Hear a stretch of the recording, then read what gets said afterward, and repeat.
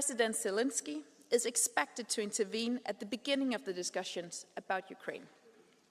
Leaders will assess the latest developments in the Middle East.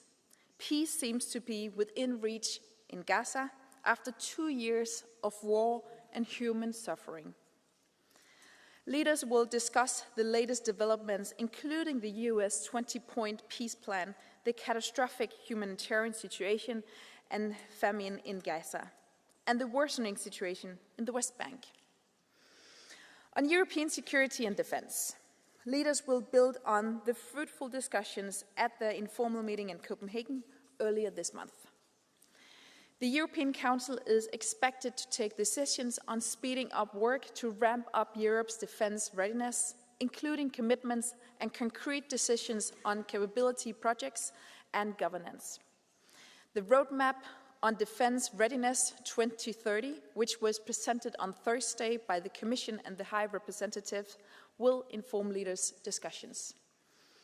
Hybrid attacks and drone sightings near our critical infrastructures and hostile incursions into our airspace remind us that we must speed up our work to achieve European common readiness by 2030.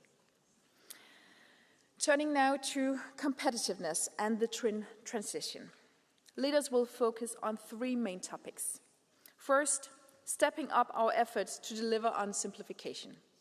There has been progress so far, but we need to move up a gear in cutting bureaucratic burdens and preventing new ones. This agenda is a high political priority. The Council has mandates ready for the core reminder of Omnibus 1 on sustainability reporting and due diligence, and for Omnibus 4. And the Council stands ready to start the negotiations as soon as the European Parliament adopts its position. We should conclude work quickly. The expectation is that the European Parliament shares the sense of urgency for the simplification agenda. Second, leaders will have a strategic debate on how to reach our climate objectives and at the same time strengthen Europe's competitiveness. The focus will be on supporting our industries and citizens on the path to carbon neutrality in 2050.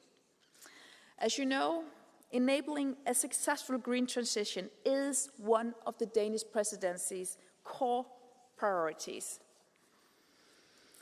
Third, the digital transition, which is key to creating resilient and a competitive solution for citizens and businesses, and crucial in today's global context. To ensure Europe's digital competitiveness and sovereignty, we need regulatory and technological autonomy, reflecting our interests and values, while using the full potential of new technologies. The topic of housing will be on the European Council agenda for the first time.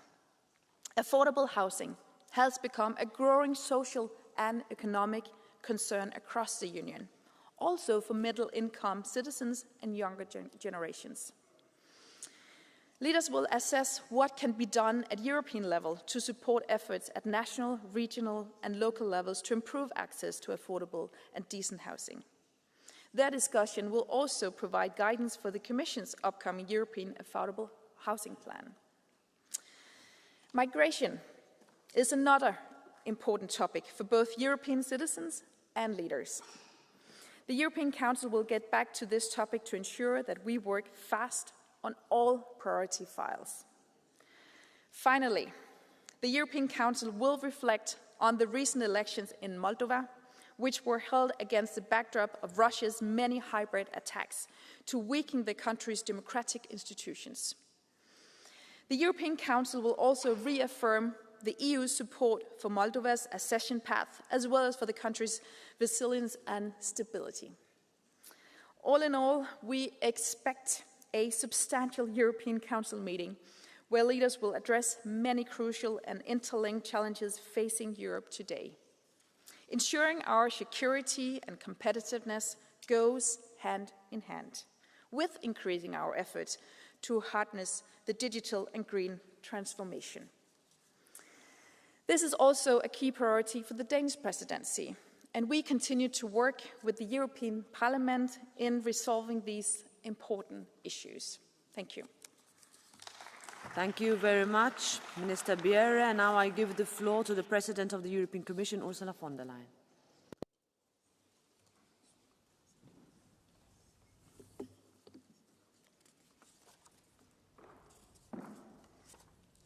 Thank you very much, Madam President, dear Roberta, Madam Minister, honourable members. One topic of the European Council will be the topic of defence. We discussed it 2 weeks ago here in this hemicycle, and we discussed it at the informal meeting of the leaders in Copenhagen a few weeks ago. We listened to you, we listened to the leaders.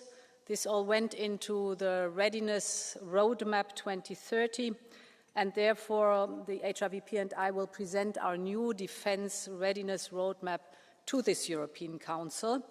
We will also discuss, as we have done 2 weeks ago here, the reparations loan for Ukraine.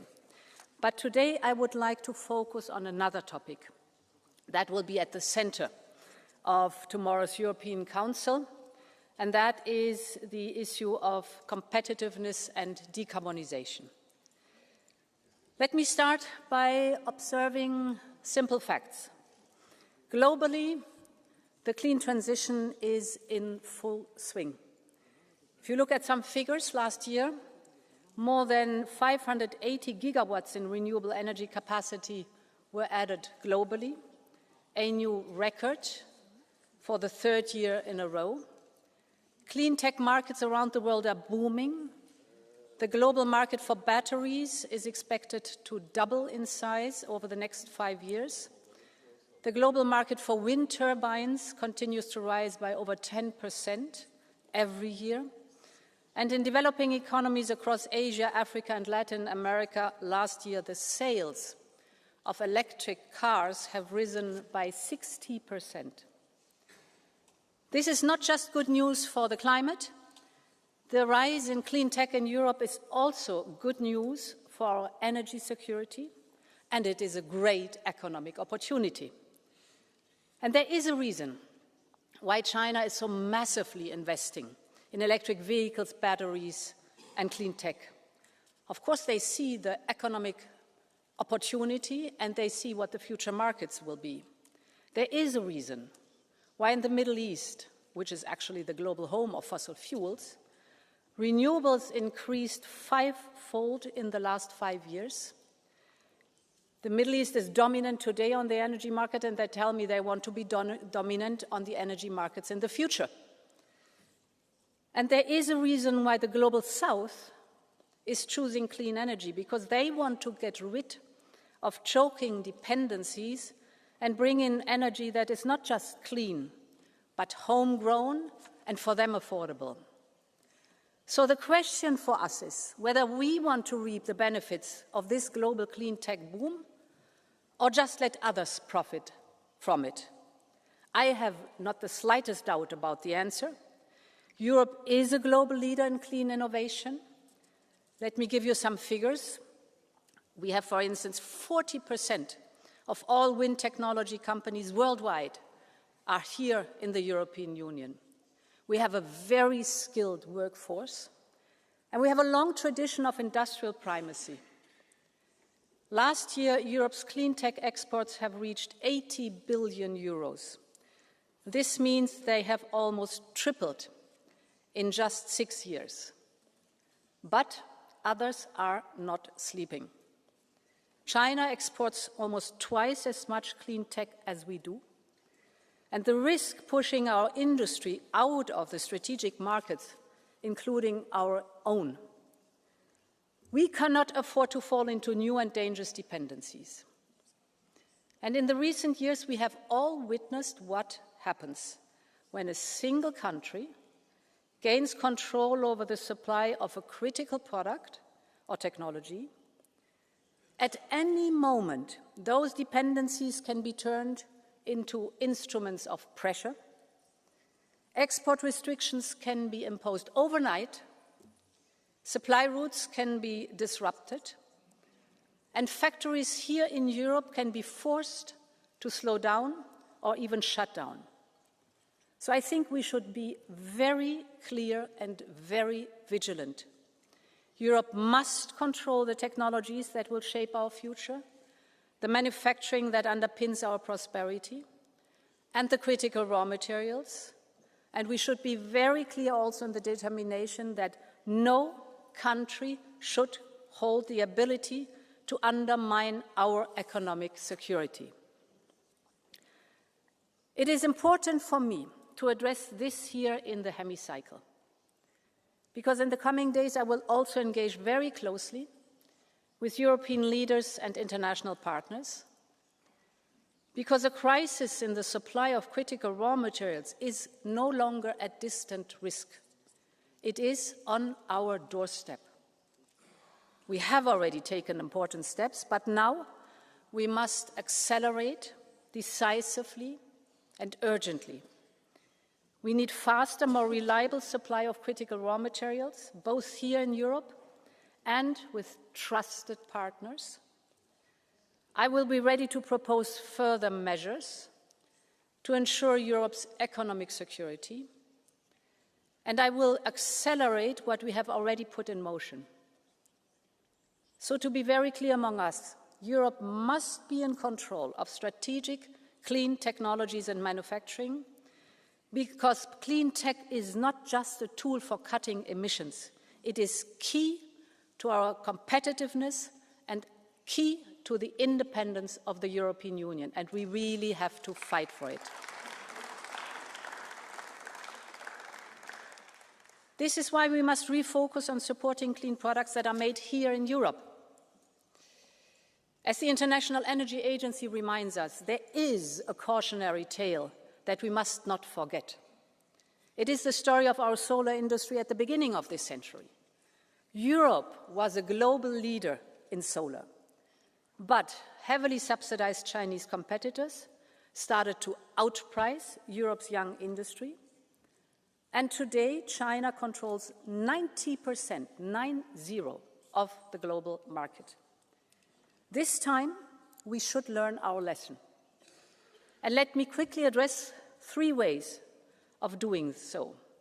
First, we will introduce a Made in Europe criteria for public procurement in certain strategic sectors.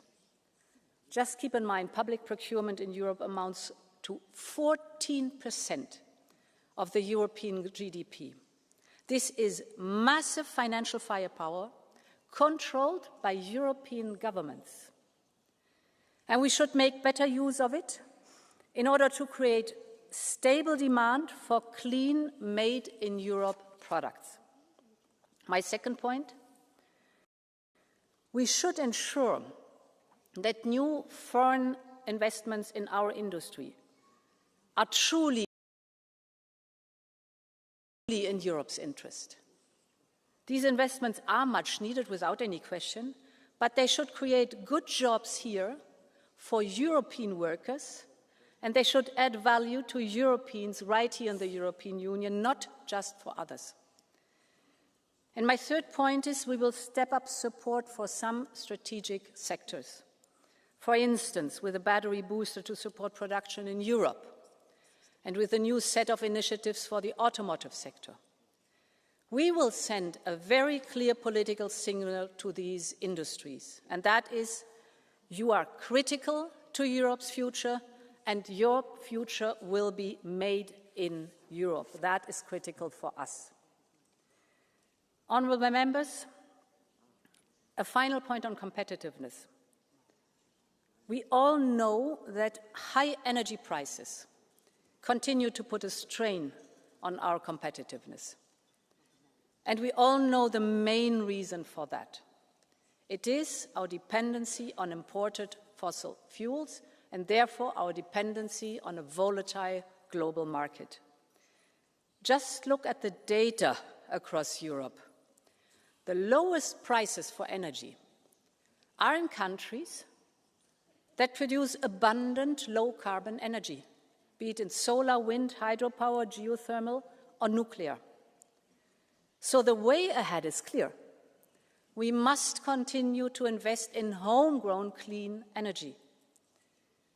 But besides our dependency on fossil fuels, there are also other reasons that prevent energy prices from going down, and we have to look at these causes too. We have, for example, to improve our energy infrastructure. Therefore, we will come with the grids package and the new energy highways initiative. And you know that we changed the review for cohesion, the rules for cohesion. The cohesion funding can also be invested for grids and interconnectors to improve the energy situation in the European Union. All this requires action on the European level, and we're on it. But another action is required on the member states level. And yesterday, the Commission presented a set of new, very concrete actions to cut energy bills in Europe. And let me just give you one example, and that is taxes. While energy costs are going down, taxes on energy are going up again. Look at the taxes our industry is paying on electricity. These taxes are 15 times higher than taxes on gas, and that cannot be. Or I give you two other figures. If you look at the energy bills on average for our industry in the European Union, 34% of this bill is taxes. And if you look at the energy bills of our households on average in the European Union, 42% of this bill are taxes.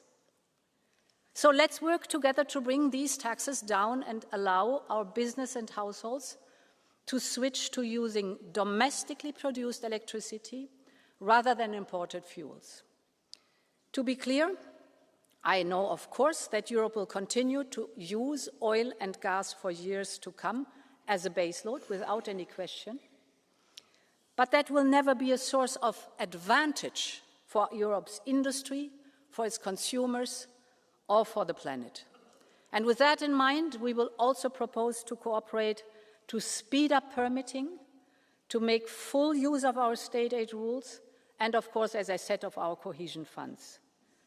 Our industries and households cannot wait longer. They need affordable energy in this difficult geo-economic climate, and they need it now. Honourable members, competitiveness has been a central focus of this Commission from day one on. But our competitiveness agenda needs every one of us, governments and industry, member states and European institutions. We all need the political will to move forward, because inaction is simply not an option. We all need faster decisions, because the clean industrial race will only get faster. And the choice is very clear. We can either stand still and fall behind, or we can build the jobs of the future right here in Europe. So let's make it happen together. Thank you very much, and long live Europe. Thank you very much, President von der Leyen. And now we give the floor to the first round of speakers, the political groups, starting with the chair of the EPP Group, Manfred Weber. President of the European Parliament, European Commission, Council, dear colleagues, ladies and gentlemen, when we open the windows of this plenary today, then we see what is happening in Europe. So, for example, in Germany, half of the job losses in the last year was in the car sector, 50,000 well-paid jobs. It's the same in France, Romania, Spain, Italy, a big challenge. This summer, another reality in Europe, we had record-breaking wildfires in Portugal and Spain. Meanwhile, Trump and Xi are stepping out of global actions. Fight against climate change is now on our shoulders, but we are quite isolated on global level. And Putin is sending his drones towards Europe, another reality. Poland is already shielding our borders in the east. Ukraine warns us more are coming and Europe must be prepared. That's, in a way, a short picture about where we are: Ukraine, climate change, the future of our economy. Though the next European Council must lead, there is no excuse anymore as to deliver. It's a moment of truth in front of us in this autumn. And it's a moment of truth on Europe's global role. So Donald Trump managed to have now a peace agreement in Gaza, and we hope that it will stay. But let's be honest, Europe was, in the whole process of the Gaza talks, observer. We didn't play a real role there. And now the question for the European Council is on the table. Do we now play a role when we continue to talk about Ukraine? To be concrete, from the European Council, we expect that we are clear in financing the weapons, that the Russian assets must be used for this, and also the state, Ukraine, needs further support from our side to survive. And we have to find ways on the Council side to speak with one voice. We know on European, on global level, we only have one voice or no voice. And just one aspect on the latest development on this, when we see the postponement of possible talks between Trump and Putin, the Budapest consideration. You know, in my country, AfD is heavily attacking us that we need more diplomatic efforts to approach Putin and talk with him and find a way to talk with him. Again, we can underline that more red carpet than in Alaska is not possible. Even Trump tried it now to please and to invite Putin to come to the negotiation table. So even the right extreme in Europe must understand that Putin has only one interest, and that is destroying our European way of life. The moment of truth is also in front of us. When it is about defense, we spend in the next 10 years 6.4 trillion euros as Europeans. That is the same amount of money as the Americans will invest. And that's why I think the expectation from our citizens is that after 10 years we have the same military capacity as Europeans as the Americans have. That means we have to explore the European added value. The drones initiative, the missile defense, the Sky Shield, all the initiatives now presented by Commission. I also want to thank Andrius Kubilius for his efforts, are really great steps forwards. I want to underline that for me it's also the moment now to come back to the idea of Adenauer, de Gasperi and Schuman, to talk really about a European army, to do the necessary steps together. And it's also a moment of truth for our competitiveness. Omnibus 1 will be voted this week in this House. We do it together, but we have to do much, much more. We have to do things that our business feels well, that we are attractive for the best minds on global level to come to Europe. We need urgently growth on European level. That's why single market and also the idea of an ambitious trade policy is in the center of the EPP. And that's why I thank also the Commission for the Commission Work Programme 26, where you are covering these issues. And finally, the link to decarbonisation, 2040 target. Dear colleagues, it's Macron, it's Donald Tusk who are going this week to the European Council table and are asking the questions, are we ready for the 2040 target, 90%, yes or no? I saw yesterday a French-Spanish initiative to take the combustion engine question again on the table. So I, as an EPP leader, only can say welcome in the club. We always asked for this. We have to be ambitious but pragmatic in the implementation of the climate change. And that is what we want to see also from the leaders there. The workers in Europe and also those who are socially not as strong as we are need a proper answer that the transition in front of us will be not on the cost of social and of job losses in the European Union. That's the moment of truth in front of us, and that's why we feel that it's not business as usual. We as European People's Party, we are ready to deliver. We do so, and I hope that the Council will do the same this week. Thank you so much. Thank you very much, Mr. Weber. Now, the President of the S&D Group, Irache García Pérez. Gracias, presidenta. Nos encontramos ante un momento decisivo. En un mundo sacudido por guerras, por la crisis climática y por el aumento de las desigualdades, la ciudadanía europea espera algo más que diagnósticos. Espera respuestas. Respuestas que solo una Europa social y unida puede dar. Y mañana, por primera vez, el Consejo Europeo se prepara para pedir a la Comisión que presente un plan europeo de vivienda asequible. Es un paso histórico y no habría sido posible sin el trabajo incansable del Grupo Socialdemócrata, porque ha sido la socialdemocracia la que ha puesto la vivienda en el centro de la agenda europea, con un principio claro: tener un hogar es un derecho, no un privilegio. Entre 2010 y 2025, los precios de la vivienda en Europa subieron un 60%. Más de la mitad de los residentes en zonas urbanas dicen que el acceso a la vivienda es su principal preocupación. Y más de 1 millón de europeos siguen sin techo. Por eso proponemos una respuesta ambiciosa. 300.000 millones de euros en inversión europea para viviendas dignas. Una reforma de las ayudas de Estado para facilitar el acceso a las familias de renta media y baja. La regulación de los alquileres de corta duración. El refuerzo de los derechos de los inquilinos. Y un préstamo europeo para la renovación sostenible con criterios sociales. Porque una casa no es solo un tejado. Es donde creamos una familia, es donde cuidamos a nuestros seres queridos y construimos esperanza. Y esa esperanza debe guiar también nuestra acción frente a la emergencia climática. La Unión Europea solo será fuerte si lidera la transición verde con justicia social. Por eso defendemos mantener el objetivo del 90% de reducción de las emisiones para 2040, transformarlo en ley y garantizar que nadie se quede atrás. Queremos una ley europea de adaptación que nos prepare ante las olas de calor, las sequías o los incendios. Queremos una directiva de transición justa que proteja a los trabajadores con formación, con diálogo y con anticipación. Y un fondo social para el clima más ambicioso que conecte la justicia climática con la justicia social. Y mientras construimos un futuro sostenible, no podemos ignorar el presente dolor y destrucción en Gaza.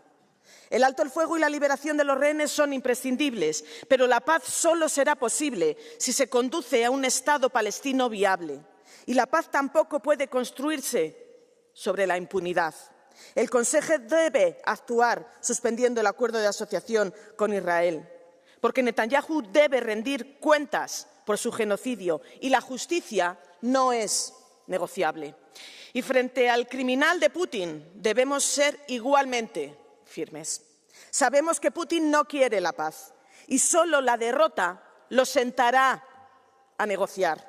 Por eso debemos aprobar ya el 19º paquete de sanciones, confiscar los 200.000 millones en activos rusos congelados y prohibir definitivamente las importaciones de petróleo y gas, tal y como este Parlamento ha propuesto. El Consejo no puede seguir retrasando lo inevitable. Señorías, construyamos una Europa que vuelva a mirar a los ojos a sus ciudadanos y sus ciudadanas.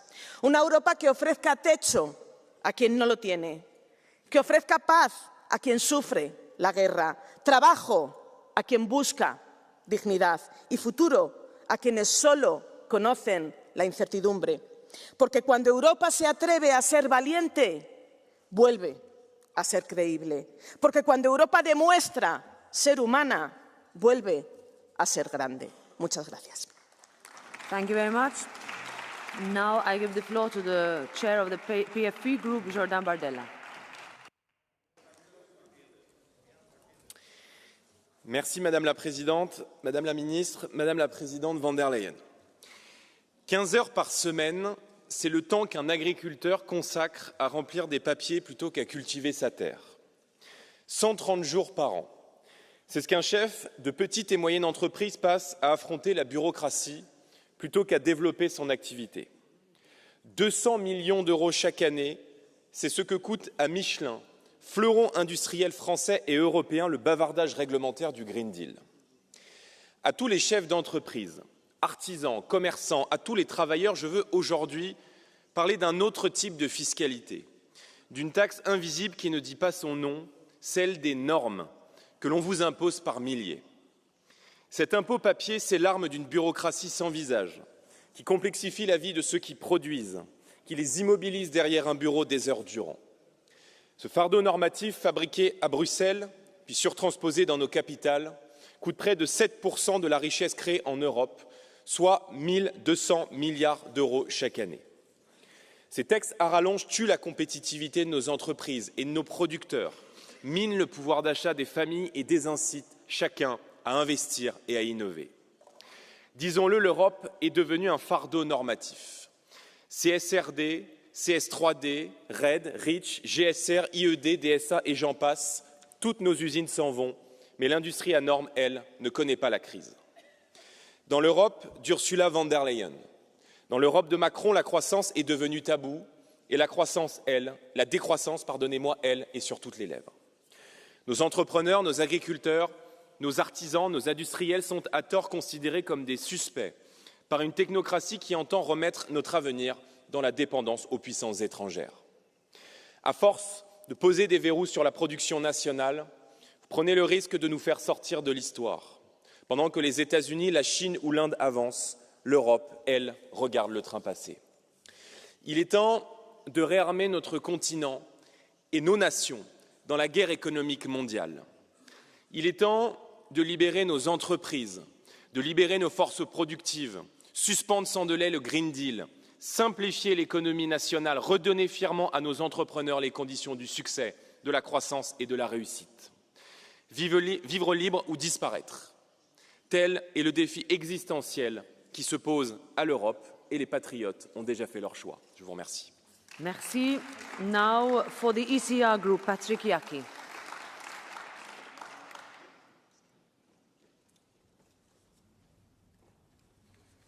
Dziękuję Pani Przewodnicząca, Pani Przewodnicząca, Pani Minister. Europa przez Was upada. Przemysł, innowacje, badania, sztuczna inteligencja, kosmos, internet – wszystko przegraliśmy. Bezpieczeństwo, migranci, znów wojna za granicami. Wszystko, co było dobre w Europie, zniszczyliście. A co gorsza, jesteście nawet śmieszni, bo nawet ten list zwołujący szczyt. Zacytuję. Po pierwsze, musimy zintensyfikować nasze wysiłki na odejście od przeregulowania Unii Europejskiej, co jest prawdą, ale jest przeregulowana przez Zielony Ład. A w kolejnym akapicie piszecie, że musimy osiągnąć klimatyczne cele. Czyli, żeby zredukować Zielony Ład, potrzebujemy jeszcze więcej Zielonego Ładu. To mniej więcej tak, jakby powiedzieć, że musimy obronić wolność w Europie i w związku z tym zakażemy sprzedaży samochodów spalinowych. Pani Przewodnicząca mówiła, że konkurencyjność jest najważniejsza.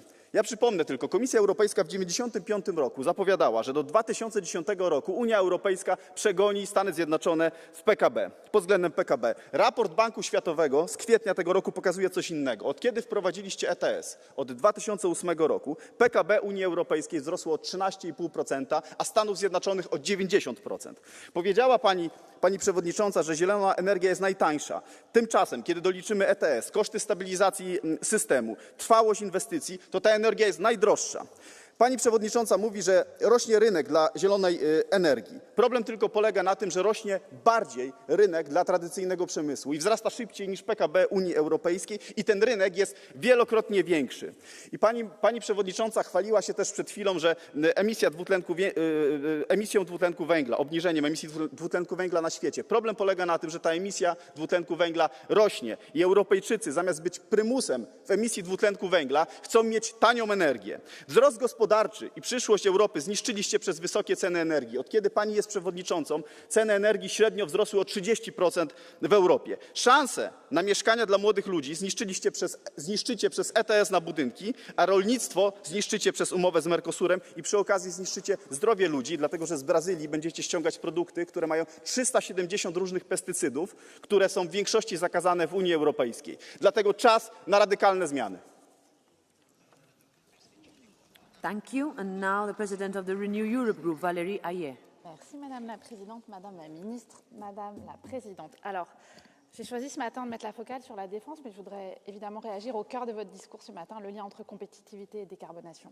Parce qu'il faut parfois, souvent, rappeler dans cet hémicycle que la décarbonation et la compétitivité ne s'opposent pas.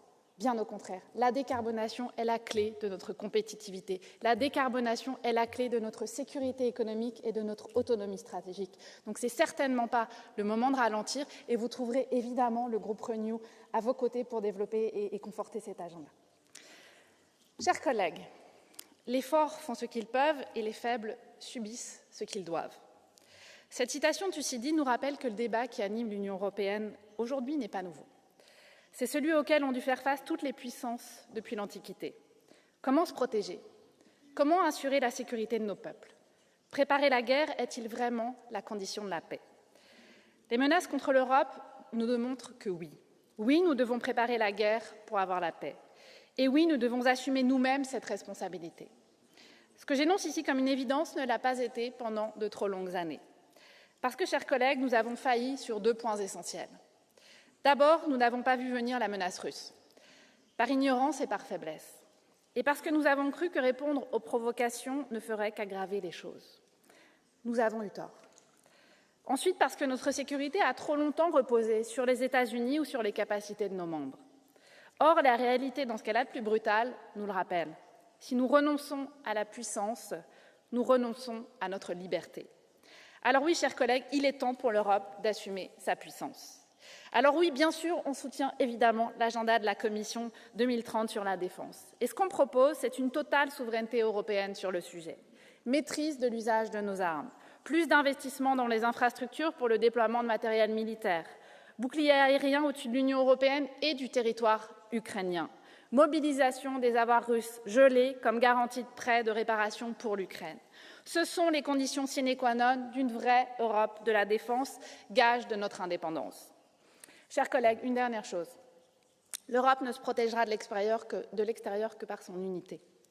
Or, la Hongrie de M. Orbán est devenue une menace inacceptable contre nos propres intérêts. On a eu des révélations sur un scandale d'espionnage dans nos institutions.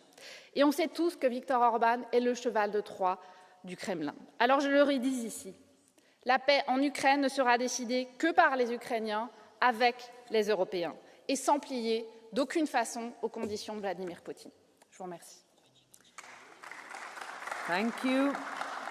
Now the co-president of the Green Group, Bas Eickhout. Thank you, Madam Chair, and thank you, Commission President, and also the Council for being here at your own discussion. First of all, of course, there are many topics on the agenda that need to be addressed, and we're very happy with all that, especially, of course, the attention to housing has already been mentioned. Just saying that if I then read the Council conclusions on housing, it's quite marginal, right? I mean, the Council has discussed it and asked the Commission to take it further. Thank you, but we expect a bit more if the Council is going to discuss housing. But I think the biggest discussion, and I'm also thanking you, Madam President, for the main topic is about competitiveness and the Green Deal and our climate targets. And let's be very clear, tomorrow we will see the biggest attack on the Green Deal by the heads of state. And that is very concerning, because for Europe's future, we need a long-term vision, we need stability, we need certainty. And that is what the Green Deal is providing, and questioning the Green Deal is just throwing away Europe's future. And if I then look at the simplification agenda that is being mentioned in the Council conclusions over and over, but also by you, Madam President, it's not helping, because it is creating uncertainty. Which law is still there? Which law is going to be there in a couple of months' time? But it's also deregulation. What we are doing to the due diligence law, what we are doing to chemicals, it is deregulation and not simplification. And if you want to compete with the US on deregulation, we will always lose from the US. It's the most stupid thing to do, to compete with the US on deregulation. It's not in our advantage of competitiveness. Secondly, the attention to clean tech is very important, and thank you also for raising that in your speech very clearly, because that's where we are still losing from China, and that is also where Draghi was putting most of the attention, which I think people have forgotten. Clean tech is essential for electrification, and I'm happy that you are mentioning taxation that needs to shift from a taxation on electricity to gas, from electricity to gas, because that's where the taxation needs to be. But if we're talking about new technologies, and with the cars, we are every time coming back to the old technologies, like the combustion engine, or in your letter mentioning biofuels, that is not clean tech. That is the old industry, and if we are not changing that, we will lose from China also on the car industry. And as you have said, we want to make that in Europe, but then also be consistent in your policies on the cars, because in the end, the only way to be competitive in the future is to maintain our Green Deal and to keep our targets up also for 2040. Thank you very much. Thank you. Now, the co-president of the Left Group, Manon Aubry.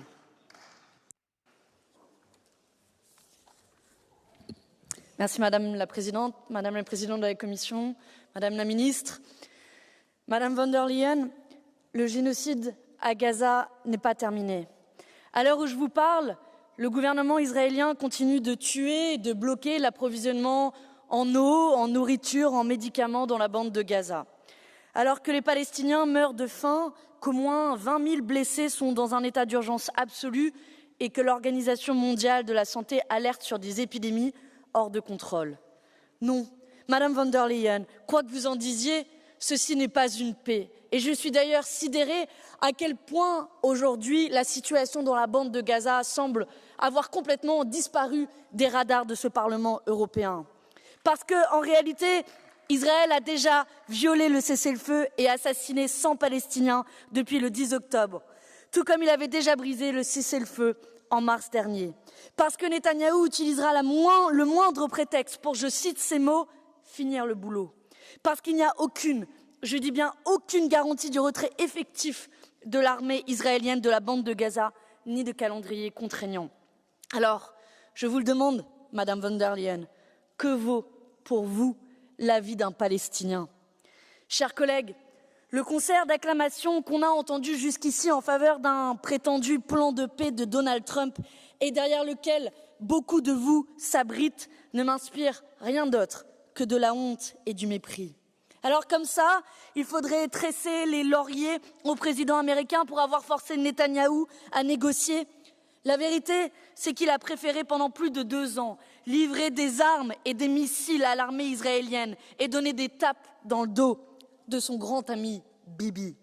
Il faudrait également remercier Netanyahou de suspendre momentanément d'anéantir la population gazaoui, comme si une pause toute relative des bombardements pouvait l'absoudre de tous ces crimes, comme si les 68 000 morts et les 170 000 blessés étaient déjà oubliés, comme si le traumatisme incommensurable des 2 millions de personnes qui ont côtoyé la mort et la peur chaque heure et chaque jour pendant plus de 2 ans appartenait déjà au passé.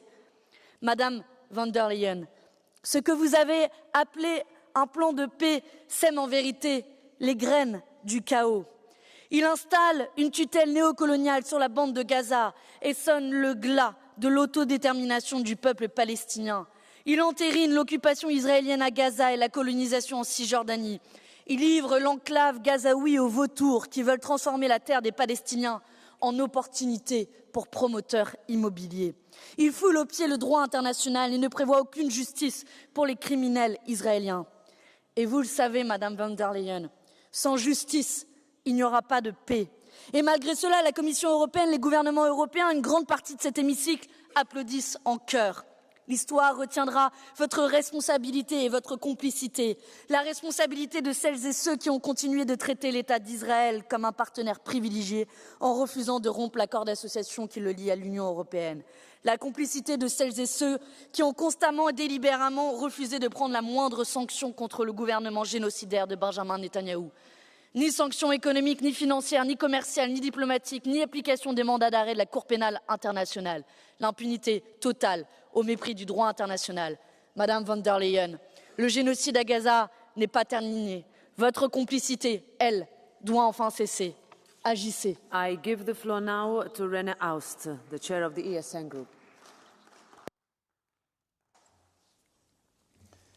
Wieder einmal trifft sich der Europäische Rat und wieder einmal stehen dieselben Themen auf der Tagesordnung. Dieselben Reden, dieselben Versprechen und am Ende bleibt alles beim Alten.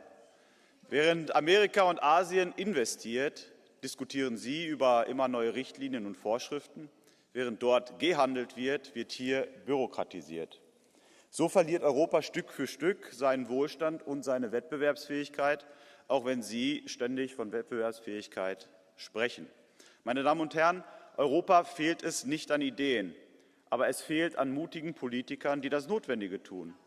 Das Verbrennerverbot zurücknehmen, den Green Deal rückabwickeln. Sie reden über kommende Generationen, aber zerstören die Zukunft unserer Industrie. Sie kündigen Innovationen an, aber viele unserer talentierten Forscher und Entwickler verlassen mittlerweile unseren Kontinent. Und während unsere Bürger immer höhere Preise zahlen, verliert diese Europäische Union das Vertrauen der Menschen, weil es ihre Sorgen ignoriert. Doch, und das ist die gute Nachricht, die Zeit ändert sich. In vielen Ländern übernehmen endlich wieder Regierungen Verantwortung, die Patriotismus mit gesundem Menschenverstand verbinden. Tschechien, Italien, die Slowakei, Ungarn, hoffentlich bald Deutschland mit der AfD in der Regierung. Sie alle zeigen, patriotische Kräfte können Europa erneuern. Darum sage ich Ihnen, Europa braucht keine grünen Ideologen, sondern ein Europa der Vernunft. Ein Europa, das auf Leistung setzt, auf Wissenschaft, Unternehmertum, auf Freiheit, weniger Steuern, weniger Bürokratie, keine Chatkontrolle. Also mehr Vertrauen in die Menschen, die unsere Nationalstaaten und die dieses Europa tragen, statt Vertrauen in immer neue Verwaltung. Wir müssen uns von den Fesseln der Überregulierung befreien. Zurück zu einem Europa souveräner Nationen, ein Europa der Innovation, der Arbeit, der Freiheit und des Fortschritts. Denn, meine Damen und Herren, die Zukunft Europas entscheidet sich nicht in Diskussionsrunden von Politikern, sondern in den Werkhallen, in den Laboren und auf den Höfen, wo unser aller Wohlstand geschaffen wird. Vielen herzlichen Dank. Thank you. Now I give the floor to Sean Kelly. 1 minute.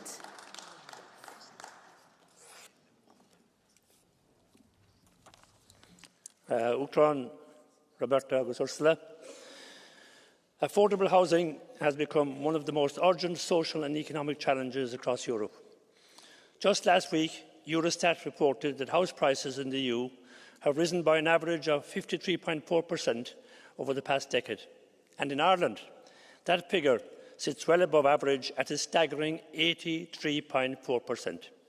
For many, owning or even renting a home is out of reach. But the housing crisis is also a direct threat to Europe's economy. The shortage of housing is making it increasingly difficult for businesses to attract and retain workers. This exacerbates labour shortages and undermines competitiveness. The upcoming European Affordable Housing Plan is a crucial opportunity to deliver a practical, business-friendly and future-oriented framework, one that mobilises public and private investment, promotes innovation and digitalisation, and above all, simplifies regulation and planning, the bane of our lives. This is our chance to guide the Commission's Affordable Housing Plan. Let's not let the opportunity slip. Thank you very much. Yannis Maniatis, 1 minute. Κυρία Πρόεδρε, οι προκλήσεις σε Πολωνία, Ρουμανία, τις Βαλτικές χώρες, αλλά και περιστατικά με drones σε Δανία, Βέλγιο και Γερμανία, απέδειξαν ότι απαιτείται άμεση δράση σε ευρωπαϊκό επίπεδο ώστε να μπορούμε να αντιμετωπίσουμε τις σύγχρονες απειλές. Ο οδικός χάρτης της Επιτροπής για την Άμυνα αποτελεί ένα χρήσιμο εργαλείο, αλλά δεν είναι από μόνο του αρκετό. Το Ευρωπαϊκό Συμβούλιο θα πρέπει να δώσει και τις απαραίτητες πολιτικές κατευθύνσεις, ώστε να μην μείνει ένα απλό ευχολόγιο. Προφανώς, οι όποιες αμυντικές πρωτοβουλίες δεν πρέπει να περιορίζονται μόνο σε μια συγκεκριμένη περιοχή των συνόρων. Στην ομιλία σας για την κατάσταση της Ένωσης είχατε αναφερθεί από τη Βαλτική ως τη Μαύρη Θάλασσα. Ξεχάσατε ότι τα ευρωπαϊκά σύνορα συνεχίζονται και στη Μεσόγειο, όπου τα κράτη-μέλη αντιμετωπίζουν μια σειρά από προκλήσεις. Ο πρόεδρος Κώστα το έθεσε πολύ σωστά στην Κοπενχάγη. Χρειαζόμαστε μια ολοκληρωμένη και όχι αποσπασματική προσέγγιση. Θέλουμε μια Ευρώπη που θα προστατεύει ισότιμα όλους τους πολίτες της από όλους τους πιθανούς κινδύνους. Σας ευχαριστώ. Thank you very much. Kinga Gál, 2 minutes. Elnök asszony, miniszter asszony, biztos úr, az Unió ma nem képes választ adni a ráleselkedő kihívásokra. Rossz megoldásokat erőltet, és ezzel kockára teszi az európai integráció legfontosabb 3 alapígéretét. A békét, a biztonságot és a prosperitást. Prosperitásnak nyoma nincs. A méregzöld átmenet mára az elhibázott döntések szimbólumává vált. Elszabaduló energiaárak és túlterjeszkedő brüsszeli bürokrácia a gazdáinkat és vállalkozásainkat veszélyezteti. Nem lehet versenyképességi fordulatról beszélni, amíg az uniós vezetők ideológiai kényszerpályán mozognak. A kozmetikázás helyett a bürokratikus terhek valódi leépítésére, az energiaárak drasztikus csökkentésére van szükség. Biztonságunk veszélyben. Az illegális bevándorlás fenyegeti. A migrációs paktum úgy rossz, ahogy van. Hosszú évek óta mondjuk, hogy teljesen új alapokra kell helyezni az európai migrációs politikát. Meg kell állítani az illegális bevándorlókat a külső határokon, az Európában tartózkodókat pedig mielőbb hatékonyan visszaküldeni. A béke erőltetése helyett háborús retorika uralkodik. A békének végre valóságá kellene válnia Ukrajnában. Az Európai Unió vezetőinek fanyalgó hozzáállása és a háborús javaslatok szajkózása helyett mindent meg kellene tenni a diplomáciai megoldás támogatására. Egy potenciális budapesti Trump-Putyin csúcs találkozó történelmi lehetőség lenne. Esély a békére Ukrajnában. Ez Európa egyetlen érdeke ma. Grazie. Facoltà ora di intervenire l'onorevole Fidanza, prego. Buongiorno Presidente, Ministro, signor Commissario, onorevoli colleghi, diciamocelo, la vera novità di questo Consiglio è la lettera sulla competitività che la Presidente von der Leyen ha inviato lunedì ai leader. Una novità anche perché per la prima volta leggiamo una autocritica sul Green Deal, nella quale oltre finalmente a un'apertura sui biocarburanti per le auto, si riconosce che molte norme rischiano di aggravare la dipendenza strategica dalla Cina e far perdere competitività alle nostre industrie. Finalmente ci si è accorti che il re è nudo. Ma mentre con la mano destra si scrive una lettera per andare finalmente incontro a imprese e cittadini, sapendo di avere a che fare con governi sempre meno disposti a seguire queste follie come se ci fosse ancora Timmermans, con la mano sinistra si stringe la corda al collo di imprese e cittadini con la nefasta proposta della legge sul clima e della riduzione delle emissioni al 90% al 2040. E si va avanti con soluzioni deboli, come il timido rinvio del regolamento deforestazione che invece dovrebbe essere radicalmente modificato. Purtroppo il messaggio è chiaro, la strada dei compromessi al ribasso con la sinistra è un vicolo cieco che porta l'Europa verso un irreversibile declino. Grazie, facoltà di intervenire ora l'onorevole Gerbrandi, prego. Thank you, Madam Chair, Madam Minister, Commissioner, colleagues. Security, prosperity and climate action. The European Council agenda focuses on the big challenges facing Europe right now. Indeed, we cannot take chances with Putin, nor can we gamble with the living standards of future generations. Uncomfortable risks that need addressing. But there's just one 100% risk here, and that's climate change. It's 100% sure that it's coming for us, for our European way of life, and not tomorrow, but today. Floods, heat waves, droughts, crop failures, broken lives, today, not tomorrow. 6 years ago, President von der Leyen presented the Green Deal and a new model for growth and prosperity, a model to stop importing 450 billion euro worth of fossil fuels each year, a model that chooses to buy European cars in the future instead of Chinese, a model that leads the world in clean technology, a model that needs, and I quote President von der Leyen, relentless focus and effort. And that is what we need from this week's European Council. Relentless focus and effort at the single 100% threat that we're facing, climate change. Strong leadership means looking ahead and leading people to a better future, having the courage to take difficult decisions, principles that too often yield to political convenience. And therefore, I call upon our heads of state to do what scientists advise us to do, adopt ambitious climate policies, including the necessary social and industrial policies. But this House should also look at itself. As directly elected politicians with a clear mandate from Europeans who rely on us, we also have to show the necessary courage and responsibility. Our European citizens deserve it, our planet demands it, and our economy needs it. Thank you. Grazie, onorevole Ribaigine. Gracias, presidenta. La Unión Europea ha desempeñado históricamente un papel clave en la reducción de las desigualdades territoriales. Este principio ha sido fundamental en la construcción europea y la base del estrecho vínculo que mantienen las regiones con nuestro proyecto político común. Pero, lamentablemente, la propuesta del presupuesto para la Unión Europea y los nuevos planes nacionales van en la dirección contraria. La fusión de fondos y su recentralización hacia las capitales amenazan seriamente la transparencia y el equilibrio regional. Así lo advierte claramente la opinión del Comité de las Regiones. Además, la falta de implicación de las autoridades locales y regionales, especialmente en la política de cohesión, pone en riesgo la legitimidad democrática del presupuesto europeo. Por estas razones, desde Alianza Libre Europea pedimos la retirada de esta propuesta. Europa merece un proyecto mejor y un proyecto que reconozca y potencie su mayor fortaleza, las regiones y los ciudadanos. Muchas gracias. Grazie a lei, onorevole Montero. Prego. Gracias, presidenta. Consejo, la presidenta von der Leyen se ha ido. Total, ¿qué más da si aquí el que manda no es este Parlamento sino Donald Trump, verdad?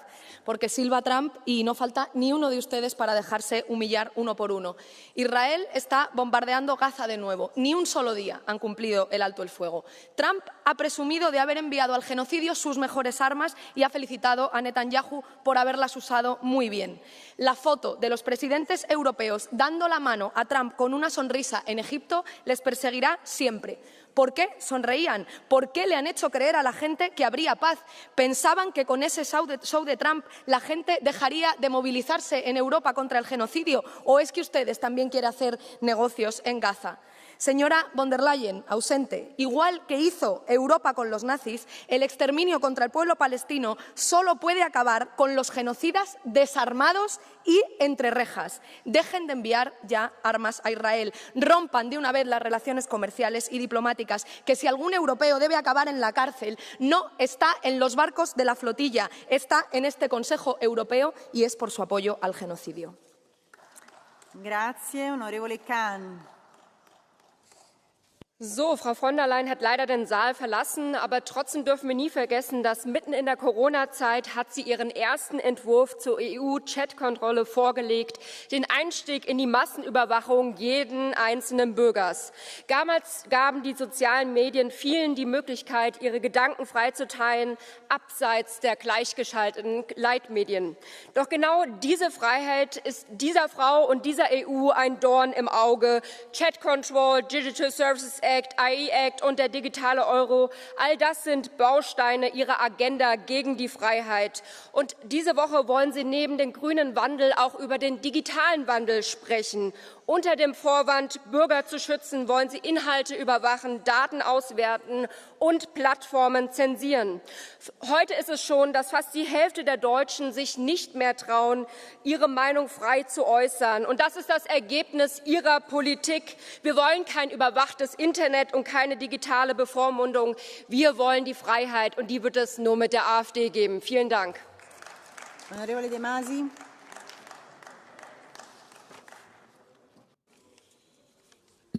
Frau Präsidentin, der Leiter des militärischen Geheimdienstes Dänemarks hat vor einigen Tagen klargestellt, dass man noch keine gesicherten Erkenntnisse zu der Urheberschaft der Drohnenflüge habe. Sicherlich sollten wir nicht naiv sein. Ich habe aber vor einigen Monaten den Europäischen Rat gefragt, welche Erkenntnisse man denn habe, und man hatte sich damals laut der Antwort nicht einmal auf der politischen Ebene damit befasst. Jetzt wird jede Woche in der Öffentlichkeit eine neue Sau durchs Dorf getrieben. Die Bevölkerung wird in einen permanenten Zustand der Angst und Erregung versetzt, weil man den Eindruck erwecken möchte, dass Russland morgen bei uns einmarschieren würde. Ich halte das für verantwortungslos, und wir brauchen endlich mehr Transparenz über die Aufklärung dieser Vorgänge.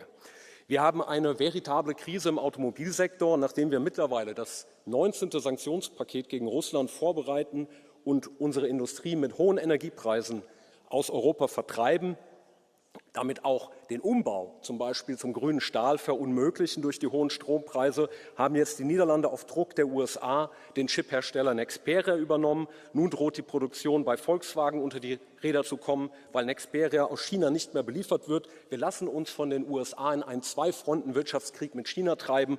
Das ist völlig verrückt. Es gilt ein altes Sprichwort: Wenn in China ein Sack Reis umfällt, droht Kurzarbeit im Bitterfeld. Vielen Dank. Thank you. Onorevole Montserrat, prego. Señora presidenta. Europa afronta al mismo tiempo un problema de vivienda joven, un desafío de defensa y una crisis migratoria. Sin acceso a la vivienda no hay proyecto de vida para los jóvenes. Necesitamos más vivienda asequible, menos impuestos, más facilidades para acceder a una hipoteca y luchar contra la ocupación. Porque los jóvenes europeos no quieren discursos, quieren soluciones y oportunidades reales. Al mismo tiempo, apoyamos a los líderes europeos en su negociación por el final de la guerra en Ucrania, a pesar de la sonora ausencia de Sánchez. La mayoría de la sociedad española apoyamos una paz justa y duradera que garantice el futuro de Ucrania y frene el plan imperialista de Putin contra Europa. Los ciudadanos ya no ven la guerra como algo lejano y lo que esperan de Europa es una respuesta a la altura de la amenaza rusa. Por eso necesitamos unidad y acelerar el Plan de Defensa 2030. Y el tercer desafío, la inmigración, que no resolveremos con las regularizaciones masivas de la izquierda ni los discursos de odio de los extremos, sino con una política firme, vinculada a un empleo y respetuosa con los valores europeos, con una directiva de retorno que expulse al que delinca y acuerdos con terceros países para que las pateras de las mafias no salgan de los puertos. Solo Europa y no los criminales deben decidir quién entra en Europa. Si no lo hacemos, Sánchez seguirá ignorando a Europa, polarizando a la sociedad y usando a menores e inmigrantes como mercancía electoral para desestabilizar a gobiernos rivales. Lo que necesitamos son leyes firmes y fronteras seguras. Gracias. Colleagues, Honorable Montserrat, we have a blue card for you. No? Okay. So the next one, Honorable Schaldemose. Okay. Tak for det, formand, kommissær, minister.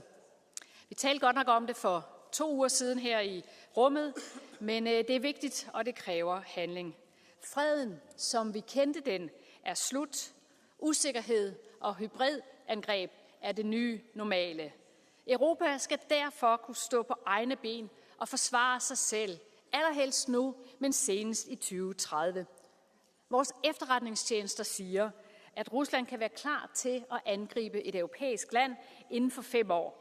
Derfor kan vi ikke i Europa vente 10 eller 20 år med at blive klar. Og derfor er Kommissionens plan for Readiness 2030 et utroligt vigtigt skridt. Et fælles droneforsvar, et luft- og rumskjold, en styrket østflanke. Vi er nødt til at gøre noget mere. Men sagen er, at jo længere væk man kommer fra den ukrainske grænse, jo mindre er villigheden i de europæiske lande til at gå ind og gøre en indsats.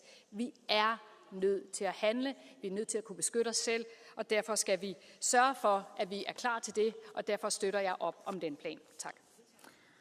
Grazie, onorevole Borchia. Prego. Buongiorno.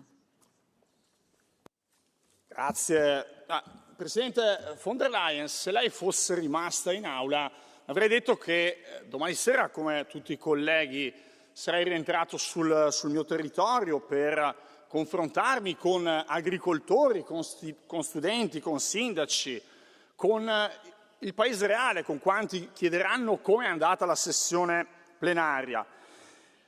Un contesto dove il potere d'acquisto inizia a diventare sempre più preoccupante, dove gli studenti vogliono scappare all'estero per avere stipendi più dignitosi, dove i sindaci faticano sempre più a garantire i servizi per i propri cittadini.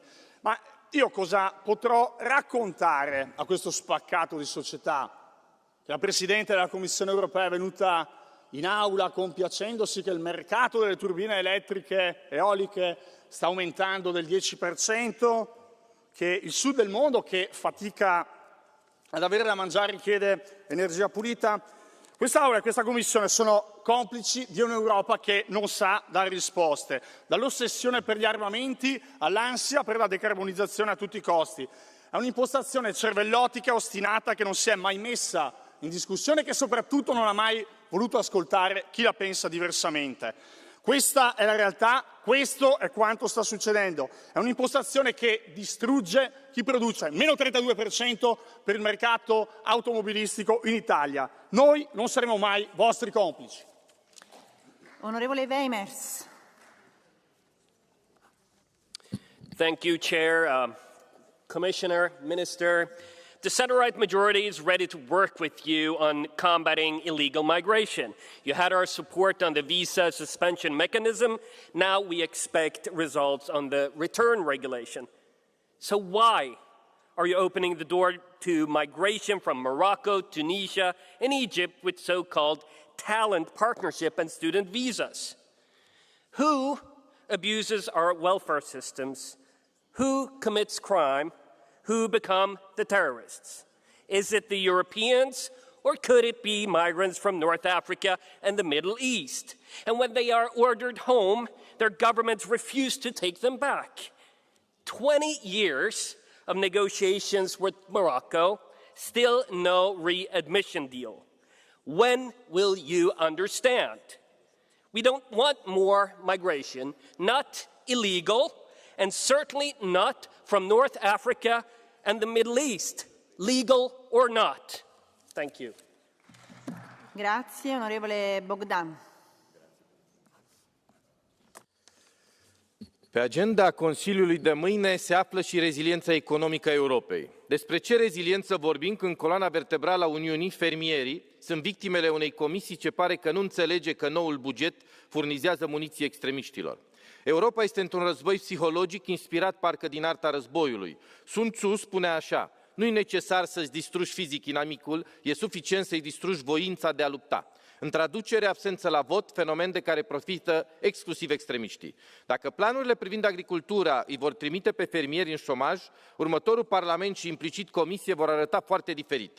Până acum, EPP Group a reușit să evite dezastrul. Fără noi, cel mai puternic grup politic din Parlament, fermierii europeni cultivau azi doar mușețel, mentă, busuioc și creșteau râme organice. Dar râmele afânează solul, ar spune unii. Da, dar este inutil dacă nu cultivi acel sol. Și nu-l vei cultiva dacă pierzi subvenția, deoarece n-ai respectat noile standarde aberante de mediu impuse de Comisie. Unii vor spune că nu-i nimic. Avem carne din Argentina, porumb din Brazilia, usturoi din China, roșii din Turcia și vin din Chile și New Zealand.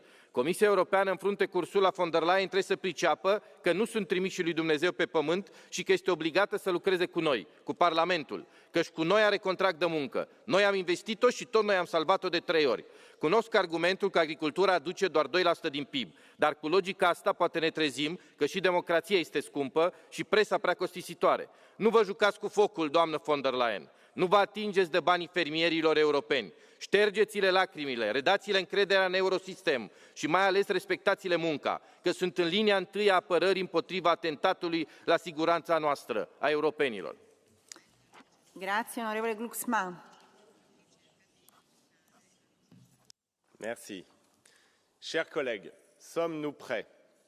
Alors que les avions et les drones russes violent quotidiennement notre espace aérien, sommes-nous prêts à défendre l'Europe contre les attaques présentes et à venir de la tyrannie de Poutine? Et sommes-nous prêts à le faire seuls? Oui, seuls, c'est-à-dire sans dépendre des desiderata d'un président américain qui n'a besoin que d'un coup de téléphone du tyran russe pour oublier la souveraineté ukrainienne et la sécurité européenne.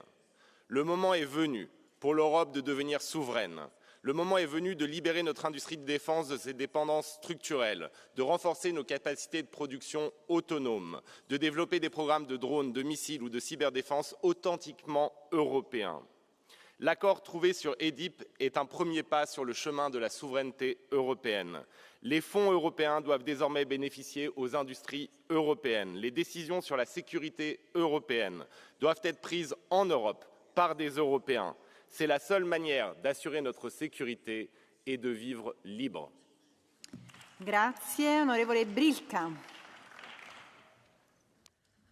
Szanowni Państwo, Panie Komisarzu, co z rewizją ETS-2? To jeden z najgorszych elementów unijnego prawa klimatycznego. To podatek klimatyczny, który dotknie każdego. To opłata, za którą zapłaci każde gospodarstwo domowe. Każdy właściciel budynku korzystający z zagrzewania na paliwo kopalne, każdy właściciel tradycyjnego pojazdu zapłaci już w 2027 roku. Od wielu miesięcy w tej Izbie dyskutujemy na ten temat i tak naprawdę nie wydarzyło się nic w tej sprawie. Co więcej, Komisja Europejska forsuje kolejny cel klimatyczny na rok 2040. Nie wycofuje się z żadnych dotychczasowych celów klimatycznych. Jedyne co widzimy to kosmetyczne zmiany, nic nie wnoszące do realnych problemów europejskiego przemysłu, transportu czy rolnictwa.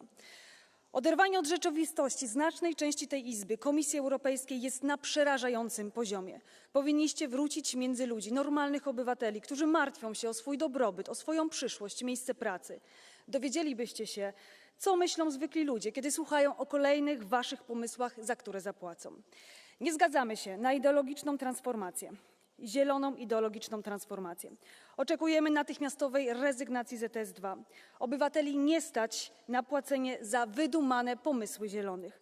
Polski premier Donald Tusk w tej Izbie w styczniu tego roku powiedział, że ETS-2 ceny energii mogą zmieść każdy rząd i to się dokładnie wydarzy. Dziękuję. Grazie, onorevole Oisik. Vicepresidente Oisik, prego. Grazie. Now there is this unusual custom that actually spread around many of the member states, and it is to blame Brussels, to blame Europe for every hardship, for every problem there is. Something we often see here from the extreme right. Yet, often the problems start at home. We're having a discussion about the European Council meeting, and what we talk about is a Commission, where, dear Council, actually, the problem is very often you. If you look at the Letta report, if you look at the IMF data, the bureaucracy starts on a national level. What we see is much more than Trump's threats of tariff. We see that de facto we have 40% tariffs on the goods and more than 120% tariffs on the services within the European Union. We are suffocating our companies. We talk about the need for clean tech, which is really, really big. But we're actually putting obstacles in front of the companies who want to grow in Europe. So please, dear Council, put one important thing on your agenda that's missing. How to stop putting obstacles between the member states. Everybody talks about cutting back bureaucracy on the European level. What about stopping unnecessary bureaucracy you put on top of the European rules? Because people face hardship. Despite all the blaming of Brussels, people trust Europe more than ever. And we need to deliver, and it's time for the Council to actually start properly delivering. We need stronger Europe. We need super Europe that actually cares about the people, cares about the competitiveness, that housing is a right, not a commodity, that really gets independent from the imported fossil energy. All that, and it was great to hear it from the President, all that is the right way forward. And I think majority of this House is ready to support it. But what we see often is Council putting obstacles. So please, for example, on the ETS, make sure all the money goes back to people and businesses and just doesn't end up in the state coffers. And I could go on. What we need is a stronger Europe, not fragmented one. Thank you. Grazie, onorevole Lopacca, prego. Dear colleagues, the European Council this week must demonstrate unity. For me, this is the most important thing. Europe cannot afford indecision. We need determined action. First, Ukraine. Our support must continue politically, financially, and also through reconstruction. Europe must stay here united to help Ukraine, and we have to do everything to secure a just and lasting peace. And that one can only be achieved, how I see it, on Ukraine's terms. Second, security and resilience. Europe must better protect its citizens by safeguarding critical infrastructure and countering hybrid threats. Third, the Middle East. The European Union must play a role here. We have to play a role in diplomatic, political, and economics. We have to work here and to continue to work on a two-state solution. And finally, migration. Austria supports a balanced implementation of the new pact on migration and asylum, with strong borders, effective returns, and deepening the partnerships with the countries of origin and transit. So this European Council must send a clear message. Europe delivers with unity. Grazie, non vedo in aula l'onorevole Repasi e dunque diamo la parola all'onorevole Pennell. L'immigration sera une nouvelle fois à l'ordre du jour du Conseil européen. Mais ces dirigeants écoutent-ils les peuples européens? Ils le disent partout. Les peuples européens ne veulent plus d'immigration massive, ils n'en peuvent plus. Cette immigration massive menace leur liberté, leur identité, leur portefeuille, bien évidemment. et surtout leur sécurité. Parce que c'est aujourd'hui le procès en France. Je voudrais évoquer le calvaire de la petite fille Lola de 12 ans, torturée à mort par une immigrée algérienne que le gouvernement français a été incapable d'expulser. Et moi, quand je pense à Lola, je me dis que finalement, les vrais criminels sont les immigrationnistes, ceux qui organisent cette immigration. Il faut mettre fin au pacte asile et immigration qui veut nous imposer encore plus d'immigration. Ce pacte asile-immigration démontre une chose très claire, que pour l'Union européenne et ses dirigeants, l'immigration n'est pas un problème, mais un projet. Grazie. A facoltà di intervenire ora l'onorevole Fragos. Σας ευχαριστώ πολύ. Ο κύριος Νίκος Ασλανίδης ταξίδευε μαζί με αποστολή δημοσιογράφων στην Κωνσταντινούπολη. Οι τουρκικές αρχές τον σταμάτησαν στα σύνορα ως ανεπιθύμητο πρόσωπο και επικίνδυνο για τη χώρα χωρίς άλλη αιτιολόγηση. Η ενέργεια αυτή συνιστά κατάφορη παραβίαση της ελευθερίας του τύπου, επιβεβαιώνοντας την ανελεύθερη αντίληψη της Άγκυρας. Η Τουρκία ακόμη και σήμερα διώκει όποιον μιλάει για την ιστορική πραγματικότητα της γενοκτονίας των Ελλήνων και όλων των χριστιανών της Μικράς Ασίας. Η Ευρώπη και η Τουρκία κινούνται σε δύο εντελώς διαφορετικά πολιτισμικά σύμπαντα. Η παρεμπόδιση του Έλληνα δημοσιογράφου είναι μια ψηφίδα στο αχανές μοσαϊκό της τουρκικής ανελευθερίας. Κανείς νοήμων άνθρωπος δεν διανοείται συνεργασία με την Τουρκία στα θέματα ασφαλείας. Κορυφαίο θέμα ασφαλείας είναι η προώθηση της ιστορικής αλήθειας για την Τουρκία διεθνώς. Σας ευχαριστώ. Onorevole Neumann.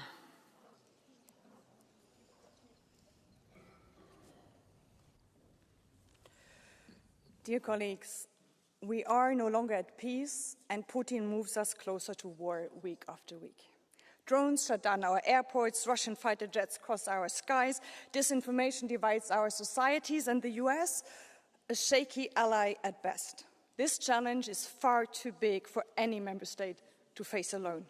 And whenever national governments feel overwhelmed, they call on the EU to fix the problem. Strategic autonomy, European sovereignty, a true defense union, the speeches of heads of states are grand. The actions, not so much. Transfer the necessary powers to the EU? Nah. Provide the budget we need? Sure no. But when Europe then can't perform miracles with this non-support, the same capitals are the first ones to point the fingers. Dear colleagues in the Council, we don't have time for these games anymore. Together, we are 500 million people with one of the world's strongest economies. Either we defend every inch of the European project together, or there will be no more European project. And when that happens, by the way, your handy European scapegoat will be gone as well. Grazie, onorevole Nerudova. Madam Chair, Madam Minister, dear colleagues, how can an ordinary family make it to the end of the month when they need 15 annual salaries to buy an apartment? How can a young person survive when housing costs are rising by a quarter, year after year? There is one issue fueling populism everywhere: the housing crisis. In the Netherlands, the far right won on the promise to fix the housing shortage. In Portugal, the far right gained power by pledging to fight soaring home prices. The reality is that the housing market is really going crazy. We need a clear plan how to boost constructions and fight inflation, but we don't need another empty declaration. This is my concrete call to all the leaders today and to you, Madam Minister. Thank you.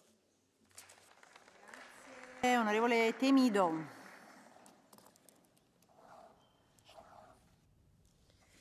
Obrigada, Sra. Presidente, Sra. Comissária, Sra. Ministra.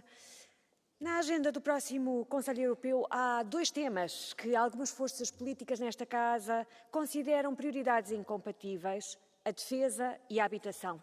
É bom ver que o Conselho Europeu não abdica de nenhuma delas. Nós sabemos que vivemos hoje numa situação híbrida em que nenhum dos nossos Estados-membros está em guerra, mas a União Europeia vive num novo contexto. E as ameaças com que nos confrontamos não são apenas militares, são digitais, sanitárias, energéticas e comerciais. Nós não podemos ignorar os desejos imperialistas que nos rodeiam e por isso a União Europeia tomou a decisão de investir na sua defesa e apoiamos este caminho. Mas não queremos ficar reféns do complexo industrial militar americano. Não aceitamos isso. Mas sabemos também que a maioria dos nossos Estados-membros vive com problemas em termos de acesso à habitação. O direito à habitação é um direito fundamental e precisamos de um plano europeu para a habitação acessível que traga respostas concretas. Reforma das ajudas de Estado, regulação do alojamento de curta duração e, sobretudo, investimento em habitação pública. Caras e caros colegas, proteger a União Europeia é defender as suas fronteiras, mas sem as pessoas estarem unidas, sem terem um teto, de nada nos servem as fronteiras. Muito obrigada. Honorable Temido, a blue card for you from Temido. No, from, Oliveira, please. Obrigado, Sra. Presidente. Sra. Deputada Marta Temido ouviu certamente a intervenção da Presidente da Comissão, Ursula von der Leyen, falar precisamente sobre esses dois aspectos que referiu na sua intervenção. E a questão que eu lhe quero colocar é se acha que esse equilíbrio está alcançado. A Sra. Presidente da Comissão falou detalhadamente sobre planos, sobre pacotes de investimento, sobre calendários para fazer o investimento no militarismo, na corrida aos armamentos, nos gastos militares. Sobre as questões da habitação, nem compromisso político, nem pacote de investimento, nem calendário para garantir o acesso à habitação. A Sra. Deputada considera que estas matérias vão mesmo ser tratadas de forma equilibrada na reunião do Conselho Europeu ou acha que a questão da habitação está apenas incluída na agenda para disfarçar os outros tópicos? Muito obrigada pela sua questão. Já sentíamos falta dos seus cartões azuis. Não tenho da política uma leitura cínica.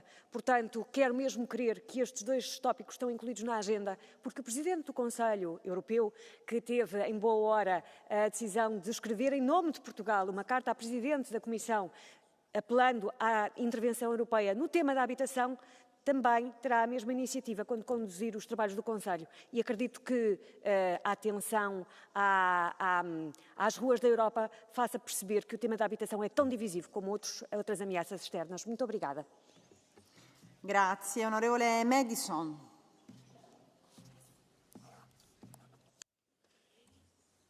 Jah, suur aitäh, head kolleegid, hea eesistuja. Siin on nii palju teemasid läbi käinud, et ei tea, millest alustada, kuid millest on kõige rohkem räägitud, ehk on loomulikult rohepööre ja majandus. Kui proua von der Leyen ja mitmed kolleegid ütlevad, et rohepööre ja konkurentsivõime käivad käsikäes, nad ei ole üksteisega vastuolus. Ja kui ma kuulan neid nutulaule ja hala sellest, kuidas on probleeme majutusega, hindadega, siis vabandust, et meil on praegu kõige suurem spekulatiivne scam-süsteem, milleks on heitkoguste kauplemissüsteem, mille hind on tõusnud 5 aastaga üle 2,5 korra, mille tulemusel väga palju Euroopa suurtootjaid on liigutanud oma tootmise Põhja-Ameerikasse ja Aasiasse ja 2 aasta pärast rakendub siis ETS2 ehk teine kauplemissüsteem, mille hakkavad kinni maksma tavatarbijad, koduomanikud maja kütmise eest, autoga sõitjad tankimise eest, mis omakorda lükkab rohkemgi tööstust ja majandust välja Euroopast ja te räägite, et rohepööre on võimalik. Et ma ei tea, mis aine peab tarbima selleks, et luua endale illusioon või mingisugune muinasjutt sellest, et rohepööre tagab konkurentsivõime, kui me näeme, et pooled töökohad on kaotatud Saksamaal autotööstuses. Kui me näeme, et me sõltume Aasiast ja Hiinast, et osta mineraale ja muldmetalli, et rohepööret teha, siis vabandust, see maja on kaugel reaalsusest või inimestest hoolimisest, millest sotsid või vasakpoolsed räägivad ja siis hirmutavad konservatiividega. Me tulemegi võimule tänu teile, et te lollid olete. Aitäh! Sorry, we have a blue card for you from Mr. Heusig, please. Please.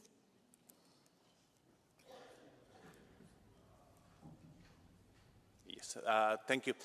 Now, dear colleague, that you come from Estonia, a country that indeed faced through its history quite a bit of a trouble, to say the least, from Russia. I'm wondering, do you see the dependency on import fossil fuels as something that is a problem, and how would you replace it? Thank you. Thanks a lot. Actually, it's a very good question. The problem with the Green Deal and with the Russian energy is now Estonia has been always independent with energy, with oil shale. We have produced more than we need. We have exported this to Finland, Latvia, Sweden. But now, because of the Green Deal, because the ideology is saying that there is too much CO2, the plan is to shut it down by 2030. And to import the energy, because unfortunately sun and wind is not enough in Estonia, especially in February. So we have to rely on the import from the Nordics, from the other countries, and then when we are connected with the import, we are very, very in a bigger risk because of the connections between Estonia and Finland. Once the Russian ship is going there and something happens in February with a -20, we are in trouble. So that's why the Green Deal, energy independence, is a huge problem what is connected to be independent from the Russian energy actually. But Estonia is a different case, and that's why we are protecting the oil shale. What is not for the Green Deal, very good, but it's for our energy security and independence. Thanks a lot. Thank you. Onorevole Function.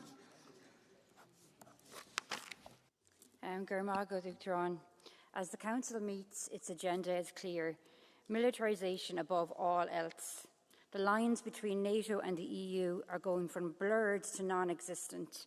The EU is openly talking about coordinating the armies of Europe.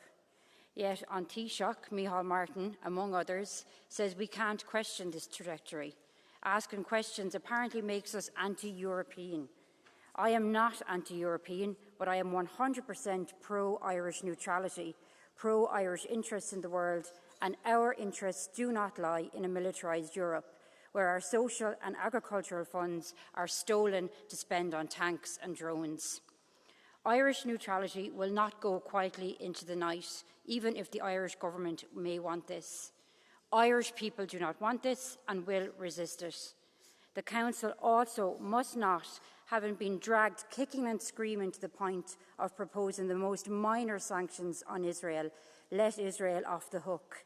The murder and savagery of the Netanyahu regime continues and must be punished. Garmagov.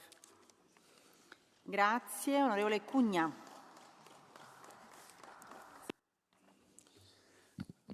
No mundo em constante mutação, a Europa enfrenta um dos maiores testes à sua coesão e à sua capacidade de proteger quem nela vive, a gestão das migrações. Por que é que precisamos de falar de migrações no próximo Conselho Europeu? Porque este é o tema que define a capacidade da União Europeia de proteger as suas fronteiras, afirmar a sua soberania e gerir a confiança dos cidadãos. O equilíbrio entre humanidade e segurança é hoje decisivo. Precisamos de uma política comum que assegure vias legais e seguras de entrada, controlando as fronteiras externas e combatendo as redes criminosas que exploram o desespero humano. Só com rigor no acesso, acolhendo os que cumprem as regras e exigindo a saída a quem não faz, poderemos assegurar aos que ficam a dignidade que queremos para nós mesmos. Portugal tem mostrado que é possível conciliar a responsabilidade e solidariedade. Tem acolhido, integrado e participado ativamente em missões europeias de patrulhamento e proteção das fronteiras. Mas nenhum Estado-membro pode enfrentar sozinho esta realidade. A Europa precisa de mais coordenação e de uma visão estratégica partilhada, que una políticas de migração, defesa e segurança. Essa é a verdadeira resposta europeia. Uma Europa que protege, acolhe e age em conjunto. Muito obrigado. Grazie, onorevole Ceulemans. Aujourd'hui, le Conseil européen se réunit avec, à la tête de son agenda, compétitivité et simplification. Alors, soyons clairs, personne n'aime la bureaucratie et ne s'oppose à une saine simplification. Mais ce qui est en marche en Europe est tout autre chose, avec une dérégulation en mode Far West, avec en ligne de mire la destruction d'importantes réglementations sociales et environnementales, des normes qui sont pourtant essentielles pour contrer les effets néfastes du tout au marché. Madame von der Leyen, cette dérégulation que vous prônez, c'est une menace pour l'Europe.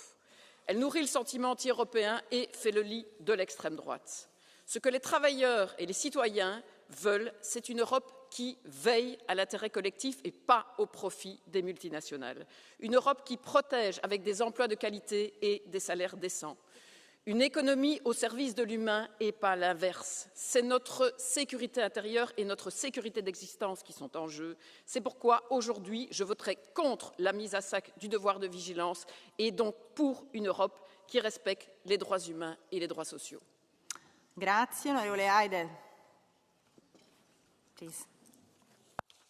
Meine Damen und Herren, ich sage es ganz klar und deutlich, dieses Klimaziel 2040, 90% Emissionsabbau, ist nicht ehrgeizig, sondern ein Übergriff der Kommission, der unseren Lebensstil bedroht. Billionen Euro Kosten, Industrien, die ins Ausland fliehen, Arbeitsplätze, die verloren gehen, Familien, die in Armut geraten. Wer hat das entschieden? Nicht die Arbeiter, nicht die Bauern, nicht das Volk. Nein, es ist eine ungewählte Blase von Bürokraten, die peinlich darauf achten, dass sie nur ja von irgendwelchen internationalen grünen Klima-NGOs genug Applaus bekommen. Das ist anscheinend wichtiger als die Probleme, die wir täglich in unseren Mitgliedstaaten erleben. Hunderte Regulierungen zum Zählen, Verteuern und Vermeiden von CO2-Molekülen, aber keine Regulierungen gegen die ungehemmte Massenmigration, die Überlastung der Sozialsysteme, die Teuerung, die Massenvergewaltigungen oder den aggressiven politischen Islam. Alles, was zählt, ist das gute, grüne Gefühl von ein paar Bürokraten in ihrem Elfenbeinturm. Das ist keine Führung, das ist Arroganz. Diese Politik schwächt Europa. Ursula von der Leyen verspricht Wohlstand und liefert Not. Sie preist die Freiheit, aber legt die Bürger in Ketten. Wir brauchen ein Europa der Hoffnung, der Chancen, der Freiheit und nicht diesen grünen Sozialismus, der Europa zerstört. Mein Appell richtet sich nicht an die Kommission. Die ist unter dieser Führung ohnehin verloren. Mein Appell richtet sich an die Staats- und Regierungschefs. Sagen Sie Ursula von der Leyen, es ist genug. Lehnen Sie diesen Wahnsinn ab, kämpfen Sie für das Europa, das Sie von Ihren Vorgängern übernommen haben, das die Freiheit stärkt, anstatt die Bürger mit Bürokratie niederzudrücken. Sorry, we have a blue card for you. No? Okay. The next one, Honorable Maréchal. Prego. Chers collègues, aujourd'hui, encore trop de chiffres révèlent notre faiblesse. 70% des modèles d'intelligence artificielle sont développés aux États-Unis. 80% des produits et services numériques utilisés en Europe sont produits à l'étranger. La fuite des cerveaux s'accélère et seuls 3 des 50 meilleurs instituts de recherche sont européens. Alors, nous attendons bien plus qu'un nouvel omnibus qui va corriger à la marge les erreurs du passé et notamment ceux du pacte vert. Nous voulons une rupture, un changement de logiciel sur 3 points majeurs. Une stratégie européenne de production et pas uniquement décarbonée pour atteindre la souveraineté et le maintien des emplois. Un plan européen pour l'énergie nucléaire et une stratégie énergétique globale qui nous sortent enfin de la coûteuse utopie du tout renouvelable. La priorité européenne au cœur de nos décisions, dans le rapport de force douanier, dans l'accès aux marchés publics et en matière de défense. Nous avons trop souvent une commission du diagnostic et de la communication. Les Européens attendent toujours cette union de l'action qui nous a été promise. Grazie, onorevole Ressler. Hvala puno predsjedavajuća, kolegice i kolege. Nakon godina moralnih ucjena, godina uspavanosti, uljuljkanosti, Europa se budi i preokreću se neki loši trendovi. Ali Europskoj uniji još uvijek nedostaje i treba malo više garda, samopoštovanja, zdravog razuma i inovacija. Zato Europsko vijeće, nakon novih hibridnih nasrtaja sa istoka, nakon provokacija dronova u 4. godini rata na europskom kontinentu, ima odgovornost vratiti Europu zdravim ekonomskim temeljima, konkurentnosti i energetskoj neovisnosti. To je nemoguće uz dogmatizam bilo koje vrste, bez nuklearne energije i uz slijepo oslanjanje na bilo koga. To je nemoguće bez sigurnih granica i bez vjerodostojne politike povrataka, bez rasterećivanja gospodarstva i pojednostavljivanja regulative. Više nego ikad, međutim, nameće se apsolutna nužnost jedinstva i između država članica, ali isto tako kolege i ovdje u Europskom parlamentu. I naša ozbiljnost će se testirati u sljedećim mjesecima da se odmaknemo od propalih ekonomskih društvenih pokusa, da se vratimo našim temeljima i onome što je Europu i učinilo velikom i gospodarskom silom i zbog toga ćemo svi zajedno morati pokazati da smo zaista na razini zadatka. Grazie, onorevole Nica. Mulțumesc, doamna președintă, domnule comisar Šefčovič. Consiliul European ar trebui să aibă ca temă principală competitivitatea economiei europene. Dar, din păcate, în România, în țara mea, ceea ce constatăm cu toții este faptul că avem cele mai mari sau printre cele mai mari prețuri la energie electrică din Uniunea Europeană.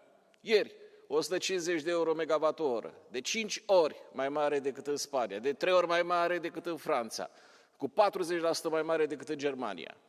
Acest lucru face ca economia României să sufere foarte mult, pentru că aceste lucruri se regăsesc în prețuri, lipsă de competitivitate, pierderi de locuri de muncă și o situație grea. De ce e acest lucru?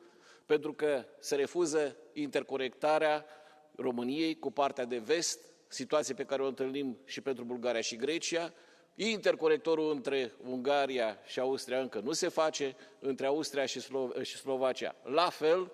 Și această lipsă de acțiune din partea Comisiei Europene aduce prejudicii imense României. Și acest lucru nu face decât să avem o creștere a extremismului și o situație de nemulțumire care poate fi rezolvată într-un singur fel. Măsuri decisive acum când nu este prea târziu.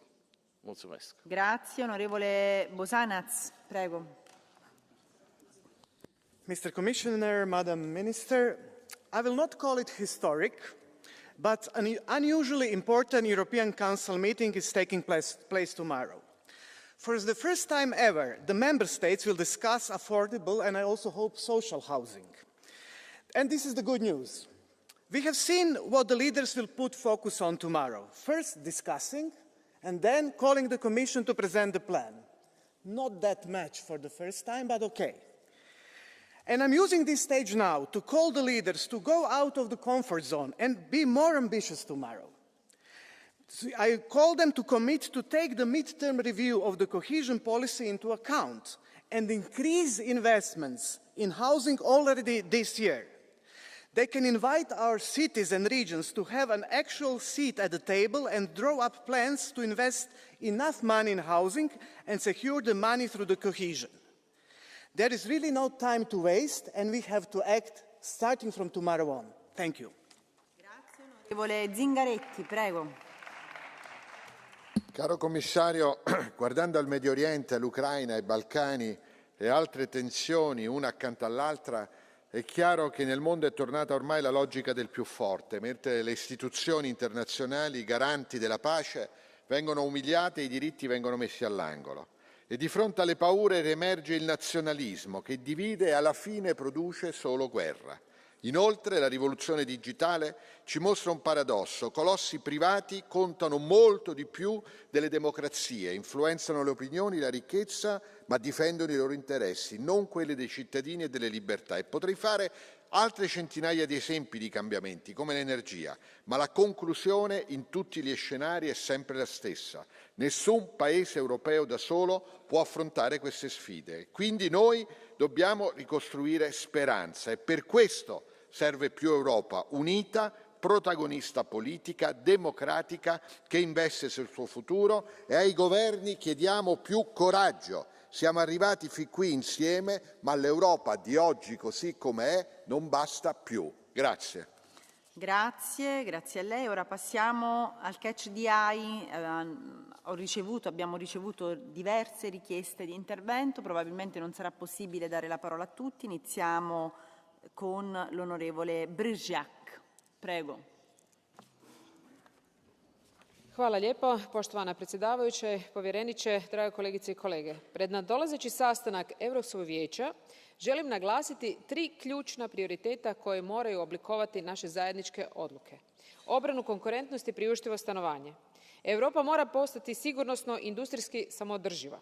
Kao buduća izvjestiteljica IPP-a za Europski fond za konkurentnost s posebnim programom za obrambene istraživanje i inovacije, vjerujem da upravo kroz ulaganje u inovacije, tehnologiju i europsku obrambenu industriju jačamo ne samo sigurnost, nego i konkurentnost našeg gospodarstva.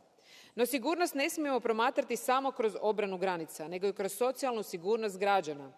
Kriza priuštivog stanovanja prijeti našoj društvenoj koheziji. Potrebna su usklađena ulaganja iz kohezijskih fondova, Europske investicijske banke i nacionalnih sredstava kako bi se povećala ponuda stanova i smanjio jaz između cijena i mogućnosti građana. U konačnici, obrana, konkurentnost i stanovanje nisu odvojene politike, one su temelj europske otpornosti. Hvala. López Aguilar. Presidente de Comisión von der Leyen, para que los compromisos del Consejo sean creíbles, hacen falta dos requisitos. Uno, unidad, la que faltó ayer, como se vio, para movilizar los activos rusos y financiar las reparaciones de la guerra de agresión de Putin contra Ucrania, o para asegurar que los acuerdos de Sharm el-Sheikh no son la paz y, por tanto, se mantienen las sanciones y la lucha contra la impunidad por los crímenes de guerra. Pero además hacen falta recursos, porque si los derechos valen lo que valen sus garantías, los compromisos del Consejo valen lo que importa su apoyo presupuestario y el marco financiero plurianual para financiar los 300.000 millones de euros del plan de vivienda pública asequible o para mantener la solidaridad en el pacto de migraciones y asilo y, por supuesto, también para asegurar que se mantiene la política de cohesión y la política regional amenazada por un marco financiero plurianual absolutamente inaceptable. Por tanto, Comisión von der Leyen, es imprescindible que la Comisión retire su propuesta de marco financiero plurianual y restablezca la política regional y la de cohesión, que son la razón de ser de la Unión Europea. Gracias, presidente. Onorevole Andriukaitis. Dėkuoju, gerbiama pirmininkė, gerbiama ponia Bjerė, mielas Marošai Šefčovičiau. Tiesą pasakius, aš buvau pritrenktas, kada išgirdau, kaip ES institucijos sureagavo į Trumpo ir Putino galimą susitikimą Budapešte. Dovanokit, ES negali būti ant kelių niekados. Niekados. Gerai, kad to mitingo nebėra. Bet buvo gėdinga reakcija. Karas turi būti nutrauktas ir mūsų pastangos mobilizuoti ES ir išstumti agresorių iš Ukrainos yra būtinos. Ir būtinas dabar. Mes turim rasti lyderius, o ne mėgiančiųjų gražuolių klubą Europos vadovų taryboje. Ir visiškai akivaizdu, kad reikia lyderystės, o ne to, kas dabar vyksta, nes moraliai pralošti ES neturi teisės. Grazie. Ha facoltà di intervenire ora l'onorevole Ferenc. Tisztelt kollégák, üdvözlöm, hogy a tanács napirendre tűzte a klímatörvény kérdését is.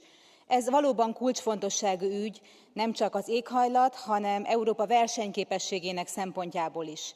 Reméljük, hogy a vita konkrét következtetésekkel zárul majd le, és nem pusztán politikai nyilatkozatokkal. Az európai vállalkozásoknak és polgároknak megfizethető energiára van szükségük, nem pedig újabb terhekre, mint amilyet például az ETS 2 hoz magával.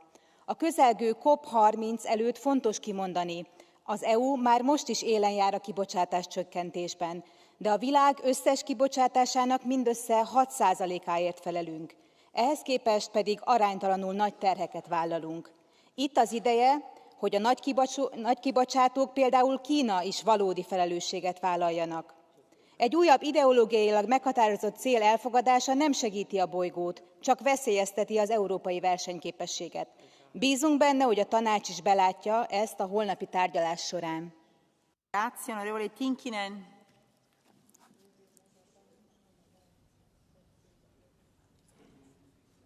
Grazie. Arvoisa puhemies, itse asiassa jätän nyt tämän kirjoittamani puheen pois ja reagoin tähän kokoomusmepin puheeseen, mikä äsken kuultiin.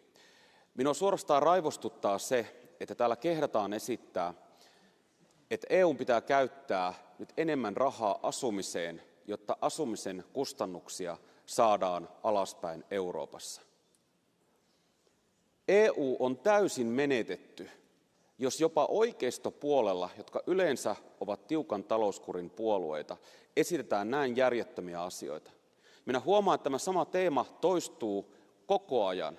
Silloin kun Euroopassa on jossain kohtaa tulvia tai Belgiassa työttömyyttä tai niin edelleen, aina kutsutaan hätiin EU, että sen kautta pitäisi rahoittaa nämä erilaiset menot.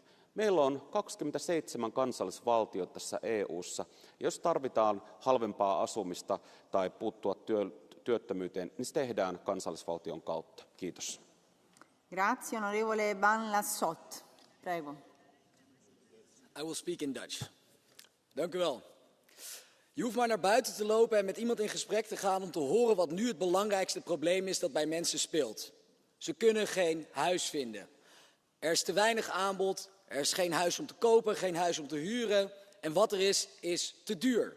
Nu gaat de Europese Raad voor het eerst vergaderen over het woningtekort. Voor het eerst. Wonen is een fundamenteel mensenrecht. En niemand kan een huis vinden. Hoe lang moet het duren voordat een probleem groot genoeg is dat jullie het adresseren? Burgemeesters zijn nu gelukkig met een plan gekomen. 300 miljard aan directe investeringen is er nodig om het woningtekort in ieder geval voor een deel op te lossen. En dat zal helpen. Doe het net zoals bij COVID. Een noodpakket eerst, maar daarna structureel in onze begroting. Dames en heren, in gelul kun je niet wonen. We hebben actie nodig. Dus het heeft heel erg lang geduurd voordat de Europese Raad eindelijk ging vergaderen. Laten we zorgen dat het niet zo lang duurt voordat er eindelijk actie volgt. We hebben actie nodig. Mensen hebben huizen nodig. Dus in gelul kan je niet wonen. Actie, alsjeblieft. Grazie, onorevole Grappini. Doamna ministru, domnule comisar, stimați colegi, am notat cu atenție când Consiliul a spus desfășurătorul ședinței de joi.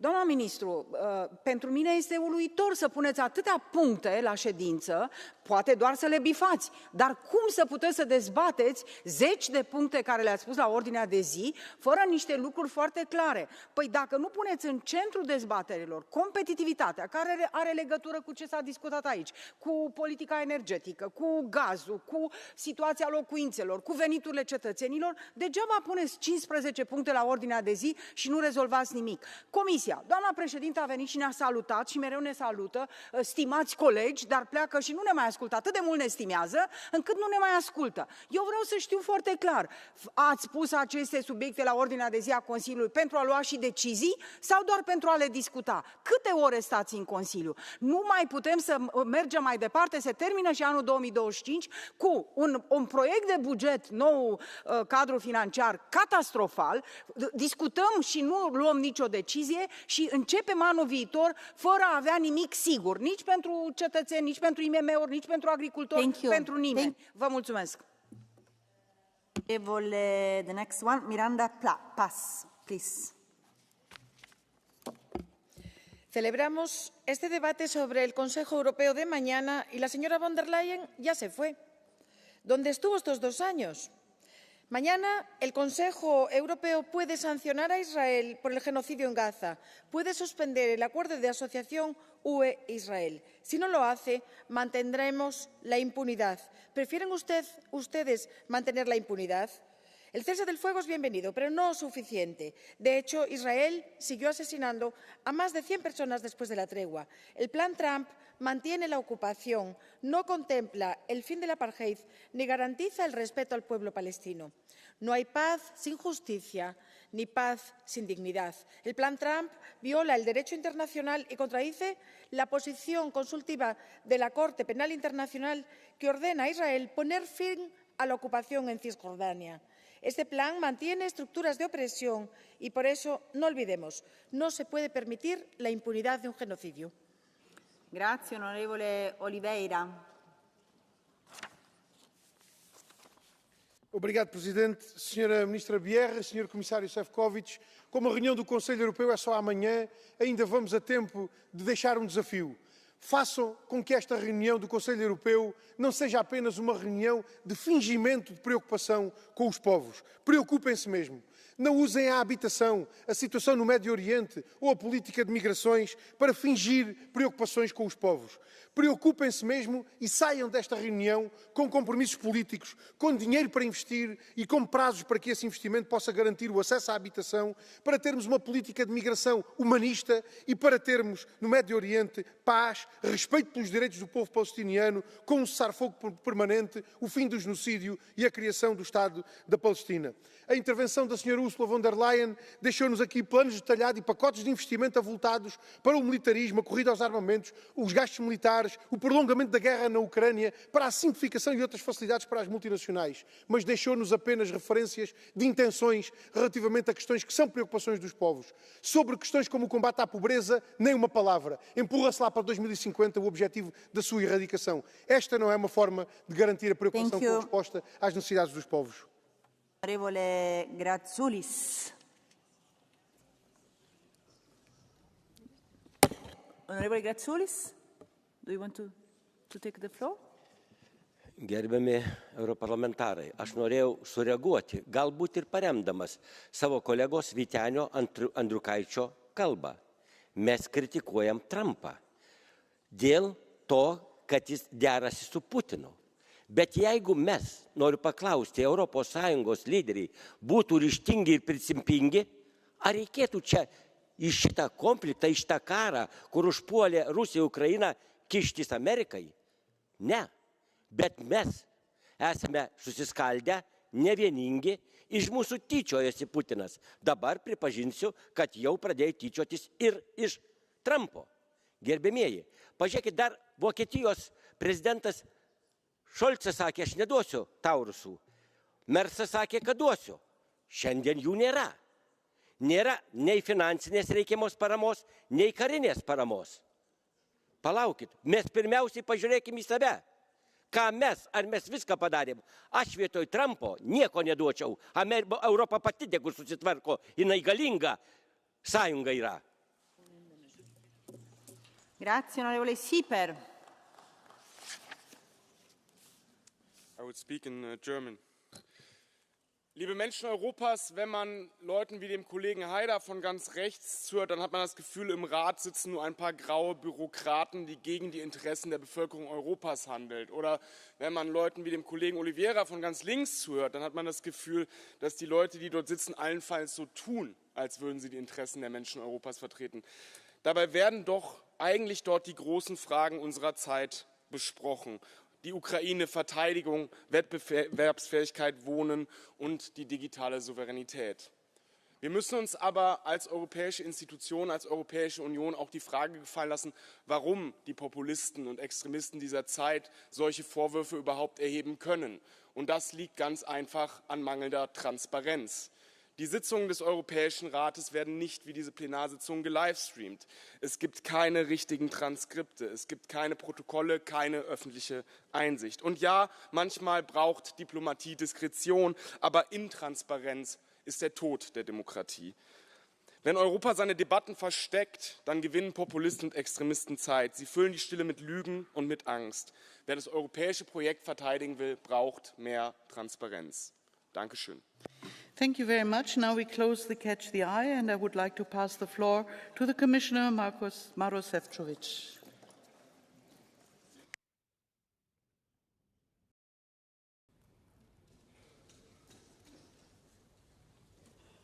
Thank you very much, Madam President, Madam Minister, honourable members. Thank you very much for the debate and also for your passion for Europe, which was very clear from your interventions. They reflected the wide range of topics to be discussed at the next European Council by the European leaders. So let me just react on a few most recurring issues and points you've been raising in your speeches. First, I would like to reassure you how important the competitiveness for the European Commission is, and I think last intervention on this was Madame Grappini, and we are working together very well on the customs union reform, and therefore I just am using this opportunity to underscore that also President, not only yesterday when we've been presenting Commission work program, but also this morning, elaborated in a great detail on the clean tech, on importance of the industry for Europe, but also on the crucial role we all have to play in cutting red tape for our economic operators. And therefore, I just would like to highlight one additional aspect, which we, I think, covered more yesterday than today, and this is our focus on farmers, fishers, and agri-food sector. My colleague, Commissioner for Agriculture, Christoph Hansen, together with the whole college, is working very hard on implementing the new strategic vision for agriculture. We are looking from every aspect how to further minimize reporting obligations and how to motivate young people to become farmers. It was the proposal the Commission put on the table just yesterday. You would agree with me that the European Union is agri-food superpower, and we will do everything possible to keep it that way also in the future. I also would like to thank honourable members for the focus of our debate today on the need to address jointly energy prices, upgrade of our energy grids, and to tackle the bureaucracy at all levels. Mr. Daneka was referring to energy prices, and my compatriot, Mr. Hojsík, Vice President of the Parliament, was focusing on the importance of the joint combined effort. We have to do our utmost if it comes to simplification from the EU level, but of course the Member States have to help us even more than today to stop the bureaucratic gold plating on the national and regional level. Mario Draghi was right. If we can get rid of national barriers, if we can remove the obstacles on our single market, it would more than compensate the recent tariff barriers being erected on the global trade level. Despite of all this, I would like to reassure the honourable members and this House that we are working very hard to bring to our economic operators, farmers, industry, SMEs, new market access, new business opportunities through our ambitious agenda of free trade agreements. We want to make sure that we would help to secure our independence by introducing in all our agreements very ambitious chapters on the critical raw materials. And we are extending hands to all our partners, be it under global gateway projects or other agreements which we are proposing to them, to work on mutually advantageous projects that would create jointly value added in those countries and provide the necessary critical raw material supplies also for the European economy. Mr. Lanschot, under the Catch the Eye, was rightly referring to the fact that housing is now a new focus for all the interinstitutional cooperation. And we in the European Commission are very happy about that, that it's priority for European Parliament, it's priority for the Council. The leaders under the European Council setting will be discussing exactly the issue which is so problematic for young people across Europe. And I believe that this political concentration and attention given to this topic will bring us also concrete results. And I would like also to react on one of the latest interventions by Mr. Chilot and Mr. Oliveira on the poverty. I think just yesterday we had a full debate on the Commission work programme, and I'm sure that you will see that if it comes to anti-poverty strategy, if you would look for enhanced child guarantee, it's all there. And we know how important it is for our youth, how important it is for people of Europe, and I believe that jointly with you and with the Council, we will deliver on this very important priority. And to conclude, Madam President, I would just like to thank to the honourable members for the debate, and I'm sure that the questions related to defence, security and foreign policy will be covered by my esteemed colleague, Minister Bierre, as it is in accordance with our treaties, and therefore I just would like to thank everyone for the discussions, for the questions, and I believe for support of a very ambitious agenda for the future of Europe. Thank you very much. Thank you very much, Commissioner. And now to finalize the debate on this topic, I give the floor to Marie Bierre, the Minister for European Affairs. President, honourable members, Commissioner, I want to thank you for your remarks and comments, and just let me give a few remarks on the debate. Many of you referred to Ukraine. I want to say that is also a very, very important agenda for the Council. We need to further increase our pressure on Russia, and we have to keep supporting Ukraine, and we have to keep up the EU accession plan for Ukraine. Also, it is of utmost importance that we ramp up Europe's defense capacities and that we do support the roadmap on defense readiness. Also, many of you touched upon the green transition and competitiveness, and I think the debate quite well illustrate that green transition and competitiveness goes hand in hand. We have been leading in many green technologies in Europe, and the green technologies, they are the future. But if we don't make the right balances and if we don't have the right means in reaching our climate goals, then we risk overwhelming our businesses with burdens.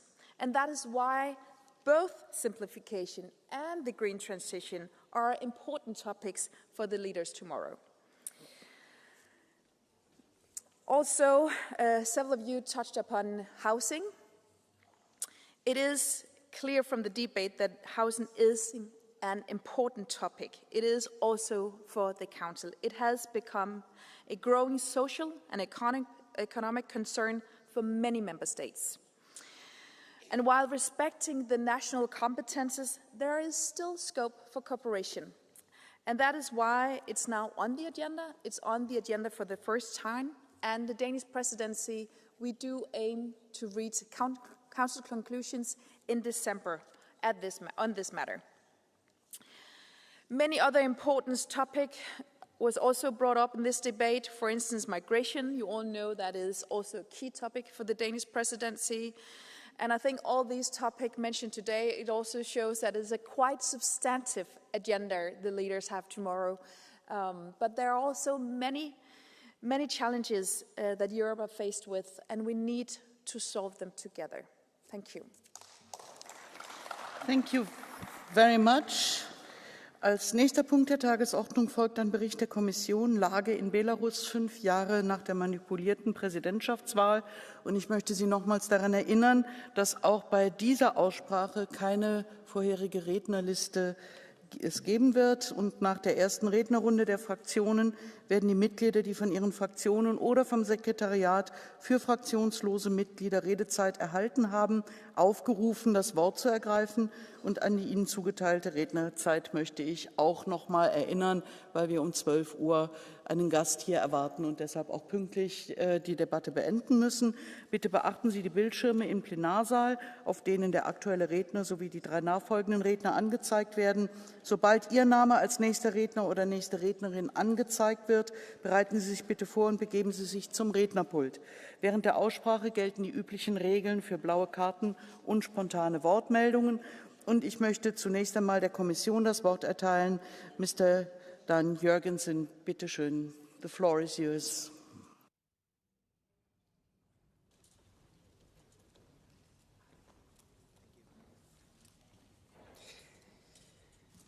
Distinguished members of the European Parliament.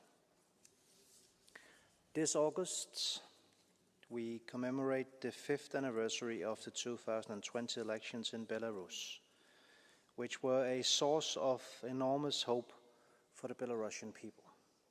Sadly, we all know how the regime responded to this peaceful call for change. 5 years on, from the 9th of August 2020, Lukashenko has chosen the path of accelerating repression over that of engagement and reform. The recent release of political prisoners, including prominent Belarusian activists, journalists, as well as EU nationals, is a positive step. We are especially relieved that our colleague from the EU delegation in Minsk were amongst those released. Since 2020 and before, supporting the victims of repression in Belarus has been at the core of our policy.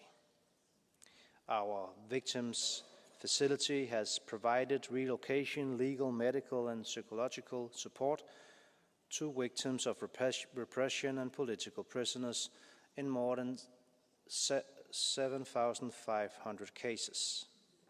I can say today that we are already providing support to the majority of those released in September. If further releases take place, the EU will be there to support those who need it.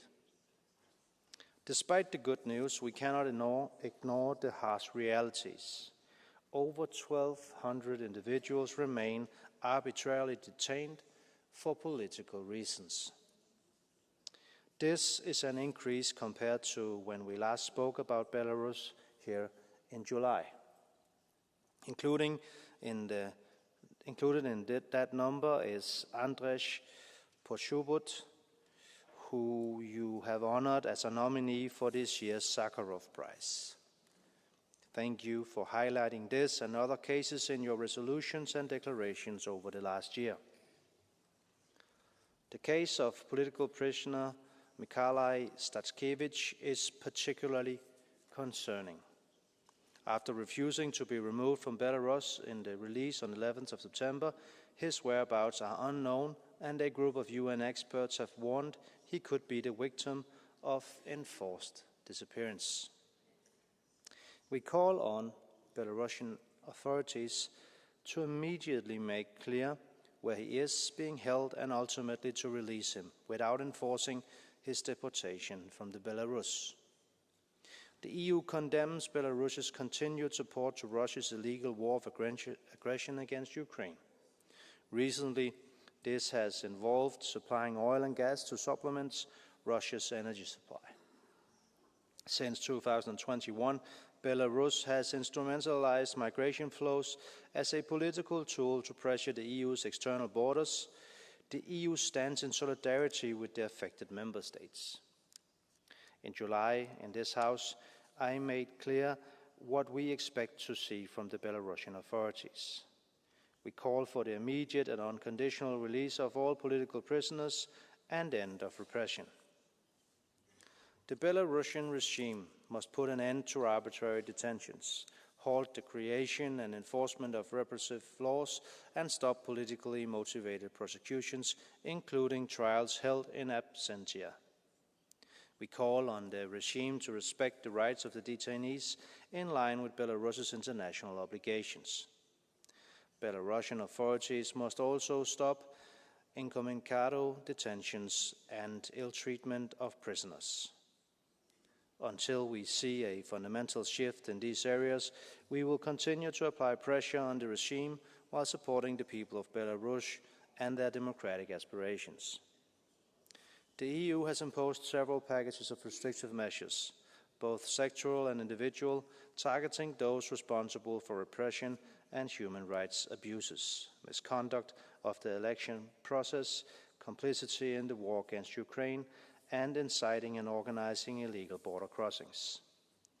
The EU is also leading accountability efforts at the regional and international level and supporting accountability mechanisms like the International Accountability Platform in Belarus. At the same time, the EU continues to stand in solidarity with the people of Belarus. We have already mobilized 170 million euros to support the people. We will continue to support Belarusians' independent media, civil society, and those committed to building a peaceful and democratic future. We are ready to work with you, the European Parliament, our member states and international partners to support the people of Belarus. We are in this for the long haul, and we hope we can count on your support in this endeavour. Thank you. Thank you very much, Commissioner. And now I would come to the debate, and I really ask you, because we just have 3/4 of an hour to finalize our debate, to really stick to the speaking time. Thank you. Mr. Halicki, the floor is yours for 1.5 minutes on behalf of EPP. Szanowni Państwo, w imieniu Europejskiej Partii Ludowej chciałbym tę debatę zacząć od bardzo prostego zdania. Aleksandr Łukaszenka to dyktator. Aleksandr Łukaszenka to uzurpator, bo on wie i my wiemy, że w 2020 roku przegrał i ukradł prezydenturę. Ale dzisiaj bardzo ważny dzień także z tego tytułu, że poznamy laureata Nagrody Sacharowa. Mam nadzieję, że ta nagroda przypadnie Andrzejowi Poczobutowi, człowiekowi niezłomnemu, któremu Aleksandr Łukaszenka nie zamknął ust, pomimo że zabrał mu wolność. Mam nadzieję, że więźniowie polityczni na Białorusi będą wolni. Będą wolni tak jak Siergiej Cichanowski, który dzisiaj będzie miał szansę przemawiać z tej trybuny. I kiedyś przemówi z niej również Andrzej Poczobut. I chciałbym zastanowić się, co on powiedziałby nam dzisiaj. A powiedziałby, myślę, jedno, że wartościami się nie handluje. I myślę, że my powinniśmy być bardzo konsekwentni, upominając się o wolność dla więźniów politycznych. Chciałbym podkreślić, że sankcje działają. Miejsce Aleksandra Łukaszenki jest przed Międzynarodowym Trybunałem Haskim. On tam powinien odpowiadać, a nie szukać miejsca na politycznych salonach. Dlatego chciałbym jeszcze raz potwierdzić. Keep calm, sanctions on. Bądźmy konsekwentni. Dziękuję bardzo. Thank you very much. The next speaker is Pier Francesco Maran for SD. Grazie Presidente. In Bielorussia vige un regime, quello di Lukashenko, che è anche complice della guerra in Ucraina. Ma c'è chi lotta per un futuro diverso. Sergei Tchaikovsky è stato incarcerato perché si è candidato alle elezioni del 2020. Sua moglie, Svitlana Tsikhanouskaya, si è candidata al suo posto e nonostante le intimidazioni e le minacce ha eroicamente costituito un movimento di opposizione al regime per poi essere costretta all'esilio. Noi, Europa, dobbiamo chiederci cosa possiamo fare di concreto per chi lotta per la libertà in Bielorussia. E continueremo a batterci per la liberazione dei prigionieri politici e per chiedere elezioni libere. Lo faremo continuando a sostenere le voci dei media indipendenti e della società civile che resiste. Lo faremo chiedendo ai paesi europei di essere al fianco dei rifugiati politici bielorussi anche nella vita quotidiana, a cominciare dall'agevolazione del rinnovo dei visti. Noi, europei, amiamo la libertà e chi lotta per essa. Per questo vogliamo che i bielorussi siano liberi di poter decidere del loro futuro. Grazie. Thank you very much. The next speaker is Anna Brujka for Patriots. Szanowni Państwo, Białoruś od lat prowadzi wobec Polski skrajnie wrogą politykę. Mińsk wypracował nowy model wojny hybrydowej poprzez nielegalne przerzucanie imigrantów do Polski. Równocześnie Białoruś prowadzi systematyczną antypolską politykę wobec mniejszości polskiej zamieszkującej na jej terytorium. Działania reżimu mają na celu zniszczenie polskiej tożsamości narodowej na Białorusi. Władze delegalizują niezależne polskie organizacje społeczne, represjonują Polaków, likwidują polskie szkoły i ograniczają nauczanie języka polskiego. To wszystko jest polityką prowadzoną z premedytacją. Celem jest wymazanie obecności Polaków z przestrzeni publicznej na Białorusi. Dlatego z tej mównicy musi wybrzmieć nasze polskie stanowisko. Dziś nie ma pola do jakiegokolwiek dialogu z Mińskiem. Wzywamy reżim Łukaszenki do natychmiastowego zaprzestania antypolskich działań wymierzonych w naszych rodaków na Białorusi oraz zakończenia wojny hybrydowej prowadzonej na granicy z Rzeczpospolitą. Dziękuję. Next speaker is Małgorzata Gorzewska. Szanowni Państwo, konferencja przewodniczących dziś zdecyduje o przyznaniu Nagrody Sacharowa. Wierzę, że laureatem zostanie Andrzej Poczobut. Będzie to symbol naszego wsparcia dla wszystkich więźniów politycznych reżimu Łukaszenki. Jednak musimy pamiętać także o tych, którzy poświęcili swoje życie walce o wolność i sprawiedliwość. Oddajmy im hołd, wymieniając z imienia i nazwiska. Witold Aszurak, Alona Amielina, Raman Bandarenka, Walery Bogdan, Hanna Kandracienka, Tamara Karawaj, Wadzim Hraśko, Mikołaj Klimowicz, Aleksandr Kulinicz, Ichar Lednik, Władimir Krysionak, Mikita Kryłcał, Andrzej Padniebiedny, Arciom Parukał, Aleś Puszkin, Dźmitry Sarokin, Siarchiej Szczacinka, Dźmitry Szlechthauer, Walancin Sztermer, Dźmitry Stachowski, Konstancin Szyszmakoł, Aleksandr Tarajkowski, Aleksandr Wichor. Cześć ich pamięci. Solidaryzujemy się w bólu z ich rodzinami i przyjaciółmi, ale chcę też głośno powiedzieć, zbrodnie Łukaszenki i jego pomagierów widzimy, zbieramy dowody i przyjdzie dzień, w którym zostaną osądzeni przed Międzynarodowym Trybunałem Karnym w Hadze. The next speaker is Michal Kobosko for Renew. Dziękuję Pani Przewodnicząca. Szanowni Państwo, 5 lat. 5 lat więzienia w wilgotnych celach. 5 lat tęsknoty za bliskimi, których nie można zobaczyć ze względu na ryzyko ich uwięzienia. 5 lat traumy nie tylko Białorusinów, ale i Europy, która patrzy na ten horror odgrywany przez jednego aktora. Pozwalamy, aby Łukaszenka śmiał się nam w twarz. W wywiadach scenicznym spokojem mówi, że sankcje go nie obchodzą, to on je obchodzi poprzez sieć pośredników, poprzez kryptowaluty. Cieszę się, że w rezolucji jest mocne wezwanie do uszczelnienia i rozszerzenia sankcji. Mamy narzędzia. Unia wciąż pozostaje drugim po Rosji największym partnerem handlowym Białorusi. Jednak same sankcje same w sobie nie są celem. Najważniejsi są ludzie. Ponad 1200 więźniów politycznych jest wciąż uwięzionych. Wśród nich nominowany i mam nadzieję nagrodzony dzisiaj Nagrodą Sacharowa redaktor Andrzej Poczobut. Reżim Łukaszenki nie tylko ich więzi, on ich prześladuje, wywłaszcza majątki, śledzi w Europie, a ich bliskich zastrasza. Nie ma dialogu z Mińskiem, dopóki więźniowie nie zostaną uwolnieni i zrehabilitowani. Donald Trump popełnia historyczny błąd, którego historia mu nie zapomni. Aby rozmawiać, Białoruś musi się zreformować, zagwarantować, aby podstawowe prawa człowieka zostały zapewnione. Każda próba normalizacji stosunków z Łukaszenką jest zdradą tych, którzy oddali wolność i życie za wartości. Dlatego w imieniu Renew Europe wzywam Europę, by wzięła odpowiedzialność, by wsparła bardziej niż dotąd niezależne media, NGOsy i obywatelskie inicjatywy w Białorusi i poza nią. Wolna Białoruś to nie tylko geopolityka, to sprawa sumienia. Dziękuję. Sergej Lagodinsky for the Greens.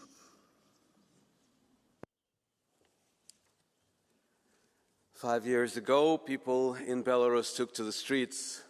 They carried no weapons, no hate in their hearts, only flowers. I remember the phone calls from Minsk, the talks with activists, their courage, without violence, without blood. Today, they are in prisons. Or they're dead, like Maria Zaitseva, Ales Pushkin, or Ihar Lednik. Today, Belarus is not a sovereign country. It's a Russian military base from which rockets are flying to Ukraine. But Belarus is also something else, a democratic movement with a clear, courageous face, Svetlana Tikhanovskaya. Svetlana and her team have managed to act professionally, clearly, and politically as a voice for Belarus. Our task is clear, not to betray this movement, not to turn our backs on them like the German government is currently doing by denying visas to those who look for protection. If you refuse to see clearly, then we will. We will make Belarus visible as people of freedom. We will make its heroes, political prisoners, visible. And we will give Belarusians what Moscow wants to take away from them. Hope for a European home. Żyje Belarus. Thank you very much. The next speaker on behalf of the left is Danilo Della Valle. Presidente, Commissario. Oggi parliamo di Bielorussia e voglio premettere che Lukashenko è l'espressione più lontana dalla mia idea di politica, però mi dà l'occasione per ribadire anche le storture di questo Parlamento, perché nella risoluzione di oggi, ad esempio, si dice che questo Parlamento non riconosce come legittima la presidenza bielorussia e questo non è l'unico caso. Succede con il Venezuela, con Cuba, con la Georgia e potrei continuare a lungo. Succede ovunque ci sono governi non allineati alla politica estera di Bruxelles. Giustamente parlate di diritti umani, difesa dei diritti umani, ma spesso vi nascondete dietro questa difesa, perché non mi pare che dedichiate lo stesso approccio quando si parla di Arabia Saudita, Qatar, Israele, dove le vite dei palestinesi valgono meno di quelle dei vostri animali da compagnia. State condannando l'Europa all'irrilevanza di fronte alla storia. Credete che a qualcuno dei 7 miliardi di esseri umani che vivono al di fuori della bolla dell'Occidente interessi cosa riconosce o non riconosce il Parlamento europeo? Pensate che queste cose possano davvero migliorare la vita di bielorussi, venezuelani, georgiani? Che credibilità hanno le vostre accuse se sono mosse da doppi standard e da calcoli geopolitici? L'unica strada per tutti noi è guardare in faccia la realtà, lavorare per un mondo multipolare di dialogo, di cooperazione e di pace. Grazie. Thank you. The next speaker is Peter Volgin. Уважаеми колеги, критериите, по които Брюксел оценява резултатите от едни или други избори, се базират не на фактите, а на идеологическите предпочитания на евроначалниците. Ако в някоя държава, Беларус, Грузия, Нидерландия, изборите се печелят от партии, които са критични към Брюксел, оттам започват да стенат, че демокрацията била в опасност. И за да спасят демокрацията, могат и изборите да отменят, както стана в Румъния в края на миналата година. Ако обаче печелят приятелите на Брюксел, оттам категорично заявяват, че демокрацията е победила, независимо от всички съмнения в честното провеждане на въпросните избори. Крайно време е европейските началници да престанат да нареждат на хората в отделните държави за кого да гласуват. Също така е крайно време да започнат да уважават избора на народите, независимо от факта, че този избор може и да не им харесва. Колкото повече Еврокомисията се сърди на избирателите, задето са гласували за алтернатива за Германия, Националния сбор или Възраждане, толкова повече избирателите се убеждават, че са направили правилния избор. Действителността е доказала, че щом Урсула фон дер Лайен ни критикува, значи сме на прав път. Thank you. The next speaker is Andrei Kolar, and I open also the blue cards.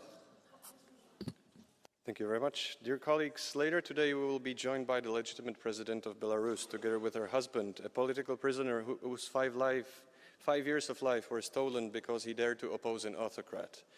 I was thinking of speaking about the necessity to protect democracy and human rights, freedom in all its forms, about the necessity to help those who do not enjoy living in a free country where the people decide on who will govern, not the governors. But let me offer you a different view. We will not only be joined by the legitimate Belarusian president, but also by a wife and a mother whose family was torn apart by a brutal and cynical thief of human lives, and she was deprived of living her life with her beloved husband. Their children were deprived of enjoying happy moments with their father. She was forced to leave her homeland, yet it did not break her. She chose to stand up for strong and speak for thousands of people whose lives have been stolen. A brave woman who hasn't bowed to a tyrant, but chose to fight for her family and her country. And for that, she and her companions deserve our absolute support. To conclude, let me ask all of us a question. Are we doing enough? Do we have the courage to do even more to help a nation that is being suppressed? I hope we do. We have two great examples, a husband and a wife, parents, two freedom fighters, Svetlana Tsikhanouskaya and Sergei Tsikhanouski. Thank you. We have a blue card from Andrei Dostal. Do you accept it? Of course. Honourable colleague, I would like to ask one question. Belarus is not a member country of the European Union. What, in your opinion, is our right to judge who is leading the country, and what is our right to intervene into their domestic matters and to decide who is their legitimate president and who is not? Thank you very much. Thank you. I think, and I'm to stand up against those who deprive people of their rights. And that is what Alexander Lukashenko is doing. He is stealing the nation, the lives of Belarusians from them. And we, as a union who believe in human rights, who share certain values, must speak up for such people who are being suppressed by an autocratic regime. Thank you very much. The next speaker is Sabrina Repp. 1 minute.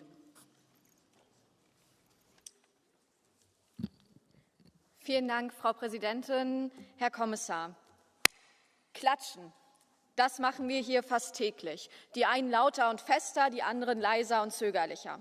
Kaum vorstellbar, dass Menschen aufgrund von Klatschen in der Öffentlichkeit verhaftet werden. Doch genau das passiert immer wieder in Belarus. Dort werden Frauen oder auch junge Menschen bestraft, weil sie Gerechtigkeit fordern. Sie tragen Proteste. Wer frei denkt, riskiert Exmatrikulation, Haft und den Verlust der Zukunft. Viele von ihnen sitzen heute in Gefängnissen, andere leben im Exil. In Belarus reicht es, gemeinsam zu klatschen, um als Gefährdung der öffentlichen Ordnung zu gelten. Wir dürfen nicht wegsehen. Politische Gefangene müssen unverzüglich freigelassen werden. Gleichzeitig braucht es gezielte Sanktionen gegen jene, die Folter und Unterdrückung anordnen, sowie konkrete Unterstützung für belarussische Studierende, Journalistinnen und Aktivistinnen, sowohl vor Ort als auch im Exil, durch Stipendien, Visaerleichterungen und humanitäre Hilfe. Geben wir den Menschen in Belarus, die für ihre Freiheit klatschen, unseren Beifall. Laut, klar und mit der Kraft aus der Mitte dieses Hauses. Für Hoffnung auf eine europäische Zukunft. I would like to remind the colleagues to keep the time, because otherwise I cannot take all those who are on the list of the political groups. Stefano Cavedagna, 1 minute. Grazie Presidente. A 5 anni dalle elezioni del 2020 la Bielorussia rimane purtroppo ostaggio di un vero e proprio regime che calpesta qualsiasi principio democratico e di basilare libertà. Lukashenko, al potere da oltre 30 anni, continua a reprimere il dissenso e, come abbiamo visto e parlato quest'oggi, si parla di oltre 1000 prigionieri politici detenuti in condizioni disumane. E questo governo continua a portare avanti politiche che minano la lingua, la cultura, l'identità della nazione bielorussa.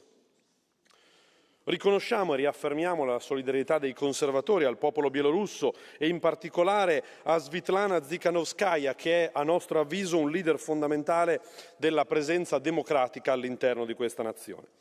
Questa gestione del potere sta utilizzando la pressione dell'immigrazione clandestina di massa per destabilizzare la Polonia e l'est dell'Europa, similarmente a come qualcuno sta facendo nel sud dell'Europa e attraverso il Mediterraneo. Difendiamo i nostri confini e la libertà dei nostri popoli. Grazie. The next speaker is Dainius Žalimas. Madam Speaker, dear colleagues, fully supporting the new resolution on the situation in Belarus, I want to highlight uncomfortable truth. Since 2020, in numerous resolutions, this Parliament has called for justice and accountability. Yet, what have we achieved? The EU member states have not made any progress in prosecuting the perpetrators of crimes against humanity in Belarus, although we know their names. So far, only Lithuania has invoked universal jurisdiction. Only Lithuania has referred the situation in Belarus to the International Criminal Court, and only Lithuania has applied to the International Court of Justice regarding the instrumentalization of migrants by Lukashenko regime. Yet, even in Lithuania, no suspects have been named and no arrest warrants issued. Needless to say, this approach is contrary to the concept of international crimes, in particular crimes against humanity. We should insist on the concrete steps in improving the situation. Impunity makes the dictator laughing at us. Thank you. The next speaker is Martin Stakis. Honourable members, people of Belarus do not stand with Lukashenko, and they don't stand with Putin either.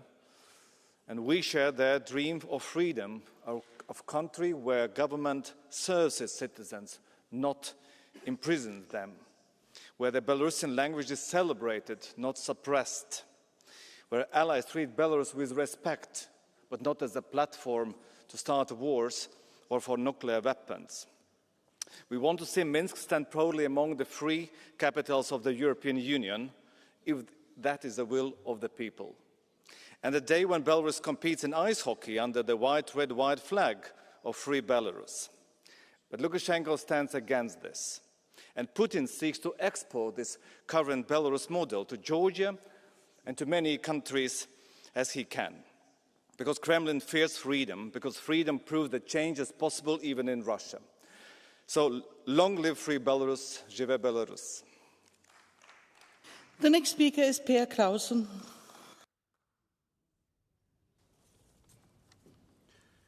For 5 år siden blev valget i Belarus stjålet. Det skete igen i år. Jeg anerkender ingen af de to resultater, for valgene var på ingen måde fri. Belarus er ikke frit, men derimod et brutalt diktatur. Et diktatur, der fængsler aktivister og journalister, demokratiforkæmpere og fagforeningsfolk.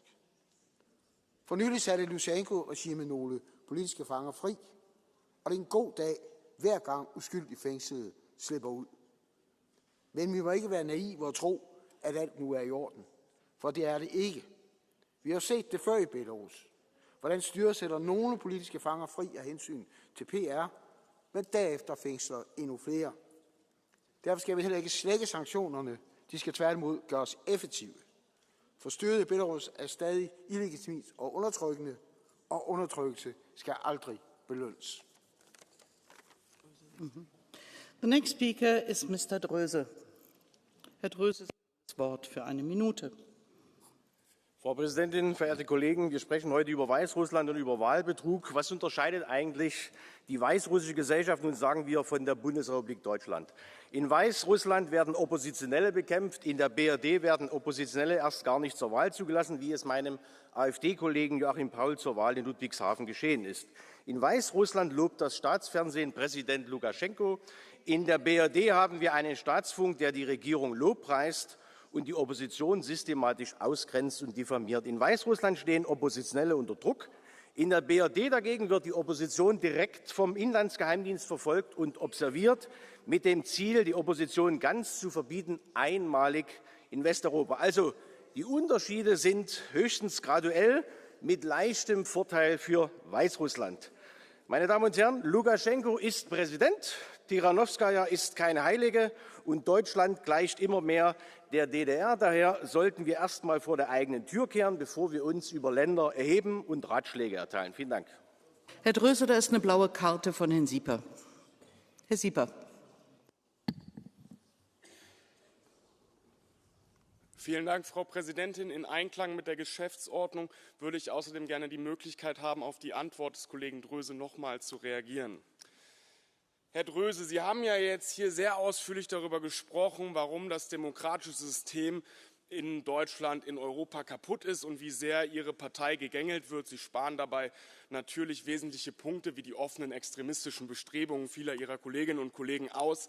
Aber meine Frage ist dahingehend: Wann haben Sie das letzte Mal mitbekommen, dass ein Vertreter der Opposition, so wie Sie jetzt hier gerade in Weißrussland im Parlament stand und die Regierung dermaßen offen kritisiert hat? Und ist das nicht eigentlich der Unterschied zwischen Diktatur und Demokratie? Herr Sieber, ich glaube, selbst Sie bekommen es mit, dass wir mittlerweile sehr gute Informationsmöglichkeiten haben, auch durch die Social Media. Also da kann man alles nachlesen. Und für mich, ich habe ja gerade die Verhältnisse dargestellt, wir müssen uns eben in Deutschland, ich habe von Deutschland, nicht von anderen europäischen Ländern gesprochen, eben fragen lassen, wie weit wir die demokratischen Spielregeln sozusagen verinnerlicht haben, praktizieren und ob wir nicht auf dem besten Weg sind, Weißrussland sozusagen in seiner Undemokratie zu folgen. Herr Sieper. Wir sind deswegen, Herr Dröse, auf dem besten Weg, Weißrussland nicht zu folgen, weil wir uns Populisten und Extremisten wie Ihnen und Ihrer Partei entgegenstellen. Und ich denke, es spricht Bände, dass Sie meine eigentliche Frage nicht beantwortet haben. Wie so oft, wenn man Sie und Ihresgleichen auf die Diffamierungen und die Lügen hinweist, die Sie in diesem Parlament verbreiten, dann fällt Ihnen nichts Besseres ein, als diese Lügen und diese Diffamierung zu wiederholen. Und diese Politik, diese Rhetorik und wie Sie Angst und Unruhe in unserer Bevölkerung schüren, das ist nichts weiter als Verrat an den europäischen Idealen, Verrat an der europäischen Idee, Verrat am deutschen Volk. Dankeschön. The next speaker is Andrei Dostal. Dear colleagues, would you rather be a Belarusian or an Ukrainian? Belarus has cheap energies, oil and gas, their industry doesn't fail, their farmers don't strike, they export fertilizers around the world, they have decent public health system and they are not short on critical medicines. They are hindered only by sanctions which harm us as well as them, and we should abolish them. But more importantly, Belarus has peace. They still remember the horrors of Nazi genocide, much worse than in Poland. Their constitution explicitly excludes military aggression, and they are doing what they can to keep their country away from foreign wars. Now compare it to Ukraine after the Maidan putsch and after 6 years of Zelensky. The country destroyed, their sons dead, and those who return will find their land and minerals owned by foreign capital. Belarusian leaders are not perfect, which ones are, but if the West tries to impose them some new Zelensky, they will look across their southern borders and say, thank you, no. We should respect that. And yes, it is not our country, but theirs. Thank you very much. The next speaker is Lukasz Kohut. Demokracja nie boi się prawdy. Autokracja zwalcza ją terrorem i prześladowaniem. Tacy ludzie jak Andrzej Poczobut nie boją się ani prawdy, ani terroru. Takim jak on, bojownikom o wolność przyświeca odwaga, determinacja i siła. Dzięki Poczobutowi mogliśmy czytać w polskiej Gazecie Wyborczej o zbrodniach reżimu Łukaszenki. W kraju kneblowano mu usta. W Europie i na świecie wytężaliśmy słuch, żeby wiedzieć, jaki los gotował Białorusinom Batka. Dzisiaj apeluję do liderów politycznych, którzy właśnie decydują, komu przyznać Nagrodę Sacharowa. Pamiętajcie, nie ma demokracji bez wolności. Nie ma niezależnego dziennikarstwa bez demokracji. Nie ma człowieczeństwa bez ludzi jak Poczobut. Jednak takich niezłomnych ludzi jak Andrzej jest coraz mniej. Niech jego przykład będzie inspiracją dla nowych pokoleń demokratów i dla całej Europy. Nagroda Sacharowa dla Andrzeja Poczobuta. The next speaker is Thijs Reuten. Thank you, President. Colleagues, imagine not knowing anything about your loved ones for months, for years, convicted on trumped-up charges and imprisoned under harsh conditions. It is the reality under the cruel regime of Putin's lapdog Lukashenko. It is again the reality for the family of opposition leader Mikolai Statkevich, released about 6 weeks ago, now again imprisoned and incommunicado. Maria Kaleshnikova, alias Bialyatsky, incommunicado. It was the reality for years for a brave woman, Svetlana, who carried a picture of her husband Sergei everywhere. It's great to have them both here today. For many, the horror of repression and terror continues. For Irina Takarchuk, illegally detained for defending her imprisoned daughter, her untreated health conditions risk irreparable harm. We demand an immediate end to the systematic repression of Belarusian people and for the unconditional release of all political prisoners. Strengthen the sanctions and do not forget Belarus. Živě Belarus. The next speaker is Reinhold Lopatka. Bitte schön.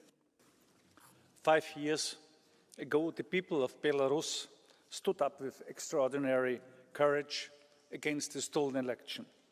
They demanded democracy and were met with brutality. Since then, Lukashenko and his regime have systematically destroyed the foundation of democracy, imprisoning more than 1,400 political activists, silencing independent media, and turning repression into a tool of state control. Let us be clear, this regime is not only repressing its own citizens, it is an active accomplice of Russia's war on aggression against Ukraine.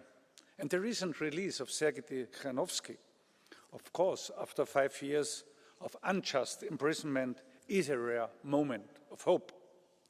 It is proof that international pressure and European solidarity work are necessary. We have to continue with these efforts. Thank you.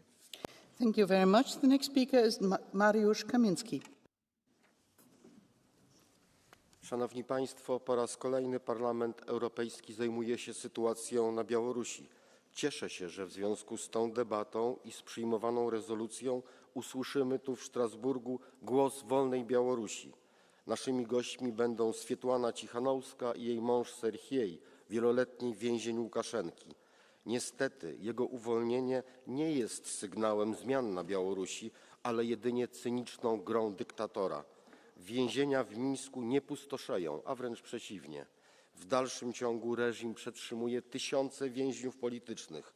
Wśród nich jest Andrzej Poczobut, nasz niezłomny rodak, Aleś Białacki, laureat Pokojowej Nagrody Nobla, Kacjarina Andriejewa, niezwykle odważna dziennikarka telewizji Bielsat. Nigdy o nich nie zapomnimy. Prawa człowieka i obywatela na Białorusi nie istnieją. Nasze działania wobec Łukaszenki muszą być dalej twarde i konsekwentne. Sankcje wobec reżimu muszą być utrzymane i kontynuowane, a zbrodnie, jakich dopuścił się Łukaszenka, muszą być osądzone przed Międzynarodowym Trybunałem Karnym. Speaker is Raza Juknevičienė. Svetlana Tsikhanouskaya won the elections even though they were stolen from Belarusian people through brutal force. 5 years have passed, but no one in Belarus suddenly started loving the dictator Lukashenko.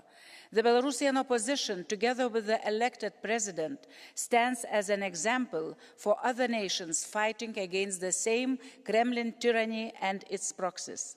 They are not only working tirelessly to raise awareness of their nation's suffering, they are also clearly shaping an alternative vision, a European democratic Belarus.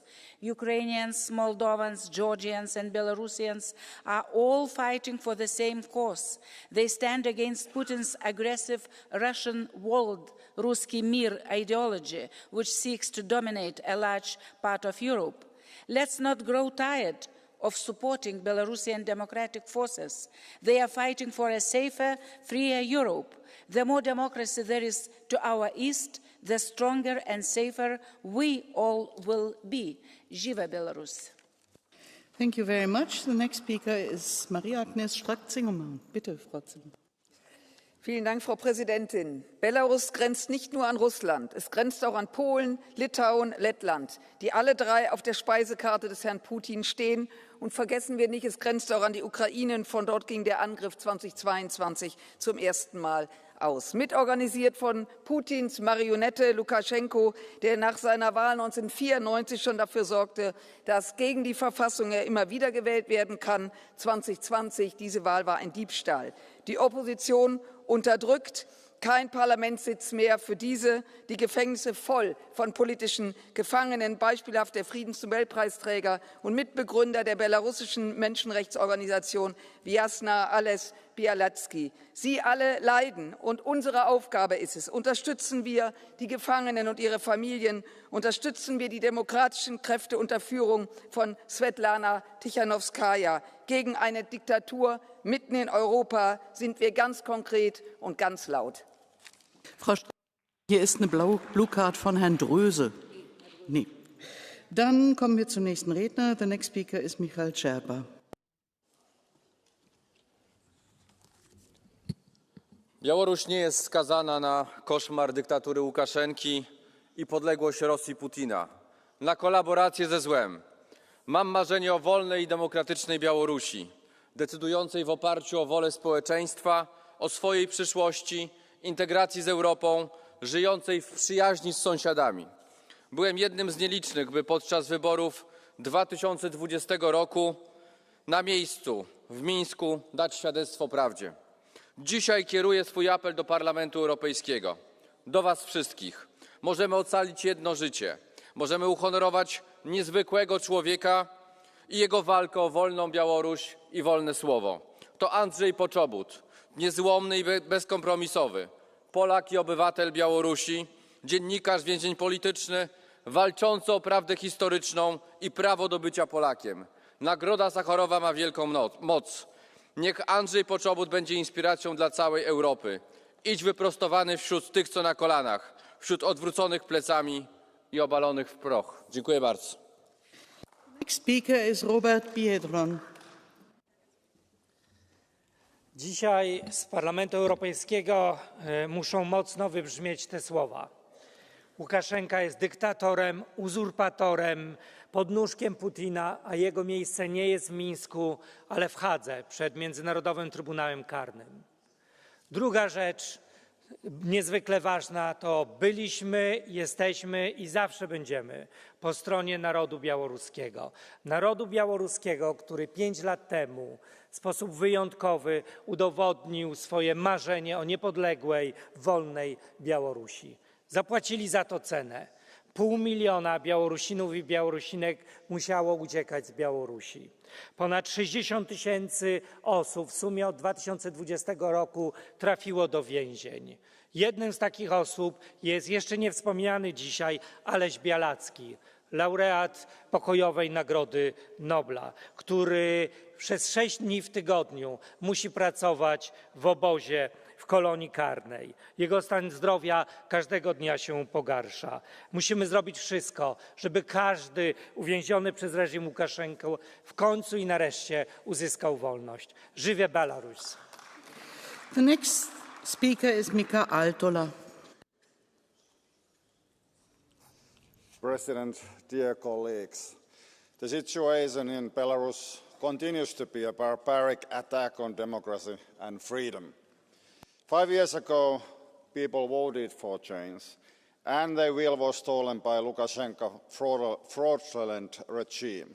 Today, Belarus has become Moscow's vassal, complicit in Russia's war of aggression and even in the abduction of Ukrainian children to camps on its soil. These are crimes against humanity. Europe must not forget. We must defend democracy through consistent pressure, real accountability, and support for those who still believe in free Belarus. Dictators must always know justice may be slow, but their doom will come. This is the only real deterrence and defense for democracy. Thank you very much. And now we come to the Catch the Eye, and I give first the floor to Liudas Mažylis.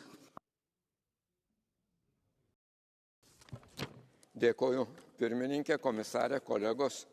Man tenka nedėkinga užduotis per minutę išvardinti visus bjaurius Baltarusijos režimo darbus, kai per tą pačią minutę jie pridaro dar 10, dar baisesnių. Paleido 14 politinių kalinių, o įkalinę laiko 10 kartų daugiau. Faktiškai sunaikinta laisva žiniasklaida, nelikę nei mažiausios galimybės veikti opozicijai, užgniaužta pilietinė visuomenė. Lukašenkos režimas aktyviai prisideda prie agresyvaus Rusijos karo prieš Ukrainą. Į Baltarusijos teritoriją nelegaliai pergabenta 2000 vaikų iš Rusų okupuotų Ukrainos teritorijų. Ir toliau prieš kaimininės valstybės, tarp jų ir Lietuva, vykdoma instrumentalizuota migracija, eskaluojamas tiesioginis pavojus saugumui. Taigi neatsiranda nei vieno argumento, kodėl turėtumėm švelninti sankcijas šiandieniniam režimui Baltarusijoje. Jas reikia tik griežtinti. Žavė Belarus. Dėkoju. Thank you very much. The next speaker is Herr Braun.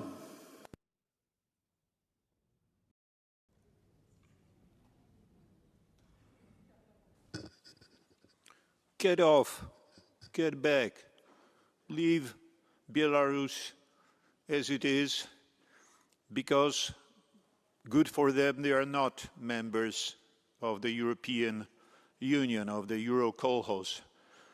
I remember that Comrade Lenin once diagnosed that the Soviet Union cannot coexist with the outside world.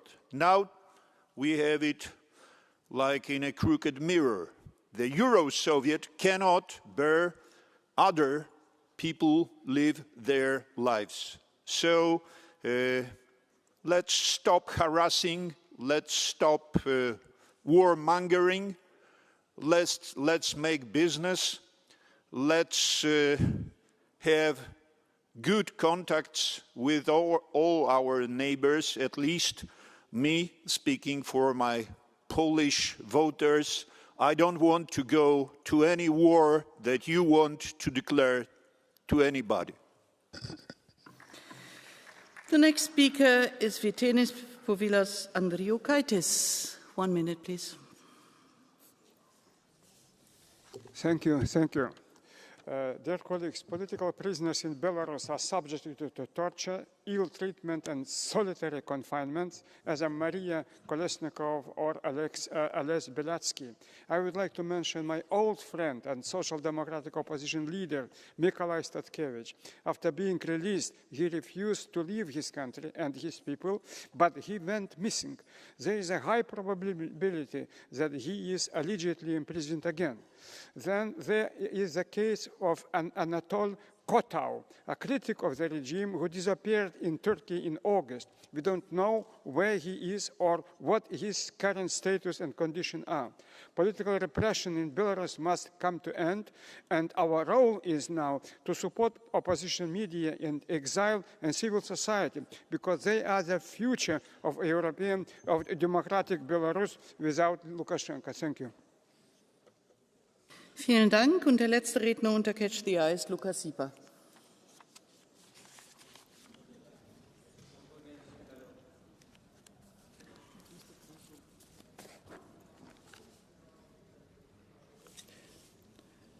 Könnte die Technik bitte das Mikrofon auf Platz 841 einschalten? Thank you, Ms. Vice President. Dear people of Europe, imagine a country in the heart of our continent, rich in forests and fields, where people work hard, build, dream, and create. Imagine a country that trades freely, that welcomes its neighbors, not with fear, but with friendship. A country whose engineers, teachers, and farmers shape the future, not in silence, but in pride. Imagine a Belarus that is not a prison, but a partner. A Belarus that stands with Europe, not against it. That Belarus exists already in the hearts of millions of Belarusians who want nothing more than to live in freedom, dignity, and peace. One day, their courage will be stronger than their chains. And when that day comes, Europe must be ready to welcome Belarus home. Thank you. Thank you very much. And the last speaker, I didn't see that on the list, is Petras Grazoulis for 1 minute. Ačiū. Man labai gaila dėl pirmininkavimo, tokio neobjektyvimo. Jis jau 5 kartus kalbėjo šitą temą, kolega prieš mane kalbėjęs. O man suteikėte žodį. Noriu pasakyti jums, Baltarusijos gynėjai, kad Bielecki išdavė pono Kubiliaus dabartinio komisaro iš Lietuvos vyriausybė. Lukašenkos režimui jie net neatsiprašė. Mes protestavom tada parlamente Lietuvos. Tai kam jie tarnauja? Dabar kitas klausimas. Ar mūsų tokia izoliacinė politika Baltarusijos atžvilgiu nepagalvojat, kad gal labai naudinga Putinui? Aš žinau, kad Lukašenka tai diktatorius, bet šitos visos tokia izoliacinė politika stumia Lukašenką į Putino glėbį. Ar tai naudinga Europai, ar tai naudinga Putinui? Sankcijos Belaruskalio labai naudingos Rusijoje, nes trąšos pabrango beveik 5 kartus, o Uralkalis uždirba milžiniškus pelnus. Kam mes tarnaujam? Pamastykime. Diktatorių Europoje pasaulyje yra labai daug, bet jums vieni geri, o kiti blogi. Vielen Dank, Herr Grazoulis. Ich möchte Sie auch noch mal darauf hinweisen, dass jeder hier die Möglichkeit hat, wie jeder andere auch unter Blue Card und anderen Möglichkeiten das Wort zu ergreifen. Und ich habe Sie ja auch drangenommen. Ich hatte das leider Gottes auf der Liste übersehen, weil ISN relativ weit hinten stand. Das war keine böse Absicht. Insofern wird hier jeder von mir wirklich korrekt gleichwertig behandelt. Das möchte ich an dieser Stelle noch mal deutlich machen. Wir kommen nun zu den abschließenden Bemerkungen der Kommission. Und ich möchte Herrn Dan Jørgensen das Wort geben. Bitte schön.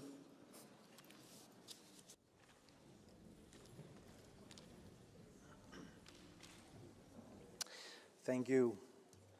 And thank you, honourable members, for keeping Belarus on the international agenda and for your support to the Belarusian people on their democratic path. We must see a fundamental shift from the Belarusian authorities, stop this brutal repression, and adhere to international obligations.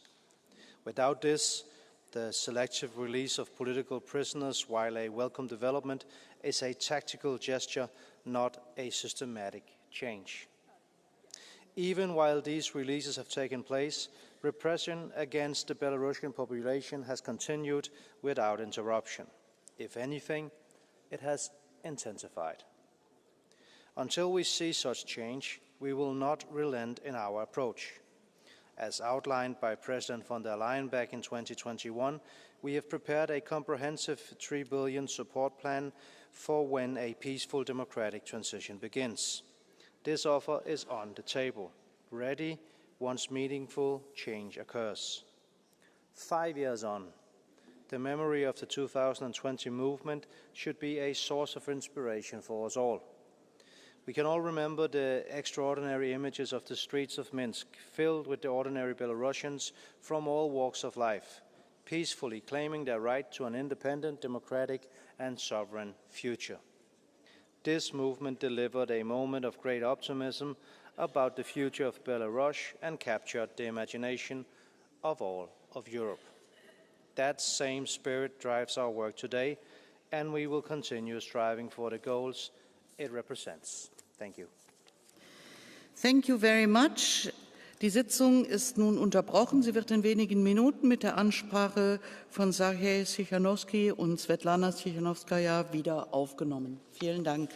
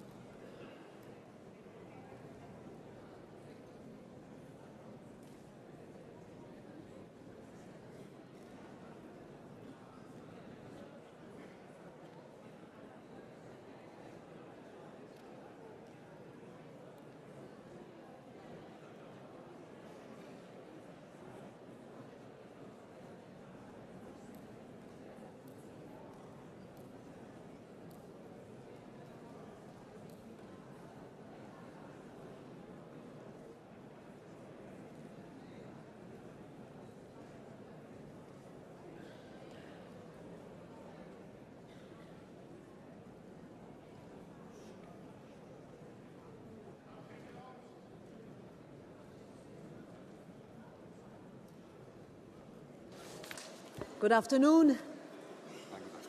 Dear colleagues, this afternoon, yeah. So, following the decision that was taken at today's Conference of Presidents, it is my privilege to announce that the 2025 Sakharov Prize for Freedom of Thought has been awarded to Andrei Pochobut from Belarus and Zia Amlagobeli from Georgia.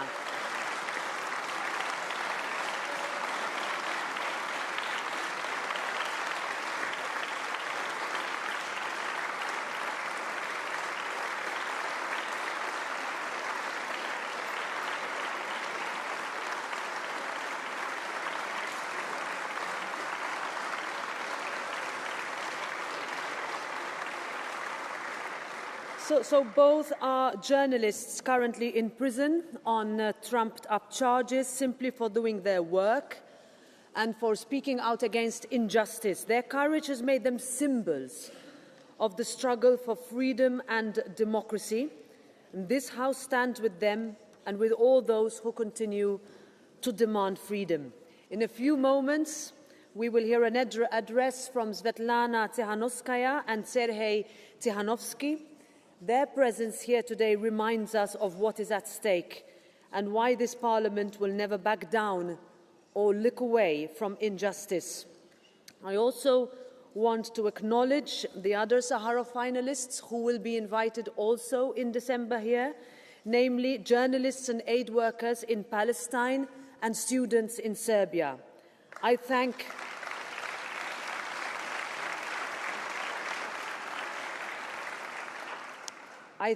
very much the political groups for their nominations and the members of the Foreign Affairs Committee, Human Rights Subcommittee and Development Committee for their work. The award ceremony will take place here in Strasbourg in this chamber during the December plenary session, and all the laureates will be invited. Thank you very much.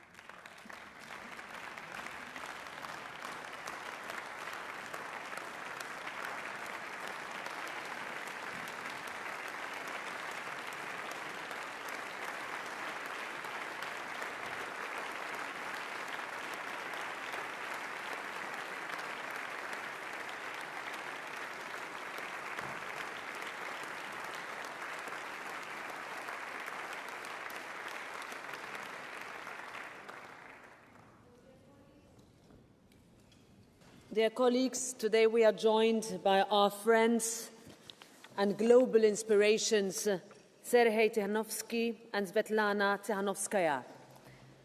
Dear Sergei, it is an honor and a joy to welcome you after 5 long years of brutal and unjust imprisonment by Lukashenko's regime. This House has been calling for your freedom since day one, and it's so good to see you finally free.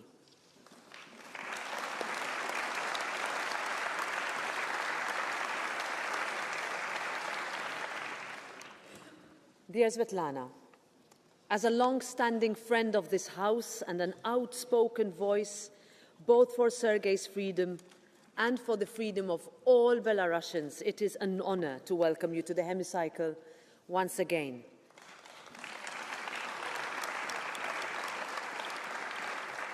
Now, for the first time, both of you are here together in Europe's House of Democracy, reunited and ready to continue your shared fight for a free Belarus. Thank you both for agreeing to address our House today, because yours is an incredible European story of endurance and the struggle for democracy. And this House applauds your courage and fortitude. Just minutes ago, I announced Andrei Pochobut from Belarus as a winner of this year's Sakharov Prize for Freedom of Thought, together with Zia Amlagobeli from Georgia. Like you, dear Sergei, Andrei was imprisoned under false charges and tragically is still jailed. And as members of Belarus's democratic opposition awarded the 2020 Sakharov Prize, I am sure you both can appreciate this prize's importance in recognizing Andrei's work and his plight. Today, this House sends the clearest of messages to Andrei Pochobut, to all those still cruelly and unfairly imprisoned by Lukashenko's regime, and to all Belarusians still hoping and pushing for a free, democratic future. The bonds that bind us Europeans cannot be broken, and Europe understands that the age of dictators is over. Over the last months, many of you have sent hundreds and hundreds of postcards carrying messages of hope and support to Belarusian political prisoners. I wrote one personally to Sergei. Last year, this House signed a letter of intent on cooperation with the Belarusian Democratic Forces, which deepens our collaboration and condemns the acts of Lukashenko's regime. Now, dear friends and colleagues, we must build on this momentum and push for the release of the over 1,200 political prisoners still behind bars. And as you say, dear Svetlana, we can't stop. We have to keep working. So, Sergei, Svetlana, your vocal defiance and your presence here today are proof that the fight for a free and democratic Belarus is alive and strong. Europe stands with you and will continue to support your efforts. Long live Europe and long live free Belarus.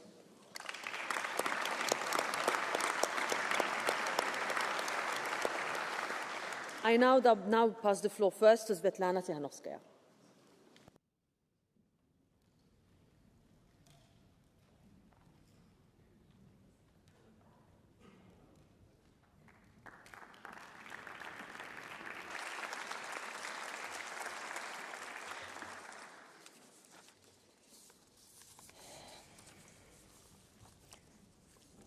President Roberta Metsola, Vice Presidents, distinguished members of the European Parliament. It's such a great honor to start the speech with such wonderful news. My sincere congratulations to Andrei Pochobut, his family, and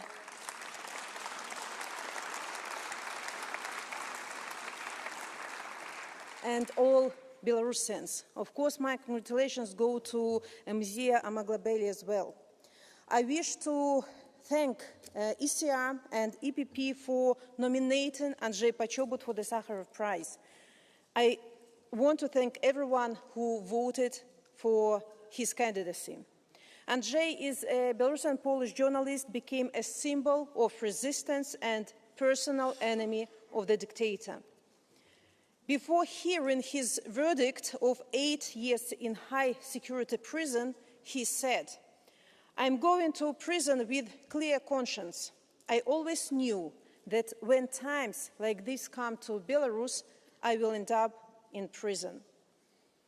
Awarding the Sakharov Prize to Andrei and fearless Mzia Amaglobeli from Georgia sends a strong message to all political prisoners that you are not alone, and journalism is not a crime. As German parliamentarian Manuela Rothmann once said, today heroes are not in the movies, heroes are in prisons, and Andrei and Mzia are one of them. So my congratulations, it's really big victory.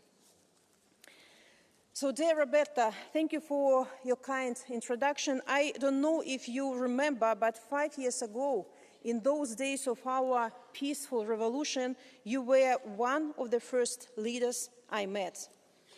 We had just won an election and tens of thousands were already detained.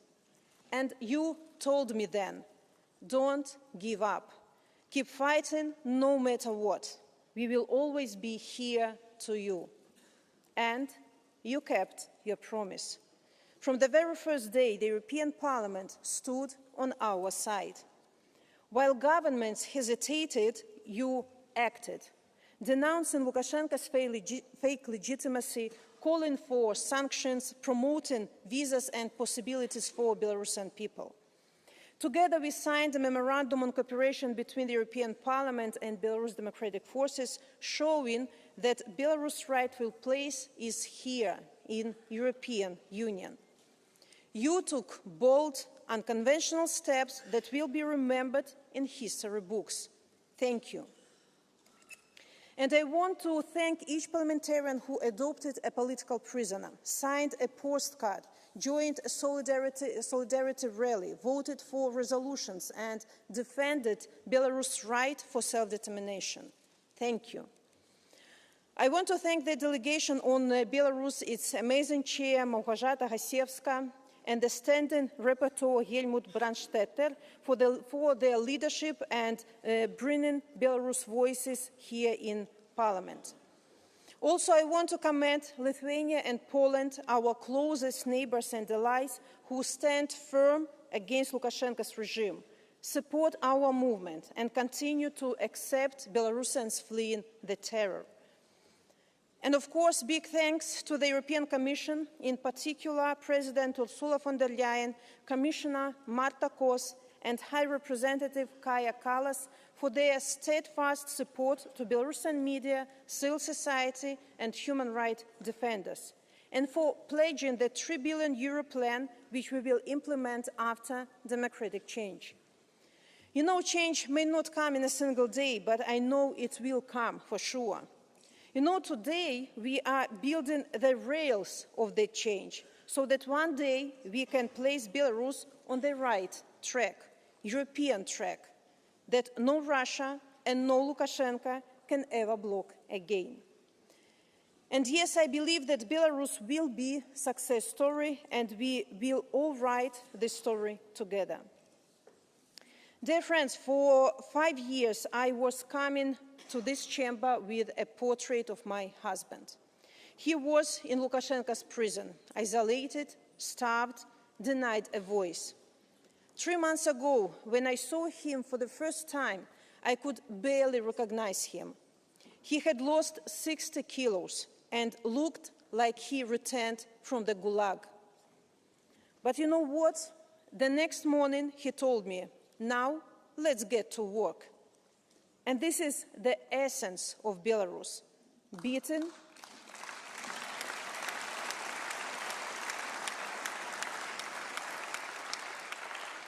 this is the essence of Belarus: beaten, exhausted, but never broken. Sergei brought the new energy and strength to our movement. He is also catching up with new reality. While he was behind bars, he missed our inspiring protests.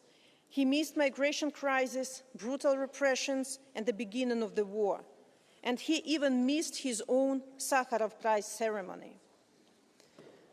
Of course, Sergei's release is my personal joy. But I cannot fully rejoice while thousands of families remain divided. While Ales Belyatsky cannot kiss his wife, while our brave Masha, Maria Kolesnikova, cannot hug her father, while wives write letters to nowhere, while children fall asleep without their parents' lullaby, Sergei's release is not a miracle.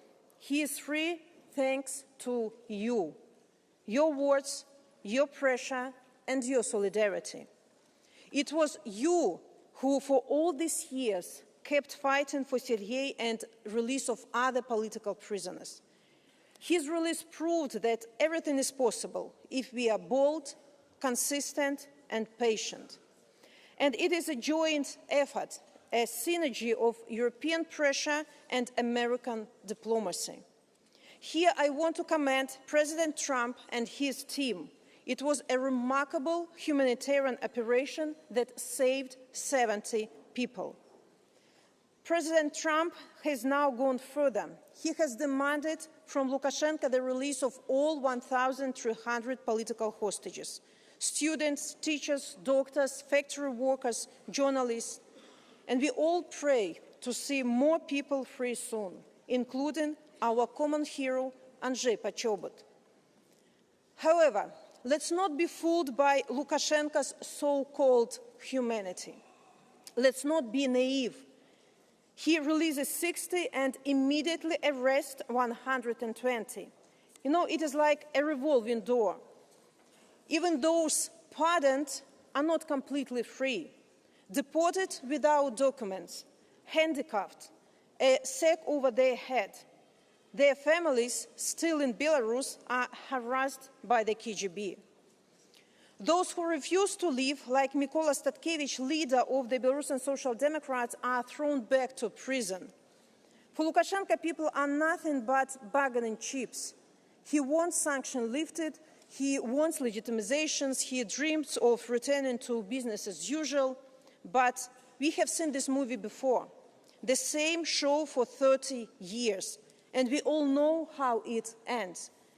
Repression continues not because the regime is strong, but because it is weak, because people despise him. The dictator knows the moment repression stops, Belarusians will rise again. And yes, the parliamentarian sanctions do work, no matter what the regime's apologies saying. We see it already. Sanctions force the regime to make concessions and to release people. The regime's economy is stagnating. The deficit keeps growing. He survives primarily on the war contracts from Russia. That is why it's not time to ease pressure. It is time to push harder and to demand more. And here I propose a two-track approach. While the US focuses on the humanitarian track, on releasing people and ending repression, I call on the European Union to stay firm and principled. Let the US sanctions serve to save people's lives, but the EU sanctions must aim for systemic and irreversible change in Belarus. So keep the pressure until the regime stops jailing all people, stops blackmailing Europe with migrants, stops arming Russia's war, and Belarus starts the path towards democracy. Your cards are stronger, and hold them until the right moment. Don't be naive. Lukashenko will never change himself, but the country around him has already changed. The majority of Belarusians have chosen peace, democracy, and European future. And this future is impossible as long as Lukashenko remains in power. But even those around him, nomenclatura, are whispering about transition. Everyone understands change is inevitable. Many once believed that the Berlin Wall would stand forever, just as some now believe that dictatorship in Belarus will never fall. But it will. The dictator's time is ticking. Lukashenko is becoming a lame duck.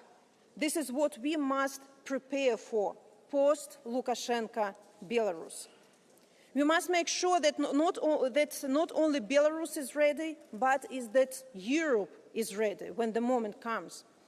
To do that, we must keep pro-European spirit alive inside the country, through more contacts, exchanges, and visas for ordinary Belarusians, open borders, cultural initiatives that strengthen national identity, through stronger support for independent media, such as our leading outlets, Zerkala, Belsat, Nasha Niva, or Radio Free Europe, reaching millions inside Belarus, through strengthening our democratic institutions, ready to assume responsibility when the window of opportunity opens. We already developed a set of reforms, our own European roadmap, to ensure that Belarus moves towards democracy and to prevent Russia from taking over. But the first thing we need is free and fair elections. And let me remind you, 5 years ago, we already won elections by a landslide, and be sure we will win it again.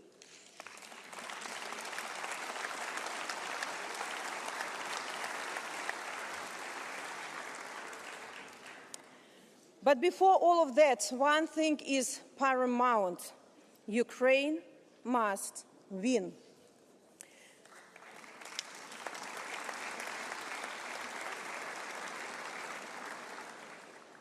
We admire President Zelensky and the bravery of Ukrainian people. They are fighting not only for their own land, they fight for all of us. Ukraine's success will open a path for all our nations living in the shadow of the empire, not only for Belarus, but also Armenia, Georgia, and Moldova. We Belarusians stand with Ukraine not only in words, but in deeds. Among our political prisoners, there are hundreds of heroes sentenced for solidarity with Ukraine, sabotaging Russian troops, and sharing information. As we speak, Belarusian volunteers from Kalinovsky Regiment are fighting shoulder to shoulder with Ukrainians on the front lines. And they asked me to pass one message, the same one I heard from Roberta 5 years ago. Don't give up, Europe. When Ukraine is strong, Europe united, and Russia weakened, change in Belarus will become only a matter of time. And this change can spark change in Russia too. So today I urge you, give Ukraine everything they need, not just to sustain, but to win. I urge you, weaken Putin by sanctioning his oil revenues and confiscating his assets. The weaker Russia becomes, the weaker Lukashenko is. I urge you, bring perpetrators to justice, not only Putin, but also Lukashenko with his cronies. Support Lithuanian referral to International Criminal Court for crimes against humanity. Never before we were so close to opening the case. And while keeping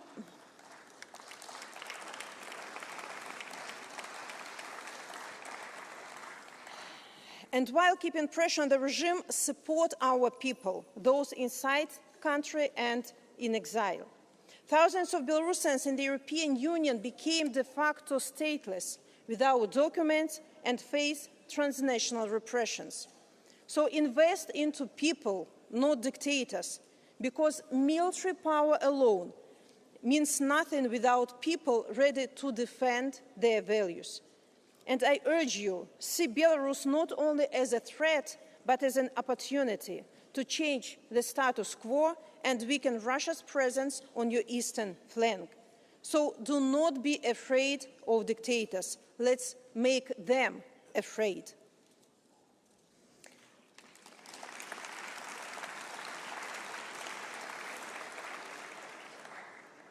Dear friends, all the things I was saying today are already in your resolution to be voted on today. I deeply appreciate all the authors and groups who have contributed.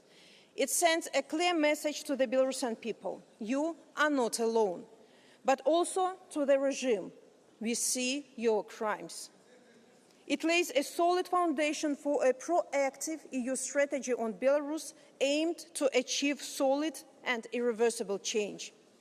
I will take this resolution to every government I meet, but above all, I will make sure that people inside the country see it and know that Europe stands with Belarus.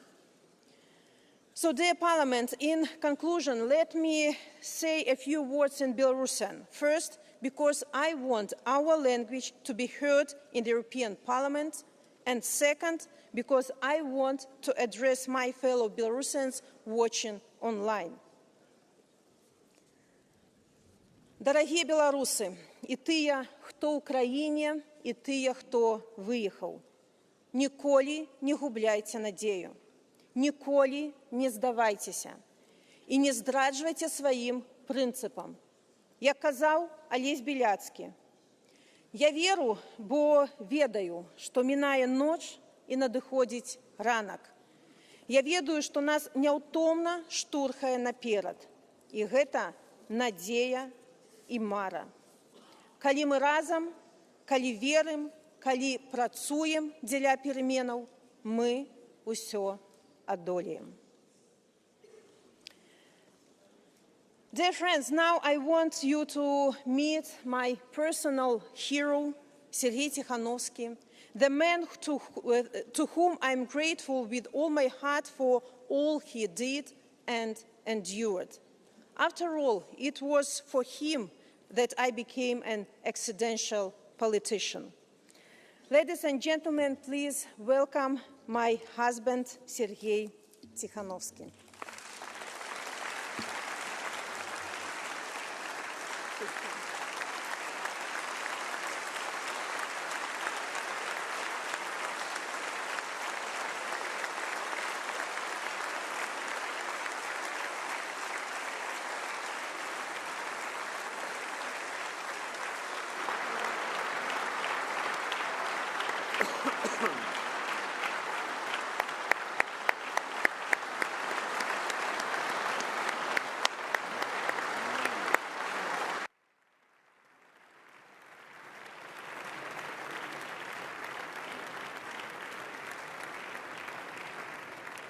So thank you very much, dear Svetlana. And now, after 5 long years of imprisonment in which this House has consistently called for your freedom, it gives us all a great pleasure to give the floor and hear Sergei Tikhanovsky. Please go ahead.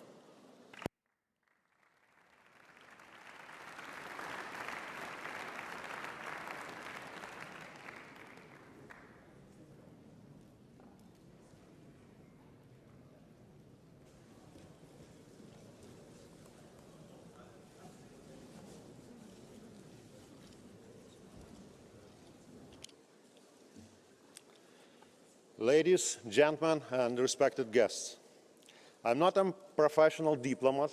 I'm still learning. So please allow me to speak frankly, with little political correctness, just like General Kellogg did recently. This is what he said, commenting his recent trips to Belarus. Quote, "We were establishing the lines of communication with Putin. We weren't going in there initially to get political prisoners out." Unquote. It is a smart tactic on behalf of American administration. I get it. Sometimes you need to talk to Mussolini before you talk to Hitler. The stakes are high. Americans are ready to pay for the services of a middleman.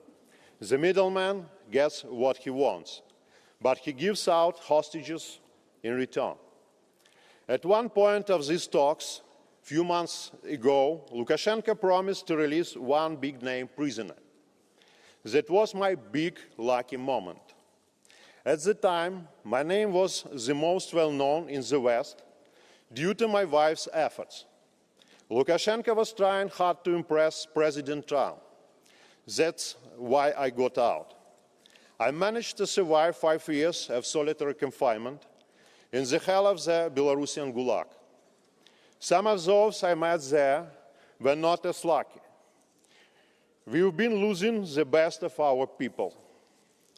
As for me, I know I would never have survived 20 years of my full sentence. Under those same conditions, the fate of Alexei Navalny was very much in store for me. There are still around 1,400 political prisoners in Belarus waiting for their turn to be free. And the number is growing by the day. We must get them all out. This issue has become my priority. But what about the country of Belarus? Is it a lost cause? During my time in prison, the dictator kept me completely isolated. No letters, no visits, no contact with the outside world. The only news I received was from state propaganda on the radio.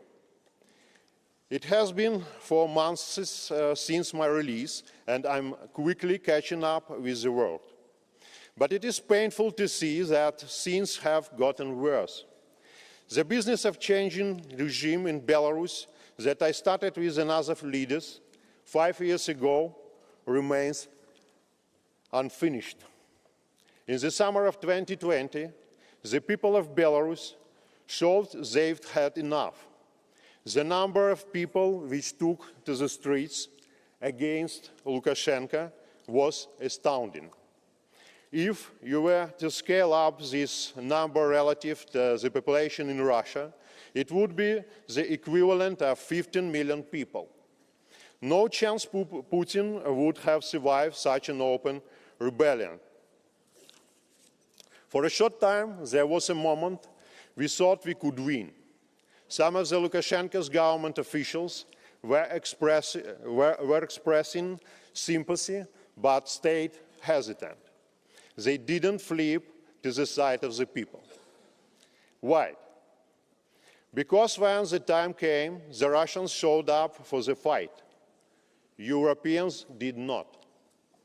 Because Europeans' hesitation, Belarus, a beautiful nation with strong Western European values, this nation which was totally ready to become a member of the EU. We were left alone, and Moscow took over. This was not only tragic and unfair, it was also a serious strategic mistake. By failing to stop Putin in Belarus, Europe made the war in Ukraine almost inevitable. Hundreds of thousands killed, billions of dollars wasted, and we don't see the end of it. Even if President Trump does the impossible and fighting stops tomorrow, a hybrid war would continue, and trillions of euros will be spent on the European defense. Just think how stupid it is. It could have cost a tiny fraction of this budget to change the game in Belarus in 2020. But that ship has sailed. So what should be done now? How do we win this war? And what role does Belarus play in this?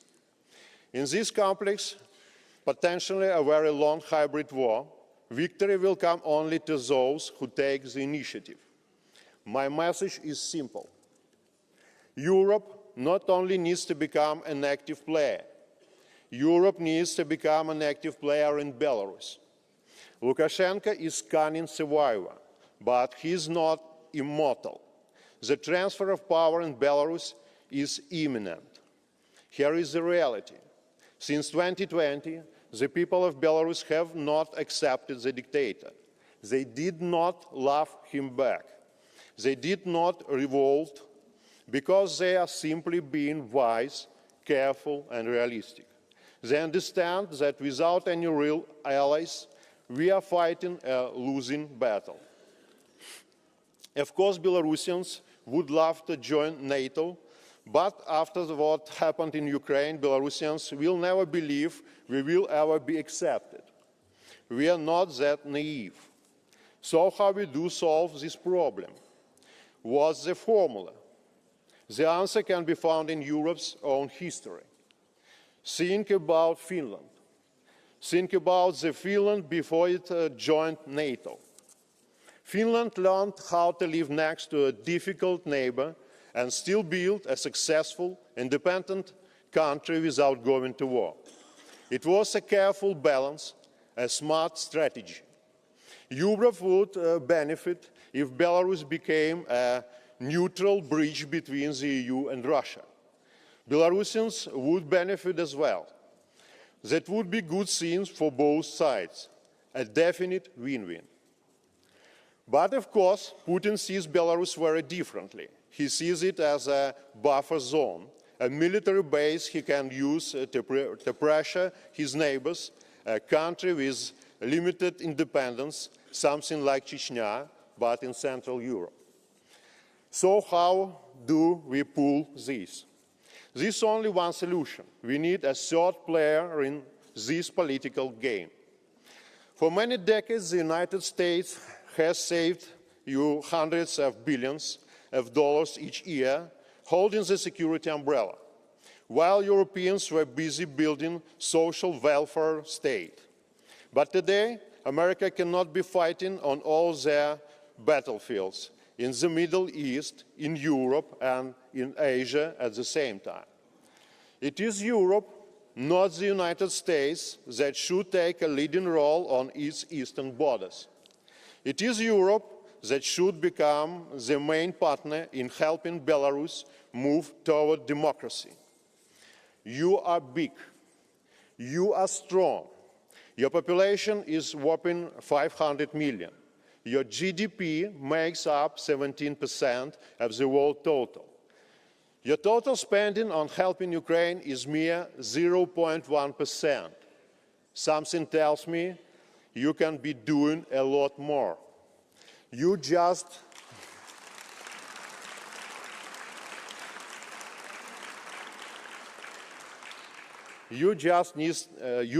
need confidence. You just need leadership. You just need to get serious. We, the Belarusian Democratic Movement, have a plan how to become the next Finland of Eastern Europe. You have the tools, resources, and the strength to make it real. It's your call now, Europe. Don't let us down, not like the last time. Живе Беларусь! Thank you very much.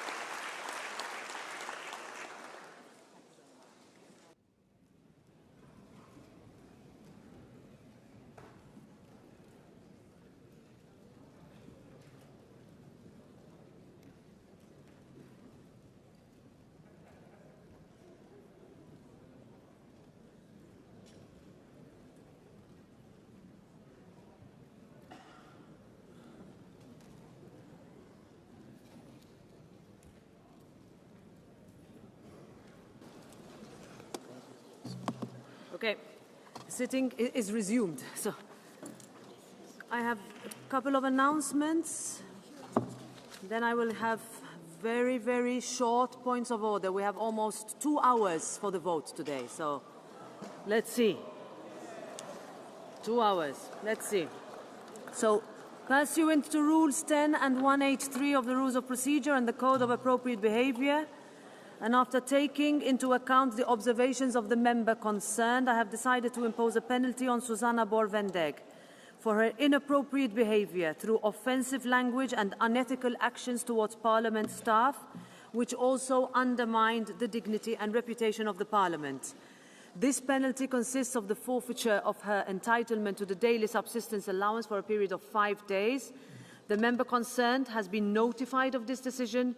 She lodged an internal appeal within the Bureau under the Rule 184, but outside the applicable time period. So the Bureau, at its meeting of 20th of October 2025, considered the internal appeal inadmissible and the penalty decision final, without prejudice to the external rights of appeal open to the member concerned.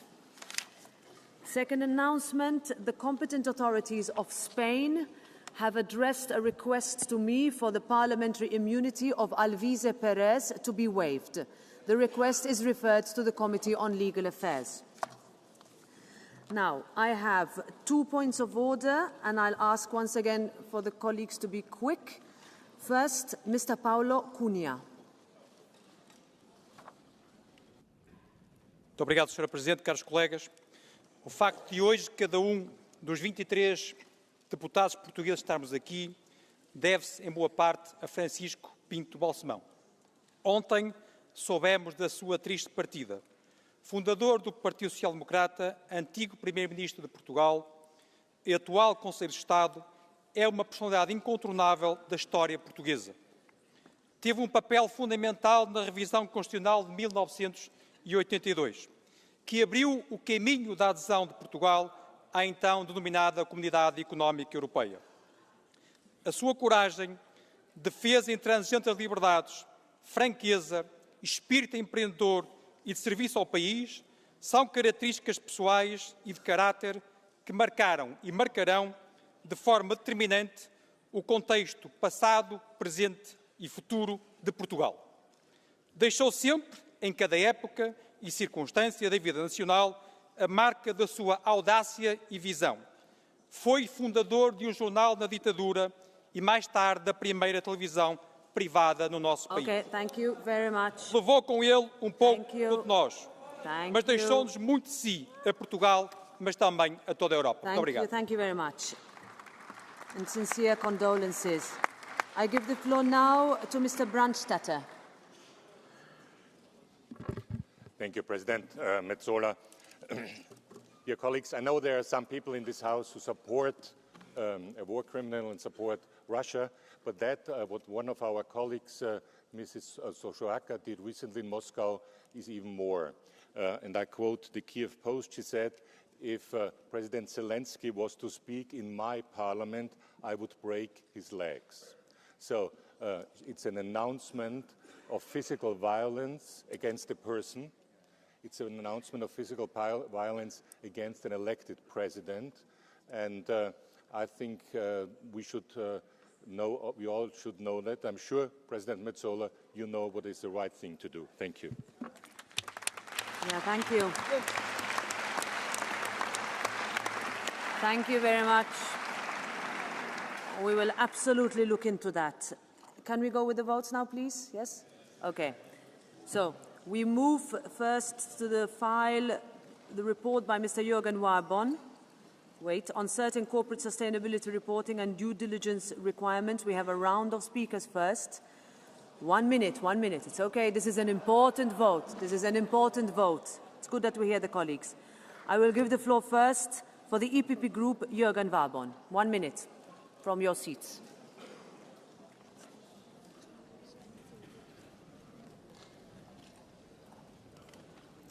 Just press the button, please.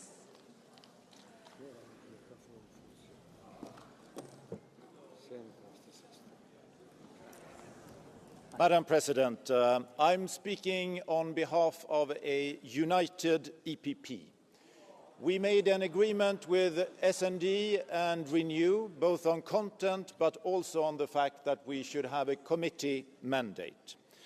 This committee mandate is important because we need to stick to the timetable, meaning that we go into trialogue already on Friday so that we can deliver clarity for European businesses. Because outside of this hemicycle, we have millions of businesses. Small businesses, medium-sized, farmers, innovative scale-ups, large corporations, and they need clarity in order to deliver both sustainability and competitiveness, growth, and good-paying jobs for Europeans. So I urge colleagues, not least in S&D and Renew, to vote yes to the committee mandates. Thank you very much. Thank you. Thank you very much. Now, on behalf of the S&D Group, I give the floor to Ana Catarina Mendes. Muito obrigada, Sra. Presidente. Sr. Presidente, caros colegas e caro colega que acaba de intervir, não precisa dar recados ao S&D, porque o S&D sabe bem que o compromisso alcançado no quadro da plataforma democrática não é perfeito, mas garante o essencial. Salvaguardas em matérias de direitos humanos, proteção ambiental e estabilidade para as nossas empresas. Os socialistas e democratas estiveram na linha da frente destas negociações e lutámos por uma lei mais justa, mais equilibrada e mais próxima das pessoas. E mesmo perante as suas resistências, os bloqueios e as resistências que nos colocou, agimos com responsabilidade, porque é melhor o progresso, ainda que imperfeito, do que a paralisia. Rejeitar este mandato seria um erro político grave, significaria abandonar a mesa das negociações e abrir caminho à incerteza, à instabilidade e à perda de credibilidade das instituições europeias. Aprovar este texto é garantir que a Europa continua a ser um espaço de confiança, de responsabilidade e de ambição coletiva. Mas deixo muito claro, os socialistas continuarão a lutar nos trílogos por um resultado mais forte, mais justo e verdadeiramente europeu. E por isso mesmo, aqui estaremos para construir e não para criar bloqueios, como o PPE fez ao longo deste processo. Muito obrigada. Thank you very much, Ms. Mendes. Now, on behalf of the PFE Group, Pascale Piera. Merci, Madame le Président. J'aimerais m'adresser plus particulièrement à mes collègues du PPE. Le monde des entreprises vous regarde. Il vous reste encore une chance de répondre à leurs attentes légitimes. Sur le devoir de vigilance et les obligations de reporting, certains d'entre vous ont cédé au chantage des socialistes qui défendent farouchement le Green Deal. Pourtant, vous le savez mieux que personne, et vos électeurs le savent mieux que personne, toutes ces normes tuent tous les jours nos industries, détruisent nos emplois, sont la promesse du déclin économique de notre continent. J'en appelle à votre responsabilité, à celle de chacun d'entre vous. Ne sacrifiez pas l'avenir de nos entreprises contre de petits calculs politiciens. La situation économique est trop grave pour se dérober. Je vous propose qu'ensemble, nous puissions mettre un terme à cette ivresse normative pour enfin renouer avec la vraie prospérité. Je vous propose qu'ensemble, nous votions contre l'envoi de ce texte en trilogue pour pouvoir, à la prochaine plénière, avoir une majorité qui soit connectée au réel, une majorité qui entend enfin la détresse de nos entreprises. Thank you. Now, for the ECR group, Tobias Boszenski. You have the floor. Madam President, honourable members, today all of us have a chance to make an important decision. Do we want to strengthen the competitiveness of the European economy, or do we prefer to remain on the all-bureaucratic path? Omnibus 1 needs to be amended, and we are proposing to continue working on it. We must demonstrate our respect for the democratic process, our commitment to a pro-business approach. Therefore, I urge you to vote against the Committee on Legal Affairs motion for interinstitutional negotiations. Let us continue our work on this matter in a plenary here. Thank you. Thank you, Mr. Boszenski. Now, on behalf of Renew Europe, Pascal Canfin. Chers collègues, un compromis, c'est un compromis. Évidemment, il est toujours trop à gauche pour certains, toujours à droite pour d'autres. Mais un compromis, c'est mieux que l'esprit d'extrémisme et l'esprit de polarisation. Et donc nous, au sein du groupe Renew, nous valoriserons et nous soutenons ce compromis, aussi imparfait soit-il comme tout compromis, car il est hors de question de laisser la main aux extrêmes de ces hémicycles. Il est hors de question de laisser l'esprit de polarisation, de clivage, de division des anti-européens diviser l'Europe et notre capacité de compromis entre les forces pro-européennes. Donc nous serons tous unis au sein du groupe Renew pour soutenir ce compromis. Merci, Monsieur Canfin. Now on behalf of the Green Group, Kira Marie Peter Hansen. Thank you very much. And colleagues, let's be honest. This is not simplification, this is deregulation, and it's a complete dismantling of European sustainability and due diligence rules. And some have tried to paint the pictures that certain negotiators have not been willing to compromise. But this picture is far from reality. I have experienced colleagues who were competent and ready to compromise on everything, on the scope, on climate transition plans, and on civil liability. But the compromise that lies at hand does not reflect that of a compromise. It reflects political blackmail. And this mandate, it removes civil liability, it weakens climate transition plans, and it empties out the scope drastically. And if the chaos in the last couple of weeks have shown us everything, it is that if you want a stable pro-European majority, having the Greens on board is probably a good idea. And colleagues, we can and we must do better than this. So give us a chance to make this law meaningful, to compromise and to ensure that it has a shred of civil liability included. Thank you. Thank you. Now I give the floor on behalf of the Left Group to Manon Aubry. Merci beaucoup. Chers collègues, les lobbies en rêvaient, vous l'avez fait. Avec ce texte omnibus, vous signez l'arrêt de mort du devoir de vigilance qui mettait un terme à l'impunité des multinationales en les rendant juridiquement responsables de leur violation des droits humains et dommages à l'environnement.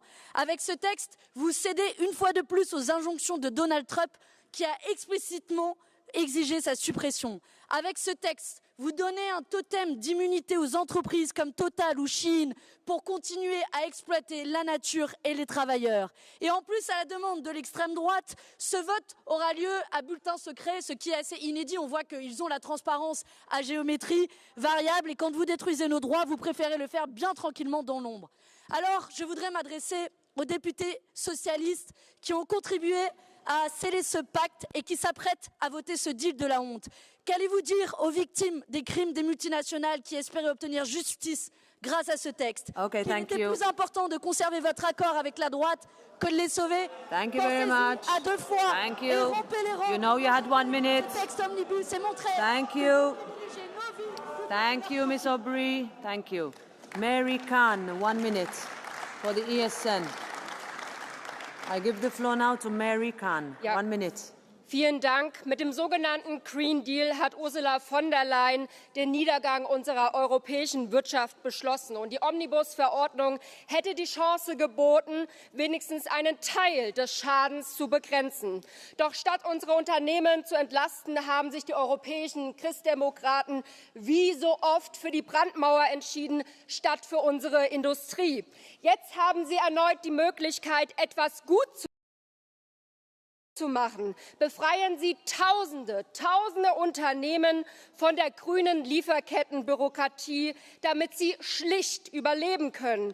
Stimmen Sie heute gegen das Verhandlungsmandat, damit neue Anträge eingebracht werden können, um echte Entlastung zu schaffen. Und vor allem an die CDU gerichtet. Sie haben die Chance, noch mehr Unternehmen zu entlasten. Und das tun Sie nicht für eine Mehrheit hier, das tun Sie für die Bürger, die Sie gewählt haben und vor allem für die Zukunft unseres Landes. Vielen Dank. All right, thank you. So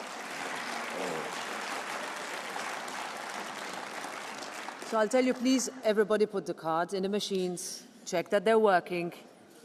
I'd like to remind you, this is important, that if you support the committee decision to enter negotiations, you should vote in favour. If you do not support, you should vote against. So we will vote on the decision to enter interinstitutional negotiations. It is by secret ballot and the vote is open.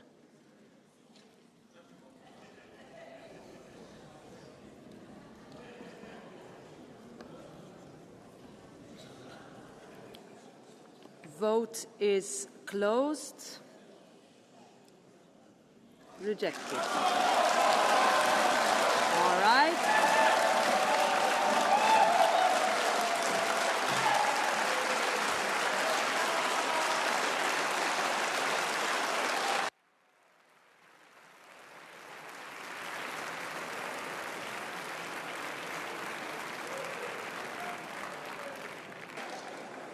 Okay, so what happens now is that the report of the committee will be put on the agenda of the next part session, and deadline for amendments will be open. Next part session.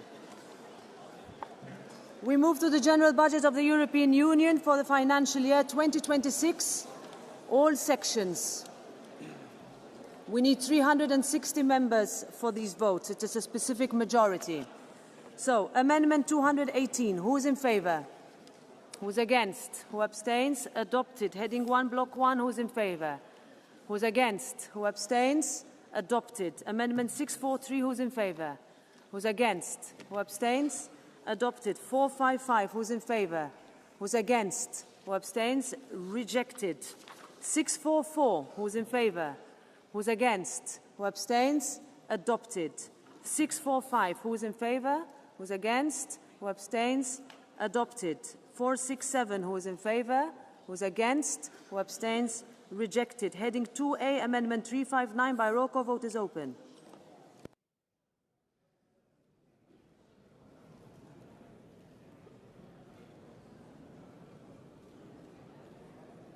Vote closed. Rejected. Amendment 360 by roll call. Vote is open.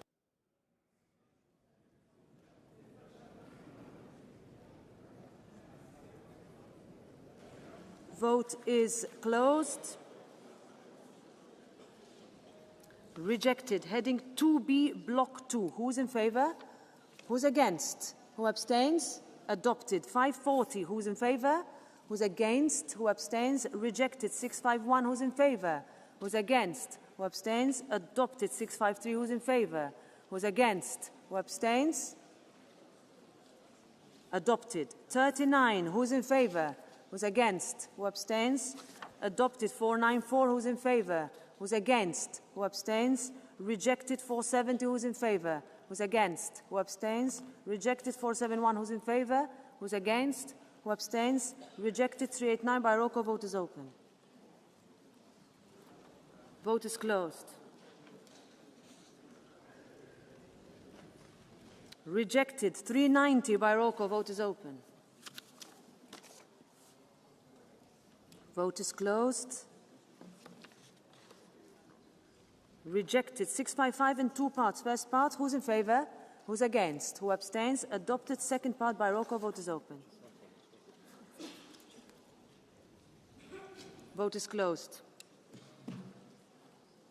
Adopted. Amendment 321. Who's in favor? Who's against? Who abstains? Adopted. 474. Who's in favor? Who's against? Who abstains? Rejected. 497. Who's in favor? Who's against? Who abstains? Rejected. 657. Who's in favor? Who's against? Who abstains? Adopted. 499. Who's in favor? Who's against? Who abstains? Rejected. 658. Who's in favor? Who's against? Who abstains? Adopted. 660. Who's in favor? Who's against? Who abstains? Adopted. 42. Who's in favor? Who's against? Who abstains? Adopted. 43. Who's in favor? Who's against? Who abstains? Adopted. 44. Who's in favor? Who's against? Who abstains? Adopted. 478. Who's in favor? Who's against? Who abstains? Rejected. 547. Who's in favor? Who's against? Who abstains? Rejected. 548. Who's in favor? Who's against? Who abstains? Rejected. 636. Who's in favor? Who's against? Who abstains? Adopted. 661. Who's in favor? Who's against? Who abstains? Adopted. Heading 3, Block 3. Who's in favor? Who's against? Who abstains? Adopted. 482 by roll call. Vote is open. 482. Vote is closed on 482. Rejected. We vote on 483 by roll call. Vote is open. Vote is closed. Rejected. 450. Who's in favor? Who's against? Who abstains? Rejected. 484 by roll call. Vote is open.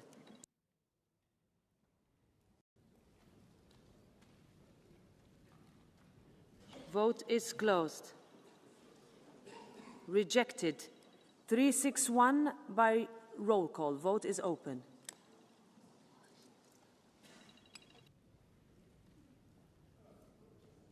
Vote is closed. Rejected. 451. Who's in favor? Who's against? Who abstains? Rejected. 663. Who's in favor? Who's against? Who abstains? Adopted. 487. Who's in favor? By roll call. Vote is open.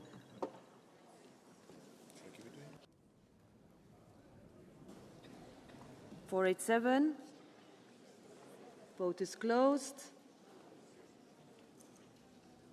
Rejected. We vote on 362 by roll call. Vote is open. Vote is closed. Rejected. Amendment 403. Who's in favor? Who's against? Who abstains? Rejected. 452. Who's in favor? Who's against? Who abstains? Rejected. 89. Who's in favor? Who's against? Who abstains? Adopted. 488 by roll call. Vote is open.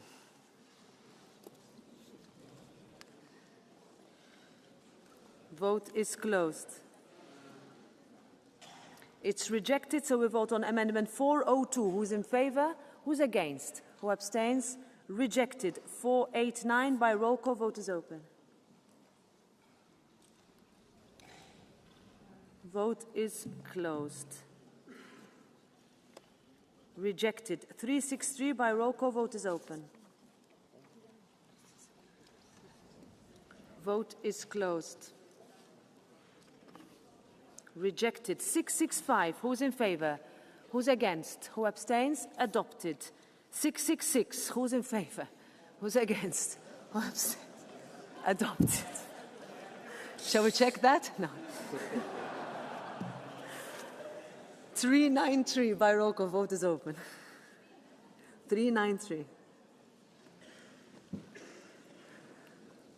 Vote is closed. Rejected. Heading 4, Block 4. Who's in favor? Who's against? Who abstains? Adopted. 338. Who's in favor? Who's against? Who abstains? Adopted. 667 by roll call. Vote is open. Vote is closed. Adopted. 461. Who's in favor? Who's against? Who abstains? Adopted. Check, check, check, check. 461, we check. Ah, yes. Vote is closed. Rejected massively. Okay. Amendment 391 by roll call. Vote is open. Vote is closed. Rejected. Amendment 668. Who's in favor? Who's against? Who abstains? Adopted. Amendment 462. Who's in favor? Who's against? Who abstains? Rejected. Amendment 490 by roll call. Vote is open. Vote is closed. Rejected. Amendment 492 by roll call. Vote is open.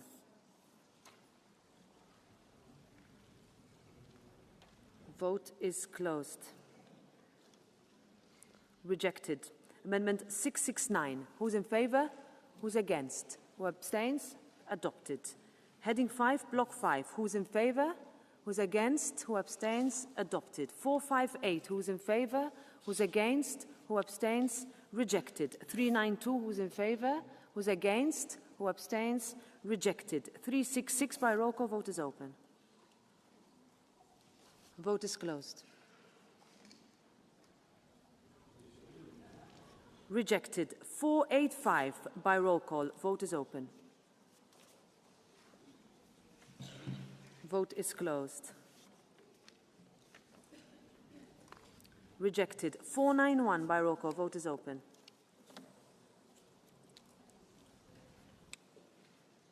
Vote is closed. Rejected. 379. Who's in favor?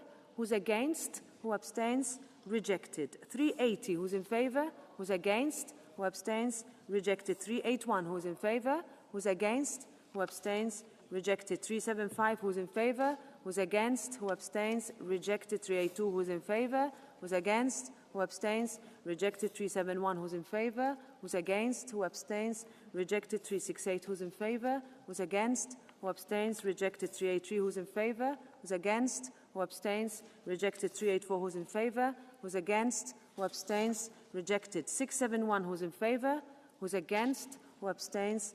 Adopted. 370. Who's in favor? Who's against? Who abstains? Rejected. 367. Who's in favor? Who's against? Who abstains? Rejected. 386 by roll call. Vote is open.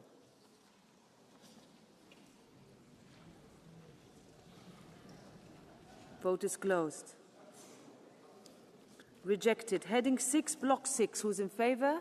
Who's against? Who abstains? Adopted. 673. Who's in favor? Who's against? Who abstains? Adopted. 674. Who's in favor? Who's against? Who abstains? Adopted. 551. Who's in favor? Who's against? Who abstains? Rejected. 552. Who's in favor? Who's against? Who abstains? Rejected. 553. Who's in favor? Who's against? Who abstains? Rejected. 464. Who's in favor? Who's against? Who abstains? Rejected. 481 by roll call. Vote is open. Vote is closed. Rejected. 454. Who's in favor? Who's against? Who abstains? Rejected. 446. Who's in favor? Who's against? Who abstains? Adopted. 376. Who's in favor? Who's against? Who abstains? 376 by roll call. Vote is open.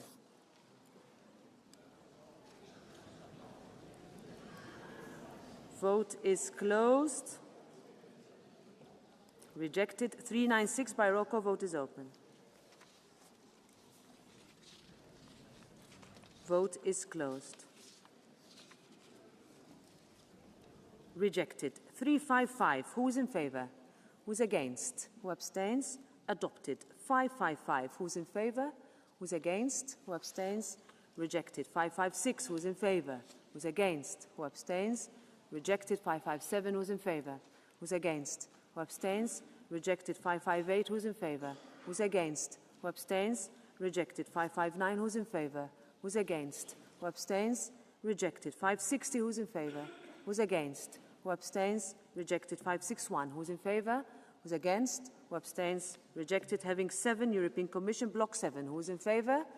Who's against? Who abstains? Adopted. Amendment 564. Who's in favour? Who's against? Who abstains? Rejected. 563. Who's in favour? Who's against? Who abstains? Rejected. 565. Who's in favour? Who's against? Who abstains? Rejected. 566. Who's in favour?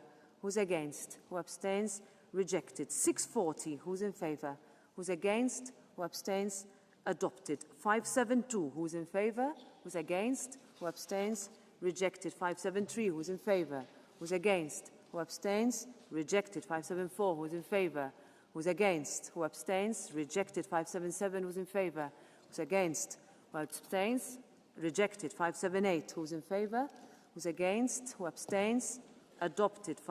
Rejected. 581. Who is in favour?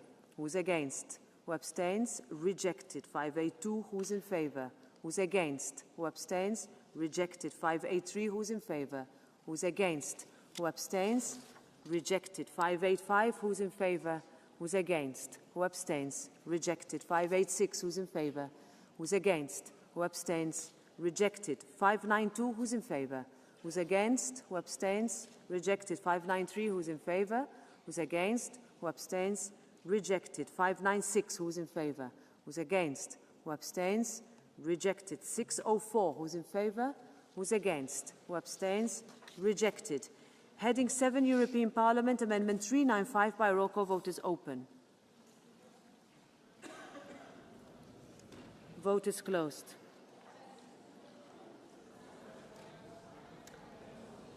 Rejected.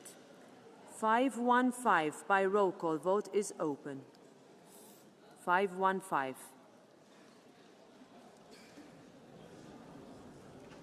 Vote is closed. Rejected. Amendment 420. Who is in favour? Who is against? Who abstains? Rejected. 516. Who is in favour? Who is against? Who abstains? Rejected. 460. Who is in favour? Who is against? Who abstains? Rejected. 513. Who is in favour? Who is against? Who abstains? Rejected. 517. Who is in favour? Who is against? Who abstains?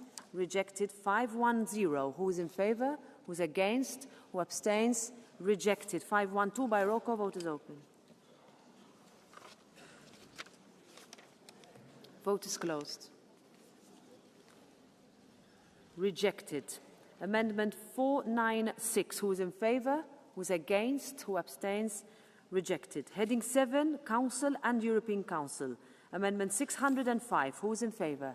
Who is against? Who abstains? Rejected. Amendment 529. Who is in favour? Who is against? Who abstains? Rejected. 518. Who is in favour?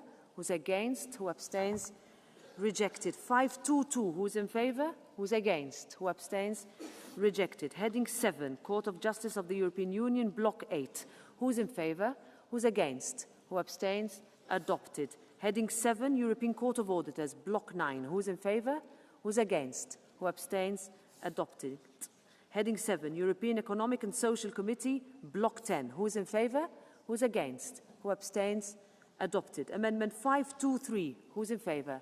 Who is against? Who abstains? Rejected. Amendment 608. Who is in favour? Who is against? Who abstains?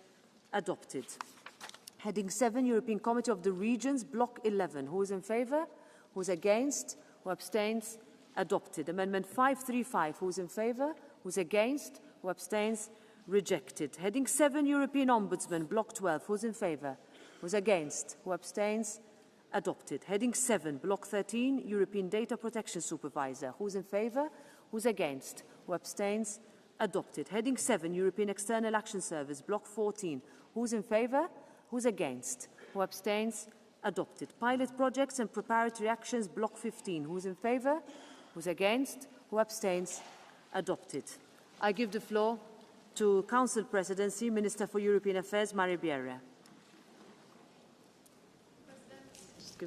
Wait for the red light.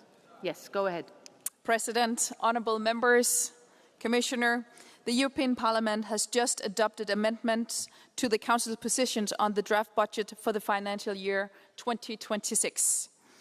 I take note of the differences in the positions of our two institutions concerning the draft budget 2026 presented by the Commission. Consequently, in my capacity of President of the Council, I agree that the President of the European Parliament convenes the Conciliation Committee as required in point C of paragraph 4 of Article 314 of the Treaty on the Function of the European Union. Thank you. Thank you very much, Ms. Bierria. I shall indeed convene the Conciliation Committee in accordance with Article 3144 TFU. We move now to the report by Andrzej Halicki and Matthias Nemetz on the general budget of the European Union for financial year 2026, all sections. We start. Amendment 42. Who's in favour? Who's against? Who abstains? Rejected. 43. Who's in favour? Who's against? Who abstains? Rejected. 44. By roll call. Vote is open.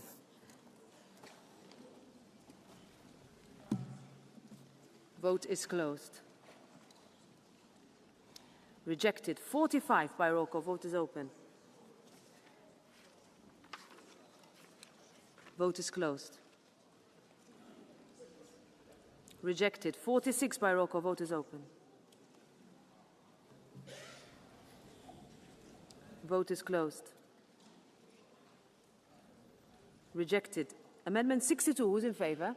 Who's against? Who abstains? Rejected. 105. Who's in favour? Who's against? Who abstains? Rejected. Amendment 27 by roll call. Vote is open.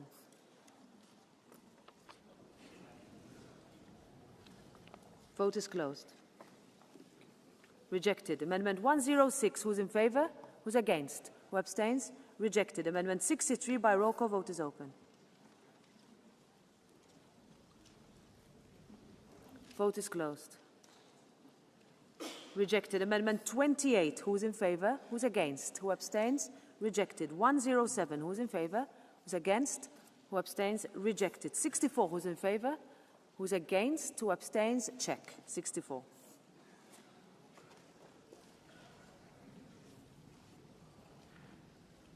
Vote is closed.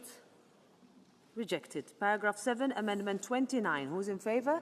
Who's against? Who abstains? Rejected. We vote on the original text by roll call. Vote is open.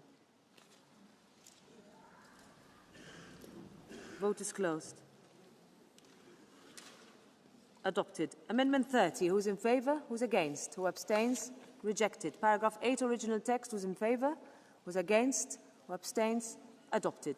108 by roll call. Vote is open. Vote is closed. Rejected. Paragraph 9, Amendment 65. Who's in favour? Who's against? Who abstains? Rejected. We vote on the original text by roll call. Vote is open.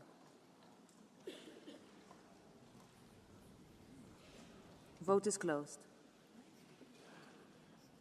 Adopted. Amendment 109. Who's in favour? Who's against? Who abstains? Rejected. 31. Who's in favour? Who's against? Who abstains? Rejected. Amendment 110. By roll call. Vote is open.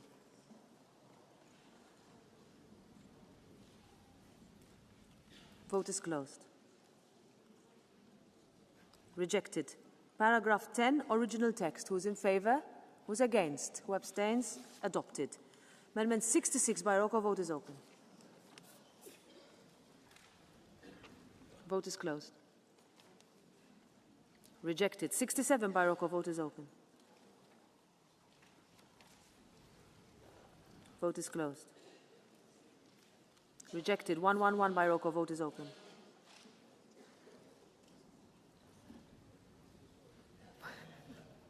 Bless you. Vote is closed. Rejected. 112 by roll call. Vote is open. Vote is closed. Rejected. Amendment 32. Who's in favour? Who's against? Who abstains? Rejected. Amendment 33. Who's in favour? Who's against? Who abstains? Rejected. 34. Who's in favour? Who's against? Who abstains? Rejected. 68. Who's in favour? Who's against? Who abstains? Rejected. 69, paragraph 18. Who's in favour? Who's against? Who abstains? Rejected. We vote on the original text in two parts. First part, who's in favour? Who's against? Who abstains? Adopted. Second part, who's in favour? Who's against? Who abstains? Adopted. Amendment 130, by roll call, vote is open. Vote is closed. Rejected. Amendment 131, by roll call, vote is open. Vote is closed. Rejected. Amendment 47, by roll call, vote is open. Vote is closed. Rejected. 113, by roll call, vote is open. Vote is closed. Rejected. Amendment 70. Who's in favour? Who's against? Who abstains? Rejected. Amendment 114, by roll call, vote is open.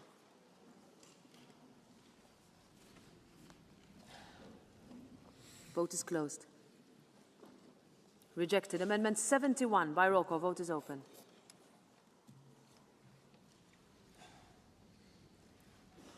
Vote is closed. Rejected. 72, by roll call, vote is open. Vote is closed.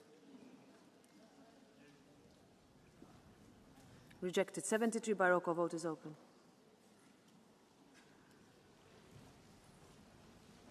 Vote is closed.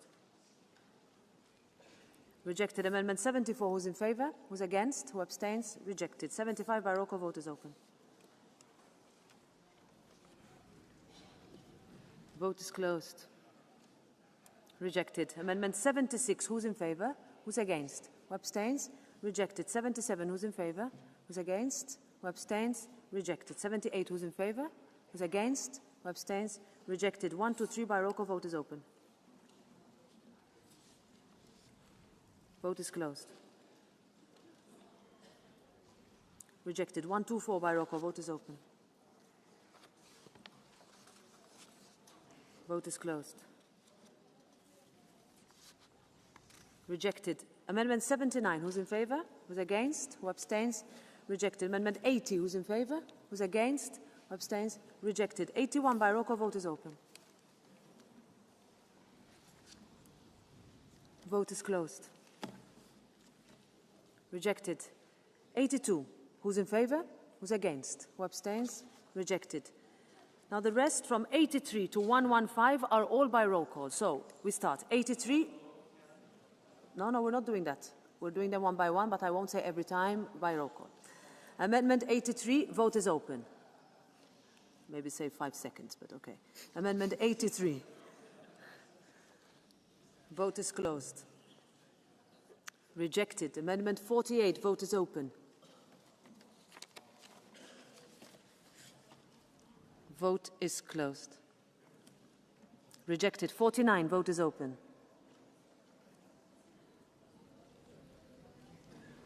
Vote is closed. Rejected. 50, vote is open. Vote is closed. Rejected. 51, vote is open. Vote is closed.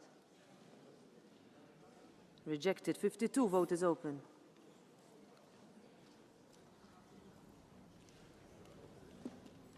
Vote is closed. Rejected. 53, vote is open.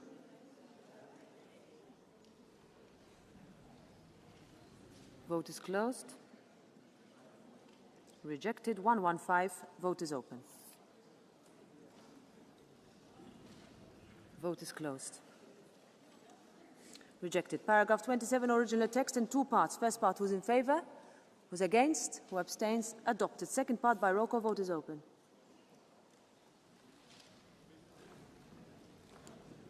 Vote is closed. Adopted. 132 by roll call. Vote is open.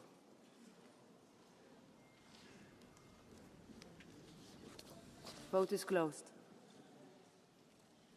Rejected. 84 by roll call. Vote is open. Vote is closed. Rejected. 116 by roll call. Vote is open.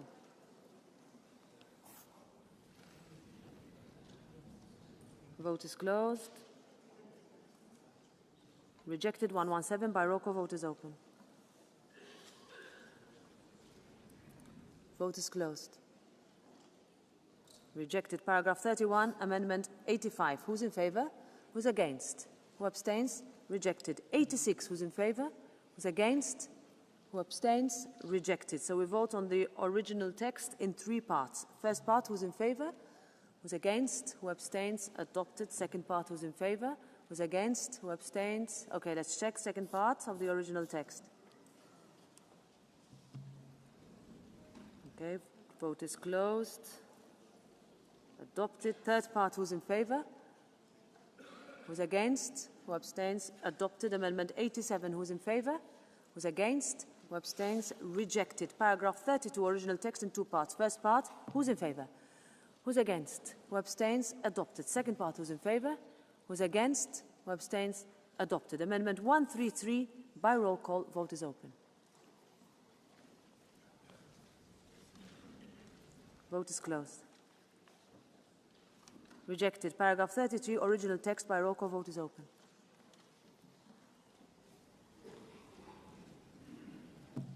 Vote is closed. Adopted. I give the floor now to Mr. Nicolas Bay to move an oral amendment to add a new paragraph after paragraph 34. S'il vous plaît. Please press the button, Nicolas. Bien. Merci, Madame la Présidente. Mes chers collègues, dimanche dernier, le 19 octobre, le Louvre, le musée le plus visité et sans doute l'un des plus illustres au monde, a été victime d'un cambriolage. Des joyaux de la couronne de France, d'une valeur estimée à 88 millions d'euros, ont été dérobés. Cette honte nationale résultant de choix politiques hasardeux et de choix budgétaires particulièrement contestables de la directrice du musée du Louvre, Laurence Descartes, n'est malheureusement pas un cas isolé en Europe. C'est pourquoi, dans le but d'améliorer la sécurité de nos musées et de préserver notre patrimoine culturel, je vous propose l'amendement en paragraphe 34A dans les termes suivants. Demande que le prochain cadre financier pluriannuel comprenne, sans augmenter les dépenses consacrées à la culture dans leur ensemble, une ligne budgétaire dédiée à la sécurité des musées européens et à la restauration du patrimoine architectural et historique des États membres, afin de mieux protéger l'héritage culturel commun de notre civilisation. Je vous remercie. Okay, thank you. Is there any opposition to this oral amendment?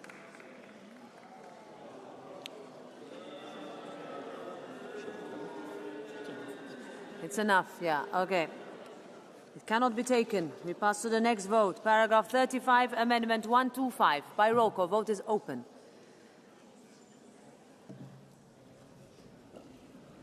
Vote is closed. Rejected. Original text by roll call, vote is open. Vote is closed. Adopted. Amendment 118 by roll call. Vote is open. Vote is closed.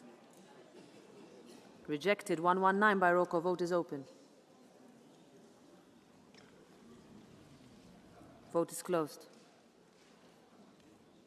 Rejected. 134 by roll call. Vote is open. Vote is closed. Rejected. 170. Who's in favor? Who's against? Who abstains? Rejected. We vote on paragraph 36, original text. Who's in favor? Who's against? Who abstains? Adopted. Amendment 3 in two parts, both by roll call. First part, vote is open. Vote is closed. Adopted. Second part, vote is open.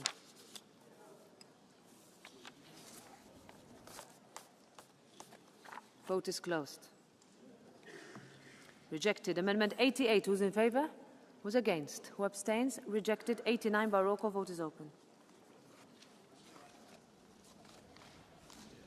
Vote is closed. Rejected. Amendment 120 by roll call. Vote is open. Vote is closed. Rejected. 54 by roll call. Vote is open.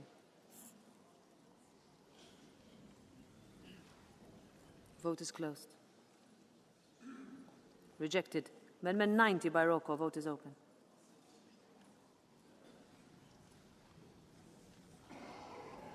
Vote is closed. Rejected. 91. Who's in favor? Who's against? Who abstains? Rejected. 121 by roll call. Vote is open.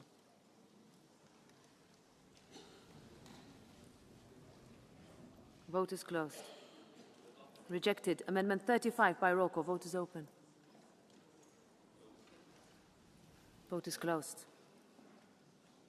Rejected. 36 by roll call. Vote is open. Vote is closed. Rejected. Amendment 55. Who's in favor? Who's against? Who abstains? Rejected. 92 by roll call. Vote is open. Vote is closed. Rejected. 122 by roll call. Vote is open.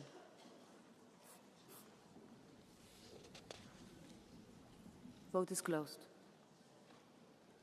Rejected. 93. Who's in favor? Who's against? Who abstains? Rejected. 176. Who's in favor? Who's against? Who abstains? Rejected. 138 by roll call. Vote is open. Vote is closed. Rejected. 56 by roll call. Vote is open. Vote is closed. Rejected. Paragraph 49, 126, Amendment 126 by roll call. Vote is open.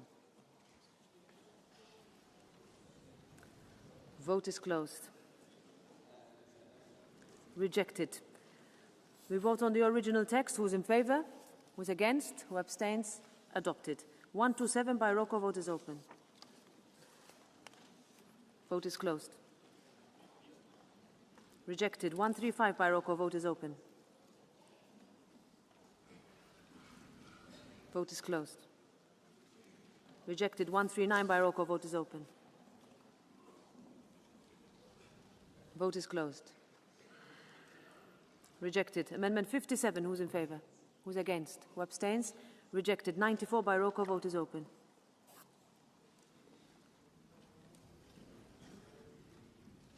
Closed.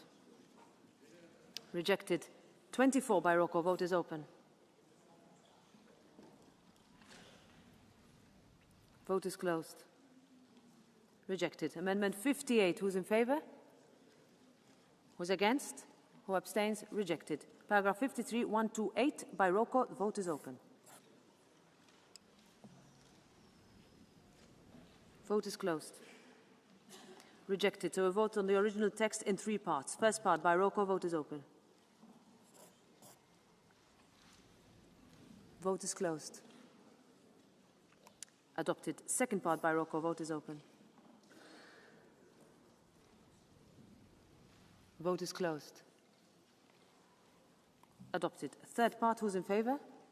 Who's against? Who abstains? Adopted. 140 by roll call. Vote is open. Vote is closed. Rejected. 162 by roll call. Vote is open. Vote is closed. Rejected. 37 by roll call. Vote is open.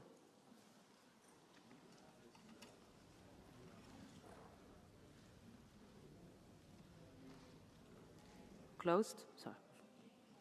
Rejected. 141 by roll call. Vote is open. Vote is closed. Rejected. 95 by roll call. Vote is open. Vote is closed. Rejected. 129 by roll call. Vote is open.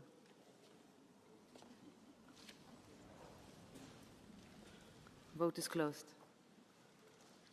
Rejected. 38 by roll call. Vote is open. Vote is closed. Rejected. 39. Who's in favour? Who's against? Who abstains? Rejected. 136 by roll call. Vote is open. Vote is closed. Rejected. 174 by roll call. Vote is open. Vote is closed. Rejected. Paragraph 55, original text by roll call. Vote is open.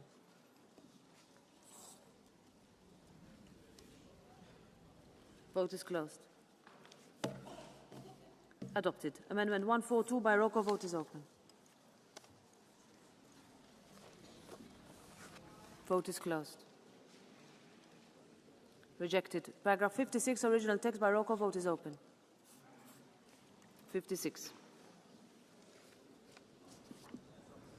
Vote is open. Vote is closed. It's open already. Closed. Adopted. Amendment 175 by roll call. Vote is open.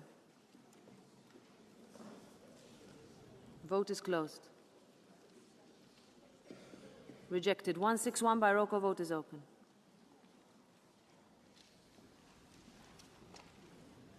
Vote is closed. Rejected. 163 by roll call. Vote is open. Vote is closed. Rejected. 59 by roll call. Vote is open. Vote is closed. Rejected. 60 by roll call. Vote is open. Vote is closed. Rejected. Amendment 96 through 99, all by roll call. So we'll start with Amendment 96 by roll call. Vote is open. 96. Vote is closed. Rejected. 97. Vote is open. Vote is closed. Rejected. 98 by roll call. Vote is open. Vote is closed. Rejected. 99 by roll call. Vote is open. Vote is closed. Rejected. Paragraph 58, Amendment 104 by roll call. Vote is open.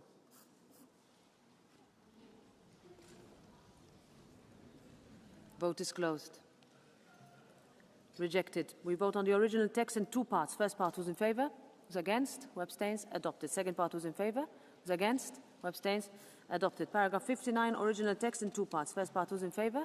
Who's against? Who abstains? Adopted. Second part, who's in favour? Who's against? Who abstains? Adopted. Amendment 143 by roll call. Vote is open. Vote is closed. Rejected. Amendment 100. Who's in favour? Who's against? Who abstains? Rejected. 164 by roll call. Vote is open. Vote is closed. Rejected. 165 by roll call. Vote is open. Vote is closed. Rejected. Amendment 61 by roll call. Vote is open. Vote is closed. Rejected. Amendment 40 by roll call. Vote is open. Vote is closed. Rejected. 144 by roll call. Vote is open.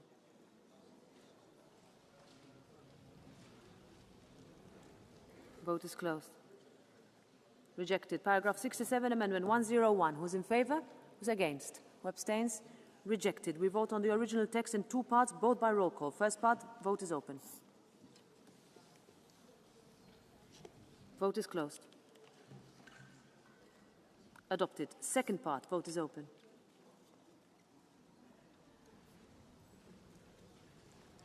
Vote is closed. Adopted. Amendment 102 by roll call. Vote is open. Vote is closed. Rejected.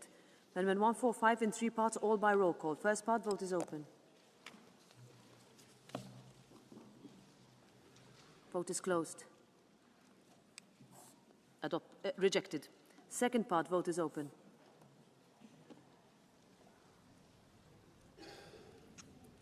Vote is closed. Rejected. Third part, vote is open.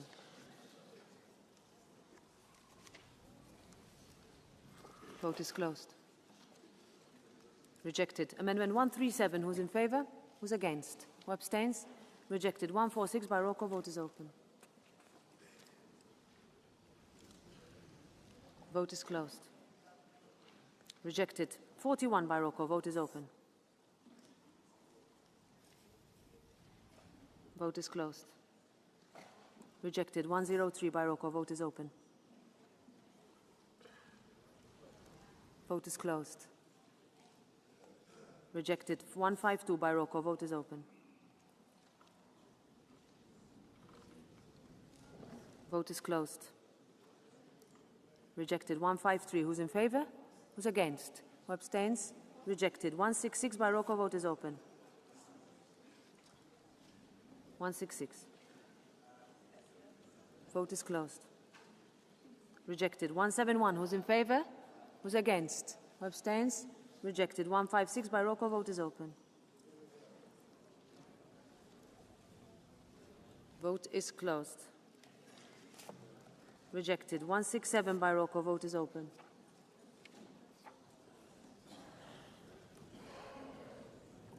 Vote is closed. Rejected. 154 by roll call. Vote is open.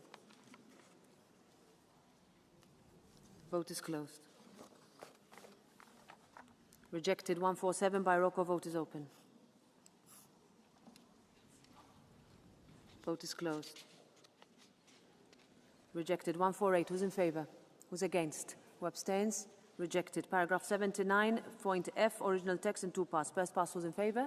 Who's against? Who abstains? Adopted. Second part, who's in favor? Who's against? Who abstains? Adopted. 149. Who's in favor? Who's against? Who abstains? Rejected. Paragraph 79, point G, original text. Who's in favor? Who's against? Who abstains? Adopted. Amendment 150 by roll call. Vote is open. Vote is closed. Rejected. 26 by roll call. Vote is open. Vote is closed. Adopted. 151 by roll call. Vote is open.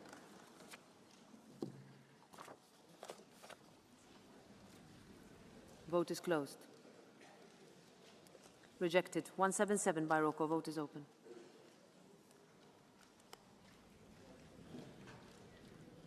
Vote is closed. Rejected. 178 by roll call. Vote is open.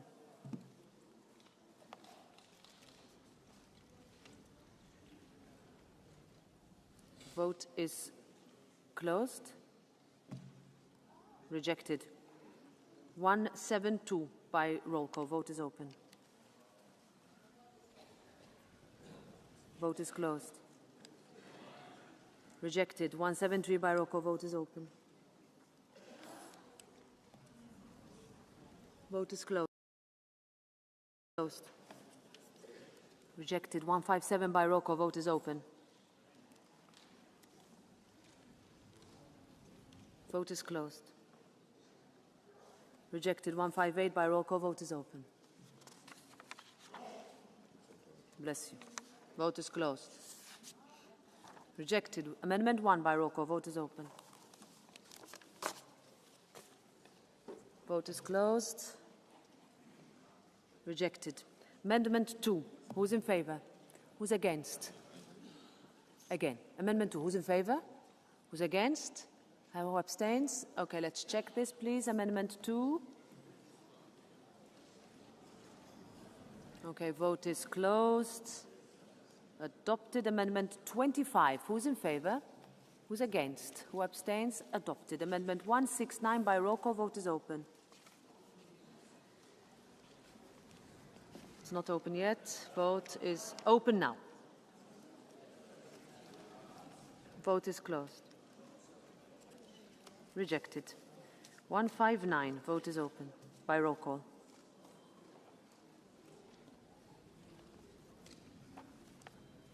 Vote is closed. Rejected. 168 by roll call. Vote is open.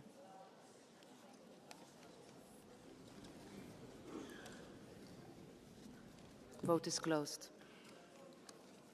Rejected. 160 by roll call. Vote is open.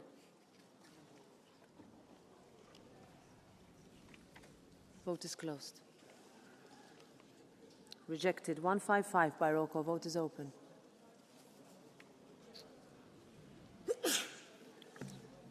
Vote is closed. Rejected. Citation 16, original text. Who's in favour? Who's against? Who abstains? Adopted. We vote on the resolution as a whole by roll call. Vote is open.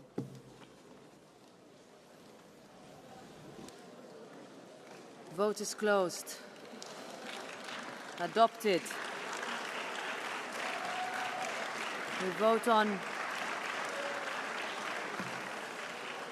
vote now on the report by Mr. Joachim Brudzinski on the discharge 2023 EU General Budget, European Council and Council. We start first with a decision to refuse the discharge. Vote on the decision as a whole. Who is in favour? Who is against? Who abstains? It is adopted. We move therefore to the motion for a resolution, Amendment 3 by roll call. Vote is open. Open now. Vote is closed. Rejected. Amendment 4. Who's in favour? Who's against? Who abstains? Rejected. Check. Let's check Amendment 4.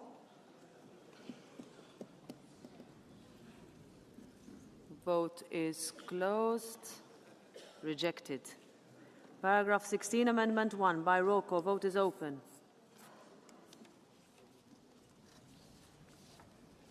Vote is closed. Adopted. Move to Amendment 2 in two parts, both by roll call. First part, vote is open. Not is open. Machines are tired. Vote is closed. Adopted. Second part, vote is open.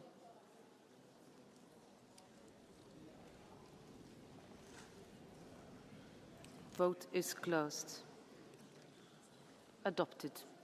I give the floor now to Mr. Tamás Deutsch to move an oral amendment to paragraph 17. Please read the amendment. Hold on, wait. Let's wait for your microphone.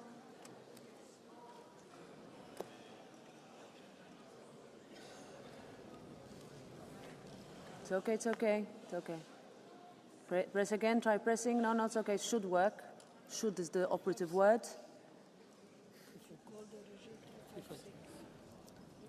356. Can you try the next one, please?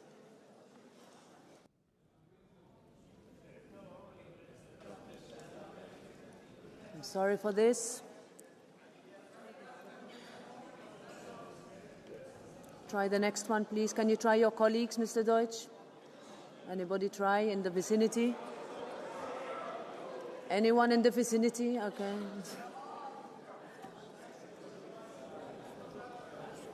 Okay, see. Mr. Turch's microphone works very well, but it's Mr. Deutsch, not Mr. Turch. Maybe there's a 358. Okay, next to you.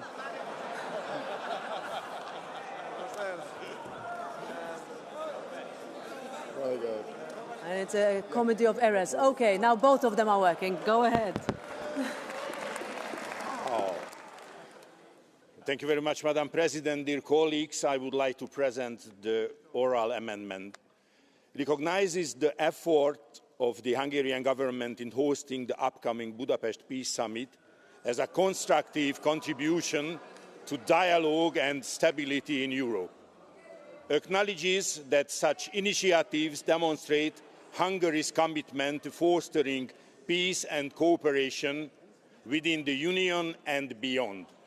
Therefore, considers that the Hungarian Council Presidency's activities should not be interpreted as misconduct, but rather as a complementary efforts aligned with the Union's overarching objective of peace and dialogue, fully respecting the treaties and the role of member states in foreign policy. Thank you. Okay. All right. Point made. Okay. Point made. There is enough opposition. Okay. Oral amendment cannot be taken.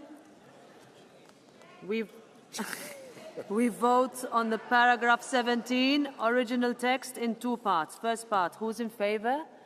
Who's against? Who abstains? Adopted. Second part by roll call. Vote is open. Vote is closed. Adopted. We vote on the resolution as a whole by roll call. Vote is open.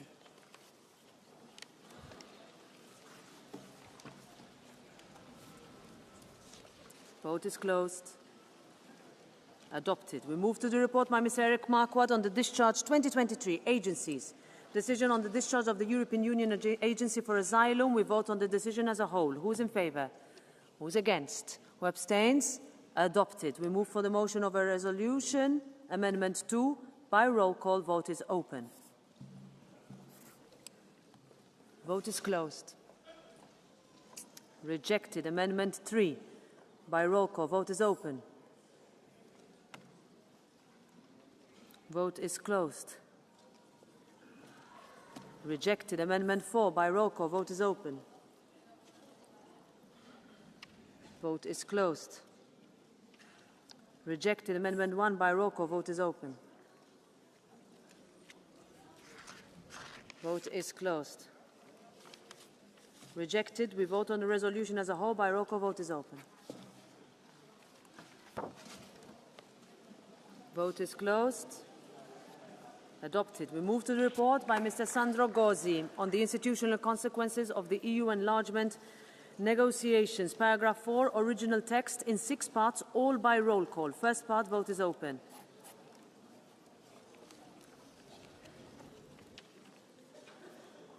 Vote is closed. Adopted. Second part, vote is open. Vote is closed. Adopted. Third part, vote is open.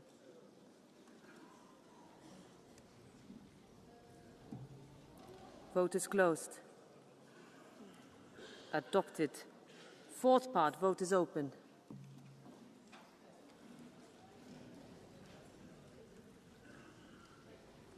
Vote is closed.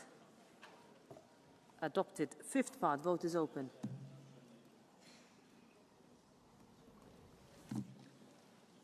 Vote is closed.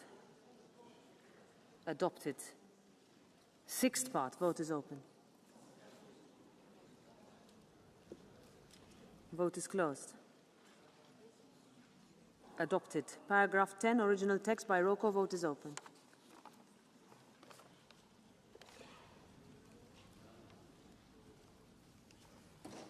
Vote is closed. Adopted. Paragraph 11, original text in 2 parts. First part, who's in favour? Who's against? Who abstains? Adopted. Second part, who's in favour? Who's against? Who abstains? Adopted. Paragraph 12, original text by roll call, vote is open. Vote is closed. Adopted. Now, on paragraph 23, which was the split requested, has been withdrawn. Okay, so we move to amendment 1. By roll call, vote is open. Amendment 1. We skip a vote. Vote is closed. Rejected. Paragraph 24, original text in 2 parts. First part, who's in favour? Who's against? Who abstains? Adopted. Second part, who's in favour? Who's against? Who abstains? Let's check this second part. Vote is closed. It is adopted. Amendment 2, by roll call, vote is open. Rapporteur is happy. Vote is closed. Rejected. Paragraph 25, original text in 2 parts. First part, who's in favour? Who's against? Who abstains? Adopted. Second part, who's in favour? Who's against? Who abstains? Adopted. Paragraph 30, original text. Who's in favour? Who's against? Who abstains? Let's check this. Paragraph 30. Vote is closed. Adopted. Rejected, rejected. Citation 7, original text in two parts. First part, who's in favor? Who's against? Who abstains? Adopted. Second part, who's in favor? Because none of you are waving anymore. So, who's against? Except who abstains? Adopted. Bit more, come on. Citation 9, original text, who's in favor? Who's against? Who abstains? Check. Citation 9. Vote is closed. Adopted. Citation 12, original text. Who's in favor? Who's against? Who abstains? Check. Check this. Citation 12. Vote is closed. And this is rejected. Now, recital D by roll call. Vote is open.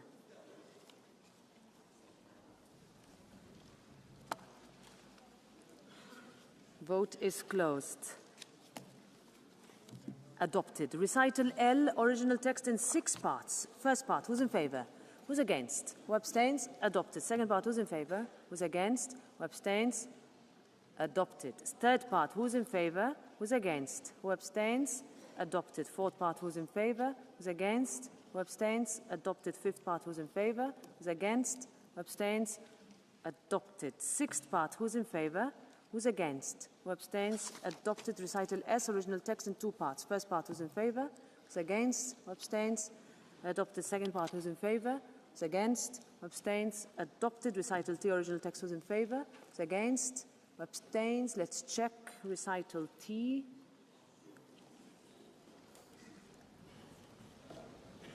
Okay, vote is closed. Adopted. We vote on a resolution as a whole. By roll call, vote is open. Vote is closed. Adopted. Congratulations to the rapporteur.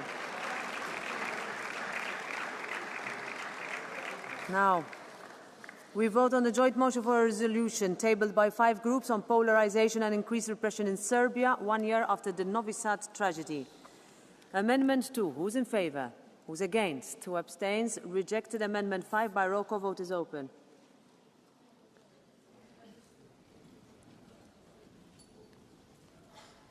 Vote is closed. Adopted. Amendment 3, who's in favor? Who's against? Who abstains? Rejected. Amendment 10, by roll call, vote is open. Vote is closed. Adopted. Amendment 4. Who's in favor? Who's against? Who abstains? Rejected. Paragraph 17, original text. Who's in favor? Who's against? Who abstains? Adopted. Amendment 7, by roll call. Vote is open.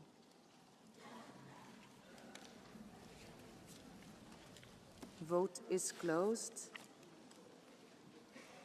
Rejected. Paragraph 24, original text in 2 parts. First part, who's in favor? Who's against? Who abstains? Adopted. Second part, who's in favor? Who's against? Abstains? Adopted. Amendment 1, who's in favor? Who's against? Who abstains? Rejected. Amendment 8, who's in favor? Who's against? Who abstains? Check. Okay, difficult. Amendment 8. Let's see. Vote is closed. And it's adopted. Now, Amendment 9. Who's in favor? Who's against? Who abstains? Okay, let's check this again. Amendment 9. Vote is closed. Adopted. Amendment 6. Who's in favor? Who's against? Who abstains? Okay, adopted. Vote in the resolution as a whole by roll call. Vote is open.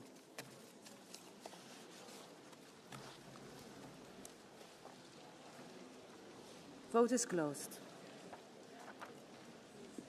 Adopted.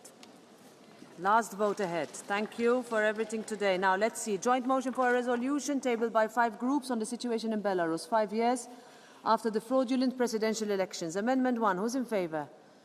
Who's against? Who abstains? Adopted. Amendment 2. Who's in favor? Who's against? Who abstains? Rejected. Amendment 3. Who's in favour? Who's against? Who abstains? Rejected. Amendment 4. Who's in favour? Who's against? Who abstains? Rejected. Paragraph 9 in two parts. First part. Who's in favour? Who's against? Who abstains? Adopted. Second part by roll call. Vote is open.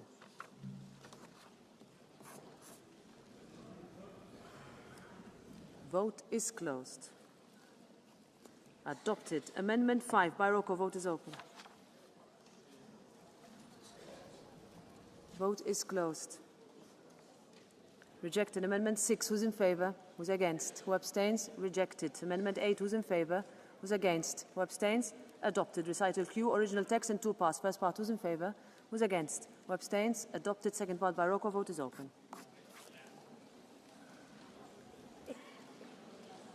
Vote is closed. Adopted. Vote on resolution as a whole by roll call. Vote is open.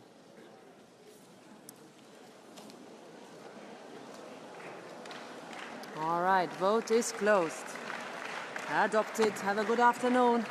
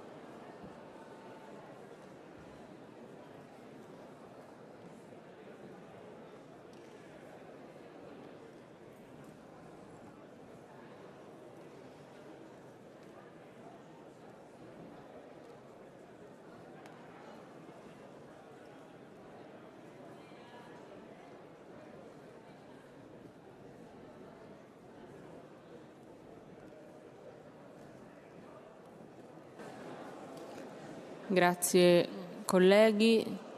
Chiedo a chi deve uscire di farlo silenziosamente che stiamo per riprendere.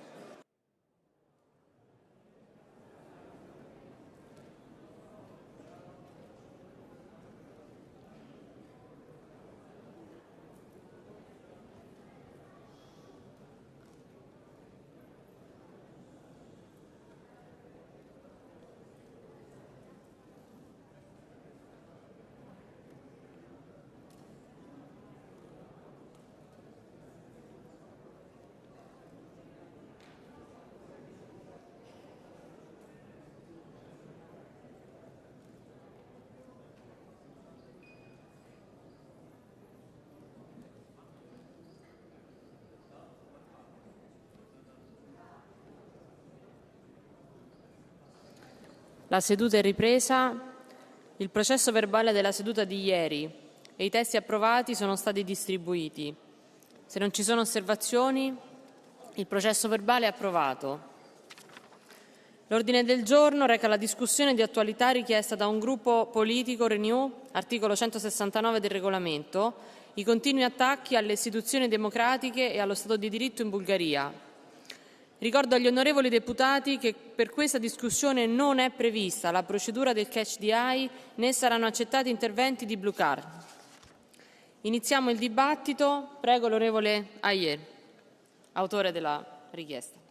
Prego, onorevole. Thank you.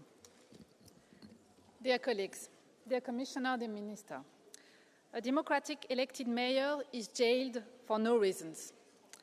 Blagomir Kotsev, along with others, becomes a political prisoner inside the European Union. This is a warning for all of us. The mayor of Varna was elected by the Bulgarian people to bring reform, transparency and hope. Today, he sits in a high-security cell, without credible charges, without fair process, without daylight. He is jailed for what he represents, a new generation that refuses corruption and Kremlin-style power. This is not about a single politician. This is a European story, and it is a disgrace for us as a free and democratic European Union. We won't turn a blind eye on Sofia. This is a test. This is a test of our values, of our credibility, and of our courage. Because if justice can be twisted for one, it can be twisted for all. And when we stay silent, we become partners in crime. Colleagues, Europe cannot be strong abroad if it is blind at home. We cannot preach democracy in Kiev or Tbilisi while ignoring injustice in Sofia. This is the moment to show that Europe still stands for democracy and justice everywhere and for everyone. Let's not fool ourselves. What we witness in Bulgaria happens not by accident. It happens in a country where justice has been captured by oligarchs, and where those who stand for reform are treated as enemies of the state. This is the corrupted world of Dylan Pevsky and his ally, Boyko Borisov. Their despotic system silenced judges, prosecutors, security services, media. Dylan Pevsky is a danger for democracy. One by one, he is taking control over the existing political parties. One by one, those political parties are used as tools to silence opponents, while in the past they used to struggle for democracy in the country. Let me be clear. The dimension is huge. Bulgaria is part of NATO's Black Sea strategic cornerstone of our collective defense. When corruption and political persecution take root there, it weakens Europe's security and gives power to those who wish us decline. We urge the European Commission to send an urgent fact-finding mission to Bulgaria to assess the rule of law and the detention of opposition leaders, to enforce conditionality. We call for the suspension of all recovery and resilience facility payments linked to judicial reform until political prisoners are freed and until Bulgaria demonstrates true separation of power. Dear colleagues, it is our duty as liberal democrats, as Christian democrats, as social democrats to intervene.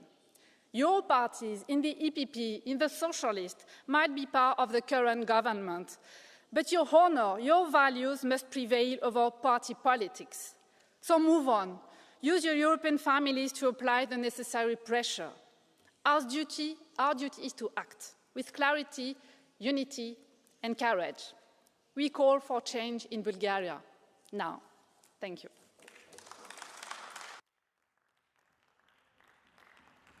Grazie onorevole. A nome del Consiglio, il Ministro degli Affari dell'Unione Europea, Marie Bier. Prego. President, honourable members, Commissioner, The rule of law and democracy are core values of the European Union. The two are closely linked.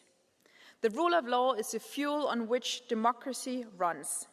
It ensures that the law applies equally to all.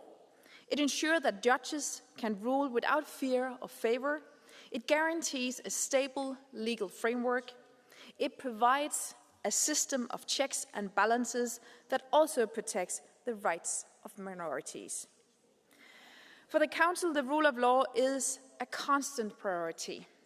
This is why we have a regular rule of law dialogue where we examine the specific situation in each member state. In this context, Bulgaria will feature in the next discussions and at the General Affairs Council on the 17th of November, together with 3 other member states.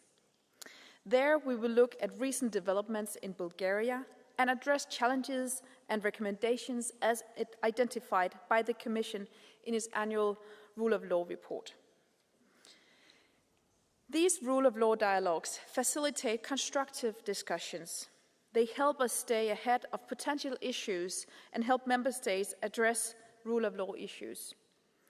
Our democratic institutions face threats from both internal and external sources: polarization, foreign interference, disinformation, manipulation of elections, to quote just the most concerning ones. We must find ways to address those challenges together. I am also confident that the upcoming European Democracy Shield will offer us additional tools. Thank you. Grazie. Ora a nome della Commissione, Commissario Jorgensen, prego.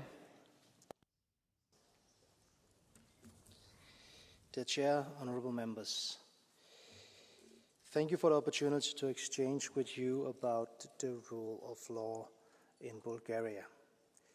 The Commission shares the objectives of the Parliament as regards the promotion and protection of the rule of law.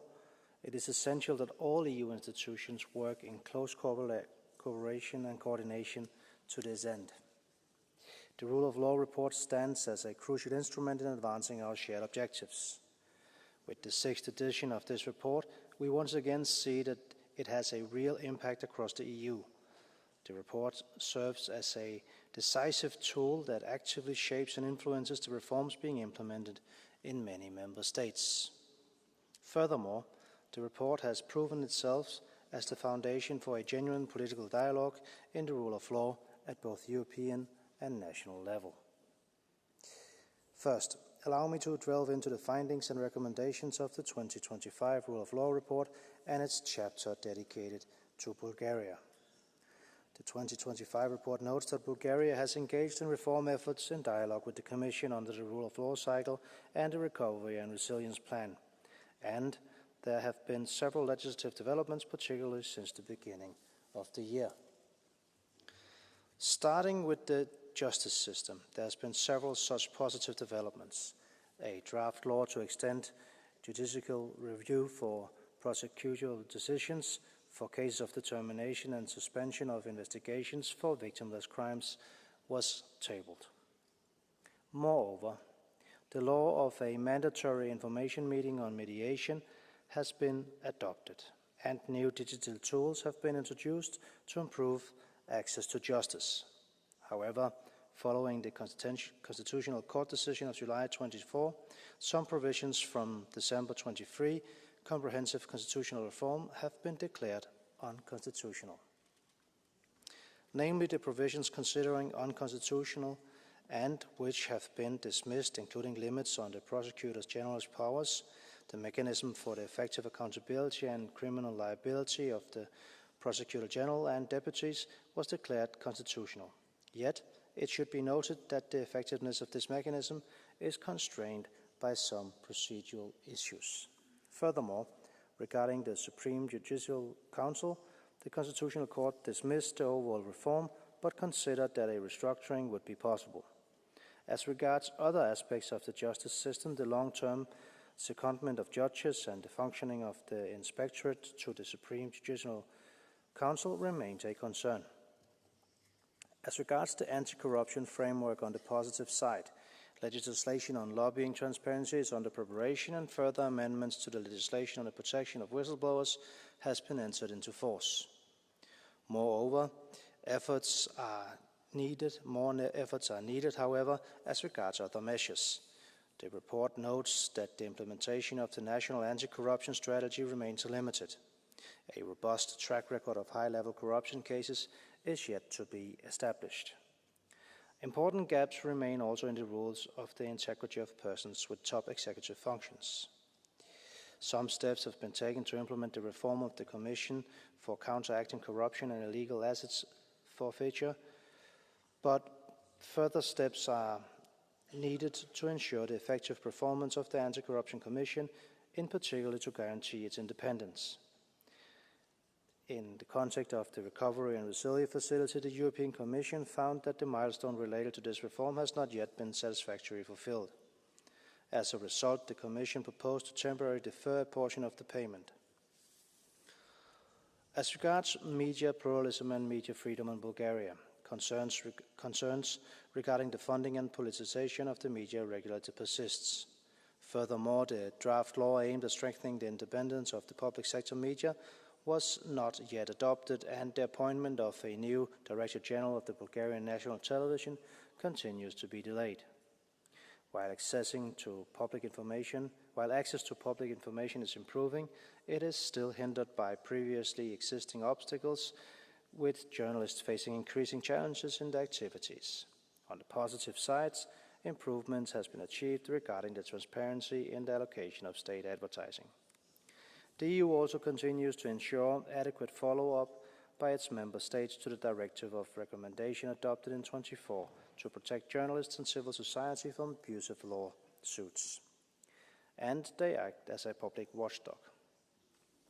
We are supporting member states to ensure the transposition of the directive by the deadline of 7th of May next year.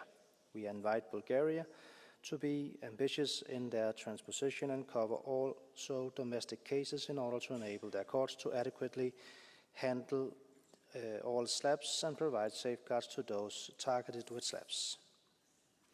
The practical implementation of rule of law making continues to face challenges, and concerns remain regarding the quality of the legislative process. Some independent and regulatory authorities continue to operate with an expired mandate, and the renewal process have been relaunched. On the positive side, attempts to reintroduce legislation required the registration of organizations receiving foreign funding were again dismissed by Parliament. We follow up on all of these developments and the implementation of the report's recommendations with Bulgaria through close engagements, as we do with all member states. I look forward to hearing your views. Grazie Commissario, iniziamo il dibattito. A nome del PPE prego onorevole Dupont.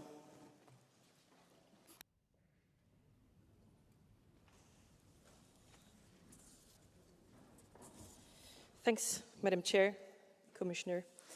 The EU is based on the principles of rule of law. We promote it for good reasons, as a basic political toolbox that allows societies to thrive and business to grow. As such, it requires constant work, good care. It bounds all political actors, whether in opposition or in government. At the heart of today's debate is the question of proper checks and balances, and more specific on the independence of the judiciary. So in principle, today's debate shows the importance for rule of law for all of us. But why do I say in principle? Because exactly that independence has been put into question by some communication. So let's look into the example at hand, the Varna Mayer case. For that case, the anti-corruption framework and structure is relevant, which, by the way, has been put in place by the previous government. The allegations are about being part of a criminal organized group and about significant bribes in connection to public procurement. For sure, something for the Commission for Anti-Corruption. Detention has been upheld by 5 different courts. Although not related to the case, GERB signaled support for the release from detention.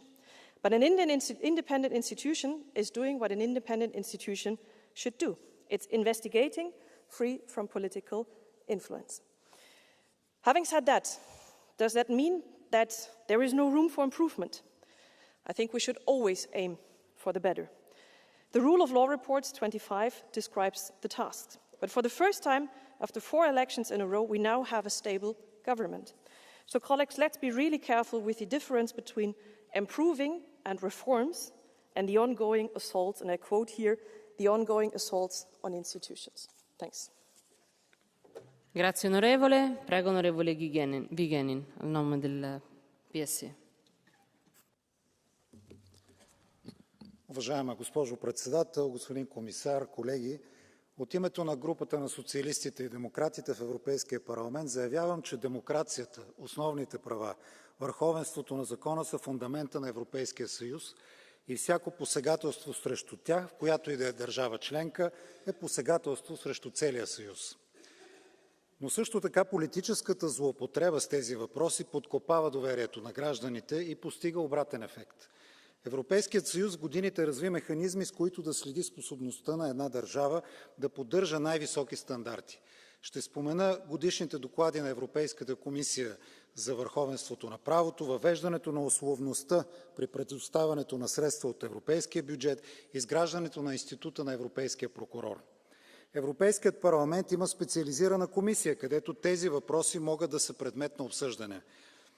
Комисията по граждански права, правосъдие и вътрешни работи и създадената към нея мониторингова група за демокрация, върховенство на закона и основни права.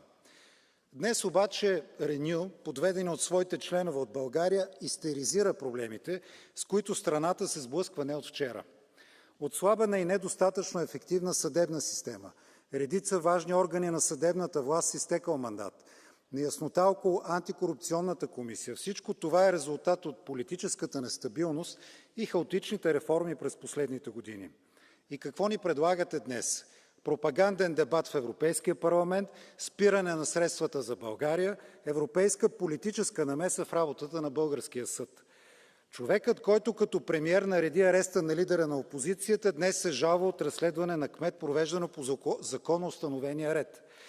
Демонизират се лидерите на две партии, с които либералите управляваха заедно само преди година. Заедно нанесоха погром върху българската конституция, което допълнително създаде несигурност в съдебната система. Ще спра до тук, просто искам да стане ясно, че невинни няма. Решението не е в политически кампании срещу България и дебати в Страсбург, а в системна и конструктивна работа между управляващи и опозиция в София. От своя страна ние ще подкрепим провеждането на добре подготвена мисия на споменатата мониторингова група в България и ще разчитаме тя да направи най-точна оценка за ситуацията и да даде препоръки. Благодаря. Grazie onorevole. Prego onorevole Leonardelli, a nome dei Patrioti. Prego onorevole. Merci Madame la Présidente, chers collègues.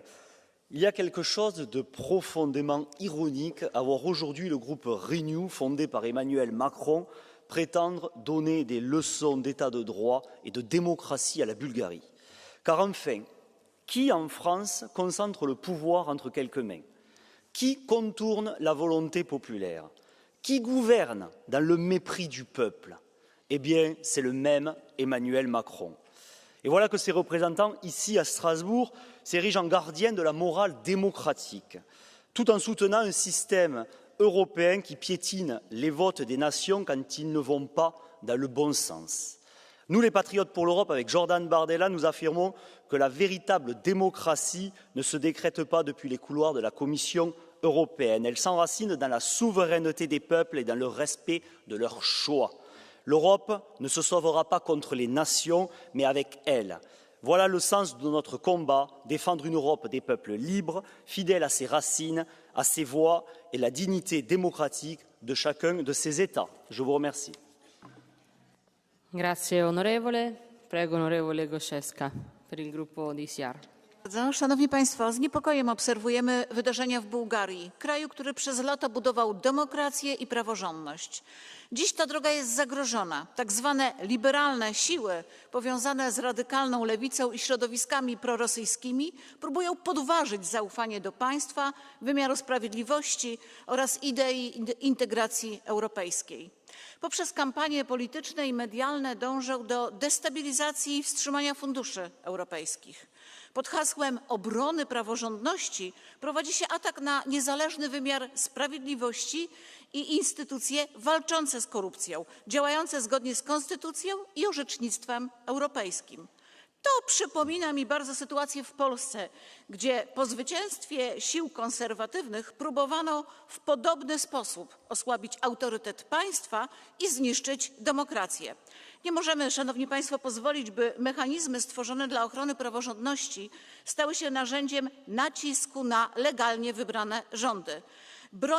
Brońmy idei Europy wolnych narodów, Europy wolnej od lewicowych utopii. Dziękuję. Grazie onorevole. Prego onorevole Minchev per il gruppo dei Renew. Scusate. Dear Madam President, Mr. Commissioner, dear colleagues. Every year, the Commission's Rule of Law report uses the same phrase, lack of progress. But the truth is that the reports are much softer than realities on the ground. Let's be clear, pre-trial detention, instead as a measure of last resort, is used as a measure by default. A democratically elected mayor is given an ultimatum to choose between switching party allegiance and a new beginning for his mandate or be arrested. He chose integrity, and he's still in custody. We have an anti-corruption commission, the work program of which involves only representatives of the opposition, even violating the independence of the National Bank, simply to remove from its board an opposition nominee. We have an acting prosecutor general who clings to his office long after his mandate has expired, even after the Supreme Court confirmed that he doesn't have the legal authority to serve. We have an electoral process with countless violations, summed up best by the sincere "who gives the money now?" said by a voter immediately after leaving the voting room.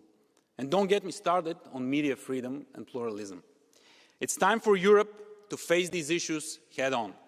The President of the Commission must deliver on her promise that respecting the rule of law should be bound to the access of EU funds.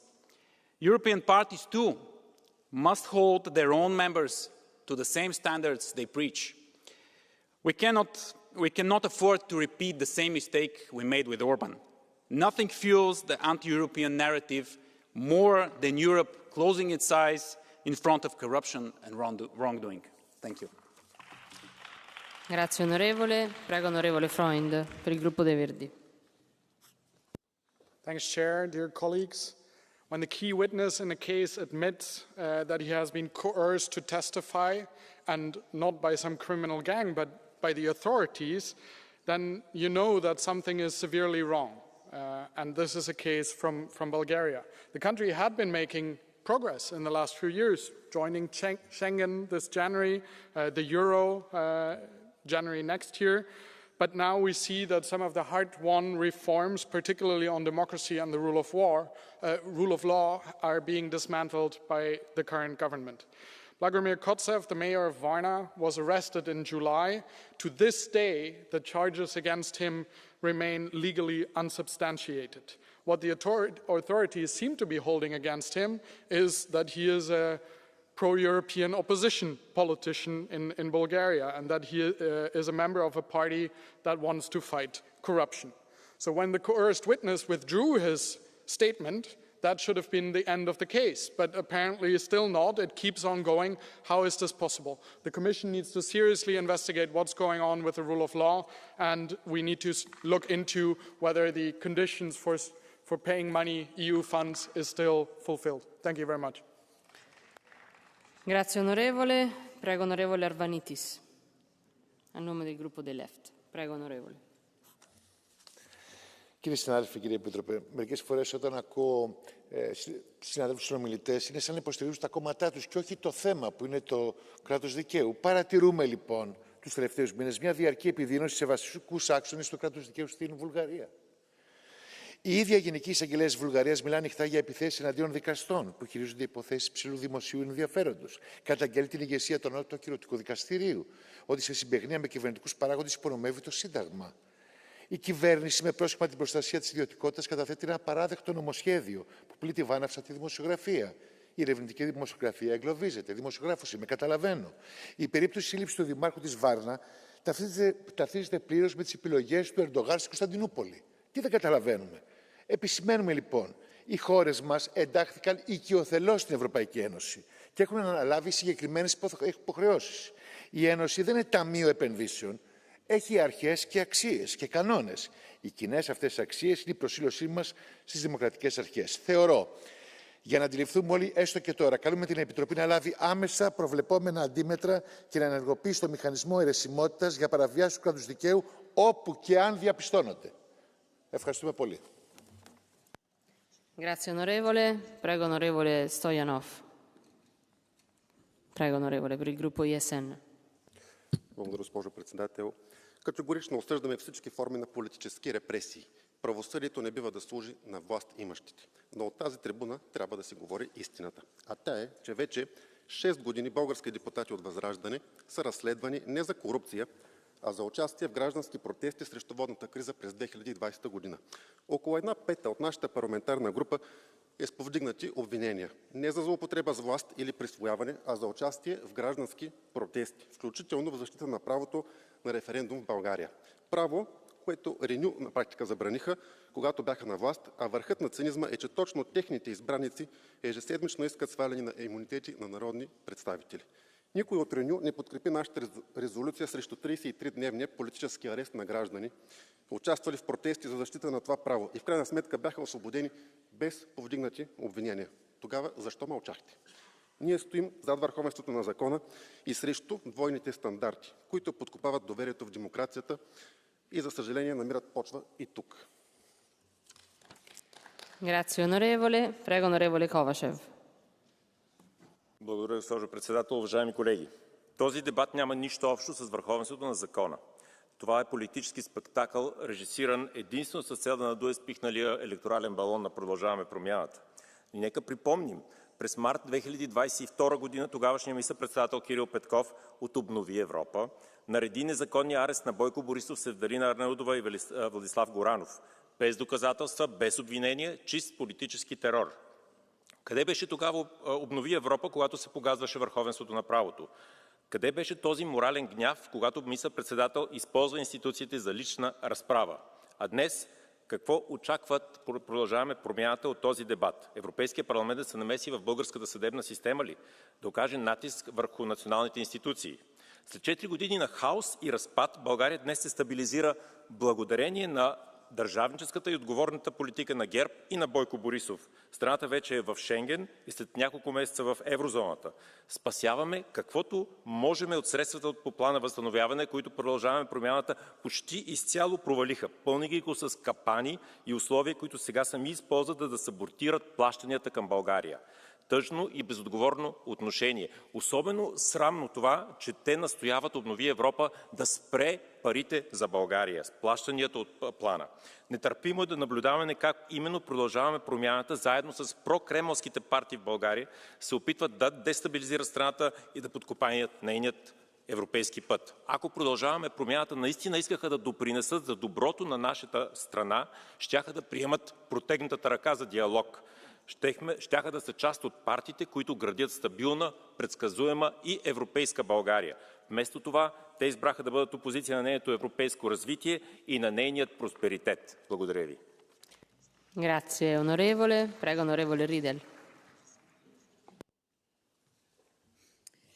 Chers collègues, en Bulgarie, la machine de déstabilisation russe tourne à plein et menace de faire que ce pays, après quelques années à construire sa démocratie, ne sombre dans l'illibéralisme. Il y a des signaux inquiétants, comme l'arrestation du maire de Varna, un opposant. Il y a aussi des lois discriminantes envers la communauté LGBTQIA+.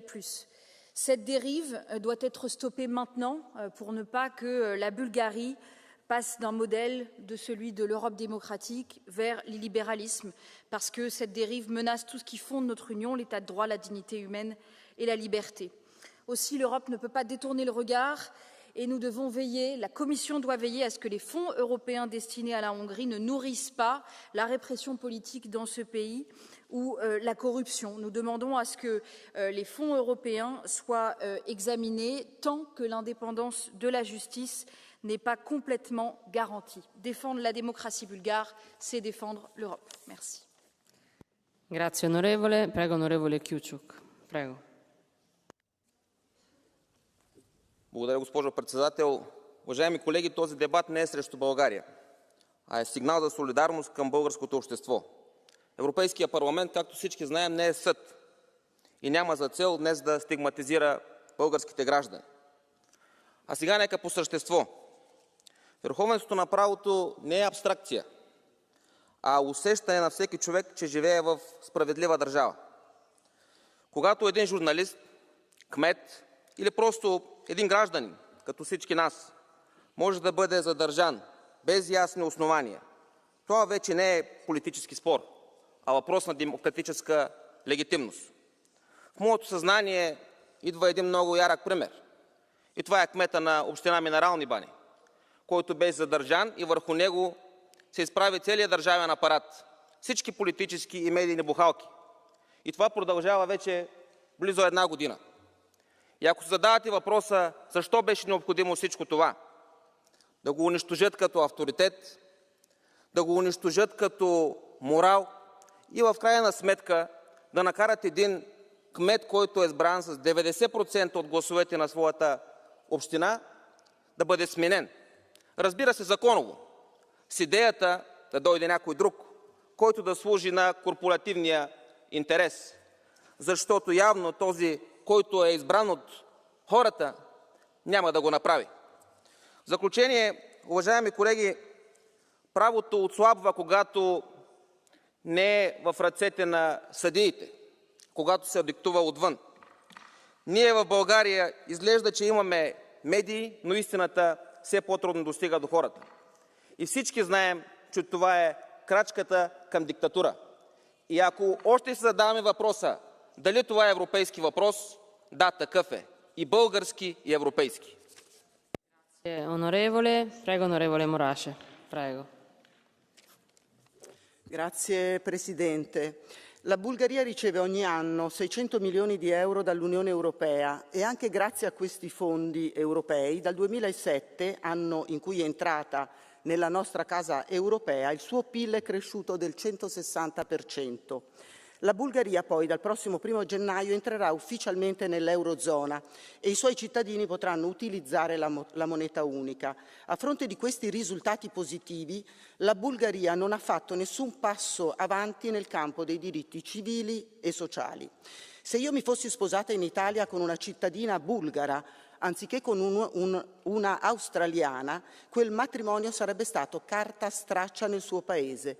La Corte europea dei diritti umani ha condannato la Bulgaria per essersi rifiutata di riconoscere l'unione di due donne contratta all'estero. Ma niente, la Bulgaria resta nel Medioevo. Se questa Unione Europea non fosse solo un bancomat, ma una comunità di cittadini che riconosce diritti e valori, allora userebbe ogni strumento legale e diplomatico per cambiare le cose. Grazie. Grazie onorevole. Prego onorevole Volgin. Уважаеми колеги, партиите, които в момента управляват България, това са ГЕРБ и ДПС, потъпкват всякакви писани и неписани правила. Факт е, че в нашата страна демокрация и законност няма. Обаче онези, които най-много се оплакват от това положение, до неотдавна управляваха заедно тъкмо с партиите, които сега така грамогласно критикуват. Продължаваме промяната, Демократична България се бяха гушнали любовно с ГЕРБ и ДПС в мекичкото ложе на властта.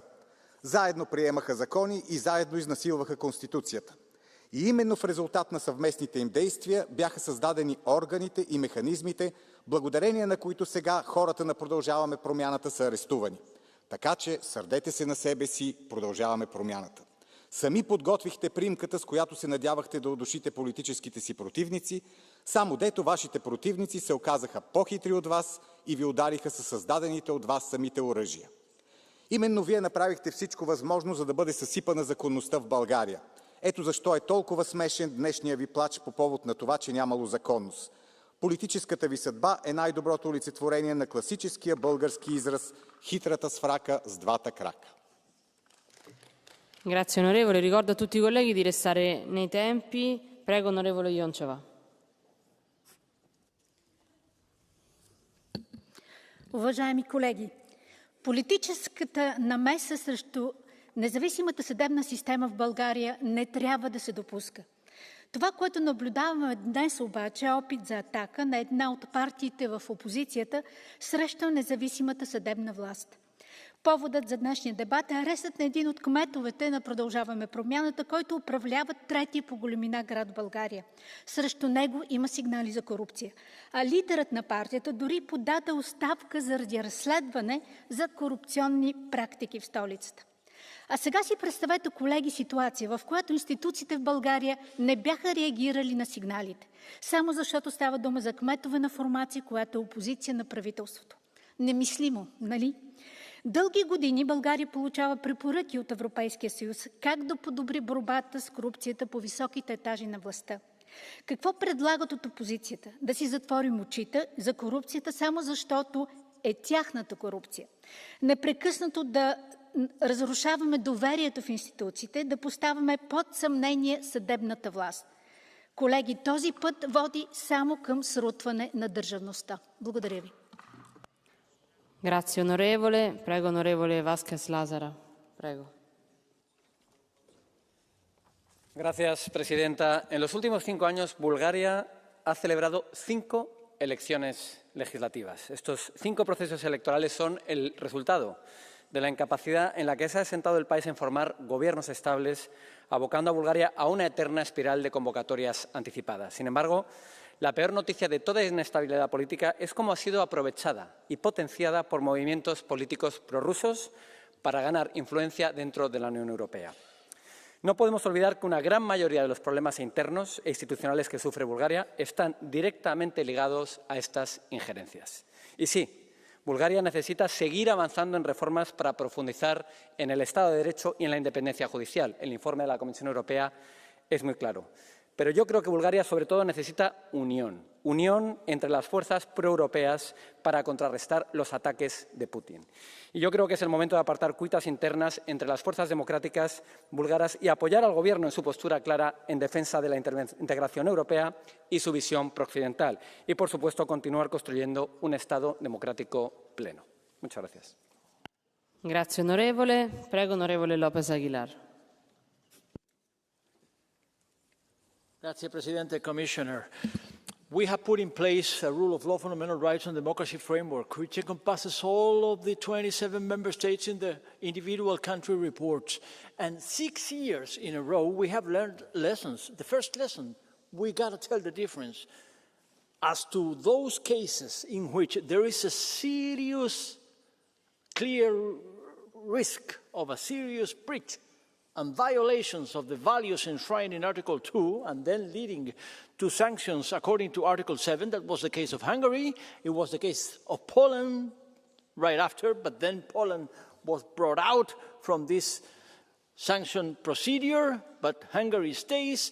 And those cases in which there are matters to be worried about, to keep an eye on, which do not indicate clear risk of a serious breach. That's the case of Bulgaria. Yes, we know that Mayor Katsev is under arrest and pretrial investigation. We let the judicial procedure carry its own way. But having said this, we see a situation of political instability that has been mentioned that prevents the Supreme Court to be renewed. The Prosecutor General has expired, the mandate is also to be renewed. And more than that, we have to tackle foreign interference, Russian interference, making an impact, a negative impact on a country. Just, I'm about to finish, a country that has won its access not only to Euro, but also.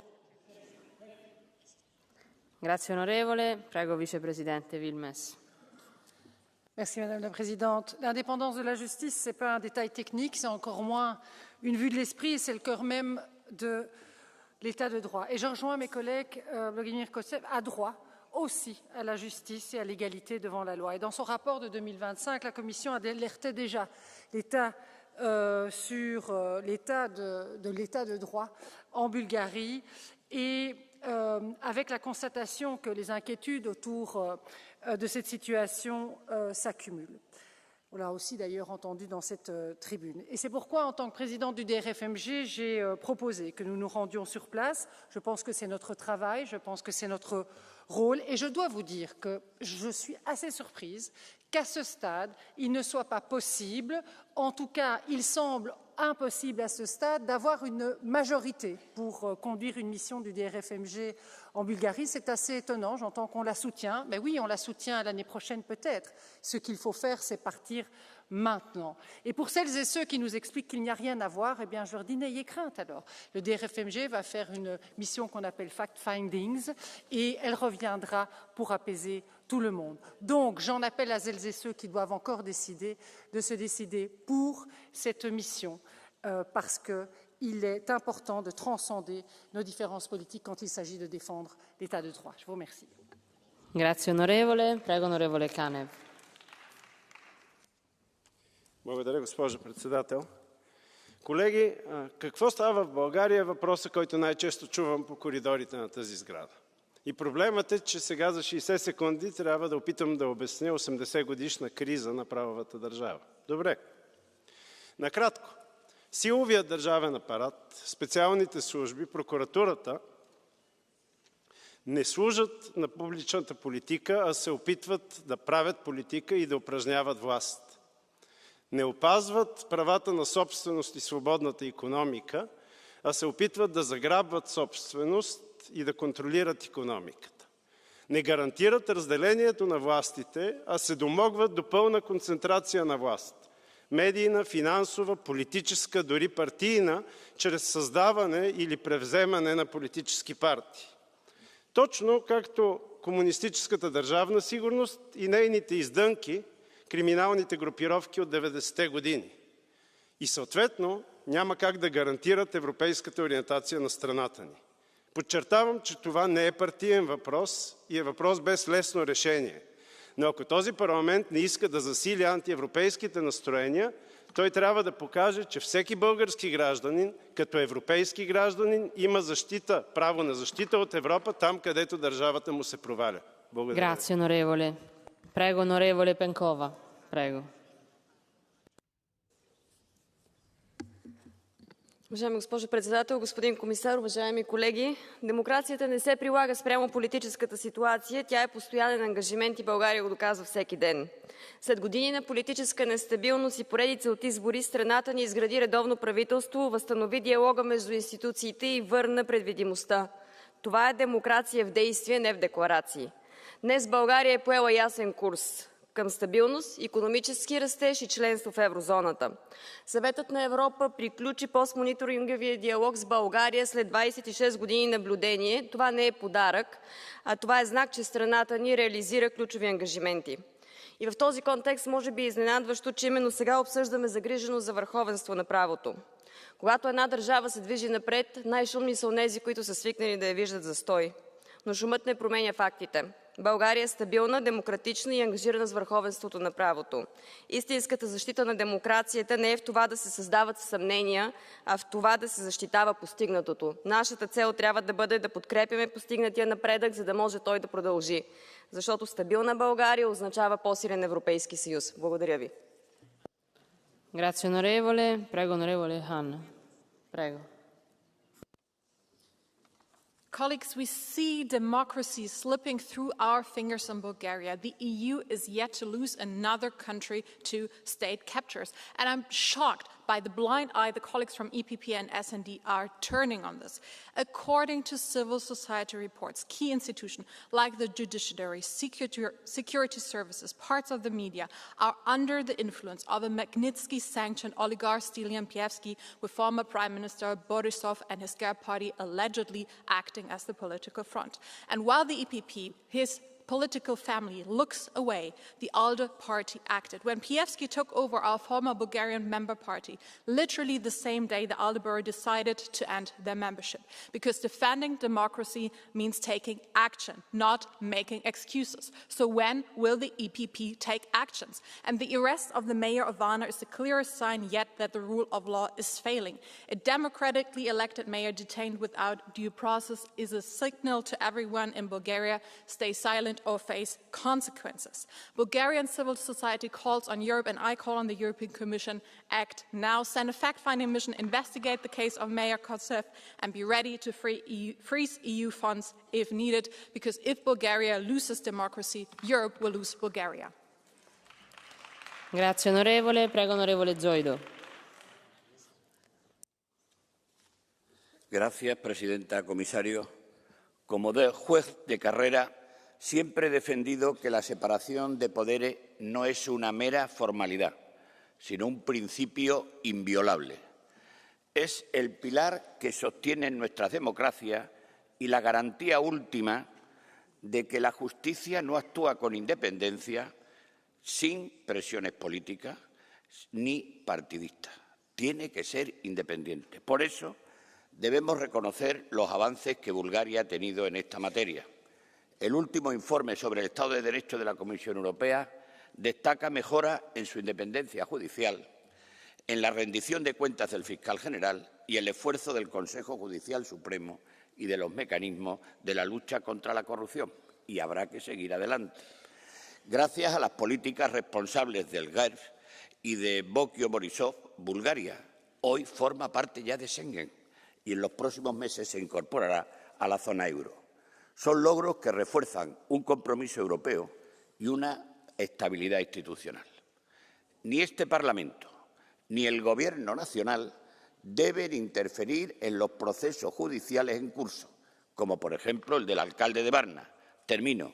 Defender el Estado de Derecho no consiste en dictar sentencias desde esta tribuna, sino en garantizar que los jueces puedan dictarlas libre de toda presión.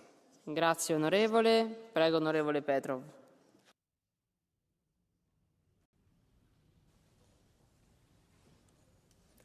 Уважаеми колеги, уважаеми българи, ситуацията е пределно ясна. И не от вчера. Всеки един човек в България знае за какво става дума.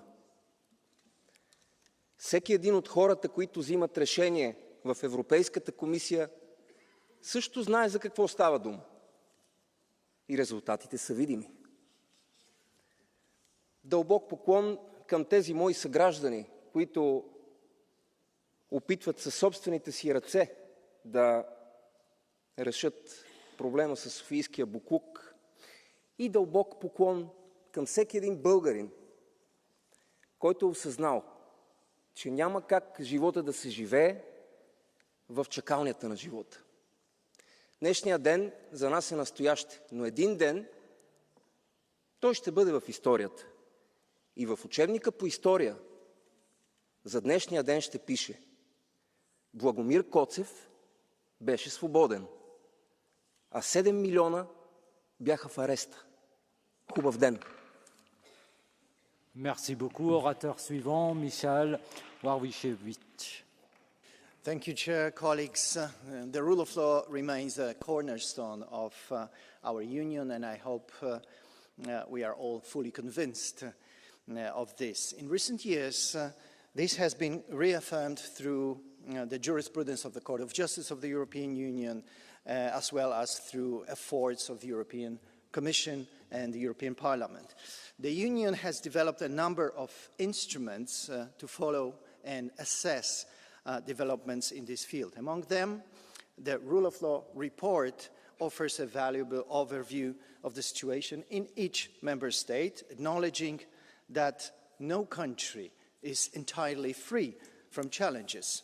I'm fully confident that Bulgaria, as a member of the European family and as a country deeply attached to our shared values, as shown, among others, through its consistent support for Ukraine in the face of Russian aggression and through the membership in Schengen and soon in Eurozone, will continue on its path of commitment to democracy, justice and the rule of law and full implementation of all recommendations of the European Commission. Thank you.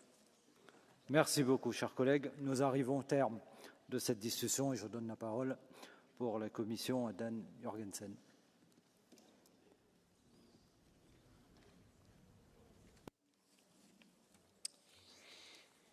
Honourable members, thank you for this interesting debate. And thank you for sharing your views on the situation of the rule of law in Bulgaria. The annual Rule of Law report has become a key preventive instrument to improve the rule of law situation in the EU, including in Bulgaria. However, it is one of those instruments at our disposal. The Commission remains committed to using all the instruments at its disposal to defend the rule of law in order to provide an effective and proportionate response to any interference with the rule of law. We continue working with national authorities to help them with the implementation of the report's recommendation. We also remain fully committed to a dialogue on this matter. The Commission looks forward to continuing to exchange with this Parliament and with the Council, national parliaments and civil society on the annual rule of law reports, including on the country chapters. More generally, let me also flag two upcoming initiatives of crucial importance to our overall democratic systems. The European Democracy Shield will put forward actions to promote, protect and strengthen our democracies in the long run. It will be accompanied by a civil society strategy recognizing the key role of civil society organizations in safeguarding and promoting EU values in stronger and more resilient democracies. Thank you. Merci beaucoup. Je donne la parole à Madame la Ministre Marie Biret pour le Conseil. President, honourable members, Commissioner, thank you for this debate and also thank you for your insights on the situation in Bulgaria.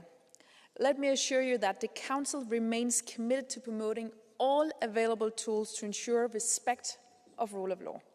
We will continue to pay close attention to any new developments in this area. Finally, we should not forget that it is in our shared responsibility, Member States and EU institutions together, to uphold rule of law and fundamental values. Thank you. Merci beaucoup. Le débat est clos et l'ordre du jour appelle à présent la présentation du rapport annuel 2024 de la Cour des comptes européenne.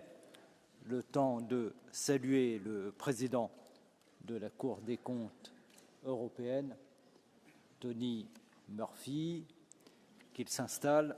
Nous nous donnons 2 minutes. Je souhaite la bienvenue au commissaire Piotr Serafin et nous poursuivons nos débats.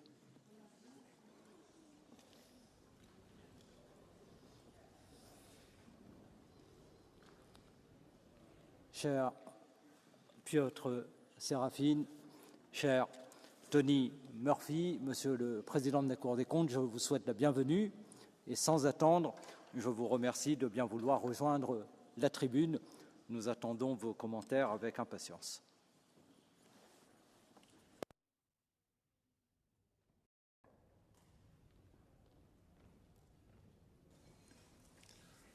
Merci, Monsieur le Président. Honourable members, Commissioner, I'm very pleased to be here today to present the findings and core messages from the European Court of Auditors Annual Report for 2024. I am once again accompanied by my colleague Jan Gregor, who oversees the production of this report.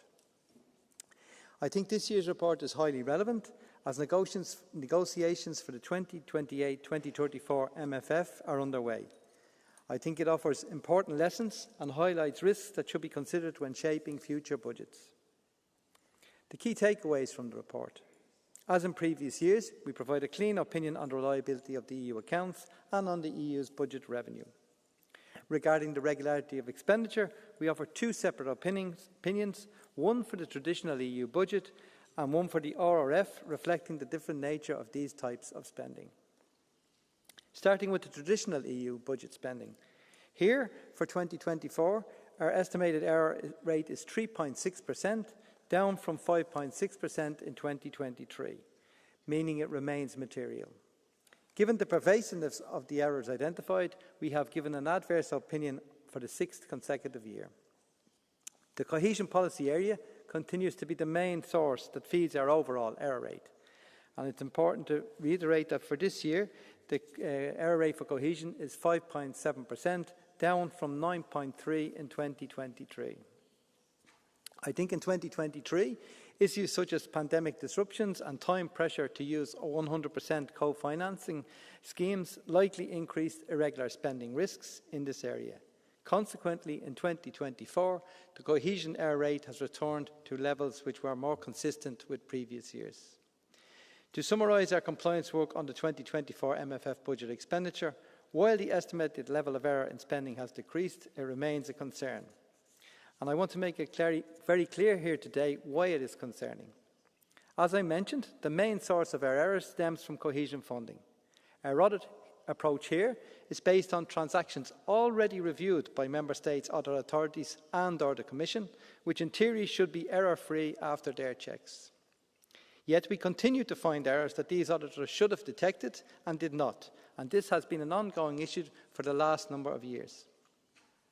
The persistent failure to detect these errors raises serious questions about the adequacy and effectiveness of oversight and control mechanisms in Member States. Most concerning is that in many cases, the same control structures and bodies responsible for cohesion funding are also responsible for checking RRF funds. So similar errors are likely to present there. However, checks for such errors are not performed when making payments under the RRF. In their view, this lack of oversight undermines assurance and accountability, posing a serious risk to the EU's financial interests.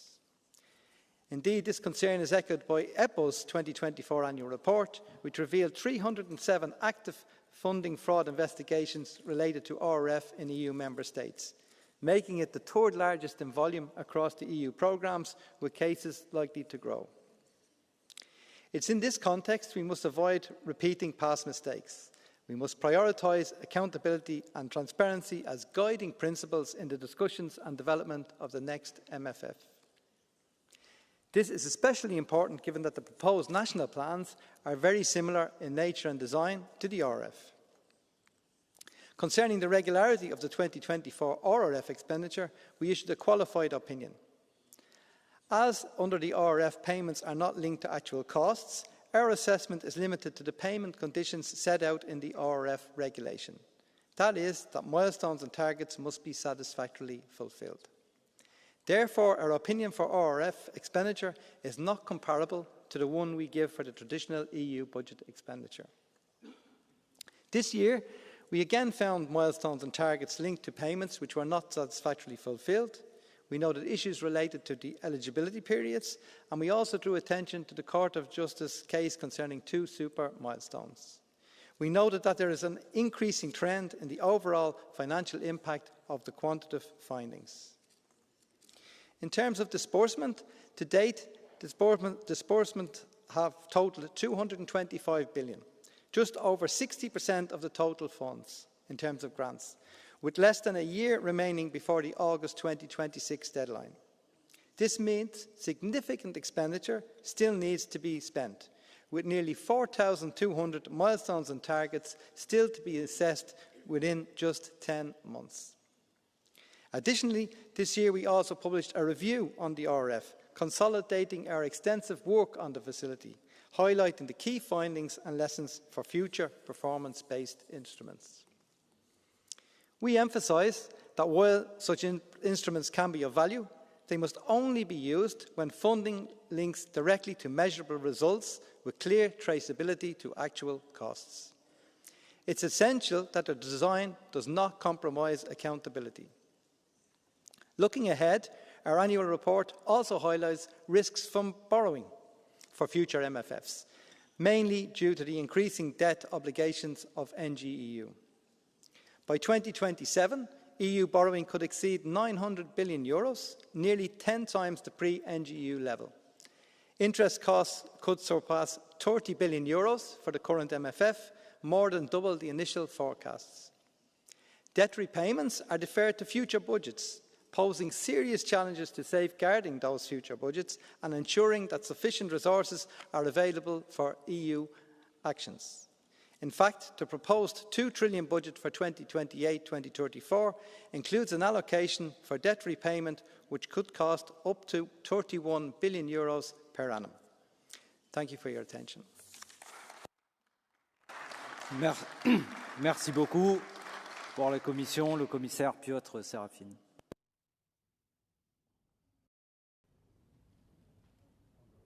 European Parliament, dear President of the European Court of Auditors.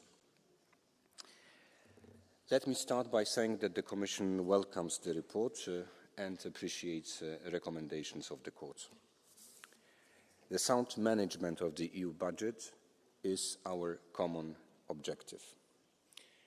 Of course, I'm pleased to note that the Court has provided an unqualified opinion on the EU accounts in 2024 that shows that our accounts are complete, transparent, and reliable, covering all assets and liabilities, including our borrowing activities.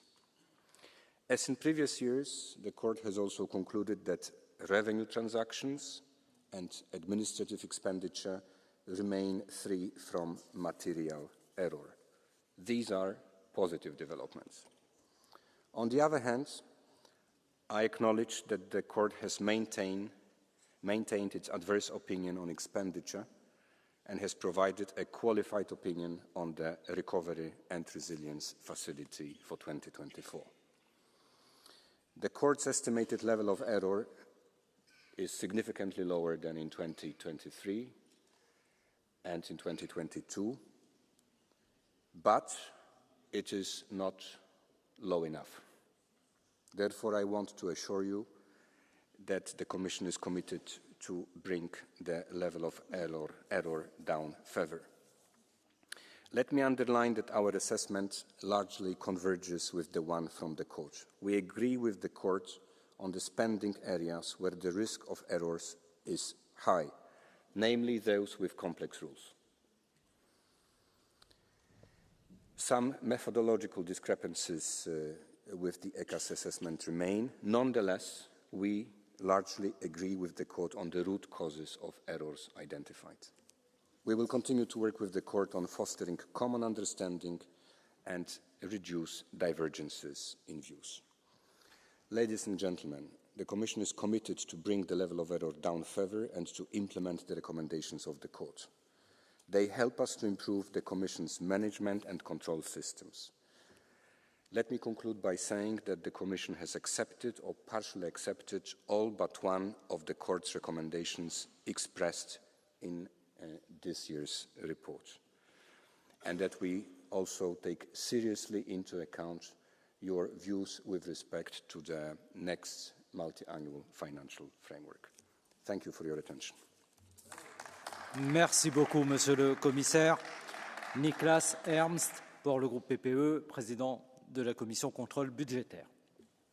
Ja, vielen Dank, Herr Präsident, lieber Herr Kommissar, liebe Kolleginnen und Kollegen. Ich freue mich natürlich besonders und heiße Ihnen auch herzlich willkommen, Toni Murphy, aber auch Jan Gregor und alle anderen vom Europäischen Rechnungshof, weil wir über die vergangenen Monate hervorragend zusammengearbeitet haben. Dafür möchte ich mich sehr herzlich bedanken. Und ich glaube, Sie haben mit dem Jahresbericht 2024 eine gute Vorlage für unsere Arbeit geliefert. Auch dafür ein herzliches Dankeschön. Natürlich reden wir über die Fehlerquote. Die Fehlerquote ist beileibe nicht alles, aber sie ist natürlich ein wichtiger Indikator. Und ich freue mich darüber, sehr geehrter Herr Kommissar, dass Sie hier auch den Handlungsbedarf beschrieben haben. Wir brauchen dringend Reformen, um die Fehlerquote weiter zu senken. Es gibt zu viele Fehler bei den EU-Ausgaben. Und der Rechnungshof warnt, dass anhaltende Fehler und wachsende Schuldenverpflichtungen langfristig die finanzielle Nachhaltigkeit der Union gefährden können. In dem Jahresbericht bestätigt der Court of Auditors, dass das Gesamtniveau der Fehler, Sie haben es schon gehört, bei den Ausgaben zwar gesunken ist, aber weiterhin über den akzeptablen Grenzen liegt. Und richtig ist auch, das hat der Präsident ja des Rechnungshofes dargestellt, das sind alles Fehler, die bereits hätten entdeckt werden müssen. Und wenn wir auch die Verlässlichkeit der nationalen Auditsysteme weiterdenken für den nächsten MFR und die Ideen, die es dort gibt, dann gibt uns das Anlass zur Sorge. Es gibt eine anhaltende Diskussion über die Berechnungsmethode, die haben wir immer. Und natürlich hoffen wir als Parlament, dass es bald einheitliche Berechnungsmethoden geben sollte. Ich will das zur Vollständigkeit hier gerne sagen. Zum RAF. Wir brauchen natürlich Verbesserungen, wir brauchen mehr Flexibilität bei der Gestaltung zukünftiger leistungsbasierter Instrumente. Auch 2024 stellt allerdings der Rechnungshof fest, dass die Kommission Zahlungen geleistet hat, obwohl Targets und Milestones nur unzureichend erfüllt waren. Diese Mittel hätten nicht ausgezahlt werden dürfen. Darüber hinaus gibt es bei der Umsetzung des RAF Probleme bei der Mittelbindung und was am gravierendsten ist, ein Mangel an Transparenz. Ich sage sehr deutlich, Natürlich dürfen diese Probleme beim zukünftigen mehrjährigen Finanzrahmen nicht auftreten. Die Rückverfolgbarkeit, die Traceability der RRF-Mittel ist ebenfalls genannt worden. Das macht uns große Sorgen. Und eine zentrale Mahnung des Rechnungshofes lautet, solche Instrumente sollten nur eingesetzt werden, wenn die Finanzierung direkt mit messbaren Ergebnissen verknüpft und nachvollziehbar auf tatsächliche Kosten zurückgeführt werden kann. Darauf hoffen wir auch beim nächsten mehrjährigen Finanzrahmen. Vielen Dank für die Aufmerksamkeit. Merci beaucoup, cher collègue. Carla Tavares. Senhor Presidente, Senhor Comissário, Senhor Presidente do Tribunal de Contas Europeu, o relatório anual do Tribunal de Contas é sempre uma oportunidade para avaliarmos o que fizemos, o que podemos melhorar no futuro em termos orçamentais da União. Do relatório deste ano, destaco como positivo o reconhecimento por parte do Tribunal que as contas de 2024 apresentam uma visão justa e verdadeira da posição financeira da União, apesar das reservas ainda existentes. Há uma redução do nível de erro na despesa e este tem que ser o caminho trilhado relativamente aos orçamentos europeus para o tornar mais eficiente e transparente e esperamos que seja um caminho a manter. Tomamos nota das diversas recomendações do Tribunal para melhorarmos o controle orçamental da União e reduzir as irregularidades e esperamos que os Estados-membros e a Comissão os implementem. É preciso, porém, corrigir os erros mais comuns, como são as irregularidades nos projetos, os custos não elegíveis, mas também o não respeito pelas regras da contratação pública. Relativamente ao mecanismo de recuperação e resiliência e atenta à relevância que este tem enquanto base dos planos nacionais e regionais propostos pela Comissão para o próximo quadro financeiro plurianual, é de assinalar os casos identificados pelo Tribunal em que marcos e metas vinculados aos pagamentos não foram cumpridos satisfatoriamente, bem como problemas com o financiamento duplo. Sublinho ainda uma vez mais que esta metodologia proposta pela Comissão para os planos nacionais e regionais traz enormes dificuldades para a auditoria e controle orçamental, resultando também em falta de transparência relativamente aos beneficiários finais, tema amplamente discutido na nossa Comissão de Controle Orçamental. O relatório traz-nos algumas lições e recomendações que serão úteis para o futuro, agora que estamos, como aqui já foi dito, a preparar o próximo quadro financeiro plurianual pós-2027. Queremos, naturalmente, que o próximo quadro financeiro seja sólido, em termos de eficiência e do uso dos fundos europeus e, naturalmente, com o máximo e maior impacto na vida dos nossos concidadãos. Muito obrigada. Merci beaucoup. Orateur suivant, Tamás Deutsch.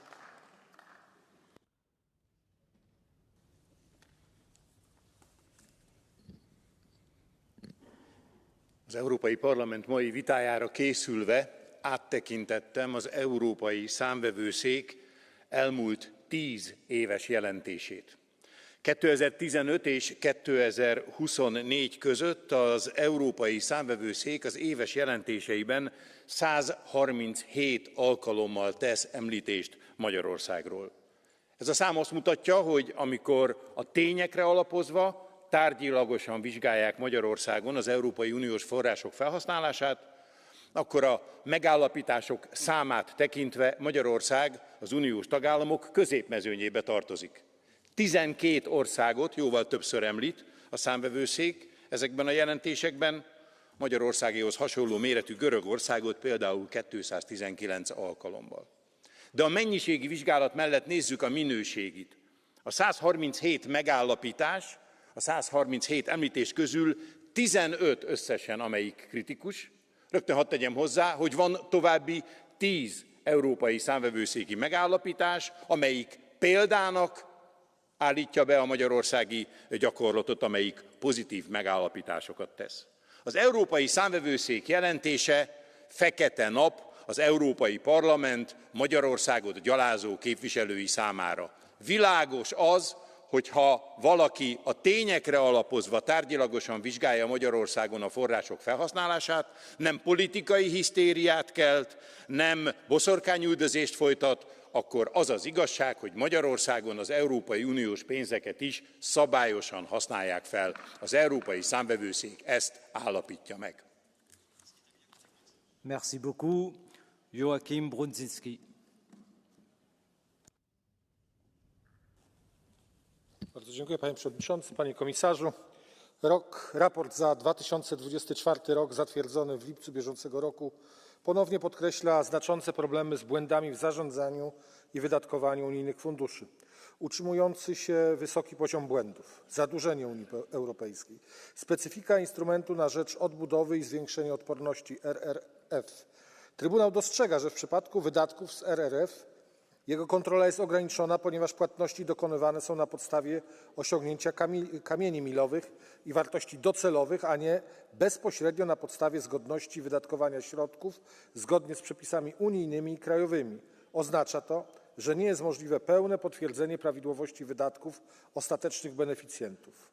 Najlepszym potwierdzeniem słuszności spostrzeżeń Trybunału może być polityczne odblokowanie, podkreślam, polityczne odblokowanie środków z KPO dla Polski wraz z ostatnimi doniesieniami o przyznaniu tych środków dla wątpliwie dobranych beneficjentów. Przykład: klub dla swingersów. To nie jest żart. Klub dla swingersów. Jachty z przeznaczeniem na inwestycje o nierokującym przeznaczeniu i ekonomicznej nieopłacalności. Problemy z monitorowaniem wydatków na transformację klimatyczną, nieprawidłowości przy zakupach szczepionek przeciw COVID-19 rodzi ryzyko dalszych nadużyć, nieefektywnego wydatkowania publicznych środków oraz potwierdza podwójne standardy Komisji Europejskiej, która nie stosuje się do zasady transparentności finansów publicznych, elementarnej w państwach prawa, które sama chce przy tym kontrolować.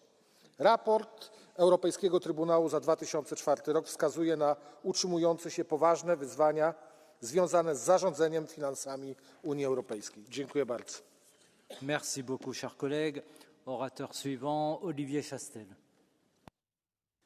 Merci, Monsieur le Président de la Cour des comptes, Monsieur le Commissaire, chers collègues. Le rapport annuel de la Cour des comptes a confirmé l'ensemble de nos préoccupations, un taux d'erreur global à 3,6% et même 5,7% pour les fonds de cohésion. Les années passent et les problèmes demeurent. En plus, nous savons que la Commission ambitionne d'importer le modèle de la facilité pour la reprise et la résilience dans le cadre financier pluriannuel. Là aussi, la plus grande prudence s'impose. Si le modèle RRF a pu apporter une certaine flexibilité, de nombreux manquements sont aussi à déplorer, notamment en matière de détection des erreurs, des fraudes au niveau national, ainsi d'ailleurs que dans la définition souvent peu claire des jalons à atteindre. Plus que jamais, nous avons besoin d'être attentifs à la mise en place d'un cadre réglementaire efficace, notamment via une digitalisation systématisée des processus, des contrôles, l'utilisation du data mining et une meilleure coopération avec les États membres. Merci. Daniel Freund. Merci, Monsieur le Président, dear colleagues. Hidden behind the diplomatic language of 557 pages of this report, I think there are some very serious problems identified by the Court of Auditors, particularly regarding the 650 billion post-COVID recovery fund. Actually, the report says it's not clear what citizens actually get for their money. I was very much in favor of this fund, but I and we all here in the Parliament, we wanted to see who is actually getting this money. And we wrote it into the regulation that we want to see the 100 largest beneficiaries. But we don't get to see them. Member States tell us that the biggest beneficiaries of this fund were all kinds of government agencies, ministries. In all Member States, it's the same pretty much across the spectrum. So either we just plugged some budget holes in some ministries, which I don't think was the objective, but I also don't think it's what happened. It's that Member States blatantly ignore the legislation. And that is something, Mr. Commissioner, that you need to fix, that needs to be addressed, particularly if you want to convince this House that we spend 53.7% of the next budget under the same functioning. We need to see where this money went. Thank you very much. Merci beaucoup, cher collègue. Orateur suivant, Jonas Sjöstedt. Stort tack, herr talman, och tack till revisionsrätten för ett som vanligt grundligt utfört arbete. Det finns två saker som verkligen sticker ut i årets rapport och som oroar. Det ena är den snabbt ökande skuldsättningen för den Europeiska unionen. Det andra är den fortsatt bristfälliga kontrollen och spårbarheten över de stora utgifterna i återhämtningsfonden. Kostnaden för skulden ökar nu snabbt. I praktiken så intecknar vi framtida budgetutrymme för den Europeiska unionen. Det är i grunden en oansvarig politik som gör EU mer känsligt både för räntesvängningarna och för vilken rating man har. Nästa generations EU har blivit att nästa generation betalar. När det gäller återhämtningsfonden så påminner den om morgonen efter en rejäl krogrunda. När man har besökt lite för många barer, när man tittar på kreditkortet och inte riktigt vet vad man använder pengarna till kvällen före.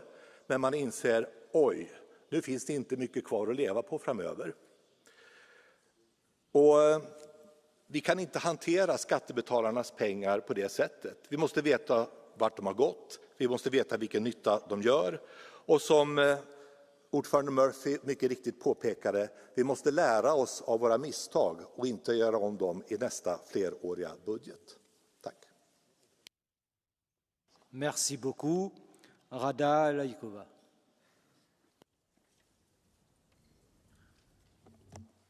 Благодаря, господин председател. Уважаеми колеги, докладът на Европейската сметна палата за 2024 година разкрива дълбоки и повтарящи се злоупотреби в европейските финансови програми. И тук трябва да подчертая, че всъщност това е една от малкото все още надежни институции на Европейския съюз. А какво показва нейният доклад? Показва систематични проблеми. Провалени стратегии за конкурентоспособност, включително в изкуствения интелект, непрозрачни, неефективни, неподходящи критерии за оценка, комбинирани с огромни липси на данни, особено при любимите програми на Брюксел, като InvestEU и най-вече скандалния план за възстановяване и устойчивост. Да, за ПВУ, така наречената зелена трансформация, оценката е унищожителна. Лошо проектирана схема, субективни преценки, предположения вместо факти и риск от масови злоупотреби с над 275 милиарда евро. Аудиторите посочват изрично за нарушените критерии за допустимост, липса на проследимост за средствата до крайния получател, риск от двойно финансиране и липса на механизми за откриване на измами. Изводът е ясен. Раздаването на пари чрез Европейския съюз е неефективно и често води до злоупотреби. Merci. Orateur suivant, Thomas Zederowski. Vážený pane prezidente, milý Tony, vážený pane komisaři, milý Piotre, dámy a pánové. Kdybych nebyl europoslancem, chtěl bych být členem Evropského účetního dvoru. A proč? Protože bych pracoval v instituci, která je naprosto profesionální, spolehlivá a dává nám dobré rady, jak máme nakládat s evropskými fondy. Výroční zpráva za rok 2024 totiž opět potvrzuje, že s účetnictvím Evropské unie se podává věrný a poctivý obraz o celkové chybovosti. Chybovosti Evropské unie, která klesla z 5,6% na 3,6%. To je skutečný pokrok. Zároveň ale musíme brát vážně jasné varování, teda komise musí brát vážně jasné varování, rostoucí počet nesrovnalostí v rámci nástroje pro oživení odolnost známého jako Fond obnovy. To by mělo být varovným signálem i pro další jednání Evropské komise. Místo vytváření nových finančních mechanismů v rámci struktury RRF či plánování nových fondů bez pevných záruk musíme nejprve zjistit, zda současný systém opravdu funguje. Dohled, odpovědnost, transparentnost musí předcházet rozšiřování. Závěry Evropského účetního dvora nejsou kritikou, jsou doporučením. Učme se z nich a usilujme o jednodušší, udržitelnější a spolehlivější evropské financování. Děkuji za pozornost. Merci beaucoup. Orateur suivant, Iro Heinauloma. Aloitan kiittämällä tilintarkastustuomioistuinta ja presidentti Murphyä tärkeästä työstänne. Kun EU-varoja on liikkeellä ennen näkemättömän paljon, korostuu riippumattoman tarkastuksen tärkeys. Onnittelut hyvästä raportista, joka antaa meille paljon aineksia asioiden miettimiseen. Vuoden 2024 vuosikertomus nostaa esille todella vakavan ongelman, ja se on, että valvonta jäsenmaissa ei toimi. Tilintarkastustuomioistuin havaitsee edelleen EUn budjettimenoissa virheitä, joita kansallisten viranomaisten olisi pitänyt omissa tarkastuksissaan löytää. Elpymisvälineen osalta jäsenmaat raportoivat viime vuonna vain 5 petosepäilystä, samalla kun Euroopan syyttäjävirastolla oli vireillä yli 300 tapausta arvoltaan liki 3 miljardia euroa. Maataloustukien väärinkäyttö Kreikassa, EU-tukien ohjaus päättäjien lähipiirille Unkarissa osoittavat, että korruptio on todellinen ongelma. 7 vuoden budjetin mallina toimivassa elpymisvälineessä on siis vakavia puutteita. Emme pysty varmuudella näkemään, mihin rahat päätyvät. Kansalaisten on voitava luottaa EU-varojen oikeaan käyttöön. Komission esitys 2 000 miljardin euron budjetin valvonnasta on valvonnan jättäminen kansallisten viranomaisten käsiin. Ja kysymys kuuluu, onko tämän raportin jälkeen tähän enää mitään mahdollisuutta. Jään odottamaan komission johtopäätöksiä nyt kuullusta raportista. Merci beaucoup, cher collègue. Julien Sanchez. Monsieur le Président, Monsieur le Commissaire, je voudrais d'abord remercier la Cour des comptes européenne. Elle dresse un bilan alarmant de la gestion du budget de l'Union européenne, un taux d'erreur global de 3,6% dans les dépenses en 2024. Si l'Union européenne était une entreprise, son équipe dirigeante serait débarquée. S'agissant des fonds de la FRR, la Cour émet une opinion avec réserve sur la légalité et la régularité des dépenses, dénonçant des jalons imprécis, des évaluations arbitraires de la Commission et des contrôles nationaux insuffisants. Elle documente également des violations de conditions d'éligibilité, des annulations, un cas de double financement ainsi qu'une traçabilité toujours lacunaire des fonds dans plusieurs États membres. Quant à Next Generation, le constat est tout aussi alarmant, avec des paiements qui ont dépassé les engagements de près de 50 milliards, traduisant une absence totale de discipline financière. Alors cette légèreté, c'est plus une erreur, c'est une méthode. L'Union dépense sans contrôle, sans transparence, sans rendre de compte. Je rappelle qu'on parle ici d'instruments représentant des centaines de milliards d'euros. Désigné par ce Parlement rapporteur sur le rapport sur la protection des intérêts financiers 2024, j'aurai à cœur de travailler avec chacun pour proposer des solutions, pour lutter contre la fraude, la criminalité organisée, les sous-déclarations. Au lieu de créer de nouveaux impôts, des ressources propres, allons chercher l'argent qu'on nous doit et traquons les fraudeurs. Je vous remercie. Merci. Dick Eriksson. Ja, jag vill också tacka Europeiska revisionsrätten för den här gedigna årsrapporten. Det finns oerhört mycket väsentligt att plocka ur den. Och jag vill tacka att kommissionen understryker att man kommer jobba hårt för att minska felnivån som fortfarande är på en alldeles för hög nivå.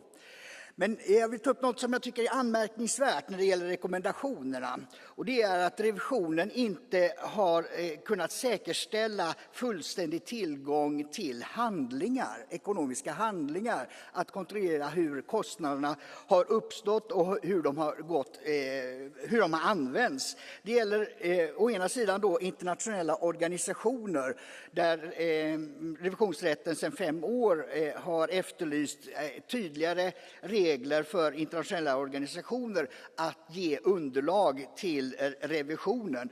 Om den här dokumentationen inte kommer in tillräckligt snabbt så måste kommissionen helt enkelt hålla inne pengarna med de organisationer som inte följer reglerna. En annan sida av det är, som nämns av flera talare här också, slutmottagarna av coronafonden, RRF. Att där finns inga villkor för hur det här ska redovisas och därför kan inte det ske någon revisionsuttalande om korrektheten i kostnaderna. Och det är också någonting som är oerhört anmärkningsvärt, att man inte här kan dokumentera på ett fullvärdigt sätt. Och den här metodiken får ju då inte komma in i den kommande flerårsbudgeten som ju ibland diskuteras. Vi måste ha koll på hur pengarna används. Revisionsrätten måste kunna granska det.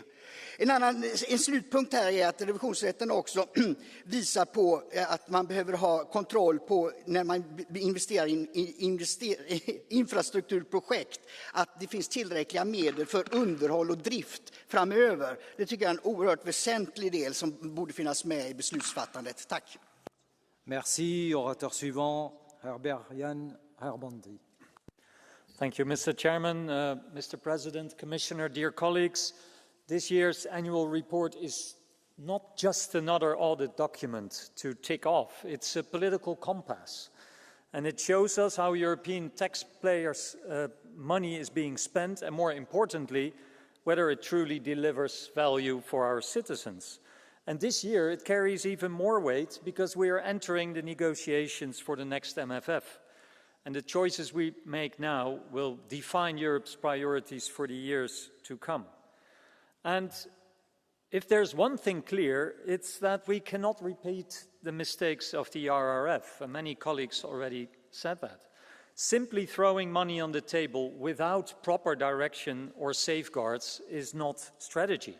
Funding must be targeted, protected, and aligned with our common goals. Our already tiny European budget is far too precious to become a blank check for our member states. Thank you. Merci beaucoup, Marcin Sipniewski. Dziękuję bardzo. Panie Przewodniczący, Panie Komisarzu, Szanowni Państwo, ten raport jest bardzo ciekawy i warto się z nim zapoznać, a w nim Trybunał mówi, że mieliśmy kolejny rok błędów przy wydatkowaniu unijnych pieniędzy. Wprawdzie ten poziom błędów w krajach Unii Europejskiej spadł do ponad 3%, ale to wciąż zbyt dużo, bo to ponad 3% to jest około 6 miliardów euro, a trzeba jeszcze przy tym zauważyć, że Komisja przecież nie przeprowadza własnych kontroli, tylko ufa tym papierom, które przedstawiają państwa członkowskie. Gdyby się tam jeszcze bardziej zagłębić, to pewnie byłoby jeszcze gorzej. Do tego dochodzi tak zwany zielony PR. Komisja przeszacowała wydatki klimatyczne o 7 punktów procentowych. Trybunał już wcześniej alarmował o miliardach euro wydawanych na organizacje pozarządowe, różne fundacje i think tanki bez żadnej przejrzystości i bez kontroli rezultatów. I tak naprawdę, gdyby prywatna firma taki wynik audytu otrzymała, to siedziałby już u niej dawno prokurator. A tak to nie mamy żadnych takich historii, nikt nie ponosi konsekwencji, jak to w Brukseli zazwyczaj bywa, nikt nie odpowiada. Komisja się chwali, że jest błędów mniej i jest lepiej, ale tak naprawdę to tak jakby ktoś powiedział, że ukradli w tym roku nam mniej, zamiast 8 miliardów 6. Dziękuję bardzo. Merci, Jacek Protas. Panie komisarzu, panie prezesie, zacznę od cytatu z raportu. Polityka spójności jest kluczowym filarem budżetu Unii Europejskiej. Jej celem jest zmniejszanie dysproporcji gospodarczych, społecznych i terytorialnych pomiędzy państwami i regionami Unii Europejskiej, wspieranie innowacyjności, transformacji ekologicznej i cyfrowej, a także wzmacnianie spójności gospodarczej. Nie zapominajmy o tych kluczowych zadaniach. I tak, w 2024 roku przeznaczyliśmy na politykę spójności ponad 32% całkowitego budżetu. Spośród 431 programów 91% posiadało sprawnie działające systemy zarządzania i kontroli, 9 wykazywało poważne uchybienia.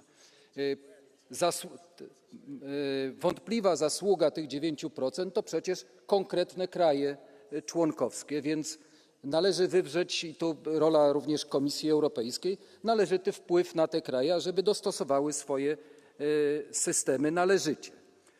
Poziom błędów znacząco spadł z roku na rok, ale nadal według ETO jest niepokojący. Podzielam oczywiście ten pogląd, natomiast najważniejsze jest, skąd biorą się te nieprawidłowości, a mianowicie niekwalifikowane koszty i projekty, naruszanie proceder zamówień publicznych, brak dokumentów potwierdzających wydatki. Co świadczy o tym, szanowni państwo, że potrzebujemy prawdziwego systemu uproszczeń dla wdrażania środków europejskich. Uproszczenia przede wszystkim. I na koniec jeszcze jeden cytat, panie przewodniczący. Trybunał uznaje, że RRF rozmył mechanizmy odpowiedzialności, które w polityce spójności są bardziej ustrukturyzowane. To wniosek na przyszłość przy dyskusji nad nowym budżetem. Merci. José Cepeda. Muchas gracias, presidente. Querido presidente Murphy, muchas gracias también por el informe anual del Tribunal de Cuentas Europeo. Sin lugar a dudas, este informe representa un ejercicio esencial de control democrático por parte del uso también del presupuesto de la Unión. Y en ese sentido, como ponente socialista en estas instituciones, destacar que el Tribunal, de hecho, no formula observaciones a las cuentas del Tribunal de Justicia, del Defensor del Pueblo Europeo ni del Supervisor Europeo de Protección de Datos, lo que demuestra una gestión sólida y transparente también de estas instituciones. Sin embargo, hay una cosa que a mí sí que me preocupa de una forma especial, en la que vengo trabajando en este Parlamento en los últimos tiempos y que además forma parte, ¿no?, de la esencia de los debates estructurales cada vez más presentes, que tiene mucho que ver con la seguridad y la defensa, donde advierte el informe de una gestión y una ejecución lenta y fragmentada. Teniendo en consideración la implosión presupuestaria que estamos teniendo, sobre todo de cara al próximo presupuesto a largo plazo, que prácticamente multiplica por 10 la inversión en seguridad y defensa, me gustaría que trabajáramos mucho más también para que ni un solo gramo, ni un solo euro quedara deslegitimado. No se trata solo de gastar más en defensa, sino también hacerlo más con inteligencia, transparencia y visión europea. Muchas gracias. Merci beaucoup, Bert-Jan Ruijsen.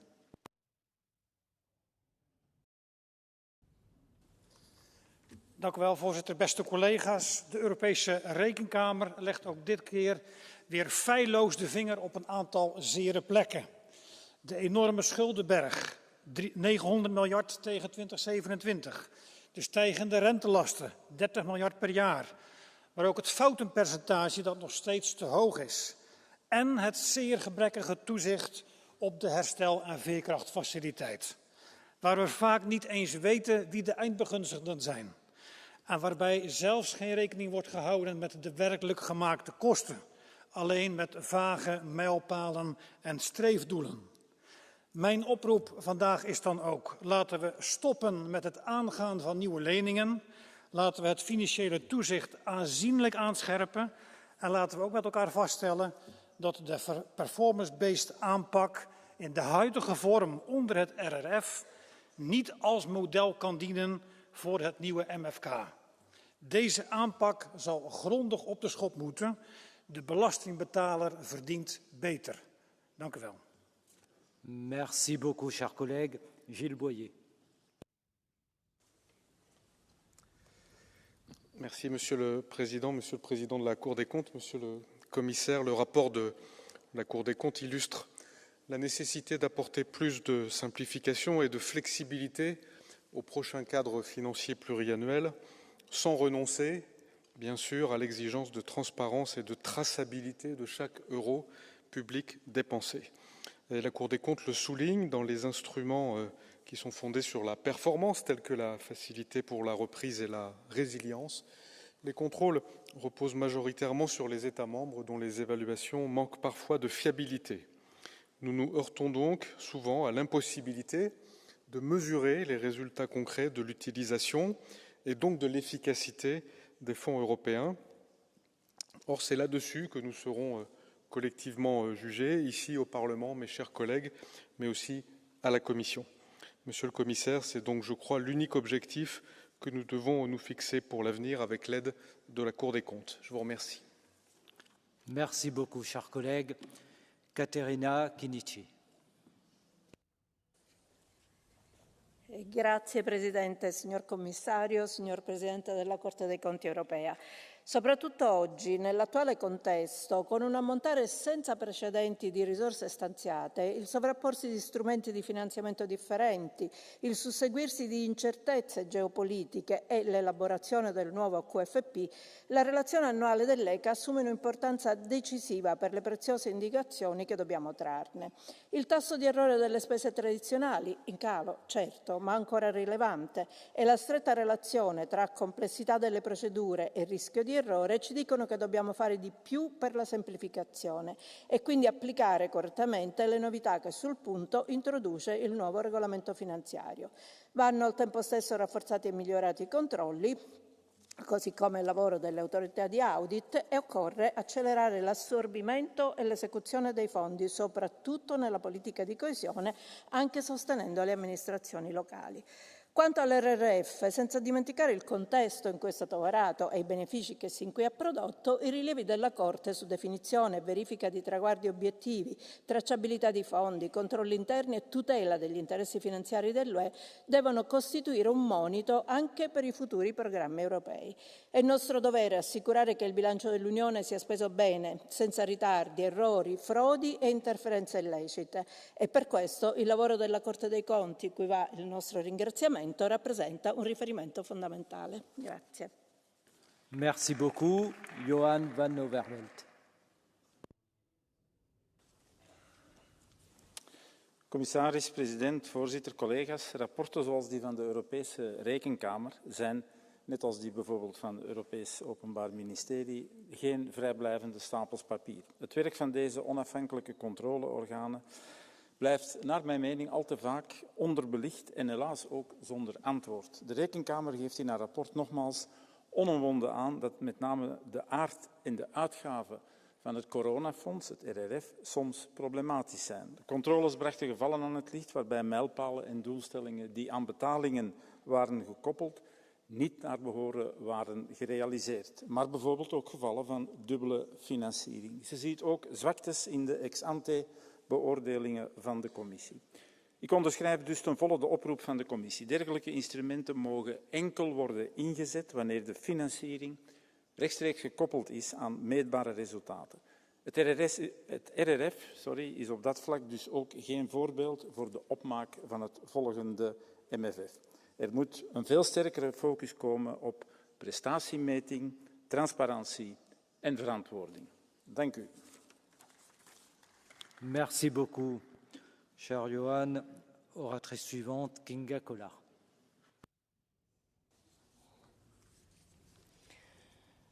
Fájó szívvel olvasom az Európai Számvevőszék jelentését. Ez a jelentés arról szól, hogyan lehet még jobban elkölteni az uniós forrásokat. Nekünk, magyaroknak viszont ez a veszteséget mutatja be. A veszteséget, amit az Orbán kormány miatt évek óta szenvednek el a magyarok. Orbánék ugyanis nem azzal foglalkoznak, hogy jól kormányozzanak, hanem hogy hogyan tudják még gazdagabbá tenni a barátaikat, minél jobban megtömni a saját zsebüket. Az így meggazdagodott döbrögik pedig nem az ország fejlesztésében jeleskednek, hanem a luxus életmódban, a magánrepülőzésben és a jachtokon nyaralásban. Ez így nem mehet tovább. Magyarország az uniós források ellopása miatt szenved. Az egyetlen valós kiút ebből, hogy leszámolunk az Orbáni korrupcióval, és így újra eljuthatnak a források a magyar emberekhez. Ez a Tisza célja, és magyarok milliói támogatnak minket ebben. Kormányra kerülve építünk egy emberséges, jól működő Magyarországot. Merci. Sebastian Tinkinen.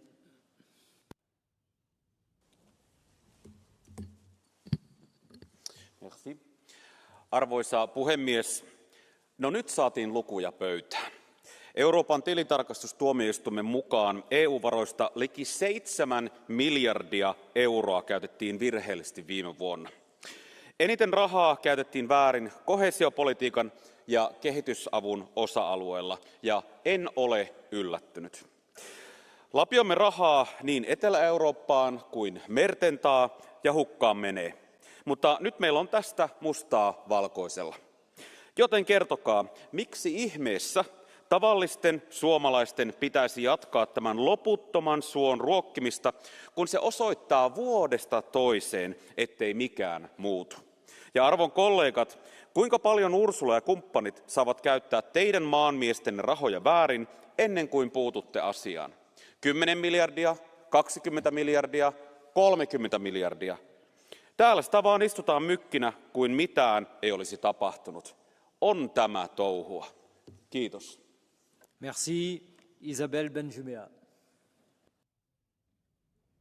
Gracias, presidente. Señor comisario, quiero comenzar agradeciendo y poniendo en valor el trabajo del Tribunal de Cuentas Europeo. Sus informes y evaluaciones han sido y siguen siendo imprescindibles para arrojar luz sobre la gestión de los fondos europeos por parte de la Comisión y los Estados miembros. No me cansaré de repetirlo. El éxito de los fondos europeos Next Generation, así como del resto de programas europeos, no dependerá de los brillantes proyectos o ideas, sino de su rápida ejecución para que los recursos lleguen a la economía real, para que tengan impacto. Y en este sentido, lamento tener que referirme a mi país, a España. España es uno de los grandes beneficiarios de fondos europeos. Por ello, no podemos seguir asumiendo como normal lo que el Tribunal de Cuentas lleva denunciando durante años y que vuelve a hacer en este informe. Falta de transparencia y opacidad, tasas de ejecución ridículas, constantes incumplimientos y retrasos con lo pactado, un impacto de las inversiones y las reformas infinitamente menor de lo esperado. En definitiva, un fracaso. ¿Es de verdad este el modelo para el próximo marco financiero? Lo dudo. Muchas gracias. Merci.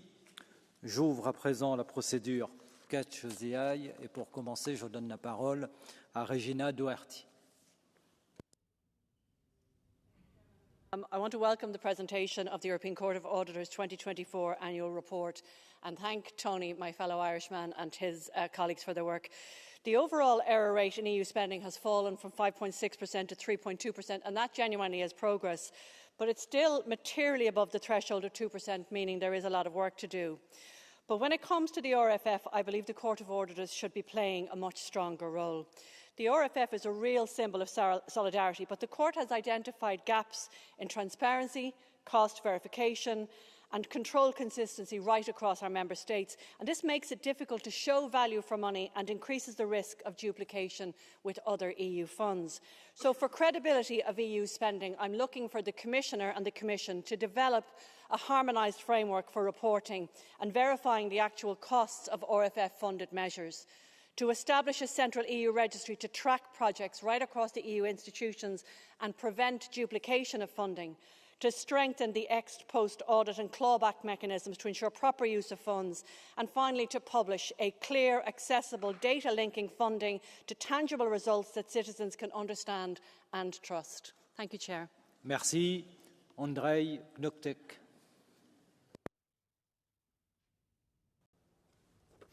Thank you, Mr. Chairman, and dear representatives of ECA, many thanks for the report. The expenditures from the EU 24 budget on the heading Natural Resources and Environment were almost 65 billion euro, which represents almost 1/3 of the total expenditures. And I would like to have two questions. Has the court identified cases where the climate-tech investments did not deliver measurable environment benefits? If so, how significant were these discrepancies relative to the total reported climate spending? And the second question is on the electromobility. To which extent did the court elaborate and consider the life cycle emissions of the electric vehicles, including production and energy sourcing, within the audit scope, particularly when attributing emission reductions to electric vehicles uptake? Many thanks. Merci beaucoup, cher collègue. Gregor Zbron. Thank you, Chair.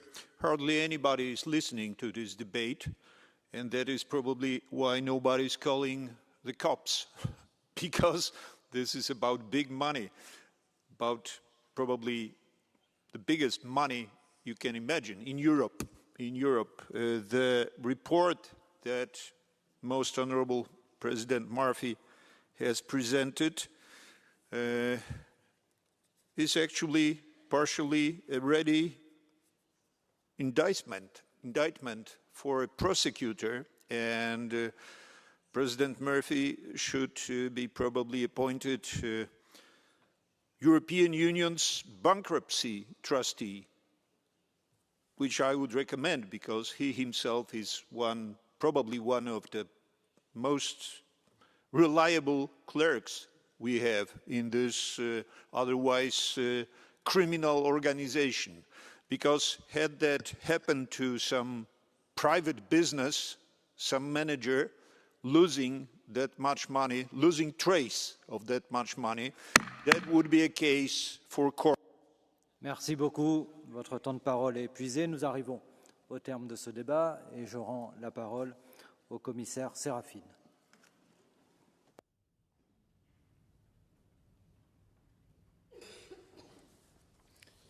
Merci, Monsieur le Président, honourable members. Thank you for sharing your views in this debate.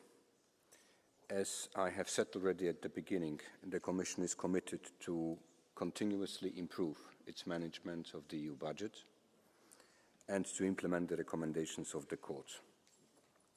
The views of this House and the reports of the Court of Auditors were also key input for the Commission's proposal for the next MFF. And today's debate was actually concentrated not that much on the report of the Court, not that much about 2024, but about the future, which is to an extent also justified. One of you have said, we have to learn from our mistakes and not to repeat them. I could not agree more. Most of the comments were about the mistakes related to the RRF, and I will come back to it, because indeed clarifications are needed in what extent the proposal of the Commission learns the lesson from the RRF-related mistakes. But we should not forget, and the report of the Court is also about other spending programs, I should even say primarily about other than the RRF spending programs. When you look into the report, that's what it is. So, what are those lessons that we should learn? The Court's report, but also our assessment, identifies that the areas with complex rules are those areas where the risk of errors is the highest. Incidentally, in those areas, payments are also based on costs incurred by and declared by beneficiaries. And we talk here about cohesion policy, we talk here about the eco schemes under common agriculture policy. Just the two examples, but I think very much prominent also in the report of the Court. So what lesson we should learn? And that is reflected in our proposal for the next MFF. We reduce the number of spending programs, and that should be one of the key lessons. And let us take an example of the cohesion policy family. We have Cohesion Fund, we have European Regional Development Fund, we have European Social Fund, we have Just Transition Fund, we have Modernization Fund, we have Interreg, with separate legal bases, with different eligibility criteria, with different time frames of implementation. That is the reason of errors. Therefore, we propose a single rule book, and we propose the concentration of the spending programs. Now, RRF. Yes, we know that we need to learn the lessons from, and I will give you just only a few examples. Lack or insufficient transparency. That has been mentioned also in this debate. What do? We make sure that in the next MFF, information on beneficiaries, not only final beneficiaries, and as you know, the debate is still ongoing with the member states, who is a final beneficiary, but also on recipients, final recipients, contractors and subcontractors. They should be available, publicly available, both at the level of the member states and also at the level of the Union. And the transparency is the most powerful tool to ensure that the European taxpayers' money are spent properly. Another criticism, insufficient protection of the EU's financial interests, again present in this debate. What do we propose for the future?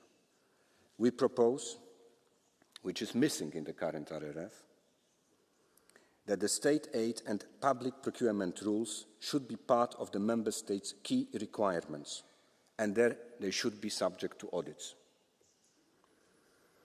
We are also aware, and that was present in today's debate, about the weaknesses of the delivery model. Weaknesses related primarily to the question of costs.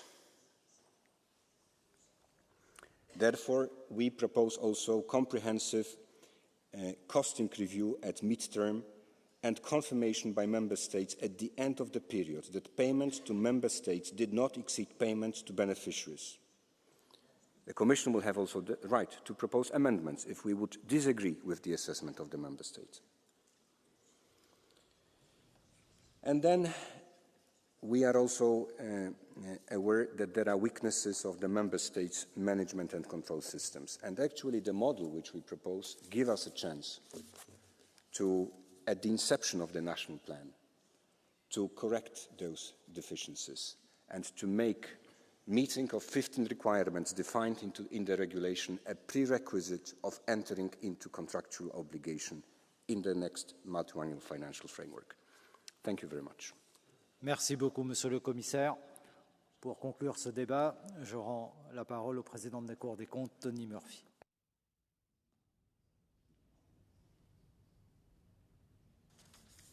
Thank you very much, President. It's always interesting when an auditor and an auditee get together to discuss the findings. I think it's normal that we don't always agree on everything, and I think there's nothing wrong with that. I think it should be remembered, though, as I think the Commissioner pointed out in his earlier presentation, that we have a common goal here. And the common goal is to improve the financial management and to protect the financial interest of the EU budget. So it's a collective effort, I think, based on our specific mandates. And I think I'm very happy that you say your recommendations are practically all accepted. And that's good. And it relates to one which was raised by Mr. Dixon about the access to documents. We actually have a recommendation in Chapter 8 on migration, border management, security and defence about the access to documents, which you have partly accepted. So there is something there. But I really hope that you listen to our concerns on the RF. And based on, I don't want to preempt their opinions, but based on your contribution here, I don't think we will still see eye to eye based on what you said.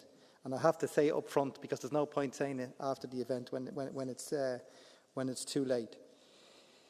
I think we're facing a very challenging period ahead. Look at the amount of money. We still have 40% of these RF funds which have to be spent by August 2026. We have an MFF in 21-27 where the absorption rate is 7% at the moment, 5% for cohesion. And for us, based on our past experience, the worst thing you can do is put pressure on Member States to spend money by a certain deadline, because there is a distinct correlation between the errors we will find and that situation. So I think that's to be avoided at all costs if it can be. So I suppose I want to, take this opportunity to reiterate our concerns regarding the delivery and governance of the RF, as well as the existing control mechanisms within the traditional budget. If these issues are not addressed, the transparency and traceability risk we have identified could significantly increase for the MFF. I can only recommend that you look at our RRF review, which we published on the 6th of May. There's a summary page there. It's one page, and I think it outlines in simple language the key concerns and challenges we see with the RRF. I think, the Commissioner mentioned in his summary there that, we shouldn't focus too much on the RF because it's not the substantial part of the budget in monetary terms. We're talking about 200 billion compared to maybe 56 billion for the RF for last year. But I think that's not the issue. I think given the political fanfare which went with the RF, I think the reputational risk with the RF is huge for the EU project as a whole. So I think it's not just a question of the actual proportional amount of money, it's about the expectations that have been generated in the EU and across the Member States.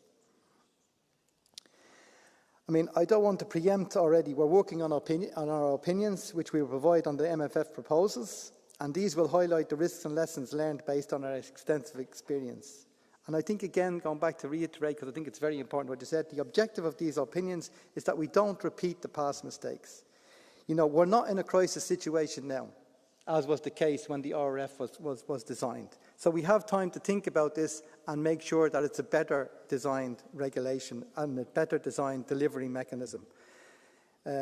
As I say, we have a lot of concerns about whether and I don't want to preempt our opinion on the national plans, but as I say, from what you say already, I'm not so convinced about that all of the concerns that we have been, addressed to our full satisfaction. So with that, I'd like to thank the members here today who thanked the court for the work. This work is not possible without the dedication of our staff.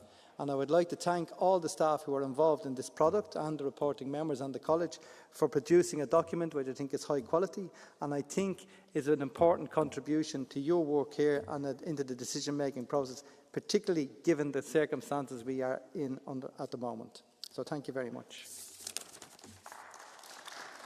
Merci beaucoup, Monsieur le Président Murphy. Le débat est clos et l'ordre du jour appelle à présent la déclaration du Conseil et de la Commission sur la nécessité d'un soutien uni à l'Ukraine et d'une paix juste et durable conclue aux conditions de l'Ukraine avec les Européens et sans plier face aux conditions de Vladimir Poutine en amont du sommet annoncé à Budapest. J'ai le plaisir d'accueillir Madame Marie Bierreux pour le Conseil, ainsi que Madame la Commissaire Jessica Roswell pour la Commission. Et sans plus attendre, je vais immédiatement donner la parole à Madame la Ministre.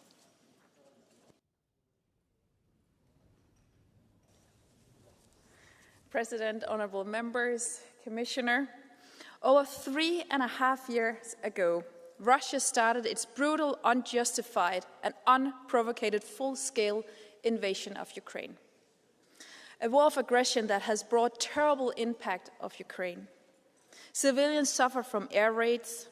Civilians are illegally detained by Russia. Ukrainian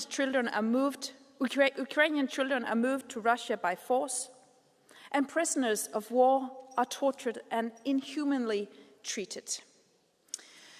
We welcome all efforts to achieve a just and lasting peace, and we support the US effort in its efforts. However, we have not yet seen any indications that Putin is generally ready for peace. On the contrary, Russia is escalating its war in Ukraine ahead of the winter season. We see more attacks against civilians and the energy infrastructure. The Council has been clear. The EU stands united in its support of Ukraine's sovereignty and right to determine its own future. Without Ukraine, there cannot be negotiations about Ukraine. We must stay united and increase our support to Ukraine. This also includes diplomatic efforts.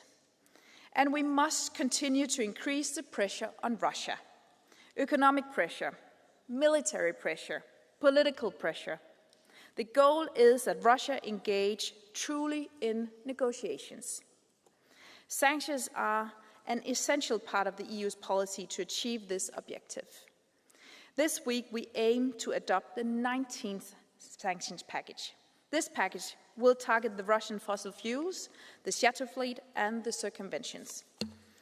And we already aim for a next package. The diplomatic talks have confirmed over and over again that nobody wants peace more than the Ukrainians themselves. This peace should start with a full, unconditional, and instant ceasefire at the first step. The Council has supported efforts for a ceasefire, and leaders will discuss recent efforts at tomorrow's European Council meeting.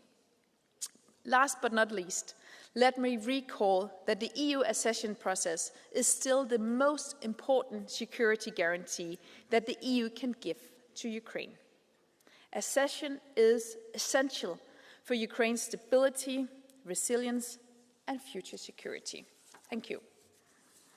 Merci beaucoup, Madame la Ministre. Pour la Commission, Jessica Roswell.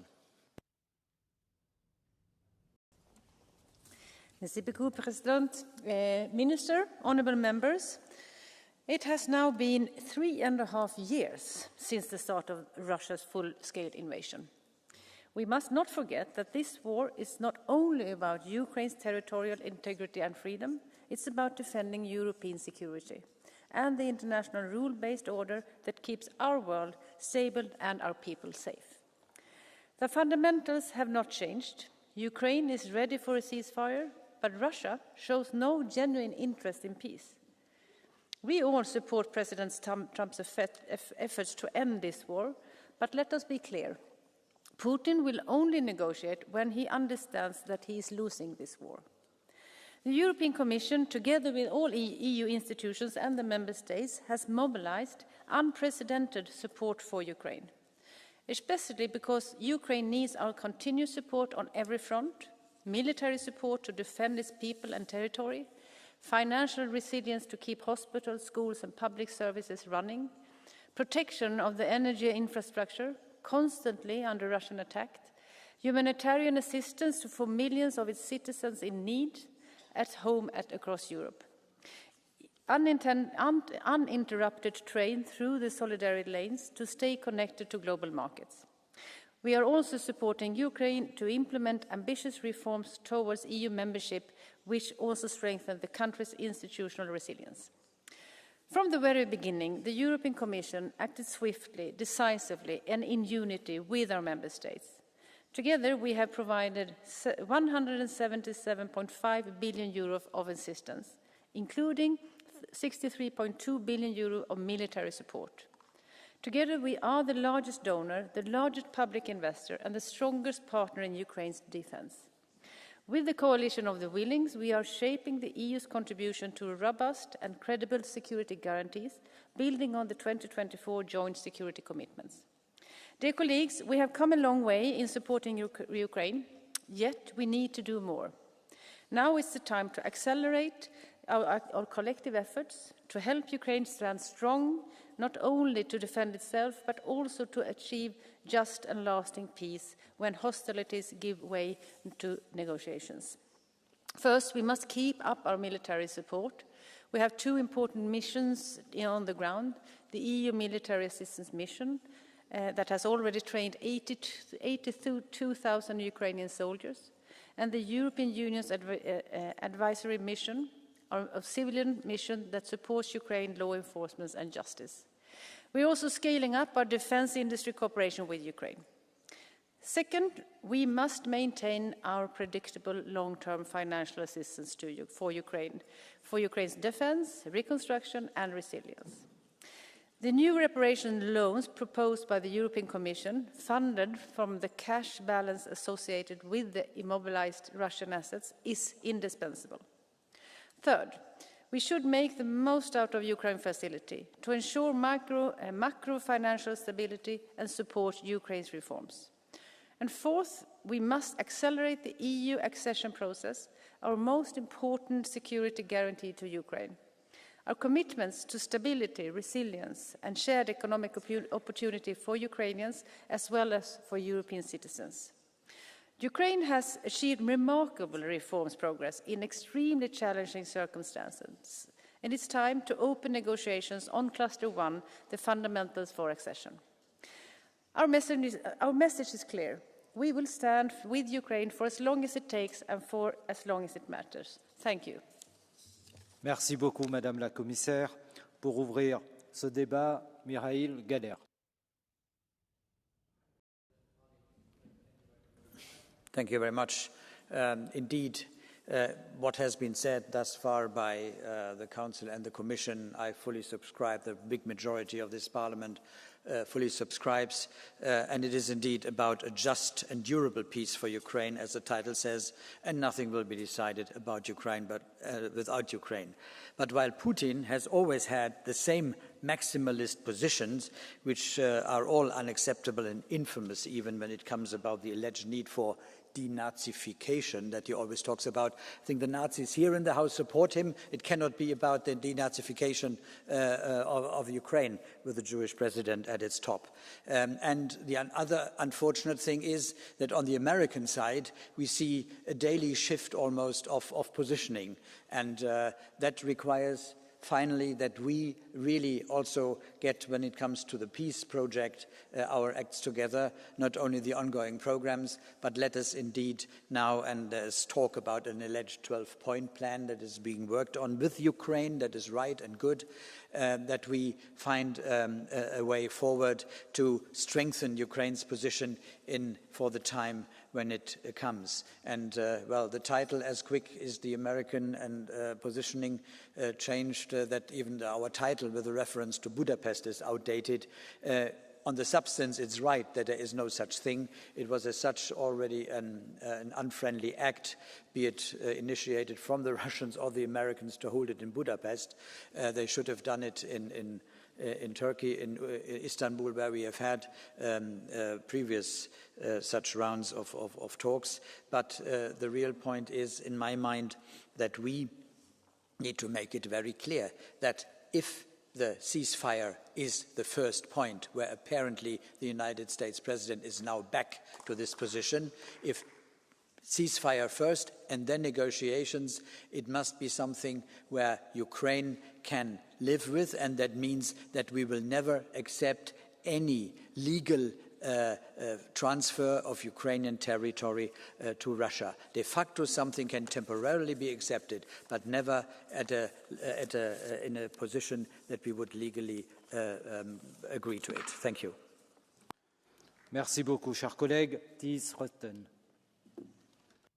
Thank you, President, Commission, Council, dear colleagues. One phone call was enough for Trump to again change his mind. Thankfully, reality kicked in early.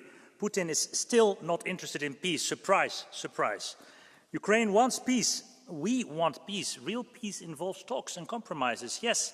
And the US could play a critical role, but we can do without Witkoff's ignorance, incompetence and conflicts of interests.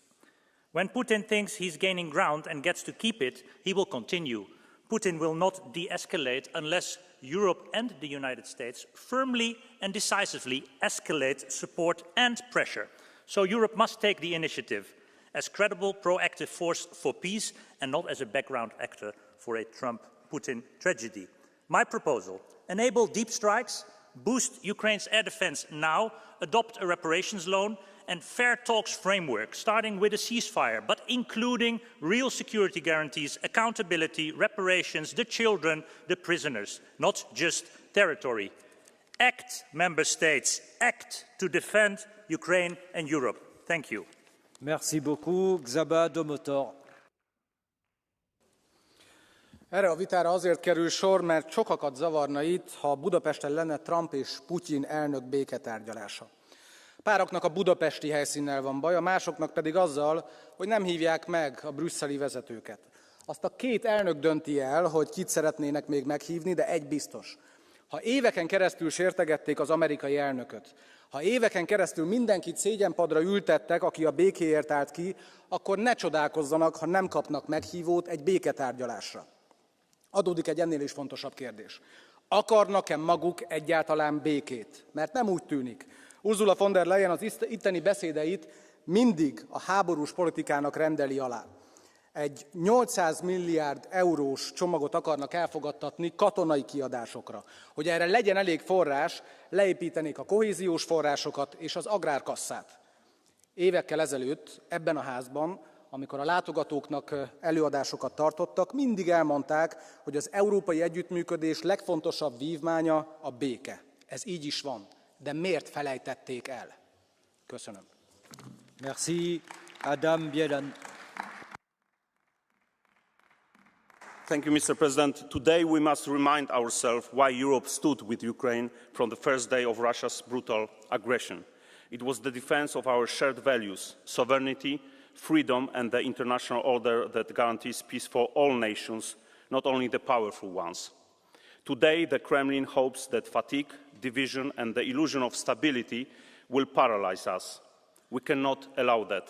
A fragmented Europe would be the greatest gift to Putin. Let us state it clearly, so-called peace dictated by Moscow would not be peace at all. It would reward an aggressor, legitimize occupation and betray the Ukrainian people who fight and die for their freedom. A just and durable peace must therefore be concluded on Ukraine's terms, respecting its sovereignty, territorial integrity and the right of its citizens to decide their future. And we will stand with Ukraine until victory. That means military support sufficient to repel aggression, financial support to sustain the state, and a shared plan for reconstruction based on accountability, including the use of Russian frozen assets. Let us therefore send a clear message before any summit that might happen in the coming weeks. Europe will not surrender to blackmail. will not normalise aggression and will not abandon Ukraine. Only a peace grounded in justice can endure. Thank you. Merci beaucoup. Nathalie Loiseau. Donald Trump mérite bien un prix Nobel, mais un seul, celui de l'inconstance. Nous ne pouvons pas compter sur lui, l'Ukraine ne peut pas compter sur lui. Un jour, la Russie est un tigre de papier, un autre, il a eu une très bonne conversation avec Vladimir Poutine et veut le rencontrer à Budapest, et puis, il ne veut plus. Mais assez parlé de Donald Trump. À attendre de lui qu'il prenne les bonnes décisions, nous perdons notre temps. Décidons par nous-mêmes, agissons pour nous-mêmes et pour l'Ukraine. L'Ukraine a besoin d'armes, pas d'embrassades entre Trump, Poutine et Orban. Utilisons les avoirs russes gelés pour que la Russie paye le prix de sa guerre. L'Ukraine a besoin que nous augmentions la pression sur Moscou et que nous cessions d'importer du gaz russe qui renfloue les caisses du Kremlin. Nous n'avons pas à aller à Budapest, Volodymyr Zelensky non plus, ni aujourd'hui ni plus tard. Vladimir Poutine ne peut y être accueilli car la Hongrie est encore tenue par ses obligations internationales. Et rappelons-le, la place de Vladimir Poutine est à La Haye, pas à Budapest. Merci beaucoup. Willy Sovdel. I'll speak in Danish. Krigen overfald på Ukraine har snart varet i 4 år. Russerne fortsætter deres angreb på civile. Trump nævnte inden sit valg for snart et år siden, at han kunne afslutte den her krig på 24 timer. Tiden er overskrevet, eller som de siger i USA, taco. Trump always chickens out. Men desværre betyder det forhold, at han gør det, den der totalt omskiftelige meldinger, at han letter presset mod Putin som optakt til det møde, der nu lige er blevet aflyst og bliver ved med at trække tiden ud. For kort tid siden mente han, at Ukraine kunne vinde krigen. I den her uge meldte han så ud, at våbenhvile skal finde sted ved kamplinjen.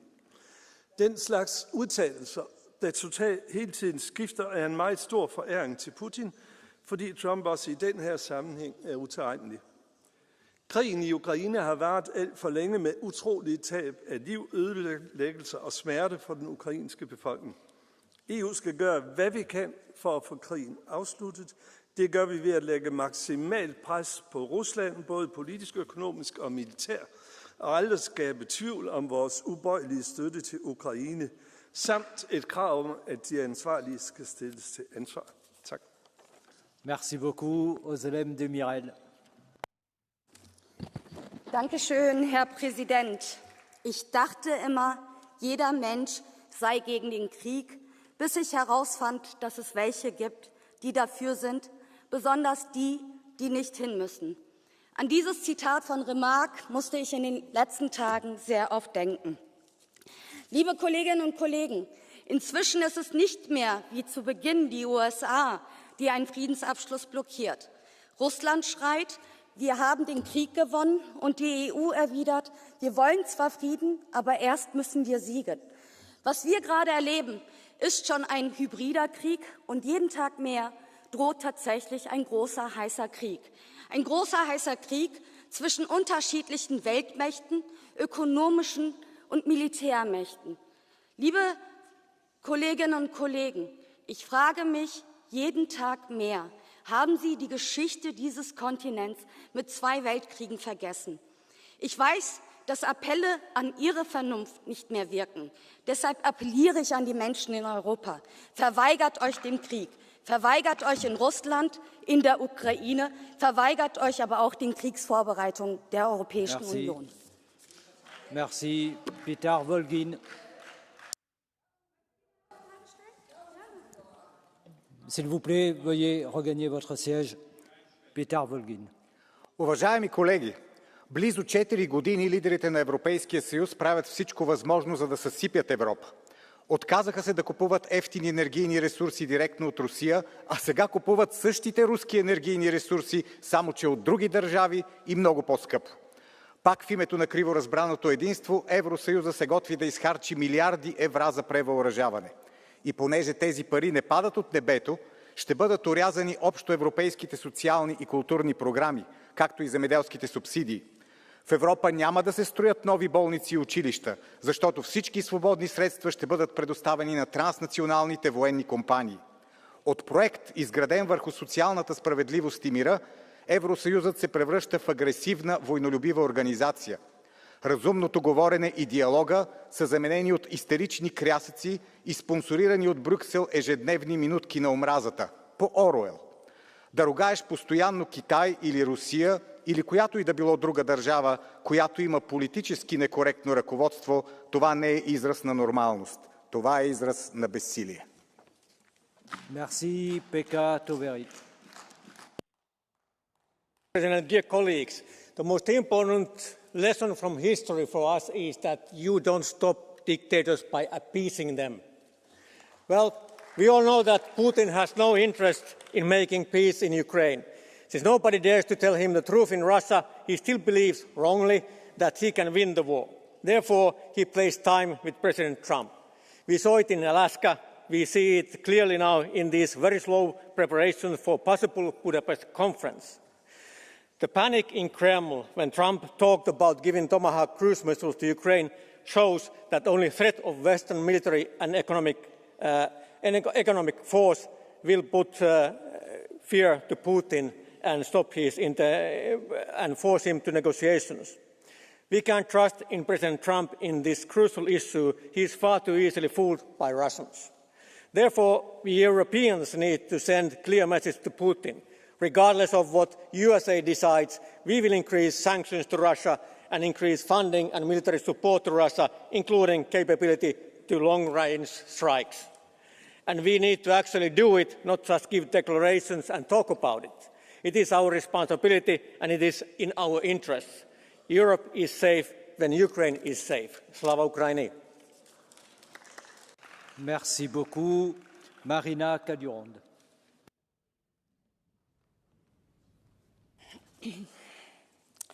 President, Commissioner, Council, colleagues, Ukraine is fighting against Russian aggression at the front and with tens of thousands of civilian casualties, 2 kids being killed in Kiev last night. And Ukraine is under constant pressure to give up land and freedom on the so-called peace treaty orchestrated in Kremlin. At the same time, EU supports Russian criminal regime by buying Russian energy. War criminal Putin fools around and continues killing. President Trump continues changing his positions. That is reality. We are the last hope of Ukrainians. Together with the coalition of the willing, we have to get our act together. We must support Ukraine until full victory over aggressor in order to bring fair and durable peace to Ukraine and Europe. We must give Ukraine much-needed military support, fully implement sanctions, stop Russian shadow fleet, start using Russian frozen assets, stop financing Russian war economy, and bring aggressor to justice. And we should do it in solidarity. Thank you. Slava Ukraini. Merci beaucoup, Pierre-Romain Thionnet.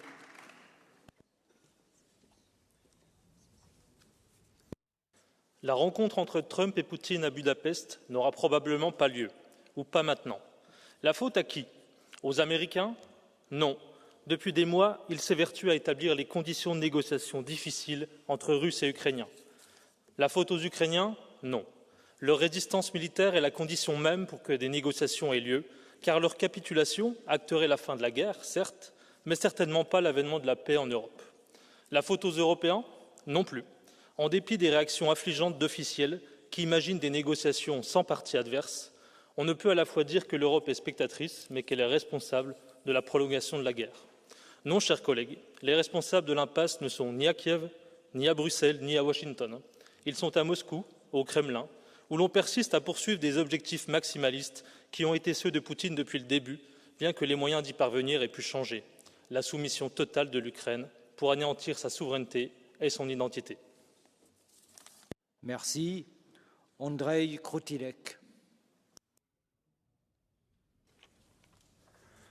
Vážený pane předsedající, kolegyně a kolegové, už 3,5 roku se Ukrajina statečně brání ruské invazi, která má za cíl zlikvidovat její suverenitu, svobodu a demokracii a učinit z ní poslušný putinovský satelit. Dosavadní zkušenost bohužel svědčí o tom, že Putin o skutečný mír nestojí. Dejme samozřejmě šanci jednáním, která iniciuje Donald Trump, ale první, co by Rusko mělo udělat, je okamžitě zastavit boje. Stojíme pevně za Ukrajinou, takže podmínky jakékoliv mírové dohody musí být přijatelné hlavně pro ní samotnou. Na Ukrajině se totiž bojuje nejenom o to, co bude mít Ukrajina, ale kam až Rusko zajde. Pokud se na ní vykašleme a necháme ji na pospas agresorovi, je jen otázkou času, kdy ruské tanky překročí hranice NATO. Na Rusko vždycky platila jenom síla, žádný appeasement, a proto potřebujeme vojensky silnou nejen Ukrajinu, ale i Evropu v rámci NATO. Merci beaucoup, Marie-Agnès Strack-Zimmermann. Herr Präsident, liebe Kolleginnen und Kollegen, gebt nicht auf, Europa. Das sagen die Ukrainer uns. Seit 3,5 Jahren an der Front kämpfend, ihre verschleppten Kinder suchend, vor den Trümmern ihrer Häuser stehend. Sie haben 24 Stunden lang Angst, aber auch, dass wir unsere Hilfe einstellen und denen auf den Leim gehen, die Putins Lügenlied singen, auch hier in diesem Haus, und aus dem Opfer die Täter machen. Und es ist unerträglich, dass der ukrainische Präsident in der Welt um Hilfe betteln muss. Er müsste schlicht selbstverständlich sein, weil es auch um uns in Europa geht. Ungarn kann den roten Teppich wieder einrollen für den Kriegsverbrecher. Der wird nämlich nicht kommen, der denkt gar nicht dran, weil er keinen Frieden will. Und kaum hat Trump die Marschflugkörper wieder eingepackt, ist die Diplomatie in der Tonne. Merkt eigentlich irgendjemand noch was davon? Deswegen, wir werden so lange die Ukraine unterstützen, wirtschaftlich, humanitär und auch militärisch, bis Putin endlich verstanden hat, dass seine Rechnung nicht aufgeht. Slava Ukraini. Merci beaucoup, cher collègue. Alice Kuhnke. Tack, herr talman. Putin har lindat den lika självupptagna som opålitliga Trump runt sitt ringfinger. Och med det hotas inte bara Ukrainas existens utan hela Europas säkerhet. Och vi måste bestämma oss. Är vi beredda att göra vad som krävs för att försvara Ukrainas frihet? Eller tänker vi fortsätta låtsas som om vi har gjort allt vi kan? Det är nämligen inte sant. Trots att vi miljöpartister redan från dag 1 krävde ett slut på att göda Putins krigskassa genom vår import av rysk olja och gas har det dröjt ända tills nu flera år av ryska bomber över Ukraina för att få med i andra på tåget. Och trots att vi miljöpartister kräver att vi sätter hårt mot de politiska krafter som förråder EU genom att flirta med Putin och hans vän Orbán, så fortsätter högern att om och om igen samarbeta med just dessa partier. Vi måste göra mer och vi måste göra det nu. Slava Ukraini. Merci beaucoup, cher collègue. Jonas Sjöstedt. Herr talman, vi ska vara tacksamma för att det inte blev något toppmöte för Trump och Putin i Budapest. Därför att ingen förhandling om Ukrainas framtid ska ske utan att Ukraina själva sitter vid förhandlingsbordet. Putin har inte rätt till någon del av Ukrainas territorium och Trump har ingen som helst rätt att sälja ut Ukraina. I Viktor Orbán så har Putin en beundrare som hade tagit emot Putin som en statsman och världsledare. Det förtjänar han inte. Putin behöver inte besöka Budapest. Han behöver skickas till Haag som den krigsförbrytare han faktiskt är. Den bästa hjälp vi kan ge för att få en fred, för att få den vapenvila som Ryssland förvägrar Ukraina, det är att fortsätta stödet politiskt, ekonomiskt och militärt till det kämpande Ukraina. Tack, herr talman. Merci beaucoup, cher collègue Gregor Zbron. Do you really want to go to war? I know you don't. You just like pushing others into human meat grinder. Ukraine had its chance in the year 2022, right after the escalation started. They were invited to the table and there was a peace agreement ready. But what happened? The Prime Minister of Great Britain, Mr. Johnson, went immediately to Kiev and the agreement was cancelled. This is the usual game that big guys, big imperialists play at our Central European playground. I don't want to be a chess pawn. I don't want my people to be killed and going bankrupt because you like wars going on. Stop subsidizing Kiev, Banderist, Nazi Ukrainian regime. Stop subsidizing. Merci beaucoup. You have a request of a blue card? No, okay. So, now, Pasquale de la parte Nicolas. Ah, elle n'est pas là. Tobias Kremer. Colleagues, this whole thing felt like Groundhog Day. Another phone call between Putin and Trump, another summit, and yet again, much ado about nothing. Just more strikes on Ukraine, more dead civilians, no Russian willingness for peace, no compromise. Yet even this depressing cycle had a silver lining. And not just that this time our American friends recognized Putin's bad faith before rolling out the red carpet, but that twice now, the threat of tougher sanctions and weapons for Ukraine actually made Putin move. This shows how terrified the Kremlin is vis-à-vis a strong and united West. This shows that the peace through strength strategy actually works. But we can't just rely on an American knight in shining armor to do that work for us, colleagues. No, this is about European security. So Europe must act by passing the 19th sanction package, by using Russia's frozen assets as a leverage for peace, and by putting out a plan together with Ukraine for a European just and lasting peace. Because Ukraine cannot afford another Groundhog Day. And seriously, neither can we. Thank you. Thank you very much. A ako ďalšie poprosím kolegu Holvégiho, nech sa páči. Tisztelt elnök úr, biztos asszony, tisztelt képviselőtársaim, tényleg azt kell mondjam, szóval ne szórakozzunk. Hát itt milliók haltak meg. 1,5 millió halottról beszélgetünk itt, elég komfortos környezetben. Családok ezrei hullottak szét, a városok váltak teljes romhalmazzá. Minden egyes nap, amit elveszítünk, újabb emberéletekbe kerül. Önök mégis a háború folytatását akarják. Szeretném leszögezni, hogy senki nem akarja relativizálni az orosz agressziót Ukrajnában. A kérdés viszont ma az, hogy végre elindulunk-e, el tudunk-e indulni a békéhez vezető úton. A háború folytatása nem lehet presztízs kérdés. Emberéleteket nem válhatnak politikai versengések túlszává.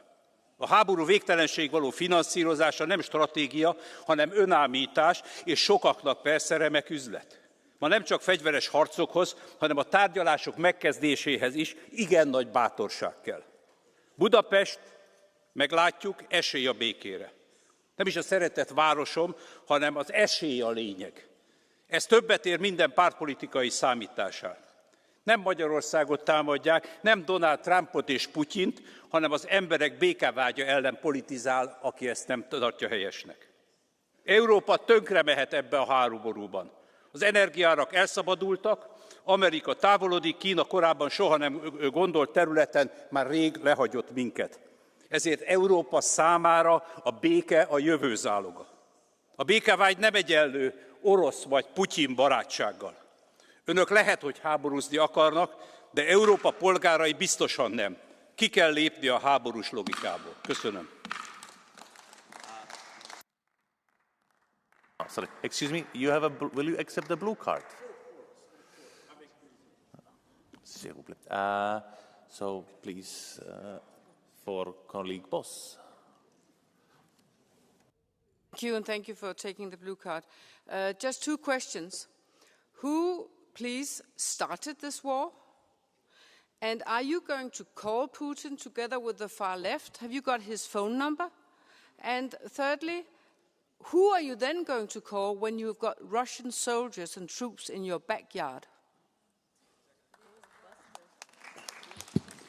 It seems a relevant question, but you know the problem is that you didn't listen what I told you. Of course, no, it's the only question. How can we save life of 1,000, 10,000 peoples? And of course, it's a negotiation, it's a balance, it's compromises. And of course, it's not, I don't say Mr. Putin. You can say no, but the problem is there. Yeah, that Europe is a player of the peacemaking or not. And the problem, okay, there's a blue card, I have to give an answer, thanks a lot.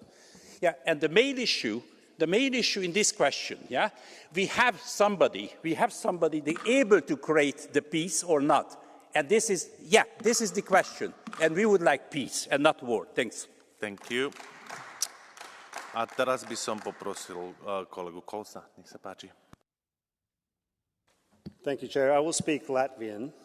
Kolēģi, kopš Krievijas pilna mēroga iebrukuma Ukrainā, Krievija pret Ukrainu veikusi vismaz 37,000 gaisa uzbrukumu un nometus vairāk nekā 33,000 bumbu uz Ukrainas pilsētām un tās iedzīvotājiem, pat neskaitot to, kas tiek nomests uz frontes līnijām. Dažādi miera samitu un sarunu fonu turpina atgriezties Rēgs. Miers apmaiņā pret teritoriju, kas jau vēsturiski ir zināms kā kara draudus palielinošs, nemieru veicinošs darījums.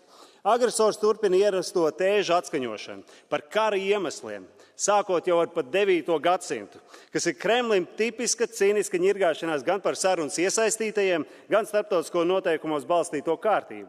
Eiropai šajā laikā nevis jāturpina paust bažas, bet gan tūlītēji jāpieņem jaunās sankcijas un jānodrošina nepārtraukts ieroču piegādes Ukrainai, ļaujot tai darīt to, ko diplomātija nav spējusi – apturēt un apspiest atpakaļ agresoru un destabilizēt tās kara mašīnu Krievijas iekšēnē.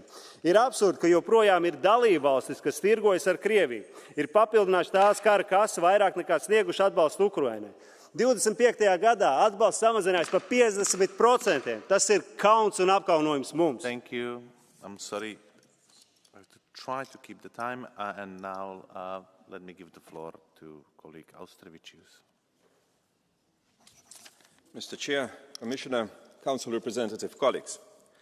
The de facto leader of the terrorist Russian state, Vladimir Putin, has stated that wherever a Russian soldier sets foot, it becomes Russian territory.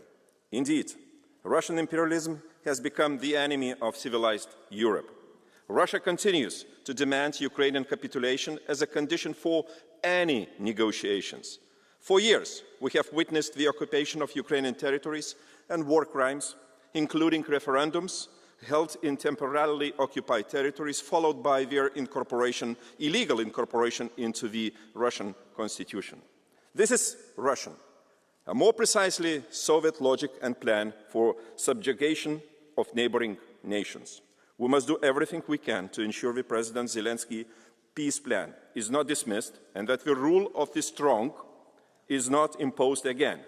The outcome of this war determines Europe's future security architecture. Europe must play a full role in peace negotiations on Ukraine because it's our common future is being decided right now. Thank you. Ďakujem a teraz poprosím kolegu Ščerbu. Nech sa páči. Rosja nie ma żadnej woli zakończenia tej wojny. Ta sytuacja, z którą dzisiaj mieliśmy do czynienia z atakiem na przedszkole w Charkowie, potwierdza tylko, że Putin nie zamierza prowadzić jakichkolwiek realistycznych rozmów pokojowych. Przygotowuje się do wojny i kontynuuje tę wojnę. Chcę bardzo wyraźnie powiedzieć, to jest odpowiedzialność również Europy, aby ten dialog transatlantycki prowadzić po to, żeby wywierać presję na Rosję Putina, dla którego gospodarka wojenna może być piętą achillesową. Chcę bardzo wyraźnie powiedzieć, musimy odpowiedzieć na to również naszą jednością i naszą siłą. Te programy, które utworzyliśmy na Ukrainę, mówię o SAFE, mówię o EDIP-ie, to jest tak naprawdę praktyczna forma współpracy. Ukraina może liczyć na nas tutaj w Parlamencie Europejskim. Niech żyje Ukraina, niech ta wojna się skończy, niech Putin jako zbrodniarz wojenny zostanie wreszcie osądzony. Ďakujem pekne a teraz poprosím pani kolegyňu Gualmini. Thank you, Chair. We all know very well what is really at stake in the Russia-Ukraine war. The defense of democracy against tyranny, the defense of pluralism against the dictatorship, the defense of freedom against the despotic leaders who really do not care about international law. So Putin's real target is not just Ukraine or its critical materials, but Europe and the West, our values, our freedom, our unity. So we need two very clear conditions for the European Council of tomorrow. First, military support by the EU, and at the same time, a solid peace proposal, including ceasefire, restitutions of deported Ukraine children to their family, and so on and so forth. The second condition is that Ukraine must be put in a position of strength in order to negotiate peace. You cannot surrender to the strongest one. You cannot surrender to tackle Trump crazy diktats. So, Mr. President Zelensky, your fight is our fight. Thank you. Thank you. Will you accept the blue card from Mr. Demirel? Mrs. Demirel, I apologize. Sorry. Over there. She's over there. Okay. I don't speak. I understand, but I don't speak German. There is a headset on. Just a second. The usher will assist you.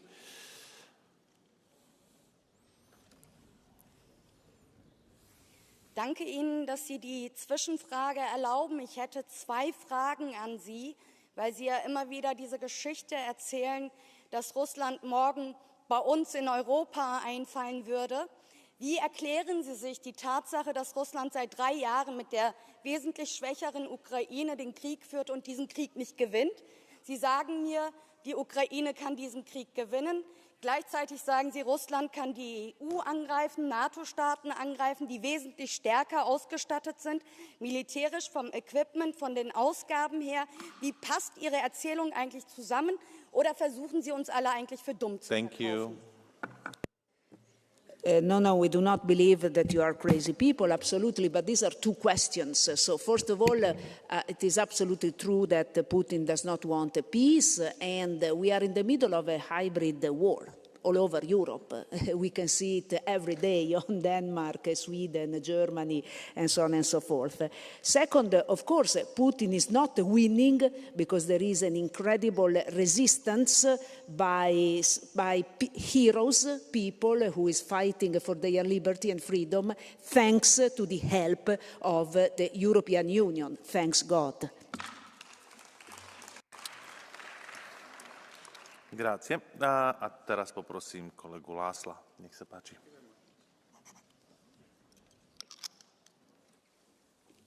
Where are the European peacemakers? Where are the leaders with the vision, with the courage, with the strength to restore peace in Europe? Where are they? The leaders of great European powers are weaker than ever before. Leaders of France, Germany, and the United Kingdom have never been so unpopular. Or does anybody really think that Ursula von der Leyen could negotiate a lasting peace in Europe?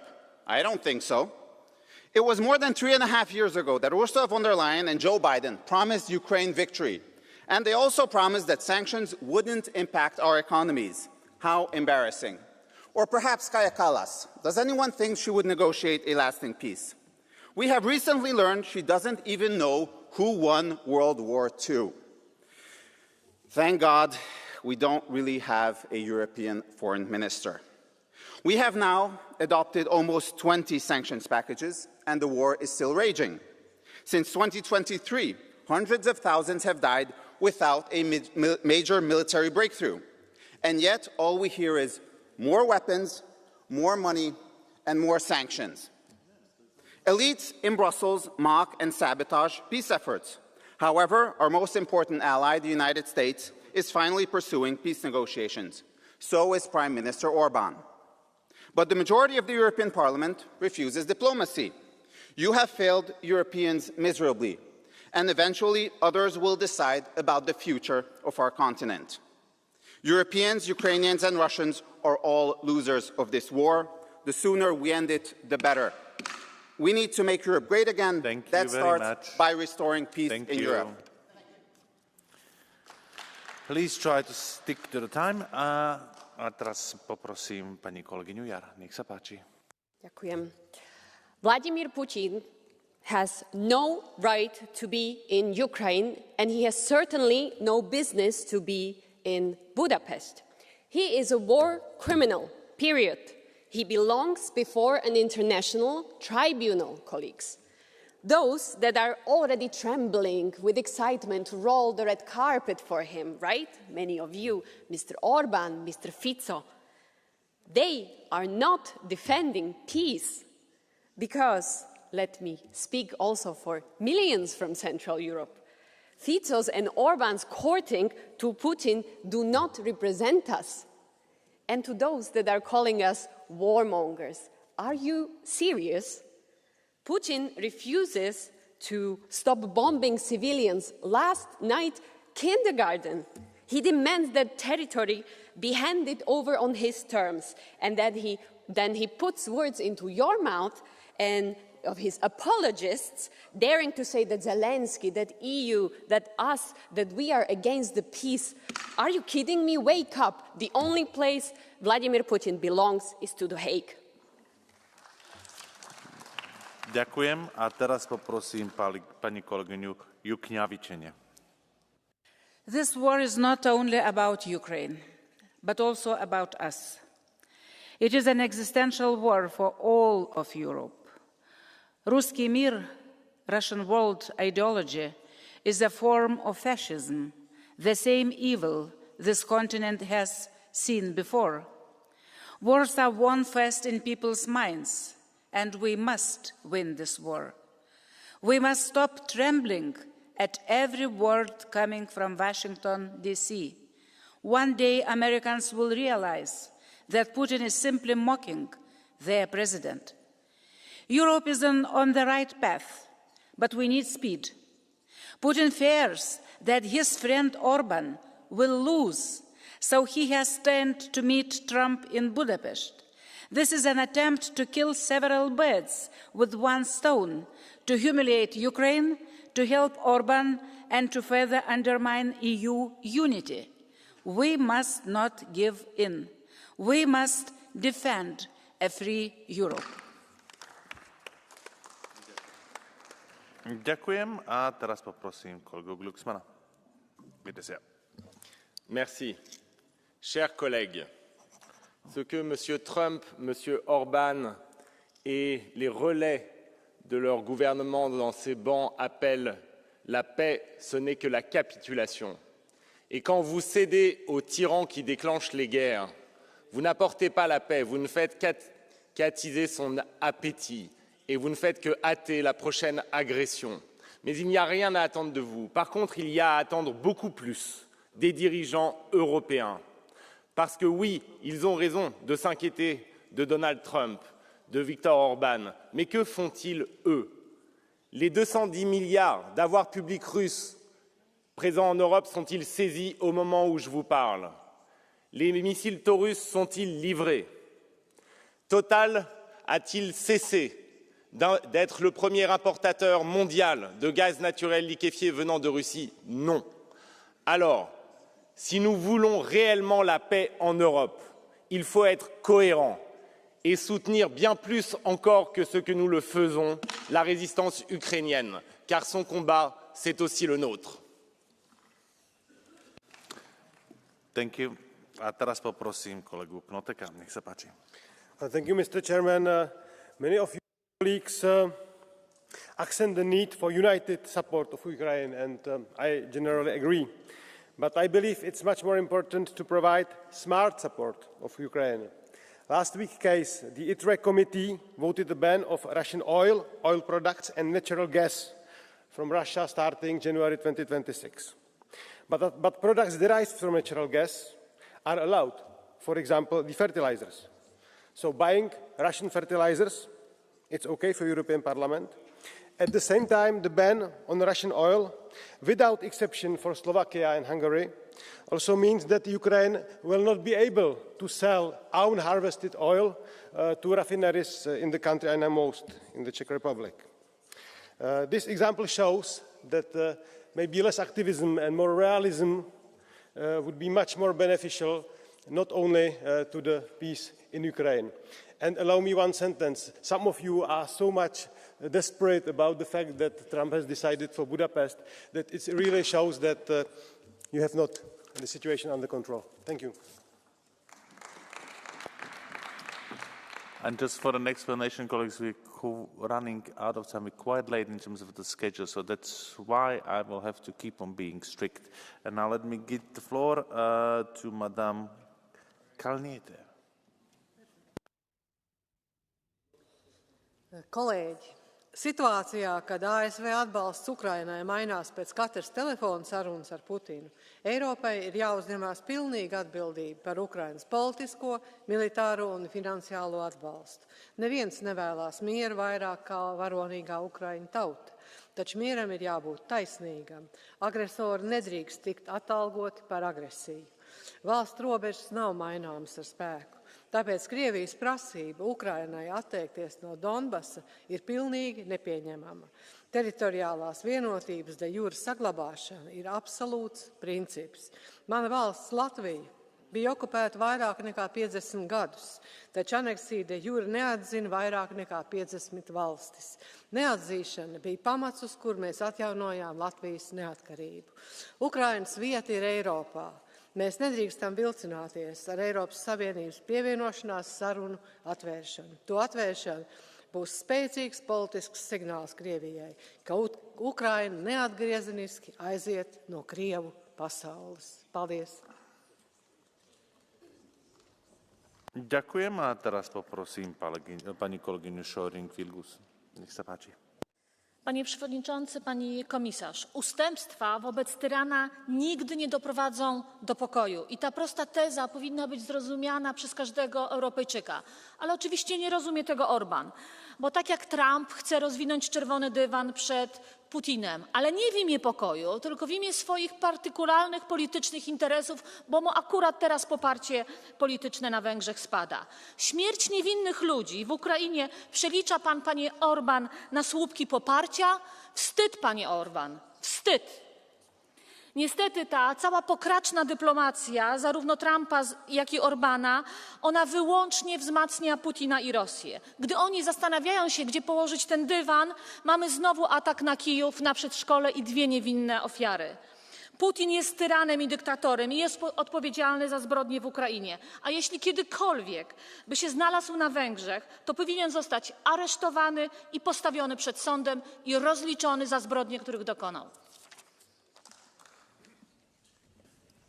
Ďakujem pekne a teraz poprosím pani kolegyňu Ferenc. Nech sa páči. Tisztelt kollégák! Ukrajnában a háborúban elhunytak sírjain ukrán zászló lobog. Szeptemberben, amikor a szülővárosomban, Ungváron ellátogattam a Kálvária temetőbe, szívszorító látvány fogadott. Néma csönd, ukrán és magyar elesettek nevei, véget nem érő zászló rengeteg. És ez csak egy a sok temető közül. Mennyi embernek kell még meghalnia? Nincs már olyan család az országban, akinek ne lenne vesztesége, gyásza, amit a közel 4 éve tartó háború okozott. Fiatalok és idősek fizikai és lelki szenvedéseket élnek át. Ukrajna lakossága, közöttük a kárpátaljai magyarok is, békére, biztonságra és nyugalomra vágynak. Miért nem hallják meg ezt a vezetőik? Mi, magyarok, következetesen és kitartóan állunk ki a békeügye mellett, szembeszállva a háborúpárti erőkkel. A támadások ellenére sziklasziráldan a mielőbbi tűzszünet és a béketárgyalások mellett foglalunk állást, mellyel emberi életeket menthetünk és megállíthatjuk a szenvedést. Mielőbb meg kell teremtenünk legalább az esélyt a békére. Ez az önök kötelessége is. Ne akadályozzák. Köszönöm. Thank you. Will you accept a blue card from Madame Boss? Thank you for taking the blue card. I just want to ask you a couple of questions. One question, would you support Ukraine to become, after peace, part of the European Union? And do you know, probably before you were born or close to when you were born, when Hungary joined the European Union, in my country, a lot of people were worried and thought that they were going to lose on agriculture and other areas, but we were a lot of people who wanted Hungary to be exactly part of Europe. Did you know that? Köszönöm a kérdést. Ukrajna EU csatlakozásával kapcsolatban az a véleményem pont a kisebbségi magyar származásom kapcsán, hogy ez a kérdés jelenleg nem időszerű, hiszen pont a kárpátaljai magyarok és más nemzeti kisebbségek jogai nincsenek rendezve jelenleg Ukrajnában. Ez az Európai Uniónak az alapdokumentumaiban, a koppenhágai kritériumokban vannak leírva, hogy ez egy első számú feltétel ahhoz, hogy Ukrajna csatlakozásáról beszélhessünk. Ez a véleményem erről a kérdésről. Köszönöm. Thank you. And regarding the another blue card, I will offer the blue card only when you raise the blue card during the initial speech of the members. So when you're raising a blue card, while blue card is in the process, I'm not going to be taking it. As a next, I would like to give the floor to Madame Wisela Lima. Obrigado. Le peuple ukrainien se bat maintenant depuis 3 ans et demi contre l'agresseur russe. L'Ukraine mène ce combat pour sa survie, sa souveraineté, son indépendance, mais aussi par son combat, elle nous protège, nous, nos démocraties. Nous ne leur devons pas seulement reconnaissance, mais aussi toute l'aide dont nous sommes capables. Des milliers d'hommes, de femmes, d'enfants ukrainiens ont perdu la vie, ont vécu des traumatismes qui ne leur permettront plus jamais de vivre en paix. Ceci à cause des envies hégémoniques de la Russie. Il serait inacceptable que la paix se fasse au terme de l'agresseur. Nous, l'Union européenne, devons au peuple ukrainien d'être unis dans la défense de l'Ukraine, et nous devons œuvrer ensemble, pour qu'avec la paix, les Ukrainiens retrouvent leur intégrité territoriale, aussi pour que la paix se fasse avec eux et pour que la paix soit une paix durable. Slava Ukraini. Merci. Ďakujem. Will you accept, Madam, will you accept the blue card from a member Gražulis? Oui. So, Aš norėjau pateikti pastabą dėl vedimo tvarkos. Kadangi jūs valdančios daugumos atstovam leidžiate tuo pačiu klausimu užduoti 2 kartus ir paskui dar kalbėti pagal mėlynąją kortelę. Mums iš opozicijos, jeigu užduodam klausimą, neduodat kalbėti pagal mėlynąją kortelę. Čia ne klausimas, o pastaba jums. This was not a blue card, it was a complaint. You can file a complaint about the way I'm chairing. I accepted now your blue card. Your previous blue card was registered by the system. So when you press the button, when another blue card was already going on, you didn't ask for the blue card during the speech of the member. Otherwise, I would take it. So please, and as I explained before, you don't have to react this way. As I explained before, ask for the blue card during the speech. And I'm sorry, madam, this was not the blue card. There was a complaint on the way I'm chairing. So, thank you very much. A ako ďalšieho poprosím pána kolegu Terasa.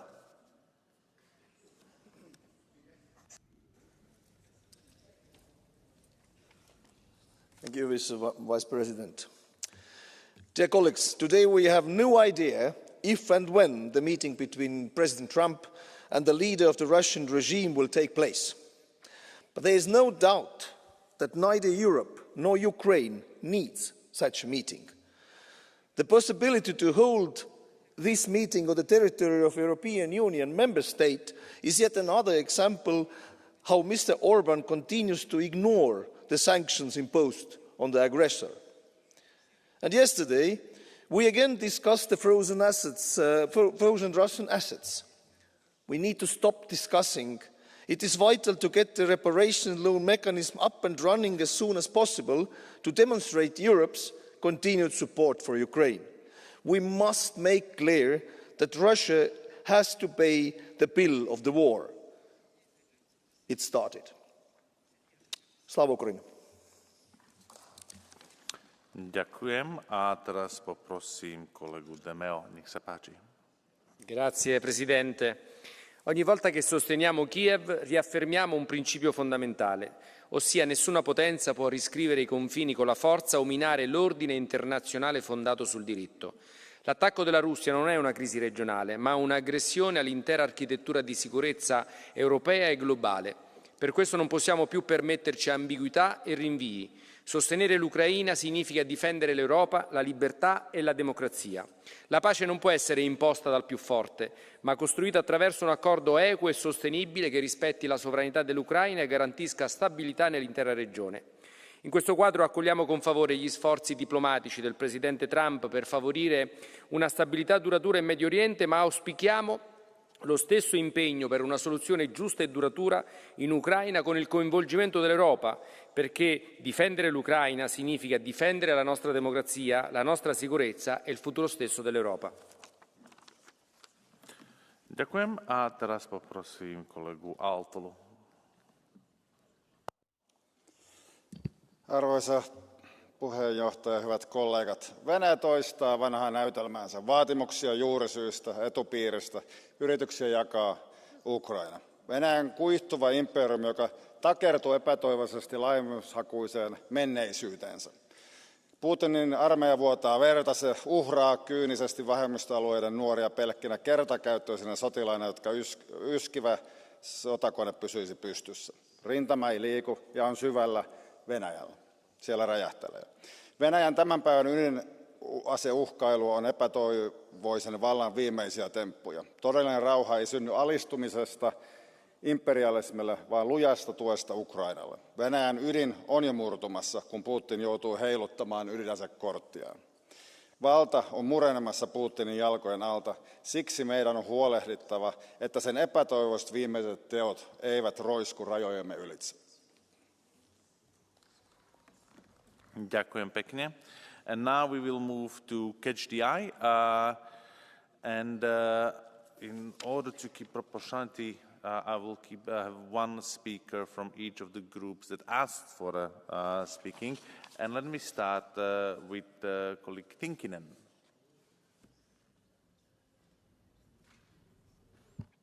Thank you, Mr. President.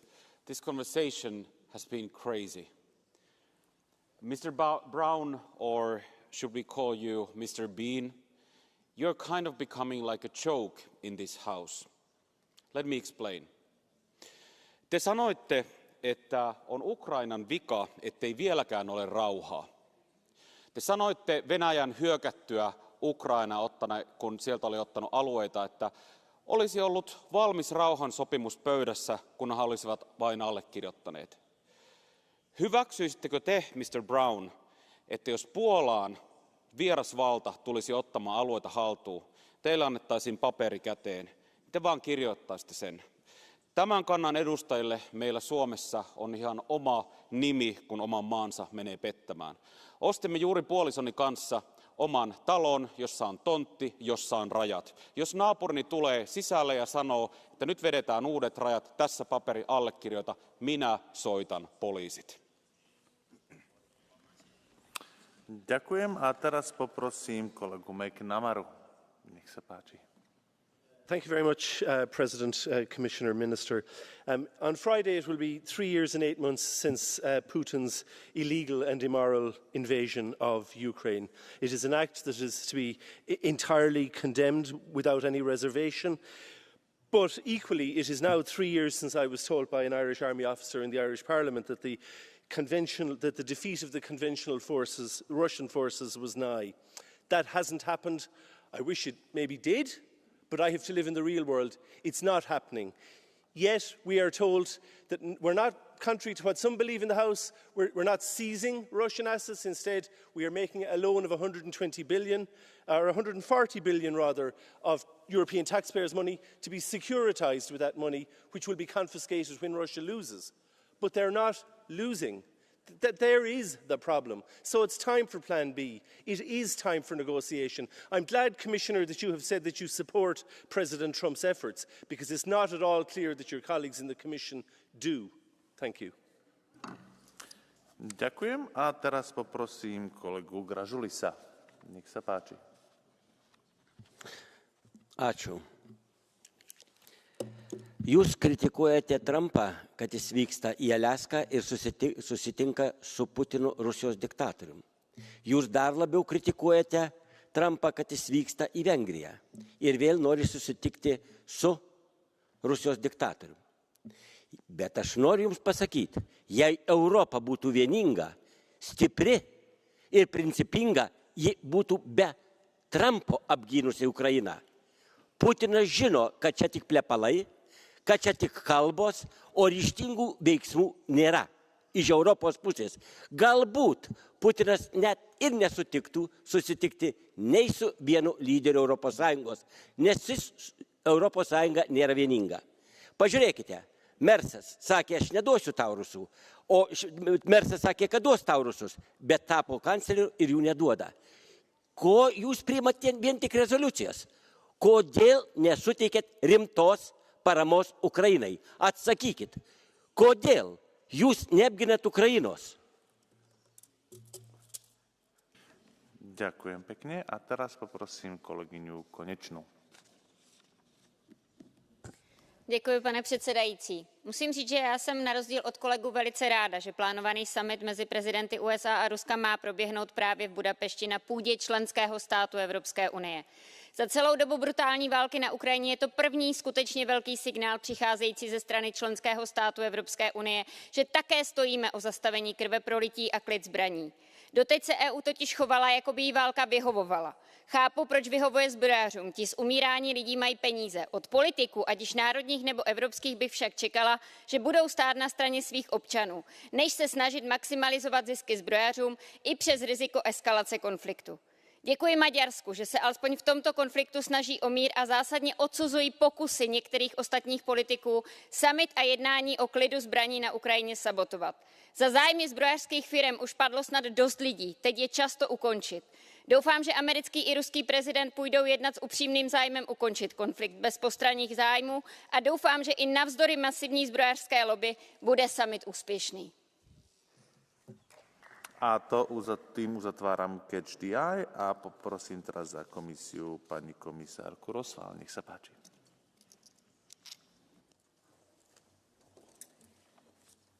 Thank you very much, Mr. President, Minister, honourable members. Thank you for the debate. It is important and it is encouraging to know that the majority of this House stands next to Ukraine. We hear also the request from you that the EU to do more, loud and clear. We all recognise that the EU and our member states have done a lot, but I agree it's still much more to be done. That's a clear task for the European Commission, and I can reassure you that we are working on new ways forward. We are doing this not only for Ukraine, but also for our Union's very future. Ukraine must succeed in its fights for sovereignty and territorial integrity. Ukraine's victory is EU's best guarantee for our own security. We will continue to stand against Russia's aggression, including through the 19th sanction package. We will continue to provide financial and military assistance. A strong Ukraine at the negotiation table is capable of finally ending the war in its terms remain our primary goal. And despite the difficulties by the ongoing war, we will keep up our support to Ukraine's efforts to come closer to the EU, where Ukraine rightly belongs. Thank you very much. Ďakujem, pani komisárka. A teraz poprosím za radu pani ministerku Biere. Nech sa páči.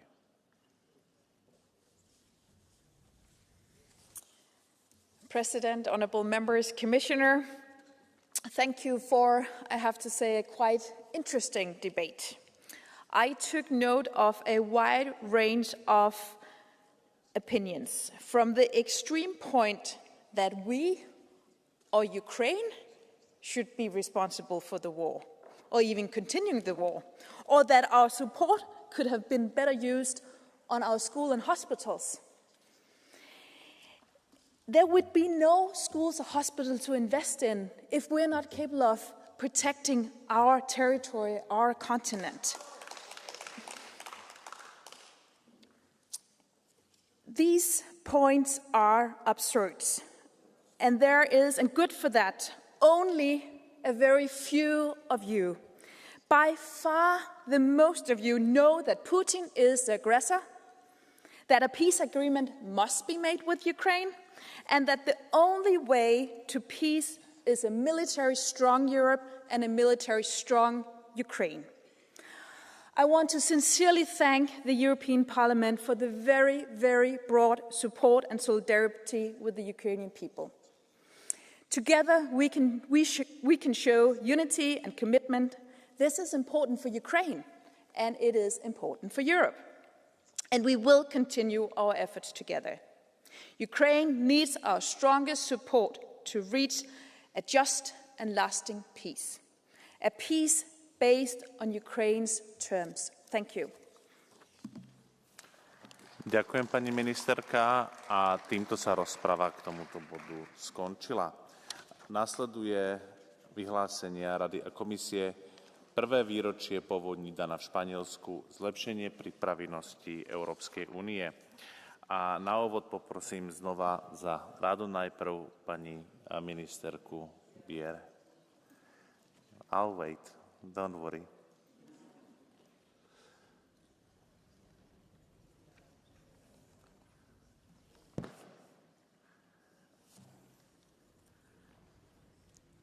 Please, Madam Minister, the floor is yours.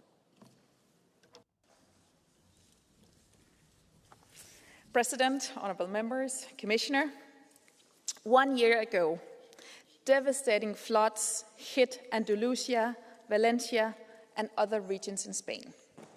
Tragically, more than 230 lives were lost. Our thoughts are with the families of the victims and with the communities who suffered and continue to suffer from the effects. In addition to the loss of life, the floods did devastating damage to property and the environment. They also had a strong impact on agriculture and livestock sectors that are so important in the region. And they destroyed infrastructure, including transport and energy services. The EU and its member states showed solidarity and unity in the face of the disaster. They responded quickly with all the means at their disposal. As in previous natural disasters, the Union's civil protection mechanism in particular proved that it can deliver. And the EU's Copernicus Emergency Management Service was also activated to support relief efforts on the ground with satellite maps. The EU also gave strong financial support using the European Union Solidarity Fund as early as March this year. And I wish to stress that very soon, on the 13th of November, the Council will approve the mobilization of an extra amount of 945 million euros from the fund to support the recovery of infrastructure and the repair of damages caused by the flooding. Europe is the fastest heating continent and is more and more exposed to the consequences of climate change. Extreme weather now affects Europe more often. Last month, we had a debate on this topic in this room. Back then, I said that the EU needs to be better prepared to handle these crises by moving from a reactive approach to a preparedness by design approach. I wish to repeat that today. We must continue to quickly handle climate change on two fronts: mitigation and adaptation. The EU has a strong track record in both areas, with ambitious policies to reduce its greenhouse emissions, prevent and reduce climate-related risks. We especially must ensure that Europe becomes more resilient against climate-related water extremes like floods. On 21st of October, the Council approved conclusions on water resilience. The Council stressed the need to strengthen the water infrastructure, security and real-time early warning systems for floods. Also, the Council underlined the importance of cooperation and coordination between borders. We must also strengthen the EU's preparedness, resilience and capacity to respond to crises and disasters, to tackle the changing landscape of risks and threats such as extreme weather. These are priorities for the Danish presidency. This is why we aim to make progress with the legislative proposal to revise the Union Civil Protection Mechanism. Thank you. Ďakujem pekne a teraz poprosím pani komisárku Rosval za Európsku komisiu. Nech sa páči. Thank you, Mr. President, Minister, honourable members. Today marks 1 year since one of Europe's most tragic floods. We honour all the victims and their families. I want to express my deepest sympathy and solidarity with all those affected by this disaster. At the same time, I would like to pay tribute to all those who stepped up to help during and after the floods. In the early hours of 29th of October 2024, a cold drop hit eastern Spain. Torrential rains poured down, more than 700 millimeters in just 12 hours. Rivers burst their banks across the Mediterranean coast and flash floods swept through Valencia. It was an unprecedented disaster, and all the data tells us events like this will happen more often. Like many of you, we were deeply shocked by the images. People being rescued from rooftops, cars piled up, roads buried in mud, whole communities devastated, right here in Europe. Honourable colleagues, from the very start, the European Union stood in full solidarity with Spain, its authorities and all those affected. We helped support relief efforts and speed up recovery in the affected areas. The Emergency Response Coordination Centre, the 24/7 heart of the EU Civil Protection Mechanism, stayed in constant contact with Spanish civil protection teams ready to assist. On the 29th of October 2024, Spain activated the Copernicus Rapid Mapping Service to assess the flood and the damages.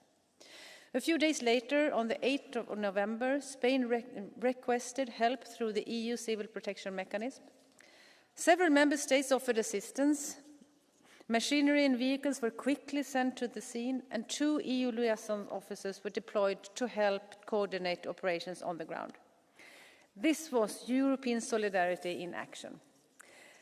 Just a few weeks ago, on the 6th of October 2025, early warning systems again signalled heavy rain in Valencia. Spain and the ERCC were again immediately in contact in full preparedness mode to assess the situation and discuss possible measures.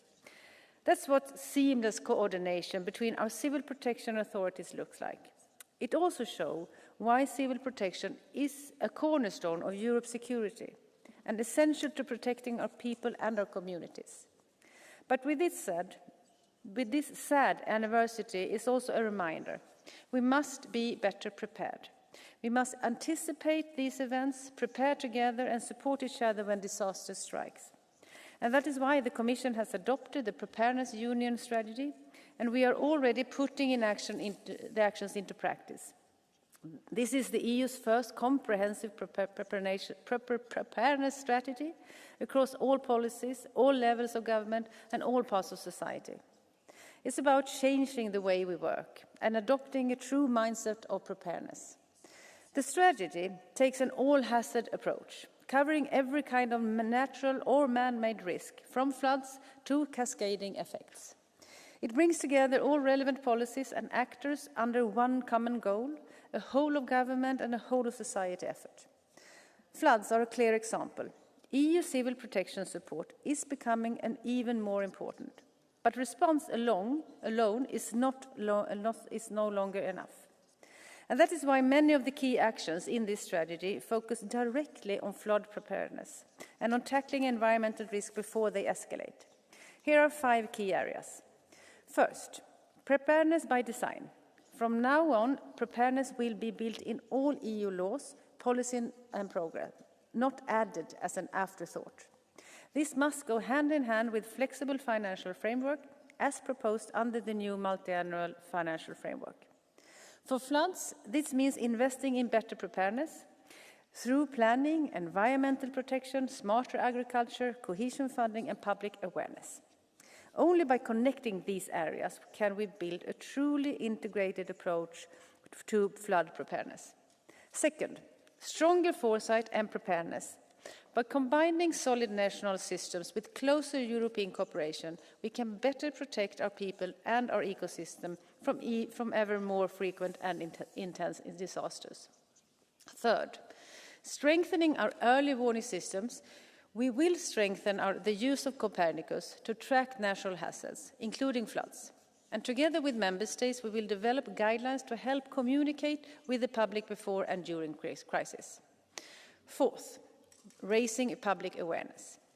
Too often, people simply don't know how to prepare. That's why the strategy includes concrete measures to boost population's preparedness, including guidelines for member states to ensure citizens can be self-sufficient for at least 72 hours. And fifth, acting earlier, faster and better together. The Commission will create a new EU crisis coordination hub, building on the expertise of our Emergency Response Coordination Centre, to improve coordination when crises hit and manage their cross-sectoral impacts. We will also step up cooperation with science and the private sector to develop innovative solutions that help us to prevent, prepare for and respond to the growing risk of floodings. Honourable members, our water resilience strategy, adopted by the Commission in June 2025, is one of the key actions under the Preparedness Union strategy. It calls for the building of resilience for floods, droughts and also other extreme weathers, proactively and in solidarity across borders. The goal is simple: to help member states better identify risk and take prevention actions by protecting and restoring ecosystem.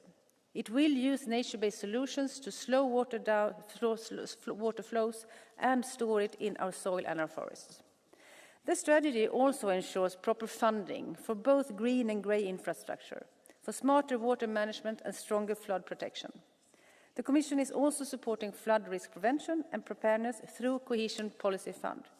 Already in 2021 to 2027 period, €7 billion of the EU funds are available for member states to invest in the prevention and management of floods.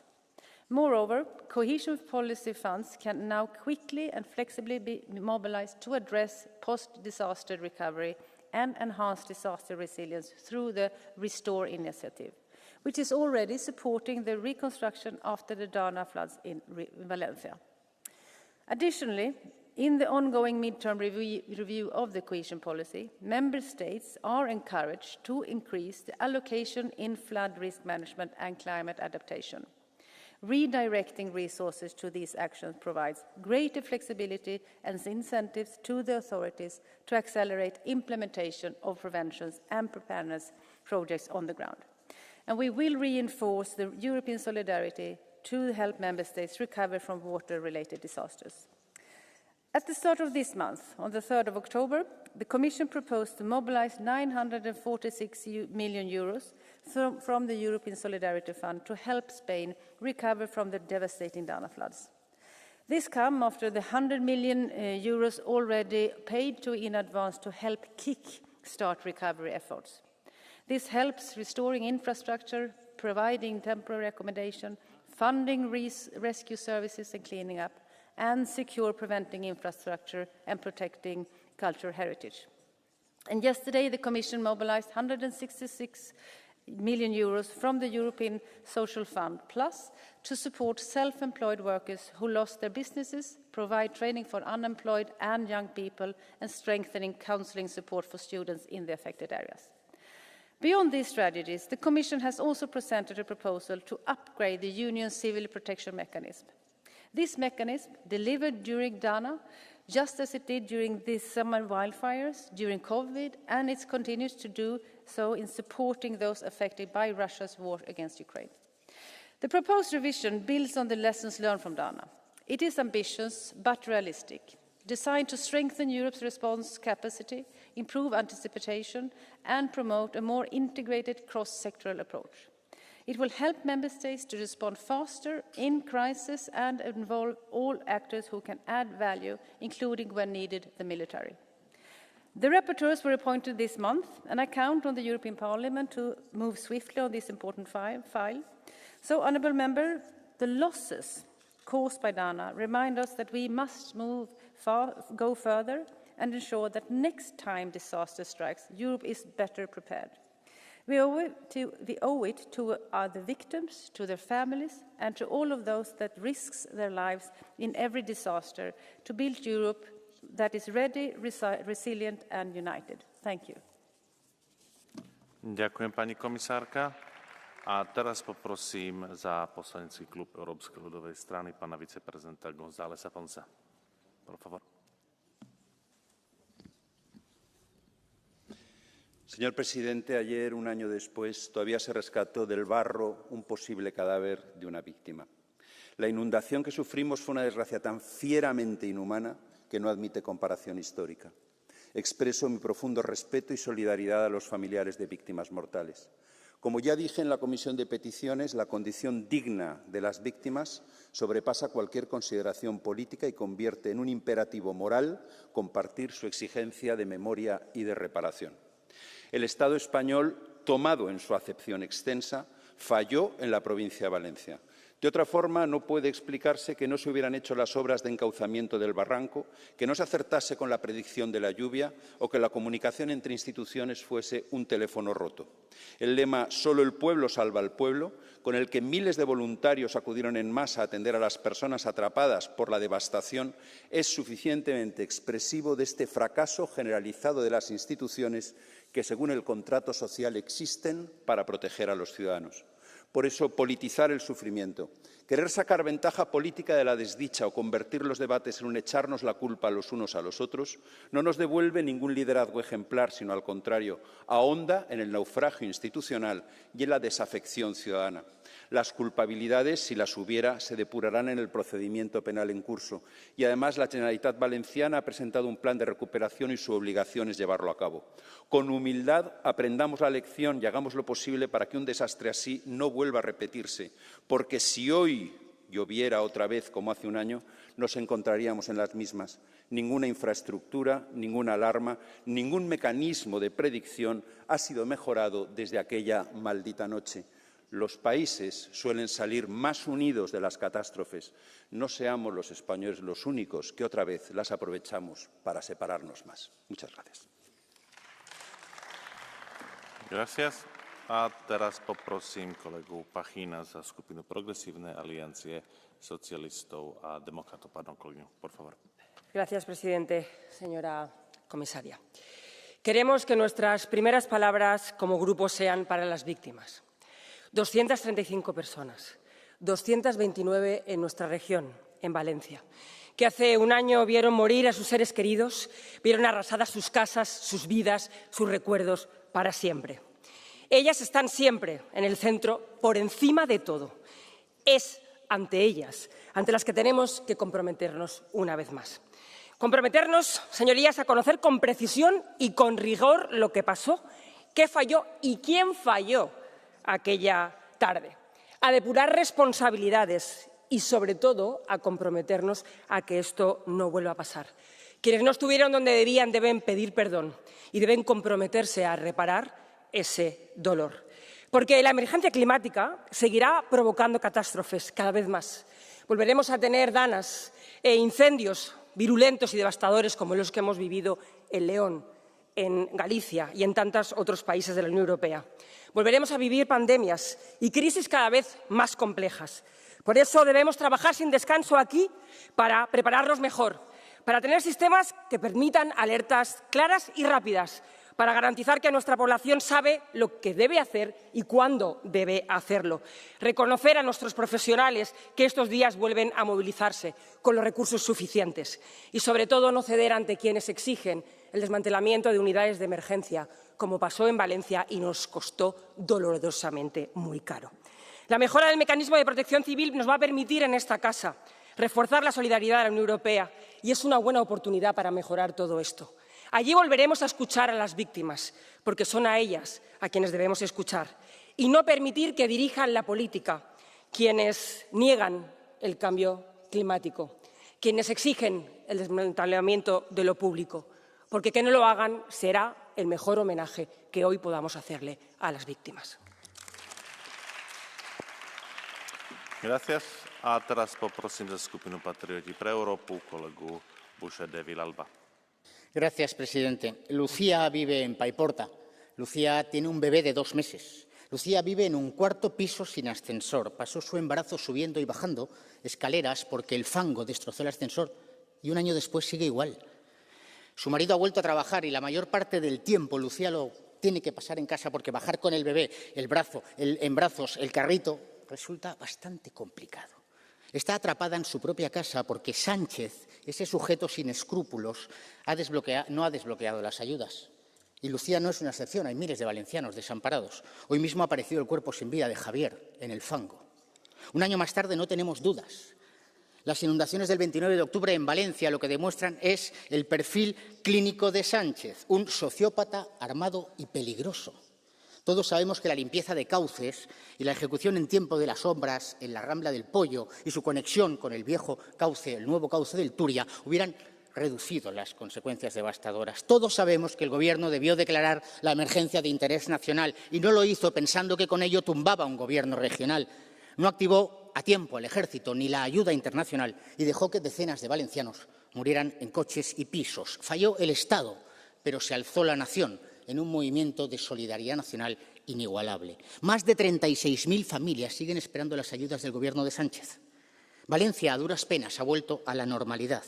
Centros de salud, colegios, depuradoras y colectores, carreteras provinciales, accesos a los polígonos industriales prácticamente recuperados solo por el esfuerzo de los valencianos, porque se aprobó un presupuesto extraordinario para la recuperación gracias a nuestro partido. A pesar de Sánchez, el pueblo salva al pueblo. Gracias.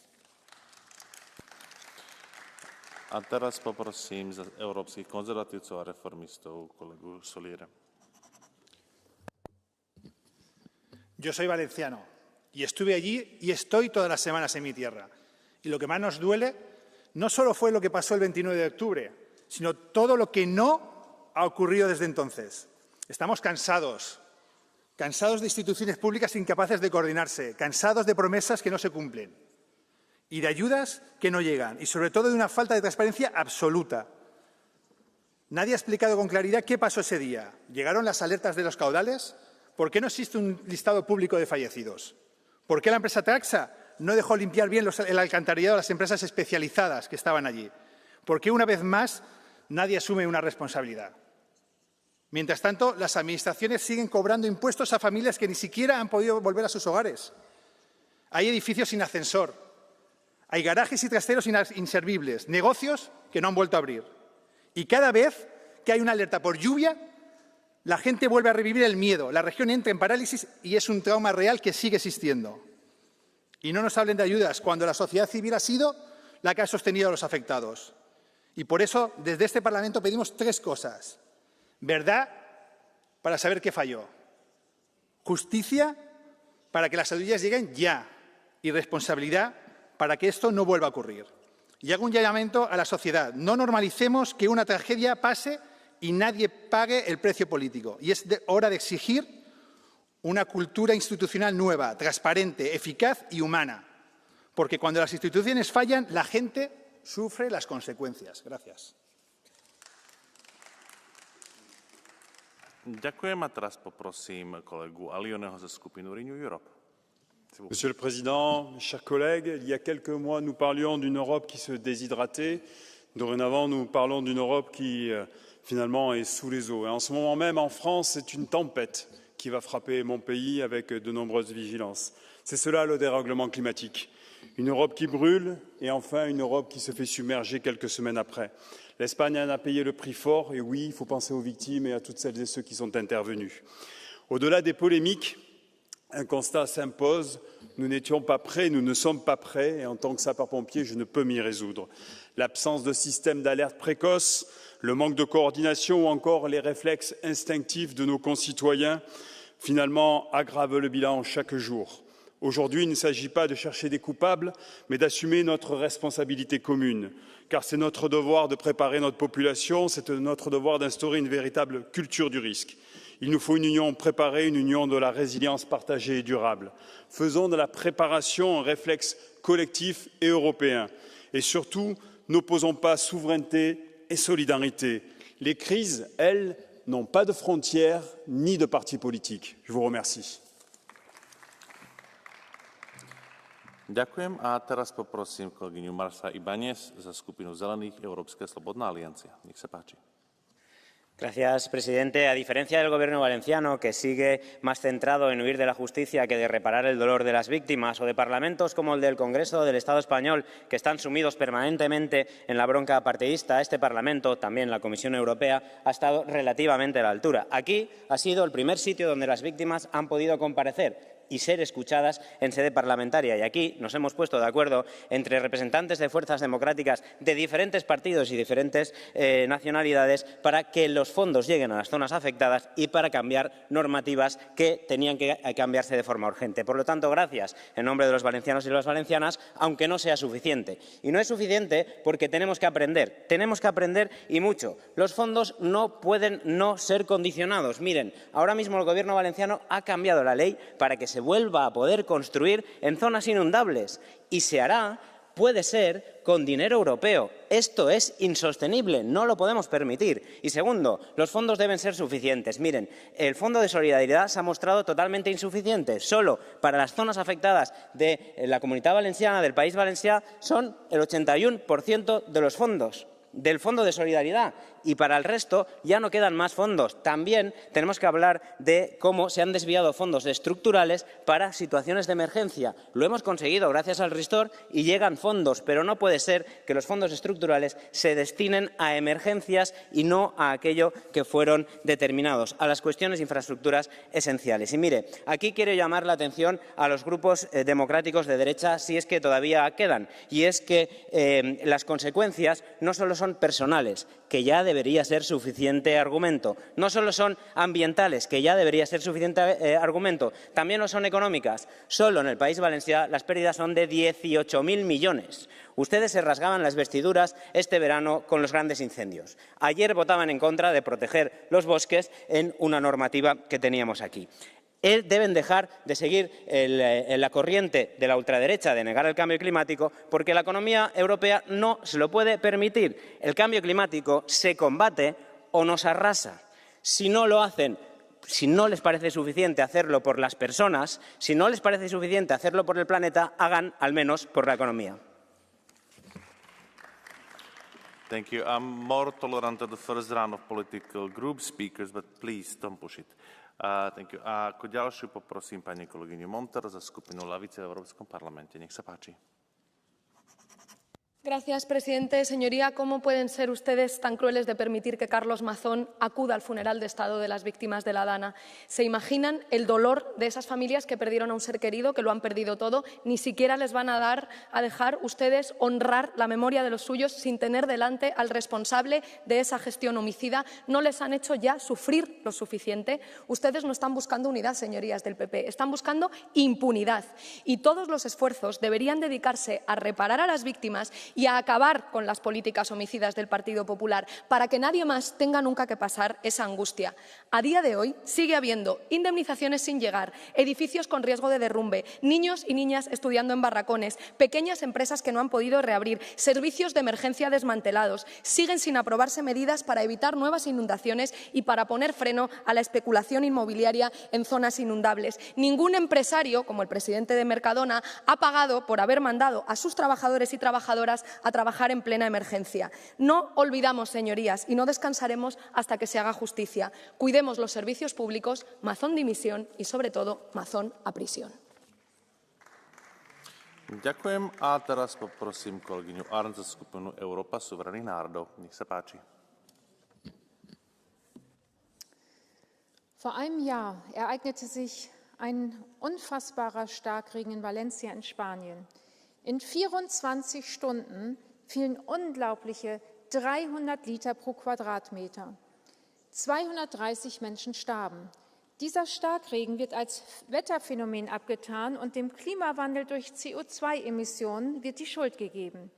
Das ist nicht nur falsch, sondern es blendet auch wichtige Fakten aus. Seit 1980 erzeugt der Nachbarstaat Marokko künstlich Regen mit Silberjodid, das von Flugzeugen versprüht wird. Genau 2 Monate vor diesem Starkregen in Valencia wurde dieses Programm in Marokko massiv ausgeweitet.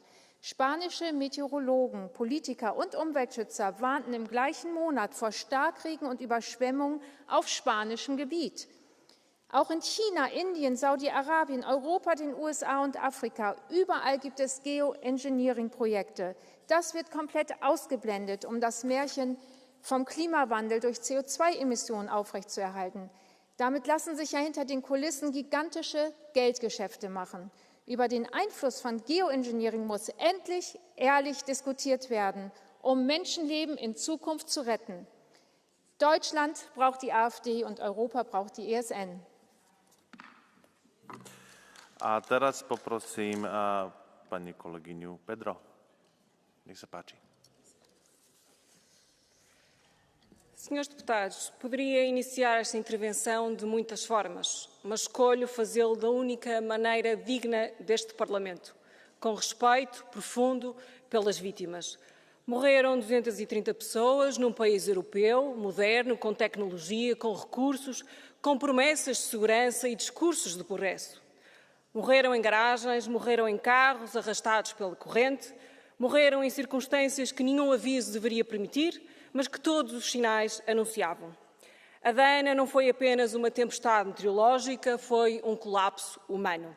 Um desastre que expôs fragilidades de sistemas, atrasos em alertas, falhas de coordenação e uma vulnerabilidade que ultrapassa fronteiras e governos.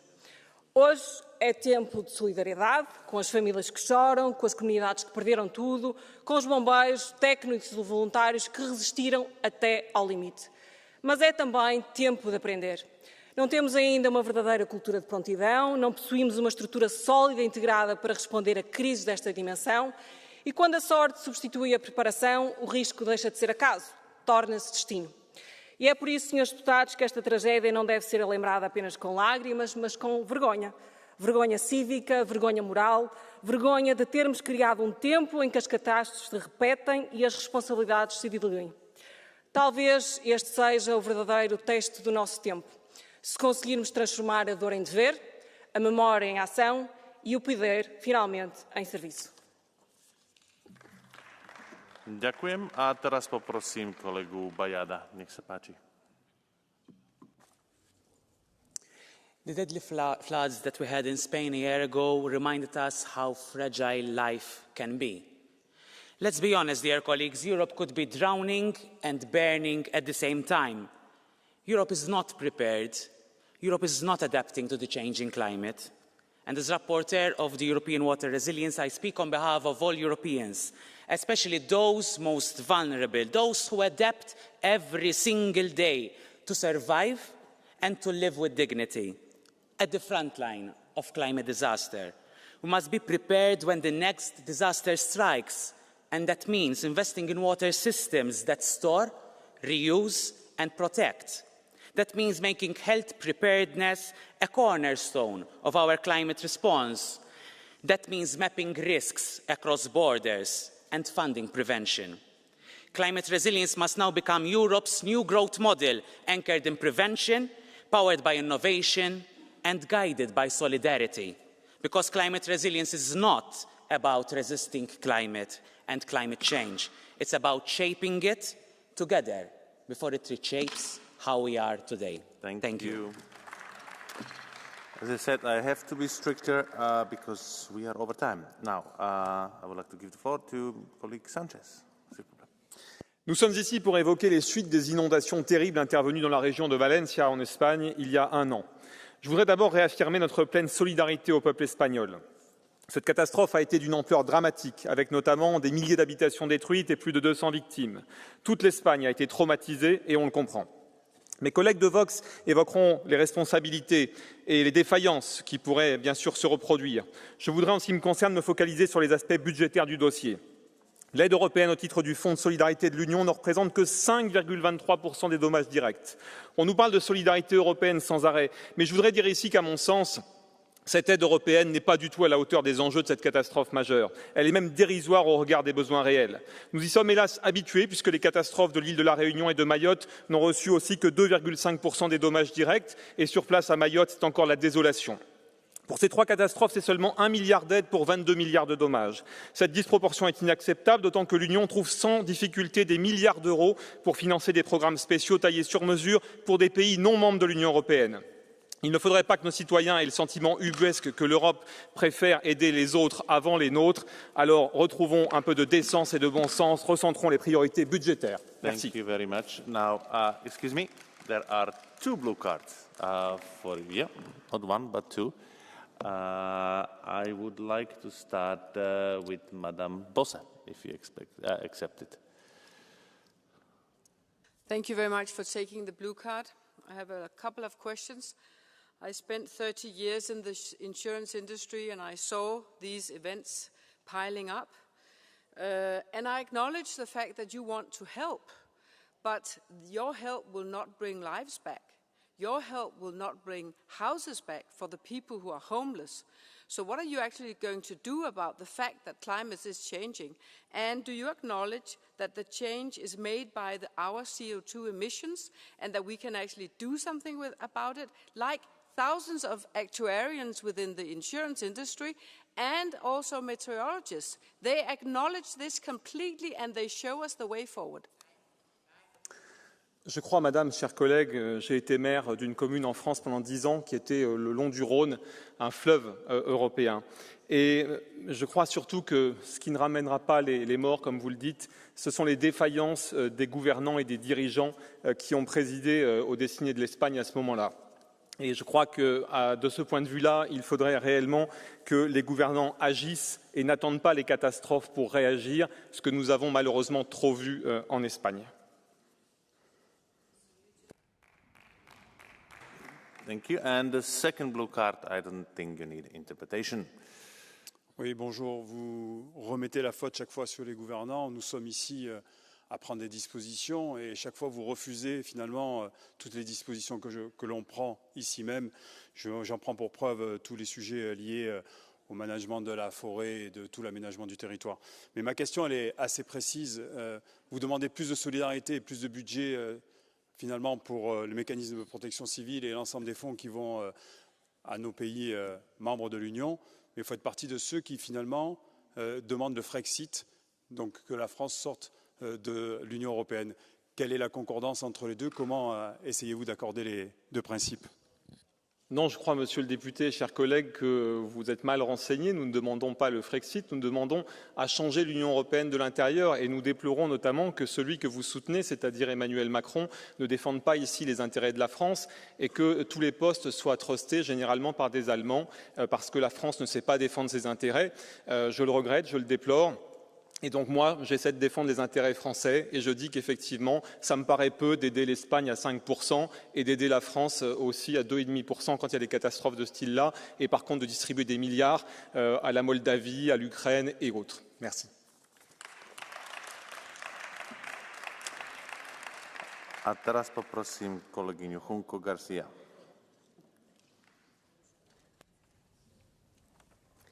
Señorías, las gotas frías y las riadas en la costa mediterránea son parte de la naturaleza, no de un relato climático inventado para justificar la falta de gestión. Esta tragedia se veía venir. Desde el 94, los expertos ya advertían que en el Barranco del Pollo se necesitaba un encauzamiento y un drenaje. 9 proyectos se redactaron, 9. ¿Y qué hemos visto? Décadas de gobiernos de todos los colores dejando esas obras en el cajón. Obras que debían haberse hecho en los 90, en los años 2000 y que hoy siguen pendientes. En 15 años no se ha ejecutado ni una sola obra hidráulica de prevención relevante en la Comunidad Valenciana. Por eso, hoy después de un año, me pregunto, ¿por qué los planes de infraestructura preventiva llevan décadas abandonados? ¿O cuándo se van a ejecutar las obras que podían haber evitado esa tragedia? ¿Y qué mecanismos concretos ha puesto en marcha el Ministerio para la Transición Ecológica para evitar que esto vuelva a pasar más allá de los discursos? Señorías, Bruselas ha cumplido más de 1.600 millones de euros en fondos de solidaridad y cohesión. ¿Pero cuántas ayudas han activado desde el Gobierno de España? Muchas. Siguen bloqueadas.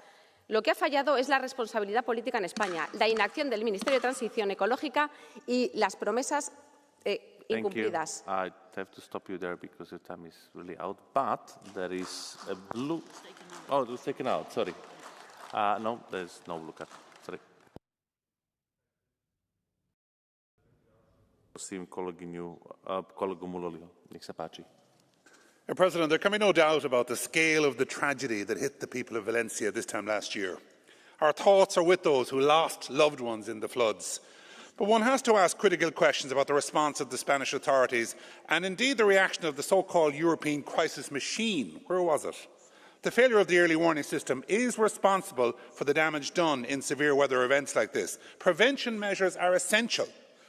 I raised this directly with Commissioner Labib when she came before the Parliament, and Marco Panigali, the head of the Commission's Civil Protection Emergency Response Unit, admitted it. He said clearly, when they see from the weather instruments there might be a catastrophe looming, the mechanism can be pre-activated, meaning the emergency teams from throughout Europe can go directly to an area under threat before the storm, before the rain, and go on standby, ready to be deployed, whether it's Spain or along the Shannon Callows in County Offaly, or indeed any potential black spot for flooding. So we must wake up to use these supports from Europe. Member States must trigger the alarm earlier and take more precautions, or more will die and more land will be damaged. Thank you. Thank you. Will you accept the blue card from Mr. Grasulis?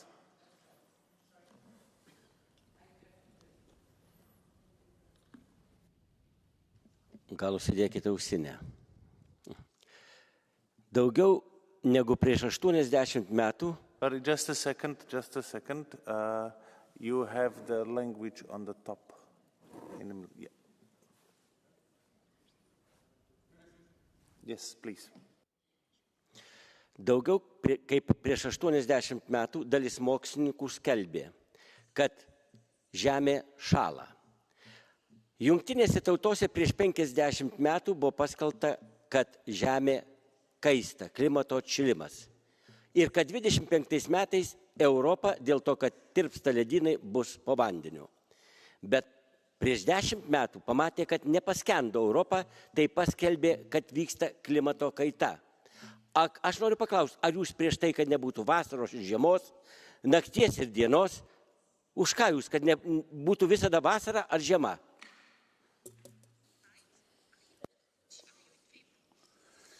I am in favour of the meteorological services, the professional services, who tell us today there will be rain and severe rain in your member state on Friday.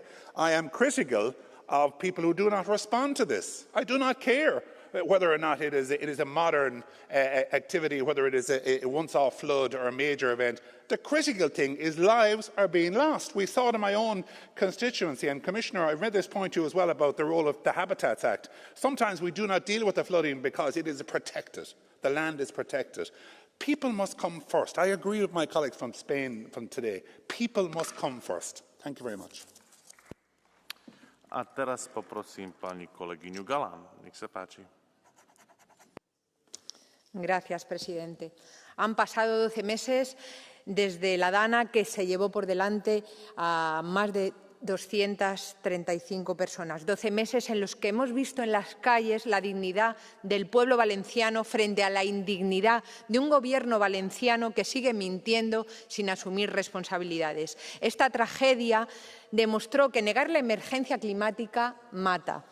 Lo que pasó en el País Valenciano no fue mala suerte ni un error de coordinación, fue una indecente dejación de funciones y fue consecuencia de recortar en servicios públicos, en prevención y también, o por tanto, en vidas humanas. Y, entre tanto, el señor Mazón sigue apoyándose en los negacionistas, que eliminaron la unidad de emergencia para seguir gobernando allí. ¿Y por qué? ¿Por qué lo hace? Porque Mazón elige el poder ante la verdad y el Partido Popular lo consiente. Exigimos responsabilidad política, verdad y reparación para que esta tragedia no se repita y que el agua no se lleve lo que la política no supo proteger. Las víctimas aún esperan respuestas y merecen justicia. Gracias. Ďakujem a teraz poprosím kolegu Péreza. Nech sa páči. Muchas gracias, presidente. Qué bonitos los discursos de mis compañeros sobre la Dana, los discursos que emocionaron a Spielberg, atacándose unos a otros, que si el cambio climático, etcétera. Nadie ha caído en que, por ejemplo, la Comisión ha hablado aquí de 230 muertos, los datos oficiales, entre comillas, del Gobierno son 216, anoche se encontró otro cadáver, en fin, ni siquiera tenemos una lista oficial de muertos de la Dana, pero qué importa, total, los muertos no votan, ¿no? Y luego la Comisión Europea aquí felicitándose de que han tardado solo 5 meses en traer ayuda a las víctimas. 5 meses, ¿saben ustedes lo que son para todas las víctimas de nuestros compañeros valencianos? ¿La gente es consciente de lo que son 5 meses? Yo creo que no, en absoluto. Pero, ¿qué más da cuando, insisto, tenemos a un Carlos Mazón que efectivamente, fíjese, en algo estoy totalmente de acuerdo con Irene Montero, debería estar en prisión, y tenemos a un Partido Popular únicamente centrado en la parte electoralista del término? Yo de verdad que solo siento pena y lástima de que lo único que podamos sacar de este Parlamento sean discursos hechos con ChatGPT sobre más de 200 muertos, porque hasta una máquina necesitan para fingir emociones. Los muertos les dan igual, pero en fin, ¿qué importa, no? Gracias. Ďakujem a teraz poprosím kolegyňu Abajda Chover. Gracias, presidente, comisaria. Hace un año que las lluvias torrenciales acabaron con la vida de más de 200 personas en Valencia y dejaron cientos de familias destrozadas. Aún resona en las cabezas una pregunta clave. ¿Cómo es posible que no contáramos con las infraestructuras necesarias para evitar o al menos mitigar esta catástrofe? No faltaba el conocimiento, las inversiones estaban identificadas, pero faltaron los recursos. Y esto no puede volver a ocurrir. Este Parlamento actuó con responsabilidad, modificando urgentemente la política de cohesión para apoyar la reconstrucción. Y con la revisión intermedia hemos reafirmado nuestro compromiso, dar más flexibilidad y capacidad de respuesta a las regiones. Sin embargo, mientras el Gobierno nacional ha tardado casi un año en movilizar los recursos puestos a su disposición, las regiones actúan de inmediato. Es el caso de una región como la mía, Murcia, también afectada por las danas, que ha ampliado la inversión en infraestructuras hídricas en hasta 30 millones de euros. Invertir con sentido y propósito salva vidas. Por eso, la política de cohesión debe seguir estando en manos de las regiones, porque son quienes mejor conocen los retos y las amenazas a las que se enfrentan. Muchas gracias. Ďakujem a teraz poprosím pani kolegyňu Gómez López. Por favor. Gracias. Aprender de la Dana es no solo invertir más en prevención, emergencia, resiliencia. Es también hacerlo en humanidad y en empatía. Porque cuando las instituciones maltratan o ignoran a las víctimas, como lo ha hecho la Generalitat Valenciana, eso también es daño. El vicepresidente llegó a culpabilizarlas de no haberse sabido autoproteger y, por lo tanto, de sus muertes. Mazón ni se ha reunido con ellas, las ha ignorado, las ha difamado y, además, las ha acusado de estar politizadas, como si una madre pudiera fingir o exagerar el dolor de haber perdido a su hija. Insinuar eso es maltrato y abandono institucional y forma parte también del desastre. Y tenemos que aprender del fracaso político del Partido Popular en mi tierra. Europa no solo necesita más y mejores infraestructuras, necesita instituciones humanas que escuchen, acompañen y reparen. Por eso deberíamos de crear el Estatuto Europeo de las Víctimas de Catástrofes Naturales, para que la empatía no dependa de quién gobierne, sino que sea un derecho garantizado para todos. Y así que hablemos también de cómo tratamos a quienes sufren estas catástrofes. Gracias. Dankeschön. Nächster Redner ist der Kollege Tertsch. Buenas tardes. Se cumple un año de la tragedia de la riada, de aquellos 230 o los muertos que fueran. Ni el Gobierno nacional del PSOE ni el regional del Partido Popular avisaron antes de la catástrofe. Y Sánchez no permitió durante varios días que llegara ayuda a pueblos destruidos. Hoy se sabe que los muertos se habrían evitado de haberse acometido unas simples obras en una serie de barrancos, pero habían sido paralizadas por el ministerio de una señora conocida aquí, Teresa Rivera, esa socialista de efectos letales por su fanatismo ideológico. ¿Y el retraso en la ayuda? Sí, señores. Sánchez dejó morir a españoles para desgastar al adversario político que gobierna esa región. Hoy los damnificados viven aún entre escombros, basuras y ratas y los niños estudian en barracones. El fanatismo climático, el fracasado sistema autonómico y la falta de escrúpulos de un Sánchez a quien nada importa más que su poder hicieron posible esta tragedia, que como tanto crimen cometido por el Gobierno español en este lustro sigue aún impune. Eso es lo que hay que corregir. Danke. Nächste Rednerin ist die Kollegin Zalewska. Jakie to zawstydzające i okrutne w stosunku do ofiar, że uznano tu na tej sali, że za katastrofę, za śmierć ludzi, za utratę majątku odpowiadają zmiany klimatyczne. Łatwo jest umyć zielone ręce, łatwo jest żyć w ideologicznym zacietrzewieniu, a nie wskazać, że ponosi winę człowiek, a właściwie ludzie, nieprzygotowani, którzy nie realizowali podstawowych zasad, nie realizowali podstawowych inwestycji.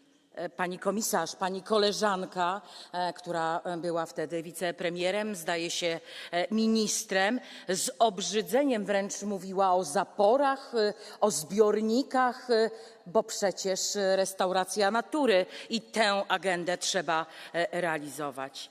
Nikt nie poniósł odpowiedzialności, nikt nie poniósł kary.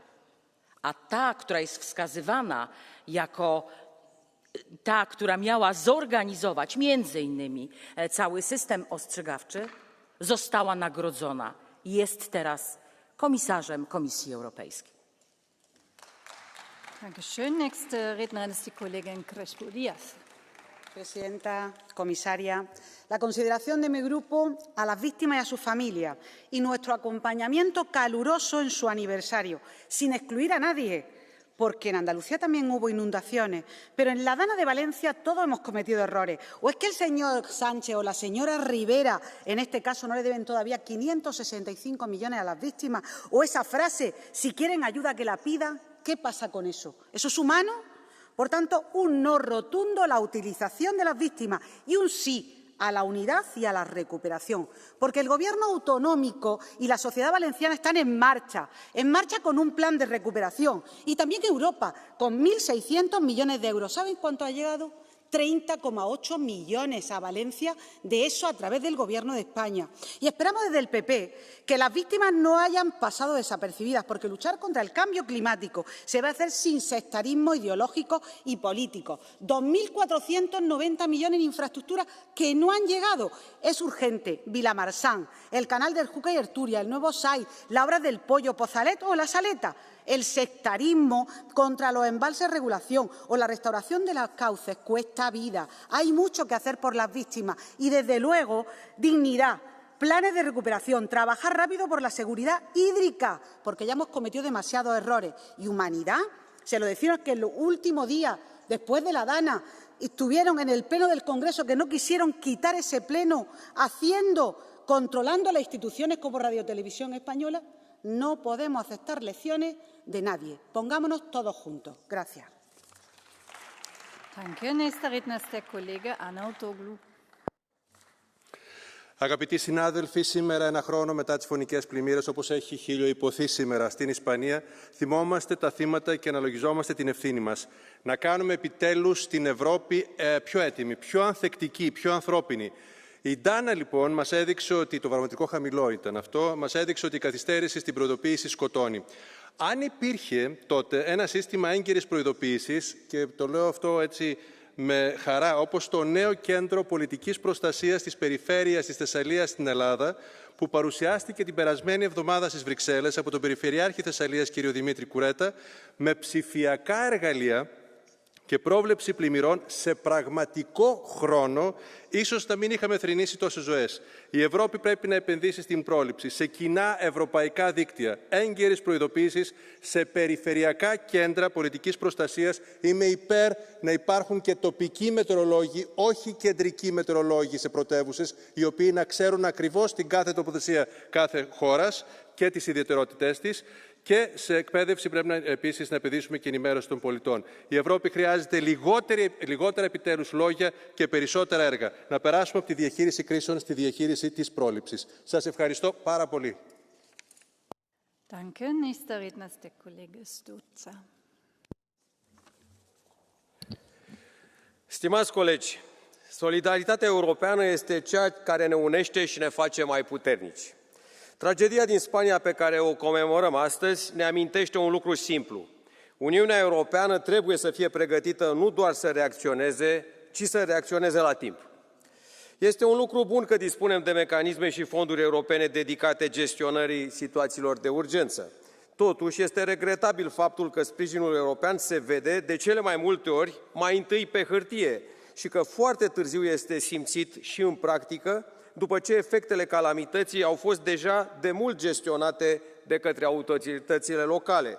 Între timp, acestea au intervenit, au ajutat oamenii, au făcut plăți din resurse proprii și au epuizat bugetele și au așteptat îndelung rambursările din fondurile aferente.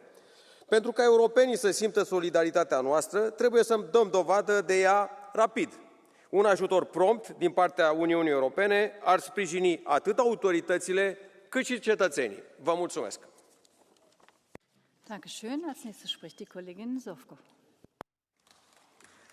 Poštovana predsjednice, poštovana povjerenice, prije svega moje sućuti svim onim žrtvama poplave koju sada spominjemo, koja se desila prije godinu dana u Španjolskoj prelijepoj zemlji. I ta velika tragedija nas je upozorila koliko je bitno se pripremati za krize i koje nas očekuju. Kad sam se kao izvjestiteljica za mišljenja za novi mehanizam civilne zaštite te davne 2018. godine borila za njegov proračun koji je jedva dosegao 205 milijuna eura. Zdravstvena kriza, COVID, prirodne katastrofe učinile su od ovog u početku neželjenog europskog instrumenta jedini način da se žurno pomogne svakom europskom građaninu gdje god da se nalazi. Danas, međutim, govorimo o 11 milijardi eura predviđenih u strategiji Uniji za pripravnost, za ulaganje u sustave ranog upozoravanja, prevenciju i brzi odgovor. Ove ljetne sezone RescEU aktiviran 16 puta. Kao potpredsjednica Međuskupine za otpornost i civilnu zaštitu zalažem se za usmjeravanje sredstava prema onima koji prvi reagiraju, našim vatrogascima i spasilačkim službama. Podržali smo osnivanje Europske zajednice vatrogasaca, pozdravljam i uspostavu Firefighter Huba na Cipru, važnog koraka prema boljoj koordinaciji i zajedničkoj obuci. No pripravnost ne znači samo reagirati kad kriza nastupi, ona počinje planiranjem. Hvala. Danke. Nächster Redner ist der Kollege Pellerin, Carla. Je me tiens aujourd'hui devant vous le cœur serré. Je pense à ces 200 personnes qui sont mortes il y a un an lors des inondations en Espagne. Parmi elles, 9 enfants. Si autant d'Européens sont morts ce jour-là, c'est à cause du dérèglement climatique, il faut le dire. Les scientifiques nous alertent depuis des décennies. Le climatologue Filippo Giorgi nous rappelle qu'il est encore temps pour éviter l'ingérable et gérer l'inévitable. Éviter l'ingérable, car oui, le pire peut encore être évité grâce à notre action ici, dans ce Parlement. Quand les lois que nous votons font progresser l'action pour le climat, nous contribuons à sauver des vies. Gérer l'inévitable, c'est mettre un terme à des décennies de procrastination. C'est ce que nous aurions dû faire hier, ici même, pour mieux protéger nos forêts. Nos forêts brûlent et une majorité droite-extrême droite de ce Parlement refuse de les surveiller. Rester passif face à l'urgence climatique, c'est condamner nos nations au chaos. Dankeschön. Nächste Rednerin ist die Kollegin Bentele. Frau Präsidentin, Frau Kommissarin, liebe Kolleginnen und Kollegen! Die 232 Toten in Valencia durch massive Regenfälle und Überschwemmungen waren leider kein Einzelfänomen in Europa, sondern sie sind neue Realität, die in ihrer Grausamkeit mittlerweile überall blitzschnell zuschlagen kann und vor der wir unsere Bürger dringend schützen müssen. Im Notfall müssen Krisenmechanismen zuverlässig greifen. Es steht außer Frage, dass das die wichtigste Lehre aus der Dana-Flut für die Zukunft ist. Aber gerade für Städte ist auch die Umsetzung präventiver Maßnahmen wichtig, wie der Umbau zur Schwammstadt, den wir in meiner Heimatstadt Berlin seit 2016 mit EU-Geldern begonnen haben. Dieser Umbau kostet viel Geld und noch mehr Zeit, und er setzt eine gute Einbindung der Bevölkerung voraus. Europäische Städte können auf diesem Weg sicherlich voneinander lernen. Das haben meine Gespräche insbesondere mit den Experten und Vertretern des Ausschusses der Regionen und Kommunen gezeigt. Deshalb begrüße ich es sehr, dass die Kommission Anfang Dezember zu einem ersten Wasserresilienzforum einlädt, aus dem wir alle hoffentlich neue Ideen und Unterstützung für deutliche Verbesserungen in der Praxis ableiten werden können. Herzlichen Dank. Dankeschön. Nächste Rednerin ist die Kollegin Maestre. Muchas gracias, señora presidenta. Un año después de la Dana, algunos siguen negando lo evidente, que si el cambio climático no es una amenaza, pues yo creo que sí, que es una realidad. Municipios que se llevan por delante el agua, vidas arrebatadas. Y si nos unimos al fanatismo y al negacionismo, ya lo hemos visto y escuchado aquí en este pleno incluso, y si lo unimos con la incompetencia y la desvergüenza, tenemos como resultado un gobierno fantasma que deambula por el castillo con su sábana y su cadena. Y lo más importante, que los ciudadanos fallecidos y sus familias no se merecen lo que está ocurriendo en Valencia. ¿Qué lecciones debemos llevar respecto a los efectos del cambio climático? Pues uno, que la prevención no puede ser solo una opción, sino el primer pilar de la acción climática y territorial. Y dos, que la prevención y la respuesta suponen voluntad y dinero. Voluntad política para cambiar la tendencia, cambiando el modelo, y supone dinero para hacerlo posible. Y tercero, que a veces las catástrofes no se pueden evitar, pero sí se puede evitar la magnitud de su impacto y también la forma de abordar la respuesta. En España, el día 29 de octubre de 2024, hubo una catástrofe en 2 puntos de España, pero la respuesta durante y después fueron totalmente distintas. Los ciudadanos tendrán que juzgar. Gracias. Dankeschön. Nächster Redner ist der Kollege Arimo. Vielen Dank, sehr geehrte Frau Präsidentin, sehr geehrte Frau Kommissarin. Insgesamt 500 Tote haben wir in den letzten 5 Jahren durch Hochwasser in Europa zu beklagen, unter anderem und nicht zuletzt in Valencia. Die Natur schlägt unerbittlich zu, sie reißt Menschen in den Tod und verwüstet ganze Landstriche.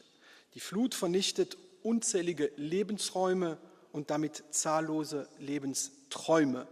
Alle Experten sind sich einig, der Anstieg dieser desaströsen Naturkatastrophen ist in Zukunft nicht linear, sondern exponentiell. Katastrophen sind daher nicht nur eine nationale oder regionale Angelegenheit, sondern mittlerweile und aufgrund der Zahlen immer öfter eine europäische Angelegenheit.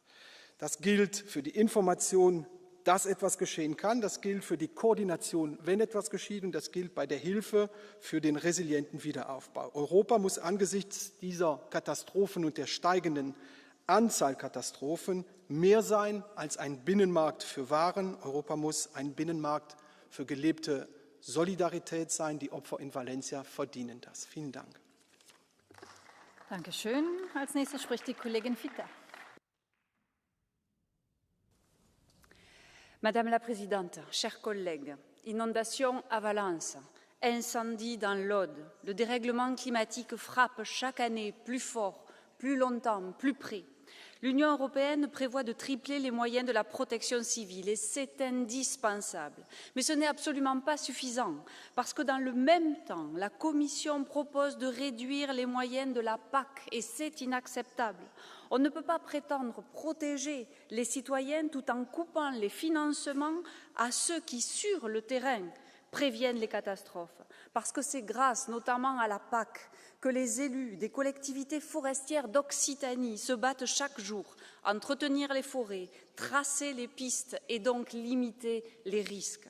Alors oui, l'Europe doit choisir la prévention ou l'abandon. Moi, je refuse l'abandon qu'impose la droite et l'extrême droite, toujours prompte à couper dans les solidarités. Prévenir, c'est protéger. Renoncer, c'est trahir. À nous de choisir. Vielen Dank. Wir kommen nun zum Catch the Eye. Wir haben 6 Meldungen bekommen, von denen 5 sich derzeit hier auch aufhalten im Plenum. Die können jetzt alle zu Wort kommen. Es beginnt der Kollege Ross-Schempere und bereit machen kann sich der Kollege Tynkkynen. 311, bitte. Una riada arrasa en segundos lo que ha costado toda una vida construir y por eso las instituciones tenemos que predecir, prevenir y cuando el desastre es inevitable reaccionar con la máxima celeridad y eficacia. Muchas de las 229 muertes pudieron haberse evitado. Un año después debemos honrarlas, estar al lado de quienes sufrieron y trabajar para que nunca vuelva a repetirse. Hace unos meses este Parlamento aprobó Restore para responder mejor a los desastres provocados por el cambio climático. Pero hay algo que ninguna norma, por muy exhaustiva que sea, puede garantizar: la ejemplaridad. La ejemplaridad de alcaldes como Mario Pérez Cervera en Los Alcázares, en la región de Murcia, que una dana tras otra está al pie del cañón junto a sus ciudadanos, la última hace 10 días con el delegado del Gobierno, gestionando la emergencia, acompañando y dando la cara. Esa ejemplaridad que no tuvieron hace un año los valencianos con su presidente. Quien no estuvo a la altura debe marcharse, pedir perdón y rendir cuentas ante los ciudadanos y ante la justicia. Muchas gracias. Dankeschön. Es spricht nun der Kollege Tynkkynen. Bereit machen kann sich die Kollegin Riba-Jechiner. Arvoisa puhemies, Espanjan tuhoisat tulvat, vuosi tulee täyteen. Monen espanjalaisperheen elämä järkkyi silloin pysyvästi. Se oli traaginen hetki monille, mutta se oli myös kansallinen tragedia. Minun on valitettavasti sanottava ääneen nämä vaikeat sanat. Liittovaltiokehitystä ei pidä edistää millään syyllä, edes hyvällä syyllä. EU ei voi eikä sitä pidä tulla luonnonilmiöiden ylikansallista vakuutusyhtiötä. Realismia on, että kyseisiin ilmiöihin varaudutaan ja reagoidaan tehokkaimmin kansallisella tasolla. Jokaisella maalla on omat viranomaisensa sekä kansalliset budjettinsa, joiden pitää näissä tilanteissa astua peliin. Tulee taivaalta sitten vettä tai kuten meidän tapauksessa Suomessa lunta, joka pistää kaupunkeja jumiin, jäsenvaltion on vastattava. Surraan uhreja, mutta älkäämme käyttäkö heidän tragediaansa liittovaltion rakennusaineena. Kiitos.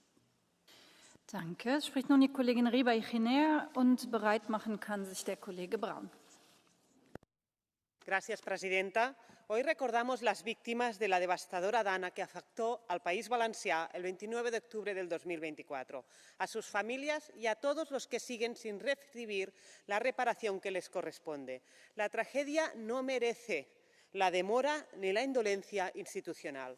Y, por supuesto, no merece que su máximo responsable siga sin rendir cuentas, porque no fallaron los meteorólogos, falló la política. Y su rostro tiene nombre y partido: Carlos Mazón, Partido Popular. Pero esta conmemoración debe servir para algo más. Los episodios extremos ya no son anomalías. Apenas hace unos días, en mi país, en Cataluña, en las Terras de l'Ebre, vivimos de nuevo lluvias torrenciales que nos recuerdan que el cambio climático no espera.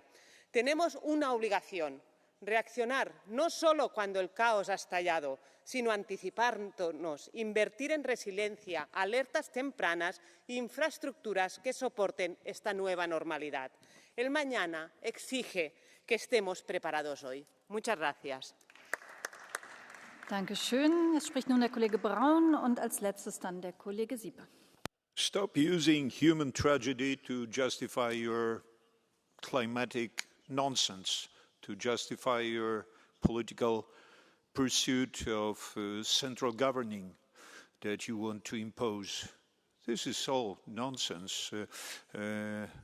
Human, anthropogenic global warming. Give me a break. As we speak, changes, real changes are approaching.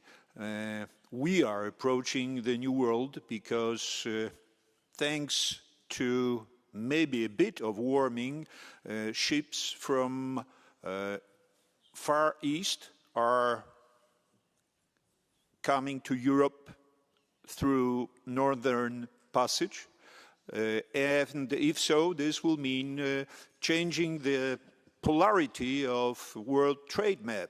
So give me some more of your global warming, because this is something that we can profit of, and stop imposing your doctrines, stop justifying your really wrong policies. Thank you very much.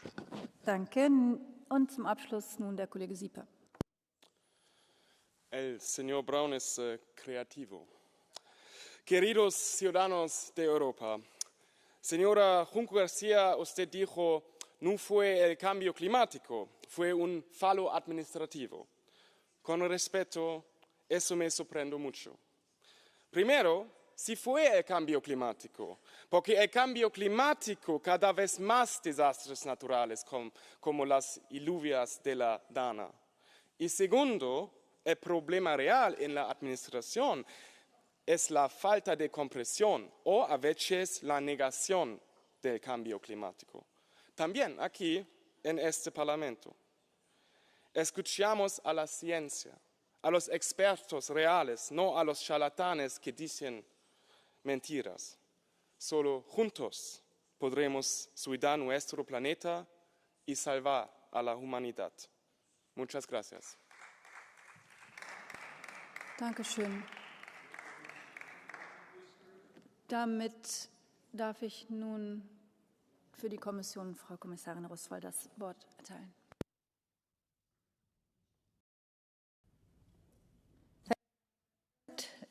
Minister, honourable members, I was long in my first remarks, so I will be brief. Thank you for this debate. The Commission will keep working with the European Parliament, with Member States and all partners across every sector to strengthen Europe's preparedness for all types of crises and disasters, including floods. Our approach is simple: all hazards, all sectors, all hands on deck. Let me end with one key message. Preparedness does not come for free. Failing to prepare is far more costly. Every euro we invest in preparedness saves lives and saves money in the long run. It builds resilience, keeps our economy stable, and helps Europe bounce back faster after crisis. Everyone has a role to play, because protecting people is at the heart of our union. It's who we are, it's what we believe in, and it is what solidarity means in practice. Thank you very much. Vielen Dank, Frau Kommissarin. Und zum Abschluss erhält das Wort für den Rat Frau Ministerin Bier. Thank you, President, honourable members, Commissioner. I will also be brief in my concluding remarks. The tragic floods in Spain 1 year ago ruined many lives and left an impact that is still being felt. I offer once again my heartfelt condolence to all those affected. The Council remains committed to strengthen support for recovery efforts and improving EU climate actions. We will also work hard to strengthen the EU's preparedness to disasters, including floods. That includes the future Union Civil Protection Mechanism, which we'll look forward to negotiate with the Parliament soon. Thank you. Herzlichen Dank. Die Aussprache ist damit geschlossen. Als nächster Punkt der Tagesordnung folgen die Erklärungen des Rates und der Kommission zu mutmaßlichen Spionagetätigkeiten der ungarischen Regierung in den EU-Institutionen. Ich warte noch einen Moment, bis sich die Kommission installiert hat und auch sonst die Wechsel stattgefunden haben. Und wenn Sie bereit sind, dann erteile ich das Wort Herrn Kommissar Serafin für die Kommission.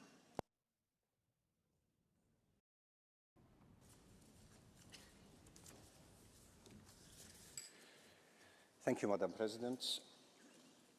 Honourable members, let me start by saying that we are aware that the Commission and the EU institutions are a prominent target for information-gathering entities, and that the number of security threats is only growing. Let me assure you that the Commission is strongly committed to protecting information, staff and networks from illicit intelligence gathering actions.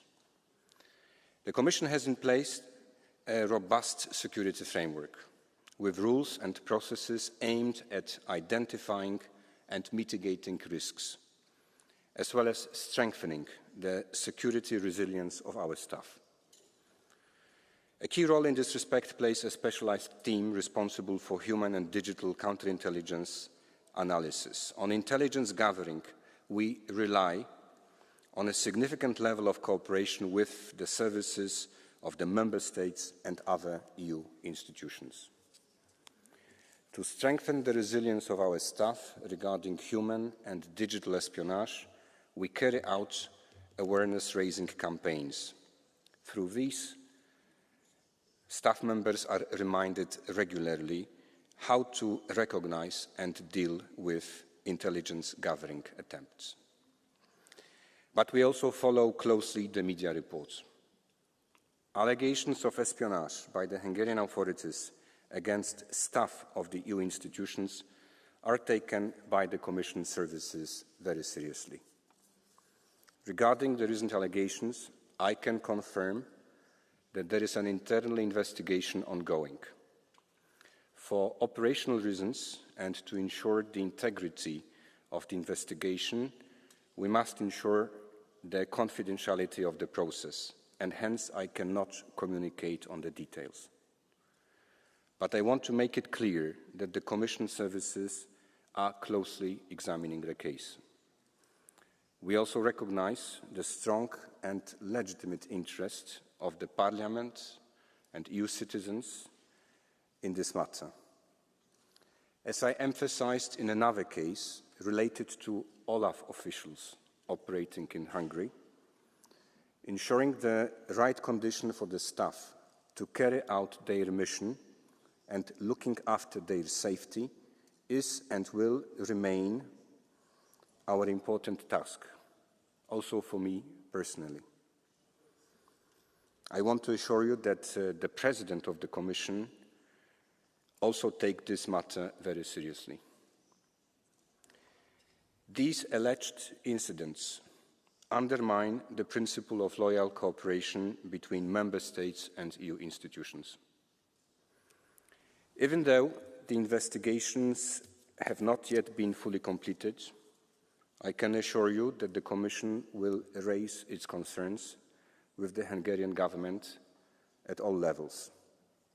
We are fully committed to devote continued efforts to protect the security of the Commission. Thank you. Vielen Dank. Für die EPP-Fraktion spricht jetzt der Kollege Tarr.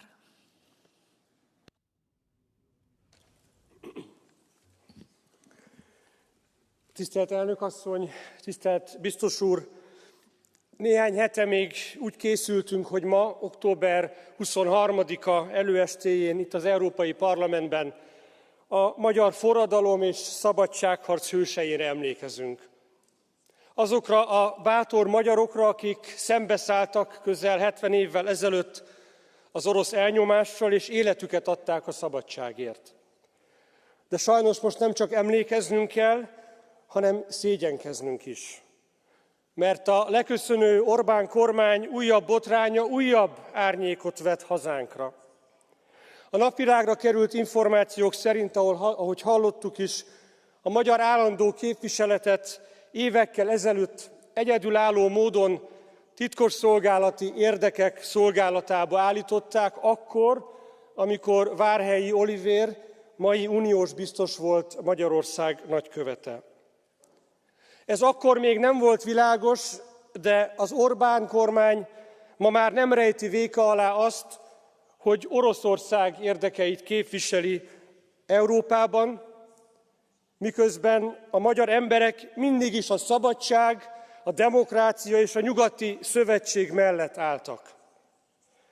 Mi, a Tisza közössége hisszük és valljuk azt, kedves egybegyűltek, hogy Magyarország helye Európában van, a szabad nemzetek családjában és közösségében, ahol a hősök emlékét ápolják és nem elárulják, ahol a hősök emlékét továbbviszik.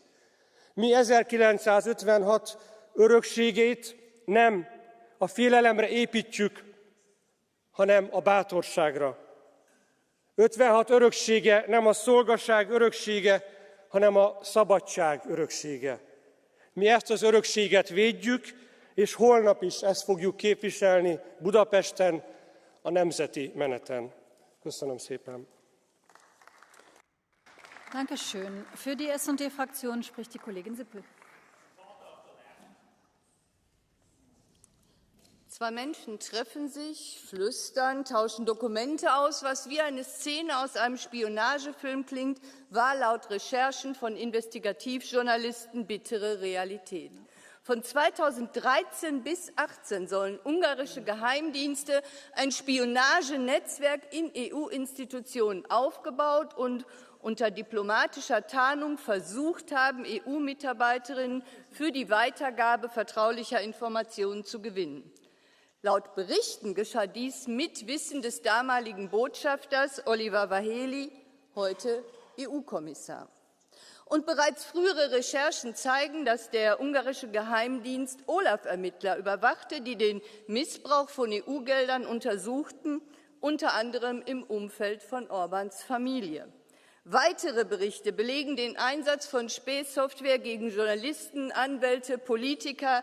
Der PEGA-Ausschuss des Parlaments und der Europäische Gerichtshof für Menschenrechte kritisierten diese Praktiken scharf. Grundsätzlich, wo immer Regierungen zivile, kritische Akteure überwachen, wird Demokratie angegriffen. Und wer seine Partner ausspioniert, verletzt eine wesentliche Grundlage vertrauensvoller Zusammenarbeit. Wir brauchen jetzt Transparenz und Konsequenz. Ich begrüße die Ankündigung der Kommission für eine interne Untersuchung. Aber das darf nicht im Verborgenen bleiben. Dieses Parlament und die Öffentlichkeit haben ein Recht zu erfahren, was geschehen ist und wie derartige Aktivitäten über Jahre unbemerkt bleiben konnten. Sollte sich auch nur ein Teil der Vorwürfe bestätigen, darf es nicht bei mahnenden Worten bleiben. Dann braucht es klare Konsequenzen, auch an der Spitze der Kommission. Wir müssen sicherstellen, dass Europa ein Ort bleibt, an dem wir alle als Bürger und Institutionen frei, sicher und ohne Angst vor Überwachung leben und arbeiten können, in einem freien und demokratischen Europa. Vielen Dank. Danke schön. Für die PFE-Fraktion spricht der Kollege de Mytte. Úgy látom, hogy megint képesek voltak egyetlen újságcikk állításai alapján vitát rendezni Magyarországról. Hát legyen. Komolytalannak tartanám ezt a lejárató kampányt, hogyha nem a hazámról lenne szó. Érdekes, hogy tucatnyi olyan valóban demokráciát sértő esemény van, amelyről valahogy sosincs vita itt. Romániában eltörlik a választás eredményét, Franciaországban nem engednek indulni jelölteket. A lengyel kormány figyelmen kívül hagyja az alkotmánybíróság döntéseit, jobboldali tévéket akarnak bezáratni. És még egy, hiába van meg az északi áramlat felrobbantója, mégsem adják ki, szabadon távozhat. Na miért is van az, hogy ezekről sosincs vita itt a parlamentben, Magyarországról mindig? Mindenki tudja, hogy valójában miről van szó. Az a bajuk, hogy Magyarország önálló, a baloldali néppárti fősodortól eltérő politikát folytat. Maguk migrációs paktumot akarnak, Magyarország zéró bevándorlást. Maguk Brüsszelnek adnának több jogkört, Magyarország védi a nemzeti hatásköröket. Maguk gyorsított bővítést akarnak és háborús politikát, ennek rendelnek alá gyakorlatilag mindent, Magyarország meg békét akar. Ezért is állunk készen arra, hogyha úgy alakul, akkor Budapest legyen a béketárgyalások helyszíne. Önöknek valójában ezzel van bajuk. Ezért szerveztek ma gyakorlatilag 3 vitát Magyarországról. Na akárhányszor veszik is napirendre, a választ a magyar emberek adják majd meg. Holnap tömegek a budapesti békemeneten, áprilisban pedig annál is többen a választáson. Több tiszteletet Magyarországnak. Köszönöm. Dankeschön. Der nächste Redner ist der Kollege Jaki für die EKR-Fraktion. Dziękuję Pani Przewodnicząca, Panie Komisarzu. Jest to powtórzenie ataku, który pojawił się zresztą pierwszy raz 10 lat temu na komisarza Verheuliego, kiedy był jeszcze ambasadorem przy Unii Europejskiej, a jego prawą ręką był Peter Madziar. Rozumiem, że wtedy to nie budziło żadnych wątpliwości. Już wtedy Komisja Europejska ogłosiła, że to są bzdury. Tą samą sprawę badały belgijskie władze, stwierdzając dokładnie to samo. Potem 2 razy przesłuchiwaliście go na komisarza i wszystko było w porządku. Więc co się właściwie zmieniło od tego czasu? Otóż jest to kolejny etap bezprawnej ingerencji w kampanię wyborczą. Dlaczego bezprawnej? Przypomnijmy, że organy Unii Europejskiej są zobowiązane do tego, aby zachowywać się w sposób obiektywny. Nie mogą według prawa angażować się w to, co się dzieje w kampanię wyborczą w państwie członkowskim, a taka się toczy obecnie na Węgrzech. Oczywiście największym grzechem Verhely'ego, jego grzech największy polega na tym, że ma inne poglądy niż te właściwe, dlatego musi być atakowany. Byłby zapewne broniony, gdyby zachowywał się tak jak inna pani, która również lubiła być na Węgrzech, to znaczy pani Salis. Gdyby pan Verhely biegał z pałką teleskopową, to zapewne byłby broniony. A tak, no niestety ma inne konserwatywne poglądy. To jest idealnym obiektem do ataku. No mniej więcej według takiej logiki to wszystko działa. Dziękuję. Danke. Für die Renew-Fraktion spricht die Kollegin Wilmès. Danke, merci Madame la Présidente. En début d'année, Monsieur le Commissaire, nous exprimions déjà nos inquiétudes après des révélations sidérantes. On parlait déjà de la Hongrie, État membre à part entière de l'Union européenne, je le rappelle, qui a pourtant espionné, suivi et mis sous écoute des enquêteurs de l'Office européen de la lutte antifraude. Et à l'époque, vous nous aviez rassurés, vous nous aviez dit les institutions sont à l'abri de ce type d'ingérence. 10 mois plus tard, aujourd'hui, grâce aux enquêtes de la presse, notamment Direct 36 et De Tête, nous découvrons que c'est tout un réseau d'espionnage qui aurait été mis en place. Soyons clairs, aujourd'hui, le pouvoir hongrois défie tous les principes de loyauté et de solidarité entre les États membres, agit contre leurs intérêts et ceux de l'Europe et, vu la nature des faits, met bien évidemment en danger la sécurité des Européens. Monsieur le Commissaire, aujourd'hui, on ne sait en fait rien de l'enquête interne à la Commission, rien des précautions et des dispositifs qui ont été mis en place depuis, s'ils ont été mis en place pour éviter des opérations d'espionnage. En plus, lorsque ces opérations ont été lancées, depuis la représentation permanente hongroise, il faut le rappeler, c'est votre collègue, M. Varhelyi, qui en était le patron. La Commission aurait dû suspendre le commissaire Varhelyi, au moins le temps de faire toute la lumière sur cette affaire. Alors si la Commission ne prend pas pleinement ses responsabilités, c'est à nous, je pense, le Parlement de le faire et c'est pourquoi nous soutenons la création immédiate d'une commission d'enquête sur les opérations d'espionnage de la Hongrie. Je vous remercie. Dankeschön. Für die Fraktion der Grünen spricht nun die Kollegin Reintke. Thank you, Madam President, dear Commissioner, dear colleagues. Almost 70 years ago, tens of thousands of courageous Hungarians rose up for freedom and democracy. They wanted to break free from the bloody Soviet regime in Moscow. That uprising, with actually many hundreds killed, reminds us of how precious freedom is and how important it is for us to defend it. But autocrat Viktor Orban has other plans. He's dragging Hungary back into dark times. He's building a hybrid regime of electoral autocracy. Orban is in fact choking democracy in Hungary. And now this. Multiple European media outlets report an alleged spying network within Hungary's EU representation in Brussels. The aim, to get sensitive information. It sounds indeed like a Cold War novel. We urgently need to clarify whether these reports are true. Were Parliament and Council also targeted? Was data maybe even passed on, for example, to other autocrats like in Moscow or Beijing? And what role did Commissioner Varhelyi play? Could this close ally of Orban not know about all this in his own unit, under his own watch? And how did the Commission services react? Did they realize the seriousness of the situation and protect their officials? Or did they choose to avoid a conflict with a member state? Colleagues, we need clarity on this. We need to have a full inquiry committee also here in this House, and we need it now. Because if spying did take place and sensitive data was leaked, This poses a severe security risk for us in the European Union. Then the Commission and Member States must decisively act not only within the Commission but also in Council and immediately suspend Hungary's voting rights. Enough is enough, colleagues. It is time for Europe to stand up to this autocratic bully. Thank you very much. Danke. Für die Linksfraktion spricht nun der Kollege Avanitis.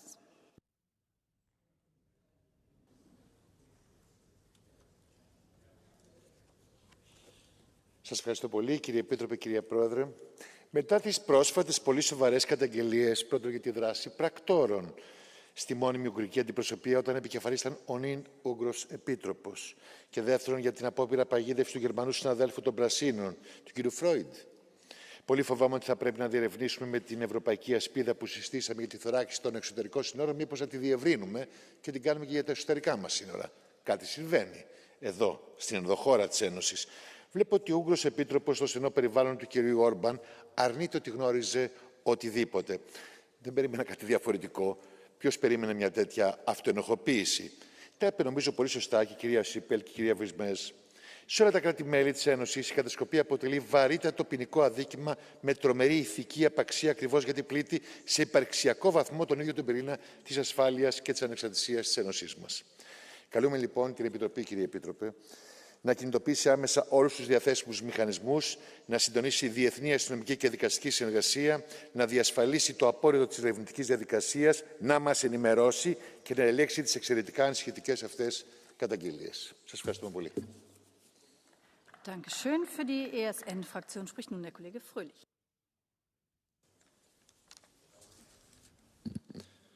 Frau Präsidentin, immer wieder geht es gegen Ungarn. Warum? Weil Orban das verteidigt, was Sie bekämpfen. Christliche Werte, Familie, nationale Souveränität und Frieden. Seine Friedensbemühungen haben Sie torpediert, weil Sie lieber Krieg wollen. Sie schließen ungarische Studenten vom Erasmus-Programm aus, öffnen dieses aber für Studenten aus Tunesien, Ägypten und Marokko. Sie decken Ilaria Salis und die Linksterroristen der Hammerbande nur, um Orban eins auszuwischen. Und Sie wollen uns etwas über Rechtsstaatlichkeit erklären?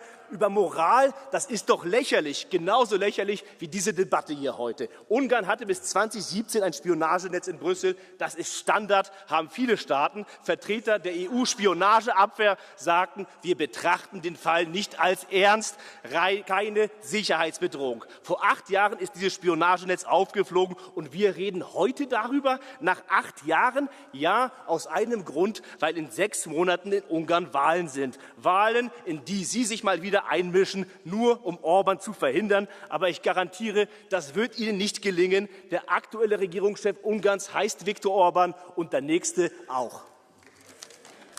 Damit ist die Reihe der Fraktionssprecherinnen und Sprecher beendet. Wie immer werde ich jetzt etwas strikter mit der Zeit werden. Ich kann den Kollegen Wawrikiewicz nicht entdecken. Sollte er hier sein, bitte ich ihn, sich zu melden. Nein, dann fahren wir fort mit dem Kollegen López Aguilar.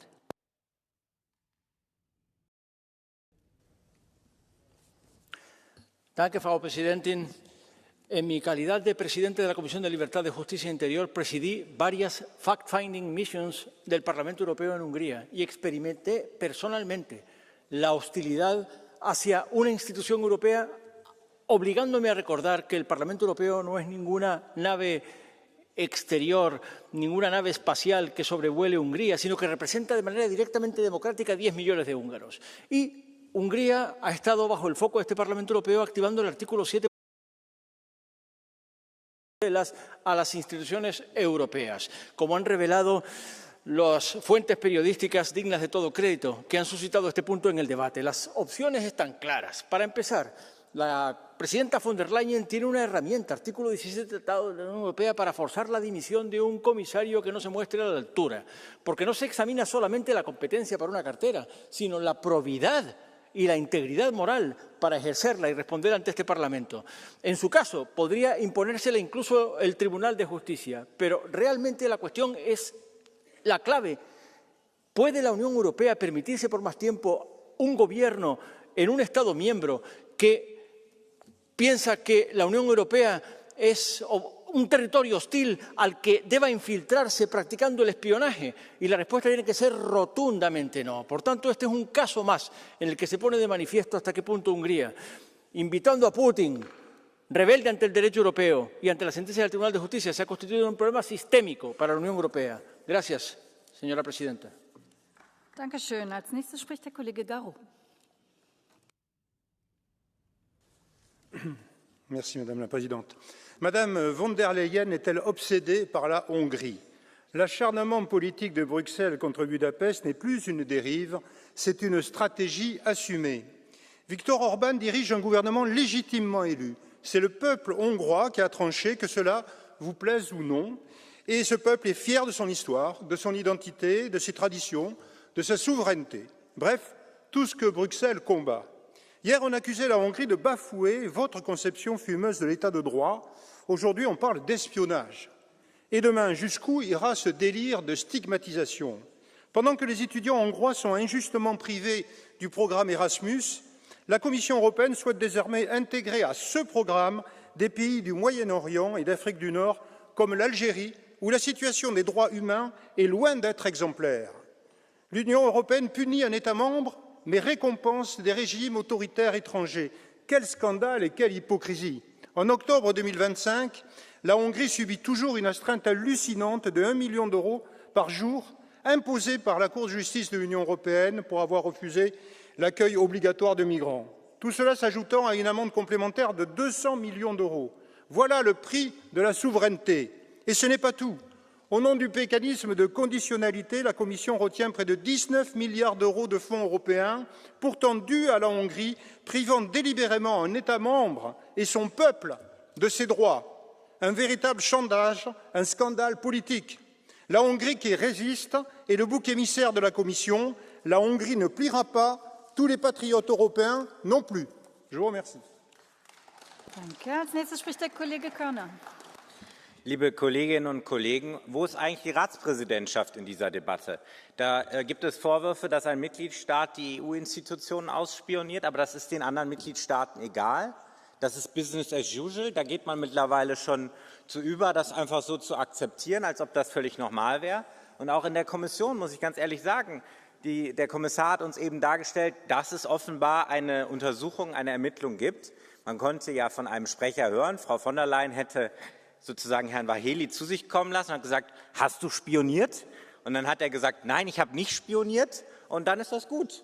Es muss doch mindestens eine Suspendierung geben, bis die Untersuchungen aufgeklärt sind. Wir gehen damit so um, als wäre das normal. Und das ist das Schlimme, dass wir mittlerweile zulassen, dass ein Mitgliedstaat offen gegen die EU-Institutionen vorgeht, dass wir uns an Spionage und all diese Dinge gewöhnen müssen.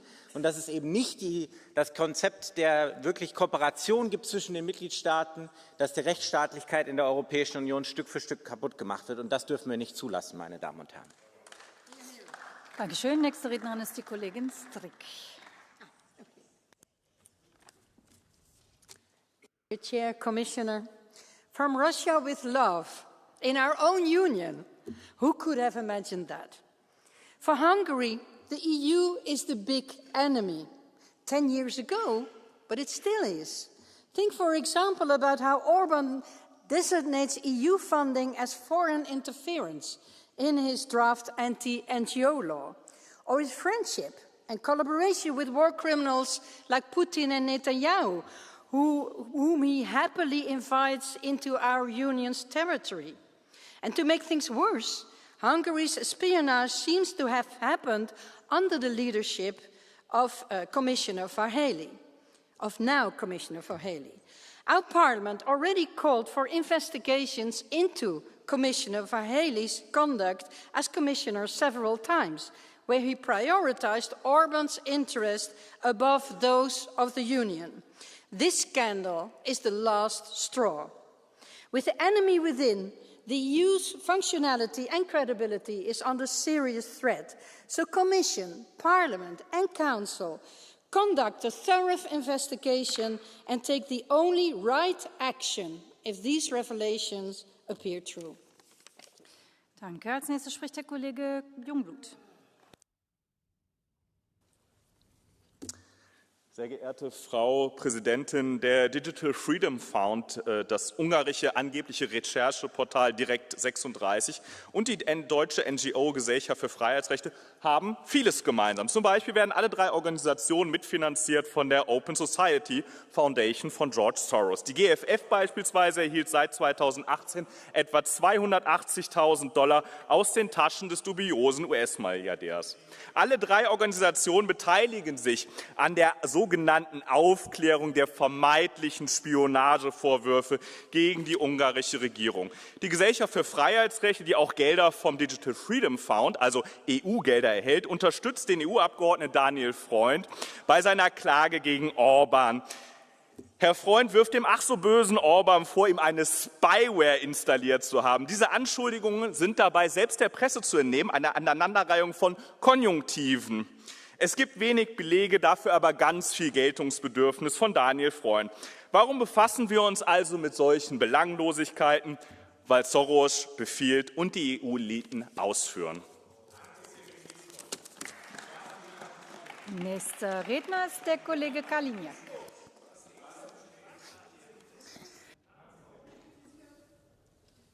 Tento parlament má čarovnú moc sa každé zasadnutie prekonať a vymyslieť si ešte zbytočnejšiu debatu než naposledy. Namiesto toho, aby sme z tohto miesta vyjadrovali podporu a uznanie maďarskej vláde k medzinárodnému úspechu, ktorý nás môže posunúť o krok bližšie k mieru, opäť útočíme, a to tým najbizarnejším spôsobom. Kompletne anonymný článok, bez jediného dôkazu či svedka, podľa ktorého údajne došlo k špionáži európskych inštitúcií zo strany Maďarska 10 rokov dozadu. Tak málo stačilo, aby sa tento parlament opustil a potreboval ďalšiu dávku nenávisti proti Orbánovi. Odhľadnúc od toho, že celé obvinenie je nezmyselné, lebo opisuje štandardnú komunikáciu medzi krajanmi, nenašla sa jediná inštitúcia, ktorá by tieto podozrenia potvrdila. Ani belgické autority, ani v tom čase belgický premiér a ani Európska komisia ústami svojho hovorcu sa s ničím takým nestretli. Údajný líder tejto špionáže je dnes navyše sám komisár, ktorý prešiel 2 vypočúvaniami parlamentu a ani na jednom ho nikto nekonfrontoval so žiadnou špionážou. Až do momentu, ako sa rozhodol zakázať mimovládkam míňať granty na ich bežný chod a zobral tam tak aktivistom výplaty za ich dobrovoľnosť. A to je skutočný dôvod, prečo tu dnes fabulujeme špinu proti Varhelimu.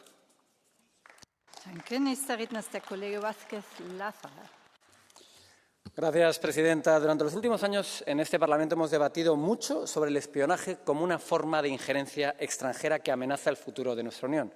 Sin embargo, resulta increíble que hoy tengamos que estar aquí debatiendo un presunto caso de espionaje cometido no por una potencia extranjera, sino por un Estado miembro de la Unión contra la propia Unión. Mientras en esta Cámara, en las capitales europeas, por lo menos en la mayoría, trabajamos para intentar mejorar la vida de nuestros ciudadanos, en Budapest hay un gobierno que se dedica a debilitar nuestras instituciones y sembrar desconfianza dentro de nuestras fronteras. Víctor Orbán ha decidido a intentar ser el caballo de Troya de Moscú dentro de la Unión Europea. Y ahora parece también que sus tácticas para socavar las instituciones europeas parecen importadas presuntamente del Kremlin.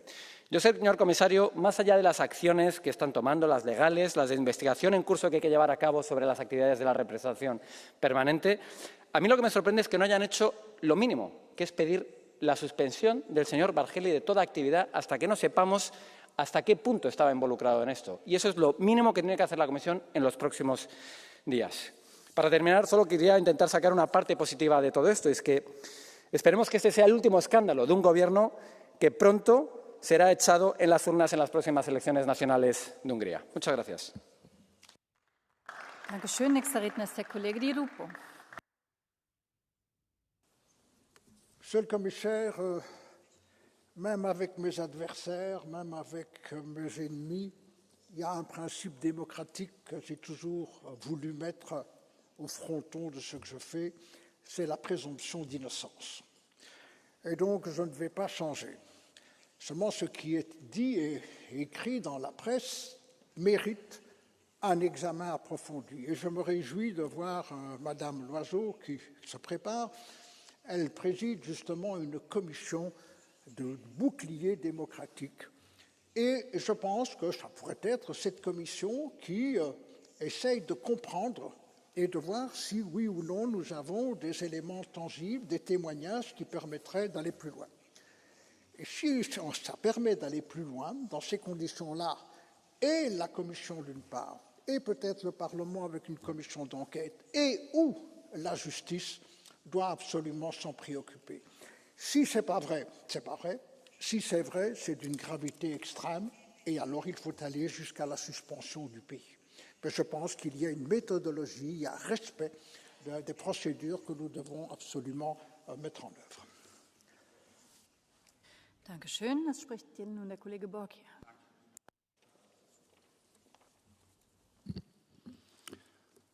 Non è sfiducia nei vostri confronti, ci mancherebbe. Però mi sia permesso di dubitare lievemente sulla buona fede di questo dibattito, perché dei presunti fatti accaduti 8 anni fa, stranamente, casualmente emergono a pochi mesi dalle elezioni in Ungheria. Ma, colleghi, se noi pensiamo di impegnare quest'Aula ogni volta che emergono delle indiscrezioni giornalistiche, ma guardate, abbiamo finito di lavorare. Siamo seri. Perché di solito funziona che prima si prova un'accusa, si ricostruisce come sono andate le cose, si traggono le conclusioni e poi eventualmente c'è un dibattito in aula. Invece dobbiamo renderci conto che un governo europeo stravotato da parte di un popolo, quello ungherese, è sotto attacco e costantemente da parte di questo Parlamento. Dobbiamo dirci la verità, prendete gli ordini del giorno delle ultime plenarie e vediamo quante volte e per cosa si è parlato di Ungheria. Adesso è giusto che ci siano le inchieste, è giusto che ci siano gli approfondimenti del caso, vediamo se scavando uscirà qualche James Bond o qualche Matari in salsa ungherese, ma finché si scava cerchiamo di impegnare quest'Aula con argomenti seri e che esistono e non con supposizioni. Danke. Als nächste spricht die Kollegin Loiseau. Je plains le peuple hongrois. Je le plains parce que c'est un grand peuple et que Viktor Orban le représente bien mal. Je le plains parce qu'il a appris, comme nous, que Viktor Orban aurait fait espionner les institutions européennes comme si la Hongrie était l'ennemi de notre Union. Je le plains parce qu'il a appris, comme nous, que des drones partis de Hongrie avaient survolé l'Ukraine comme si Budapest était l'ennemi de Kiev. Le peuple hongrois veut tout savoir des pratiques de Viktor Orban et d'Oliver Várhelyi. Je veux l'y aider. Sur le scandale de l'espionnage de la Commission européenne, il faut une commission d'enquête. D'ici là, la commission spéciale que je préside recevra le 5 novembre les journalistes qui ont enquêté sur cette affaire. Retenez cette date. Il est une autre date que je n'oublie pas. Le 23 octobre, demain, la Hongrie célébrera le début du soulèvement de 1956. N'oublions jamais que le grand peuple hongrois s'est levé contre l'oppression russe et qu'il a su combattre pour sa liberté. Danke. Spricht nun der Kollege Freund. Danke, Frau Vorsitzende, dear colleagues. Viktor Orban is afraid. He is afraid of anyone that criticizes him, anyone that exposes the rampant corruption of his friends and family, billions being stolen.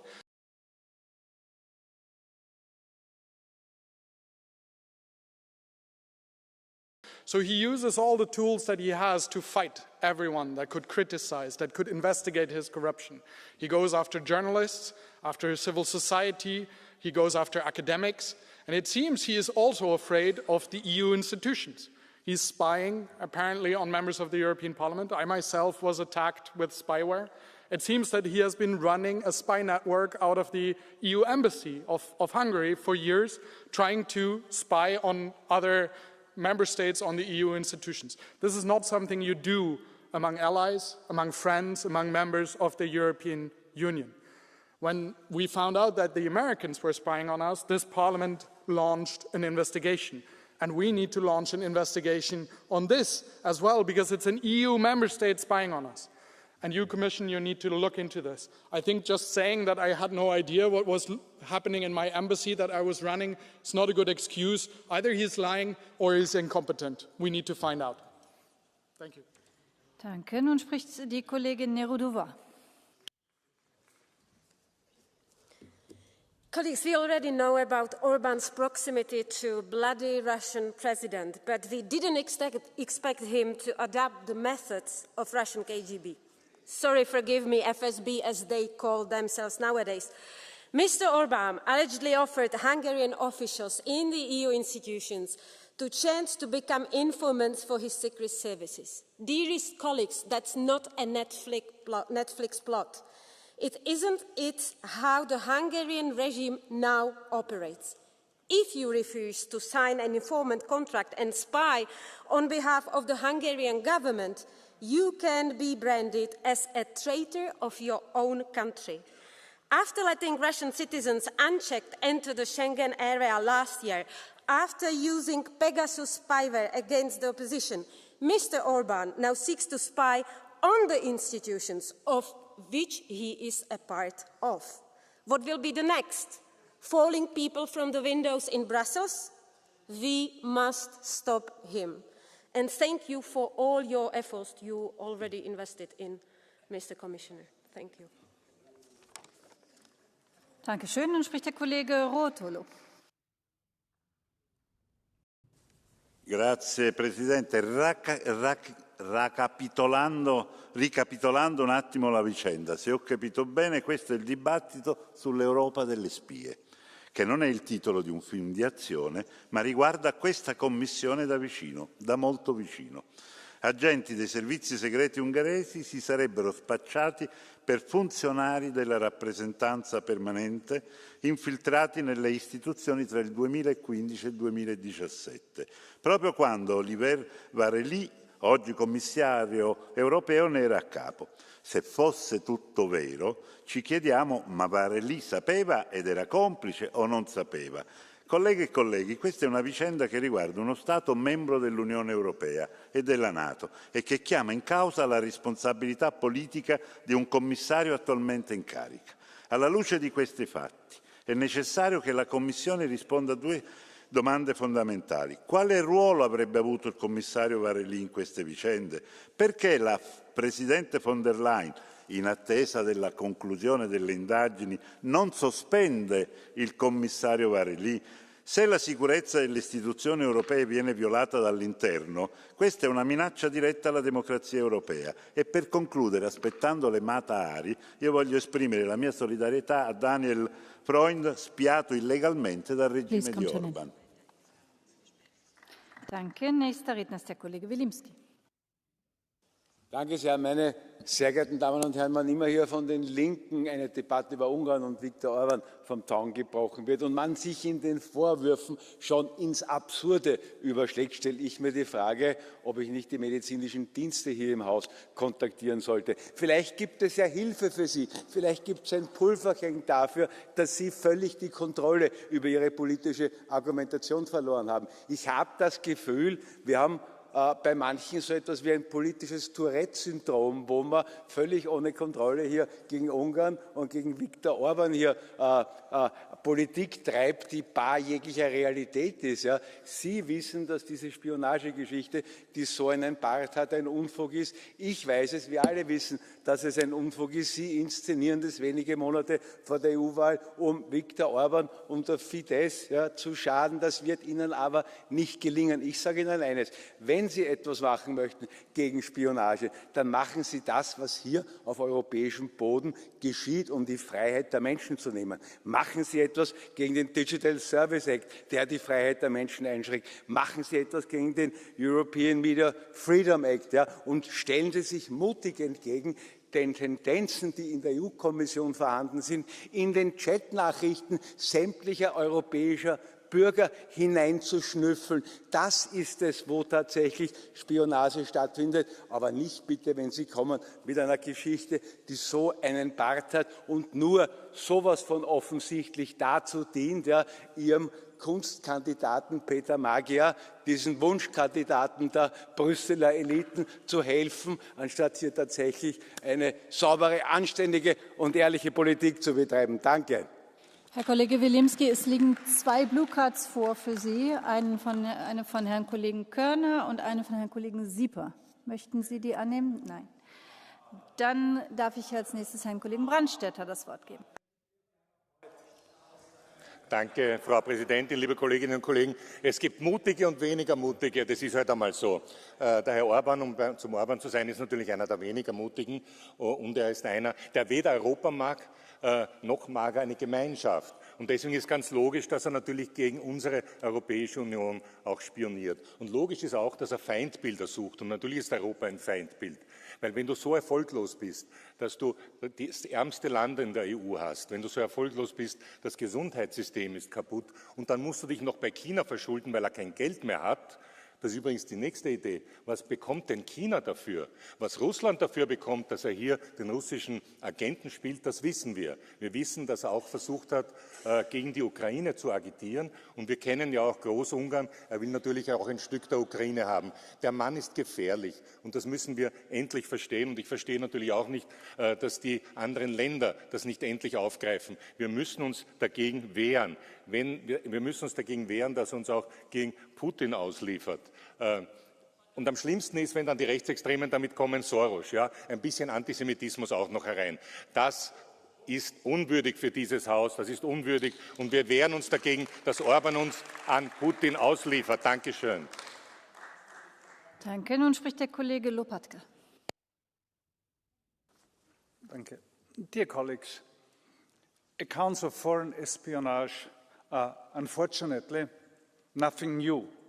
But espionage conducted by a member state of the European Union, targeting its own institutions to which it belongs, this is alarming. It strikes at the foundation of trust and cooperation that must underpin relations among member states and within our institutions. These revelations come at a time when EU-Hungary relations are already fragile. We know it. Strained by concerns about backlashes and backslidings of the rule of law and the Hungarian leadership proximity to Russia. If the allegations are verified, this would represent yet another significant breach of trust by a member state towards the European Union. And the European project rests entirely on trust and shared democratic values. No government within our union can be permitted to turn European institutions into instruments of domestic or foreign agendas, which is obviously done by Hungary. We must therefore act firmly to safeguard our democracy, defending it not only from external threats, but also from those that arise within the European Union. And the question is a question. What was the role of the Commissioner Várhelyi when he served here as ambassador of Hungary? This is an open question. Danke. Als nächstes spricht der Kollege Nemetz. Visoki zbor. Evropska unija se danes sooča z vprašanjem, ki presega en sam škandal. Če se ugotovi, da je madžarska vlada izvajala vohunske dejavnosti znotraj institucije Evropske unije, potem govorimo o več kot incidentu, temveč o dejanju, ki spodkopava samo bistvo našega skupnega projekta. To so zaupanje in vrednote, na katerih Unija stoji. Posebej zaskrbljujoče je, da se te aktivnosti so odvijale v času, ko je Oliver Várhelyi, danes evropski komisar, opravljal funkcijo madžarskega veleposlanika pri Evropski uniji. Ta povezava resno vsaja dvom v njegovo neodvisnost in integriteto in je v nasprotju z obveznostmi funkcije določenih v pogodbi Evropske unije. A to ni le vprašanje dejanj enega človeka, gre za del širšega vzorca, politiko Viktorja Orbana, ki že leta sistematično ruši pravno državo, svobodo medijev in zvestobo evropskih vrednotam ter članstvo Evropske unije uporablja kot orodje lastnega vpliva. Zato želim biti danes jasen. Čas je za odprto razpravo o vlogi Madžarske v Evropski uniji. Tudi o njenem članstvu ter o tem, ali je njeno ravnanje še skladno z našimi skupnimi vrednotami. Zato Evropska unija mora zaščititi svojo neodvisnost. Čas je za resen premislek, če komisar Várhelyi je še vreden našega zaupanja. Hvala lepa. Danke. Nun spricht der Kollege Buxadé Villalba. Gracias, presidente. Coincido con mi colega Harald Bielinski que hay que reforzar el servicio médico y psicológico de la Cámara. Mayo 2025. El Tribunal General de la Unión condena a la Comisión porque Ursula von der Leyen sigue negándose a enseñar los mensajes intercambiados con el CEO de Pfizer en la compra millonaria de vacunas. 2 meses antes, las autoridades belgas piden la retirada de la inmunidad de varios eurodiputados en una investigación por soborno, blanqueo y organización criminal relacionada con Huawei. A esas alturas, su comisario Reinders ya estaba implicado en un asunto de blanqueo de capitales y su comisario Bretón colocado trabajando para el Banco de América.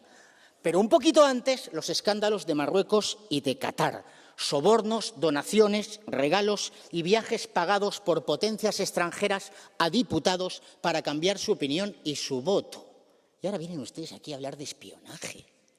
Son un meme, son una broma, son un insulto a la inteligencia. Miren, la Comisión von der Leyen es el paradigma de la corrupción. Es evidente que al señor Peter Magyar las encuestas no le deben ir muy bien y toda esta Cámara se pone al servicio del candidato de Bruselas. Pero miren, lo más grave de todo esto es que ustedes en diciembre de 2022 decidieron excluir a las universidades y a los jóvenes húngaros del programa Erasmus. Y, sin embargo, ahora se van a gastar 42.000 millones para reforzar una denominada Universidad Mediterránea que permitirá a estudiantes de Marruecos, Túnez o Egipto acceder a programas de intercambio.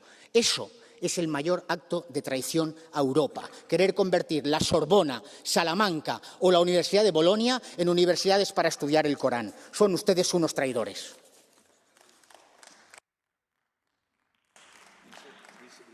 Das Letzte ist bei mir nicht übersetzt worden. Ich habe auch Verräter verstanden, aber es ist mir auf Deutsch nicht übersetzt worden. Aber das werden wir klären. Dankeschön. Dann jetzt bekommt jetzt das...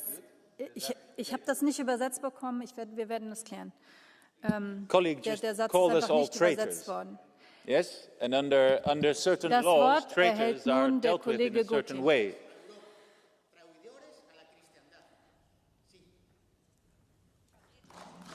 Herr Kollege Gotting erhält nun das Wort. Dank u wel, voorzitter. Als Hongarije vandaag de dag zou willen toetreden tot de Europese Unie, zou dat niet kunnen. En terwijl Orbán paleizen bouwt, worden de ziekenhuizen, de scholen en de publieke voorzieningen voor gewone Hongaren met de dag slechter. Dat is de twijfelachtige eer van de door en door corrupte regeringen van Viktor Orbán.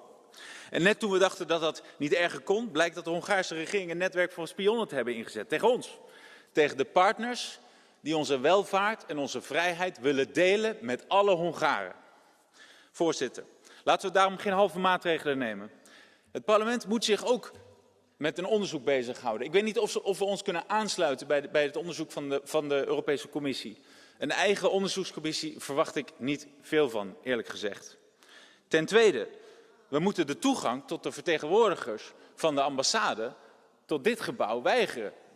Tot in ieder geval we duidelijk hebben of dit nog het geval is en wie er nog betrokken gaan zijn. En hetzelfde geldt voor de commissaris. Hij heeft nog steeds toegang tot de belangrijkste informatie in de Europese Commissie, in het college. Iedereen doet mee. Ik vind dat dat moet stoppen, in ieder geval tot het einde van het onderzoek van de Europese Commissie. Dank u wel, voorzitter. Dankeschön. Und nun spricht Herr Kollege Heide. Danke, Frau Präsidentin, Herr Kommissar. Ausspionieren, überwachen, abhören, hacken. Das System Orbán kommt nicht aus den Schlagzeilen heraus. Illegale Überwachung mit Spionagesoftware, Laptops hacken, Telefone abhören, Ermittler des Europäischen Amts für Betrugsbekämpfung im Visier. Immer dreister, immer ungenierter, so scheint es. Ungarische Geheimdienste sollen versucht haben, EU-Bedienstete in Brüssel als Informanten abzuwerben. Verantwortliche streiten das gar nicht ab. Unfassbar. Wer nationale Geheimdienste auf eigene europäische Institutionen ansetzt, systematisch Recht beugt, stellt sich gegen die europäische Gemeinschaft.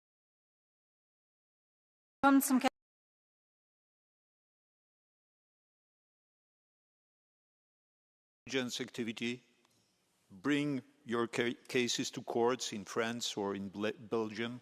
That is your right. But if there was no espionage, there should be, ladies and gentlemen, because you are the enemy.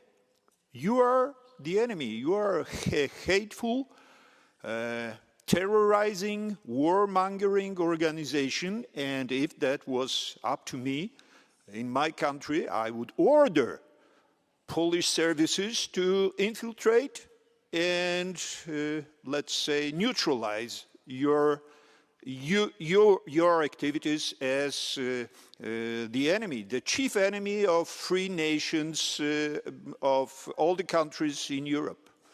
Down with Eurokolhoz. Und den Abschluss bildet der Kollege Sieper.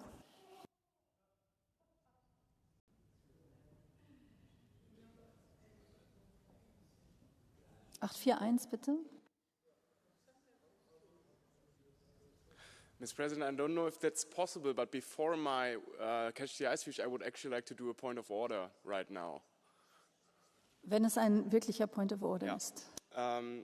Mr. President, thank you, Mr. President. It's a point of order regarding Article 10, number 3 of the Rules of Procedure of the European Parliament, which says that we, as members, we shall not impose inappropriate behavior. In my personal opinion, threatening EU officials to neutralize them with the security services of a member state is inappropriate behavior, and I would ask the Bureau to look into this. So much for my point of order. Thank you for that. So, dear people of Europe, I think it doesn't matter so much what I say, but because whenever I speak just after Mr. Brown, it's something better.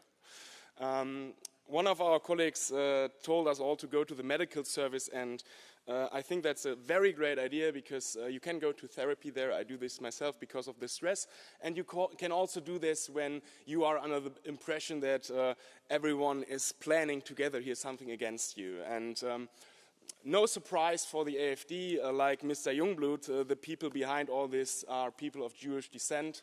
Once again, what we are seeing right now is nothing more than treachery. Treachery against Europe, treachery against the European Union, treachery against the people of Hungary, because the people of Hungary democratically decided to be part of the European Union and to build together with us the European idea. I think the Commission knows what to do. You already have a bunch of proceedings against Orban, and I just hope that you can conclude them all before he will be kicked out of office next year. Thank you very much. Das Wort hat nun für die Kommission Herr Kommissar Serafin.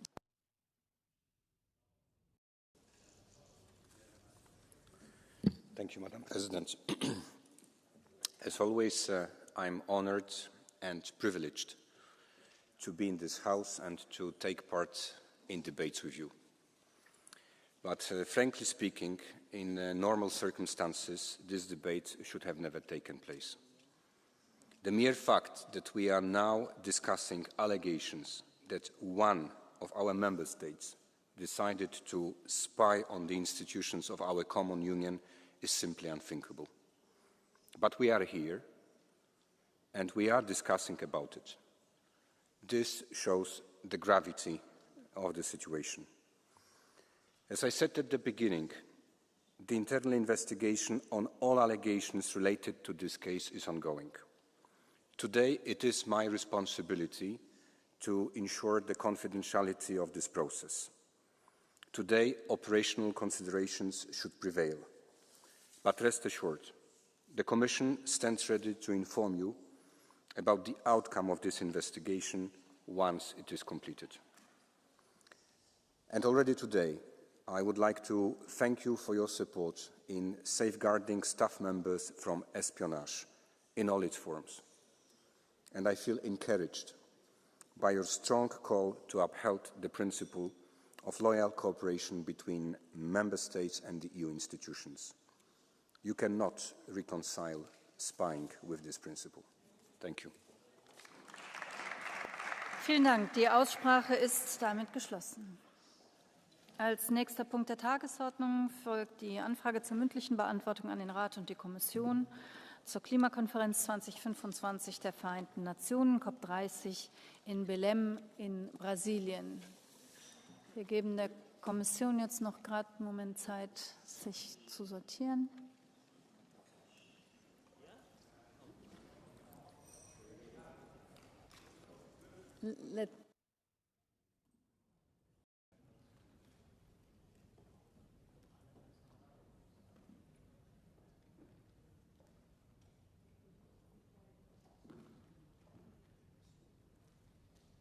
So, und dann darf ich als erstes dem Berichterstatter, dem Kollegen Şahin, das Wort erteilen.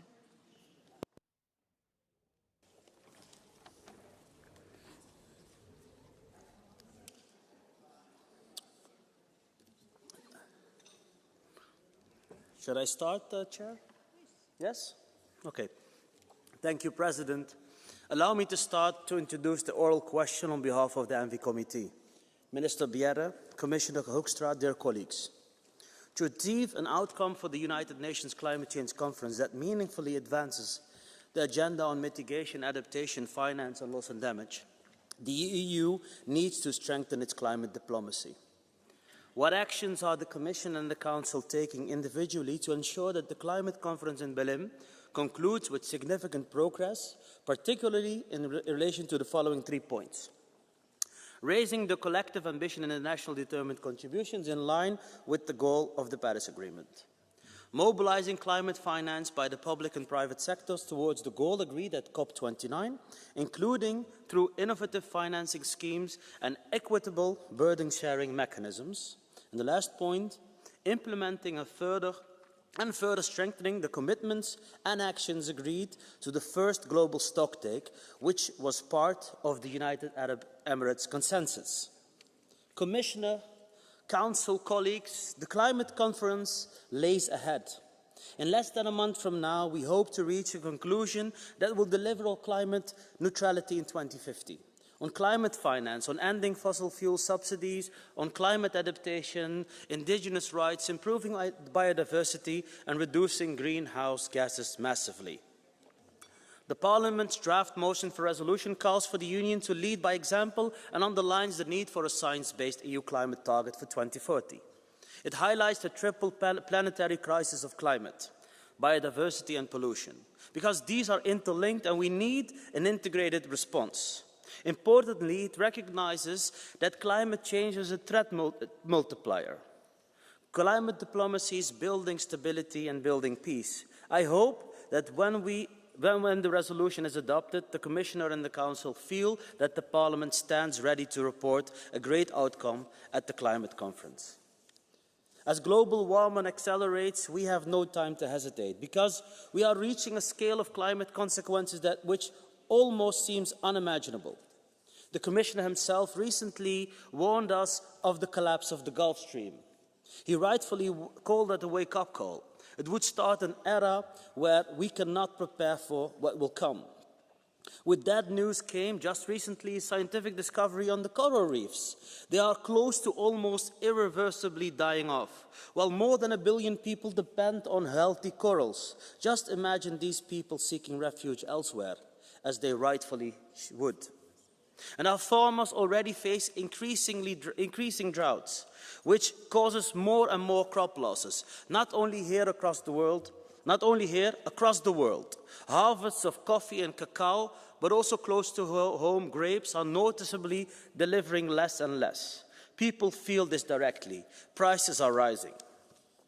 There are no quick fixes. There is no clever trick or path to become climate neutral. It sure will be hard. It tests our society's capacity to innovate, to adapt, to stay at course. Because each compromise on climate, each delay on environment will hit us like a boomerang. Stalling our efforts now would only mean accelerating the climate crisis. There is no scenario where the cost of actions outweighs those of inaction. And action delivers, not only for climate, but also for our economy. Decarbonizing and competitiveness go hand in hand. It offers a sustainable growth in every sense of the word. We have to address the elephant in the room. We must avoid that Europe shows up empty-handed. And I have to say, I have a lot of trust in this Council, the Presidency of Denmark, and this Commissioner. Because what will we tell those island states that are shrinking year by year beneath rising seas? To countries facing droughts that destroy livelihood, to the regions overwhelmed by floods without the means to prevent such catastrophes. I'm afraid that we will disappoint them, while we know all too well what lies ahead. Because their present is our future, and our future is not that far away. Today we remember Dana floods in Spain from last year. This summer, wildfires raged through Portugal, while in July, heat waves claimed hundreds of lives in Romania, Bulgaria, Greece, and Cyprus alone. There would not be a more cynical time for Europe to arrive at the climate conference empty-handed. But again, with this Commissioner, I have confidence that it will not happen. Because not so long ago, we led, we guided, we inspired, and we united. We built alliances with countries and shared our ambition. We showed that climate action works by bringing down emissions in record time. This is not the time to stall our efforts. Thank you very much. Vielen Dank. Für den Rat spricht nun Frau Ministerin Bjerre.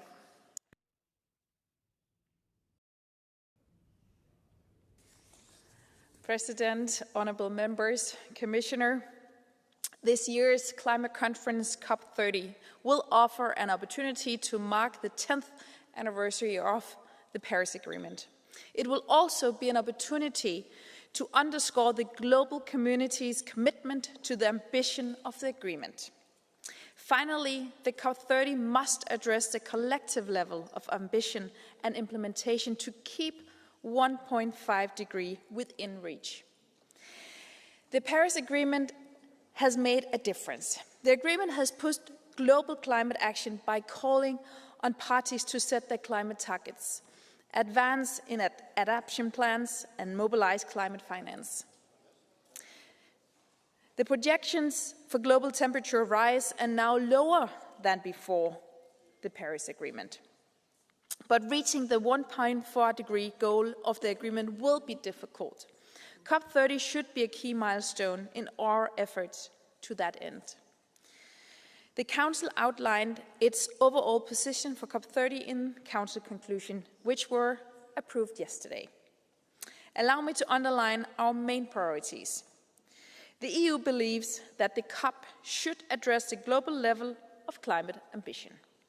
According to the Paris Agreement, parties are expected to submit their new climate commitments ahead of COP30, the so-called National Determined Contribution, or NDCs.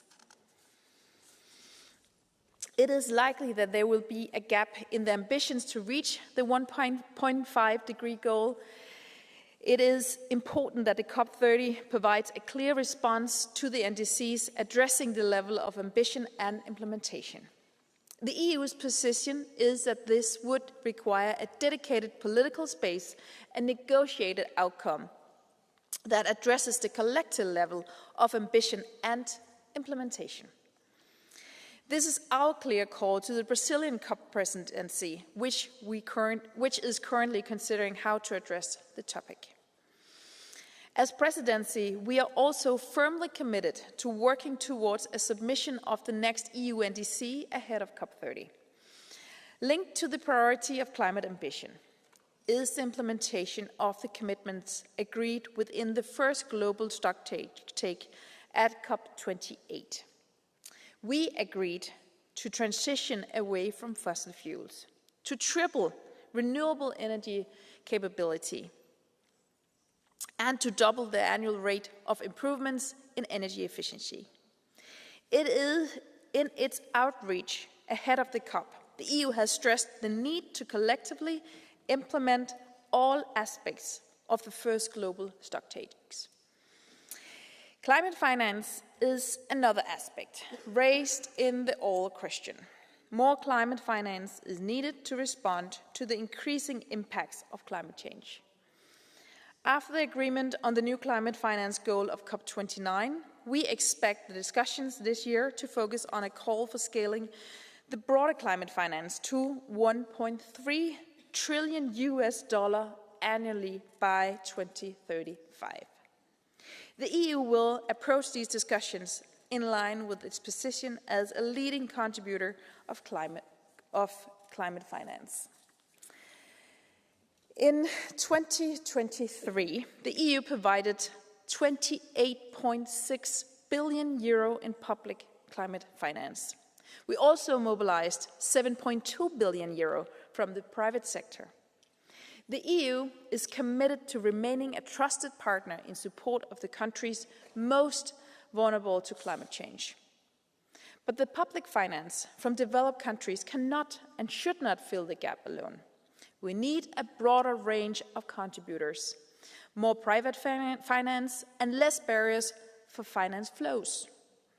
A key deliverable for the Brazilian presidency is progress on the global goal on adaptation that was introduced by the Paris Agreement. COP30 is expected to adopt indicators to guide adoption action, identify challenges, and capture successes at global and national level. In line with these priorities, the presidency, member states, and the Commission work hard to shape the result for the COP30. And the European Parliament is an active participant in framing the EU priorities for the COP. Thank you. Bardzo dziękuję pani minister. W imieniu komisji głos zabierze komisarz Łopkę-Ekstra. Bardzo proszę.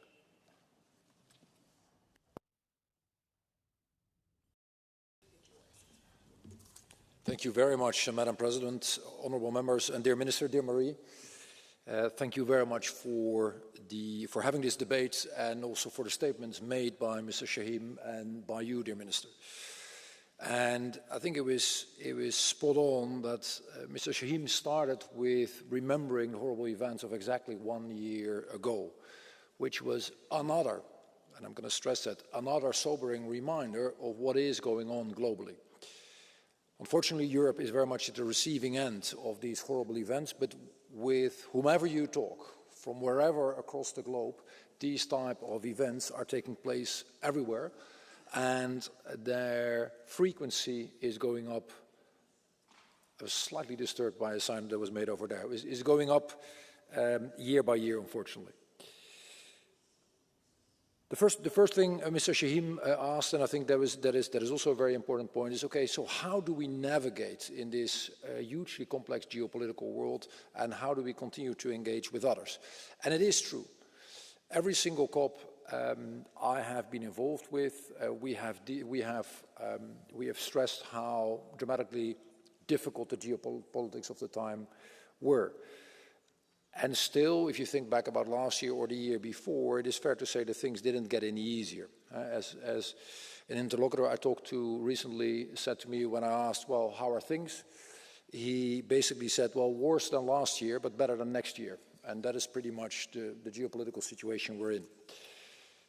But there's no alternative than to continue to engage. And we're doing it, of course, with those very close to us, like the British, the Australians, the Canadians, the South Koreans, and many others who are very much in the same position as we are. We've also made huge efforts, again, and for all the right reasons, with our friends from the SIDS, most recently in New York, with our friends and partners from Africa. Just recently, when I met many of them in New York, last week in Brazil, but also in August in Spain, when we had a very good conference. With the Minister of India, who I had the pleasure to meet last week in Brazil, but also earlier this year in New Delhi itself. And of course with China, where we were with a number of commissioners earlier this year, and who we also had over in Brussels, and with whom we're going to have the MOCA conference in just a couple of weeks. So a lot of diplomacy that is going on, because there's a lot at stake. I wanted to thank Parliament for the interaction we've already had, and I also wanted to thank you for the COP30 resolution and for your call to continue to lead in international climate negotiations. And leadership is very much about what you do and what others can expect of you, but let me stress once again that leadership is also very much about what you articulate you do expect from others. And it is important that we also bring the message forward that with the type of world we're living in, solidarity and reciprocity do need to go hand in hand. We're 10 years on from the Paris Agreement. On the one hand, we're very much delivering, and at the same time, we're not delivering enough. Yes, we are on track to 2.1 degrees, and we must collectively accelerate action to keep the global temperature increase below 1.5. And that is why we need to deliver new, ambitious, economy-wide national determined contributions ahead of COP30. Now, as the Minister just said, the ENVI Council yesterday adopted a set of conclusions that, just to be upfront about it, I very much like and subscribe to. First, an outcome that acknowledges the findings of the UNFCCC and the C synthesis report, and being clear about the ambition and the need to address the gap. Secondly, on agreeing on the modalities of the UAE dialogue to follow up on the implementation of the first global stocktake. Third, the fact that we're deciding on a way forward of the Sharm el-Sheikh dialogue on Article 2.1c of the Paris Agreement. Fourth, the capturing in the Baku to Belém roadmap of the 1.3 trillion, hugely important, particularly in making sure that we bring others along. Fifth, an agreement on the UAE Belém work program on adaptation indicators, because the problem has mushroomed into something that is so large that mitigation alone, unfortunately, no longer will do the trick. And sixth and finally, enhancing capacity to implement a just transition domestically. That is a lot, and I'm not going to hide the fact that this is going to be complicated once again. Around 100 countries, and I'm then talking about the NDC, accounting for nearly 80% of global emissions, have submitted or announced their post-2030 climate goals.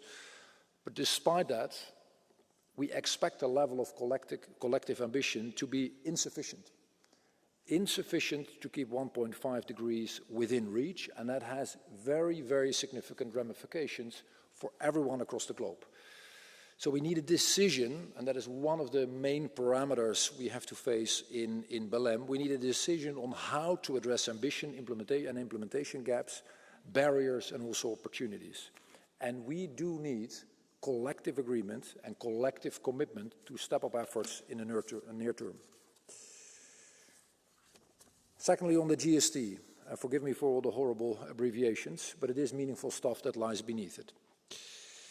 We do like and we do ask for all aspects of the GST to be implemented in the relevant UNFCCC work streams. This is not a supermarket. You cannot have some of the elements we agreed on without the others. It is the full to-do list for everyone involved. It's that simple.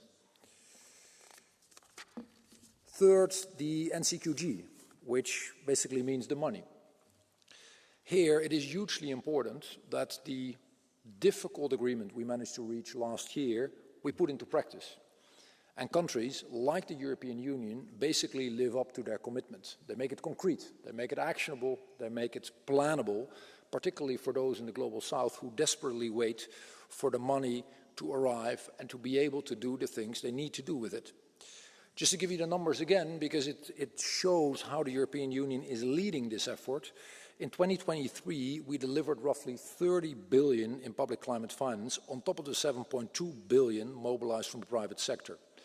And that makes us by far the continent that takes the most responsibility. And I agree we should, but it is also clear that we do need others to join the party and to help out, because the European Union alone cannot solve this problem. And then, I've mentioned that earlier today to the esteemed members of this Parliament as well, there is a huge opportunity hidden in the domain of carbon pricing. That might not be part of the major negotiations, but it is a topic for which the time has come. And many of our friends globally have embarked on looking into it or already agreeing on it. And sometimes it's very similar to our ETS system, something it is a bit farther out. But pricing carbon is probably one of the most effective things humanity can do to come up with a solution. And interestingly enough, I think that is even true here to some degree, across the political spectrum in many geographies, there is appetite for such a type of tool. And that is simply very good news. So, forgive me for being a bit long, Chair, but this is going to be important. We have a lot of work to do ahead of the COP, at the COP, and certainly after the COP, because then again, implementation really needs to take place. But we will give it our best, and we do invite nations from all over the globe, whether they're developed or developing, whether they have done a lot or not that much, to join in and make sure we do tackle one of the largest problems humanity is currently facing. Thank you. Dziękuję bardzo, panie komisarzu. W imieniu Grupy Europejskiej Partii Ludowej Chrześcijańscy Demokraci głos zabierze pani poseł Lídia Pereira. 2 minuty. Muito obrigada, Senhora Presidente. Sobre o ambiente, Roger Scruton dizia que o mundo natural agora depende dos nossos esforços para o conservar. Quando procuramos consolação na natureza, estamos a olhar num espelho que criamos para esse fim. A COP30 não é apenas mais uma conferência. É um momento decisivo. Um daqueles raros momentos em que a humanidade se olha ao espelho e decide quem quer ser. É um encontro de vontades que se erguem perante o ceticismo, o imobilismo e que acreditam, como dizia um poeta português, Fernando Pessoa, que Deus quer, o homem sonha, a obra nasce. A resolução que hoje apresentamos é a prova viva de que a Europa continua a liderar. Lidera com ambição, com responsabilidade e com a coragem de quem sabe que o futuro não se espera. Constrói-se. Cuidar do ambiente não é apenas salvar o planeta. É redefinir o nosso propósito coletivo. É provar que podemos crescer e descarbonizar ao mesmo tempo. Que podemos inovar colocando o conhecimento ao serviço das pessoas. Que podemos viver em comunhão com a natureza, respeitando os ecossistemas, protegendo as comunidades, com as pessoas no centro das políticas. Por isso, a resolução que levamos à COP30 propõe medidas muito concretas. Queremos continuar a reforçar a liderança da União Europeia e garantir um financiamento climático justo. Adotar já, sem demora, o compromisso climático para 2035. Queremos continuar a acelerar o fim dos combustíveis fósseis e eliminar os subsídios perversos, promovendo mercados limpos e competitivos. Queremos mostrar que é de facto possível descarbonizar e crescer. E, finalmente, porque isto já está a acontecer. No meu país, Portugal, é prova viva de que, com recordes de energia renovável e o fim do carvão, a ambição e a ação podem andar de mãos dadas. A COP30 é um teste à nossa determinação, é um teste à nossa capacidade de conjugar a ciência e a política, a ambição, a coragem e o pragmatismo. É esta a nossa missão, é este o nosso momento e todos juntos podemos fazer nascer a obra. Muito obrigada. Dziękuję pani poseł. W imieniu Grupy Postępowego Sojuszu Socjalistów Demokratów w Parlamencie Europejskim głos zabierze pani poseł Helen Fritzon. 1 minuta 30 sekund. Tack.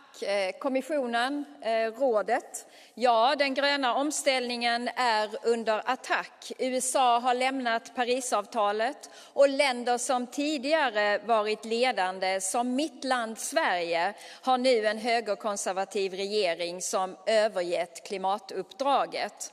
Och det är en tid när vi nu mer än någonsin behöver ledarskap och politiskt mod, både lokalt, nationellt och globalt.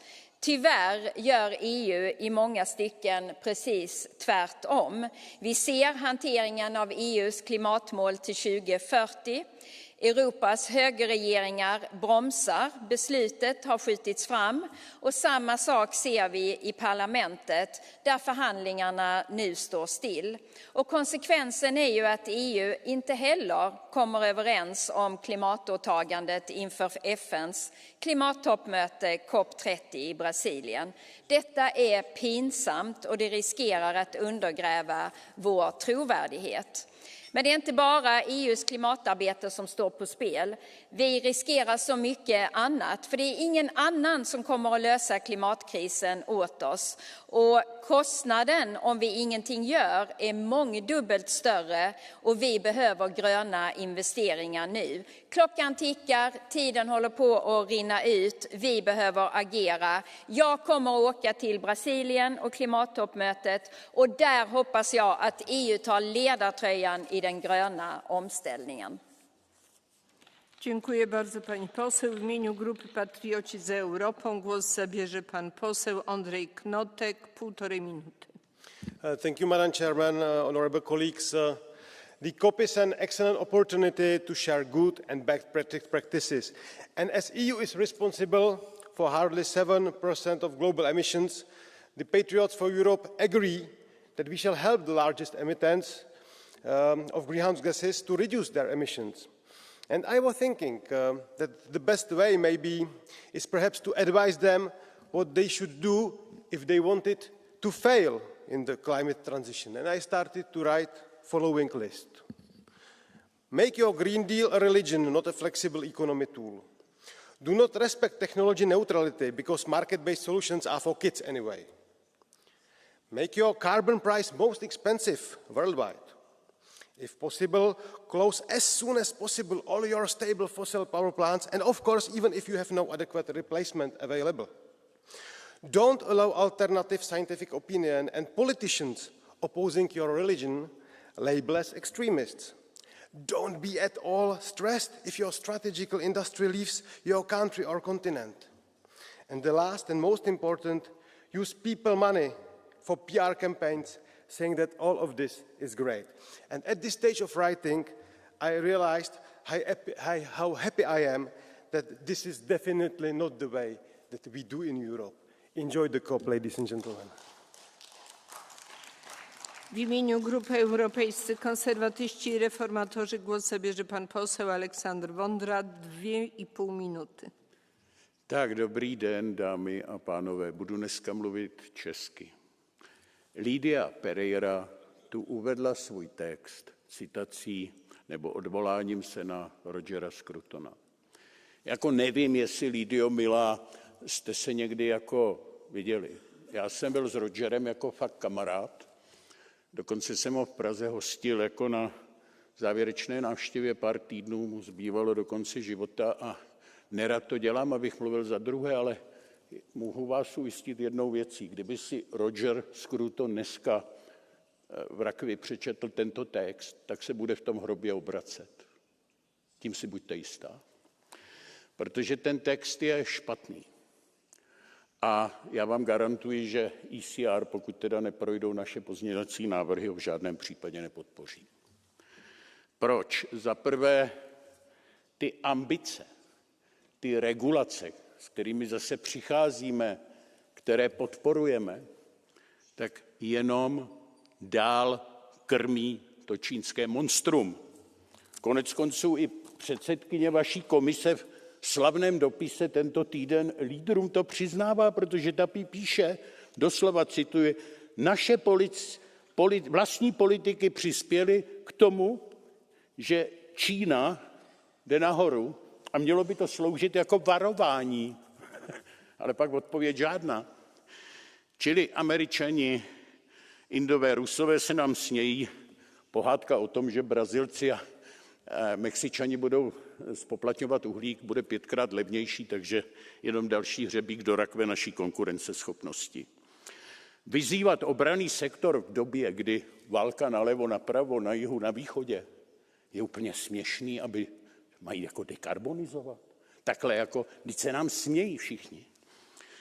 A konečně kdo to zaplatí?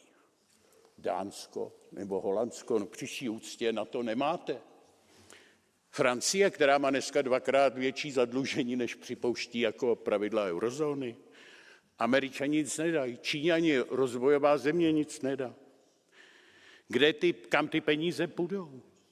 Jo, skorumpovaným lídrům třetího světa. Dámy a pánové, abych nebyl úplně negativní, za jednu věc děkuji. Konečně po 6 letech jste uznali, že jádro je legitimní nástroj dekarbonizace. Ale jinak bída. W imieniu Grupy Renew Europe głos zabierze pani poseł Emma Wiesner, 1 minuta. Where is the climate leadership? I am genuinely worried that the Paris Agreement would not be possible today. The climate leadership has disappeared. Our next climate conference is approaching, but the EU is still empty-handed. Where is our climate target? Where is our contribution to the global COP agenda? And at the same time, country after country failed to reach their climate goals, and they're all pretending that there's not a big deal. But the targets of Sweden, of Denmark, of France, Romania, Bulgaria, and Germany, they sum up to the EU target. And the EU target is aligned according to the Paris Agreement. So when your country fails on your national targets, you're failing on the EU target, and you're betraying the Paris Agreement. I am going to Brazil with a clear message to Ulf Kristersson and the other heads of state and government who avoids responsibility. It's time to wake up. It's time to show leadership and show that you're supporting the Paris Agreement. And to you, Wopke Hoekstra, good luck in Belen. And it doesn't make sense that the global stocktake only takes place every fifth year. This House demands more frequent follow-up. Dziękuję pani poseł. W imieniu Grupy Zielonych Wolne Przymierze Europejskie głos zabierze pan poseł Parm Holmgren, 1,5 minuty. Tack så mycket, fru talman, rådet, kommissionär Hoekstra.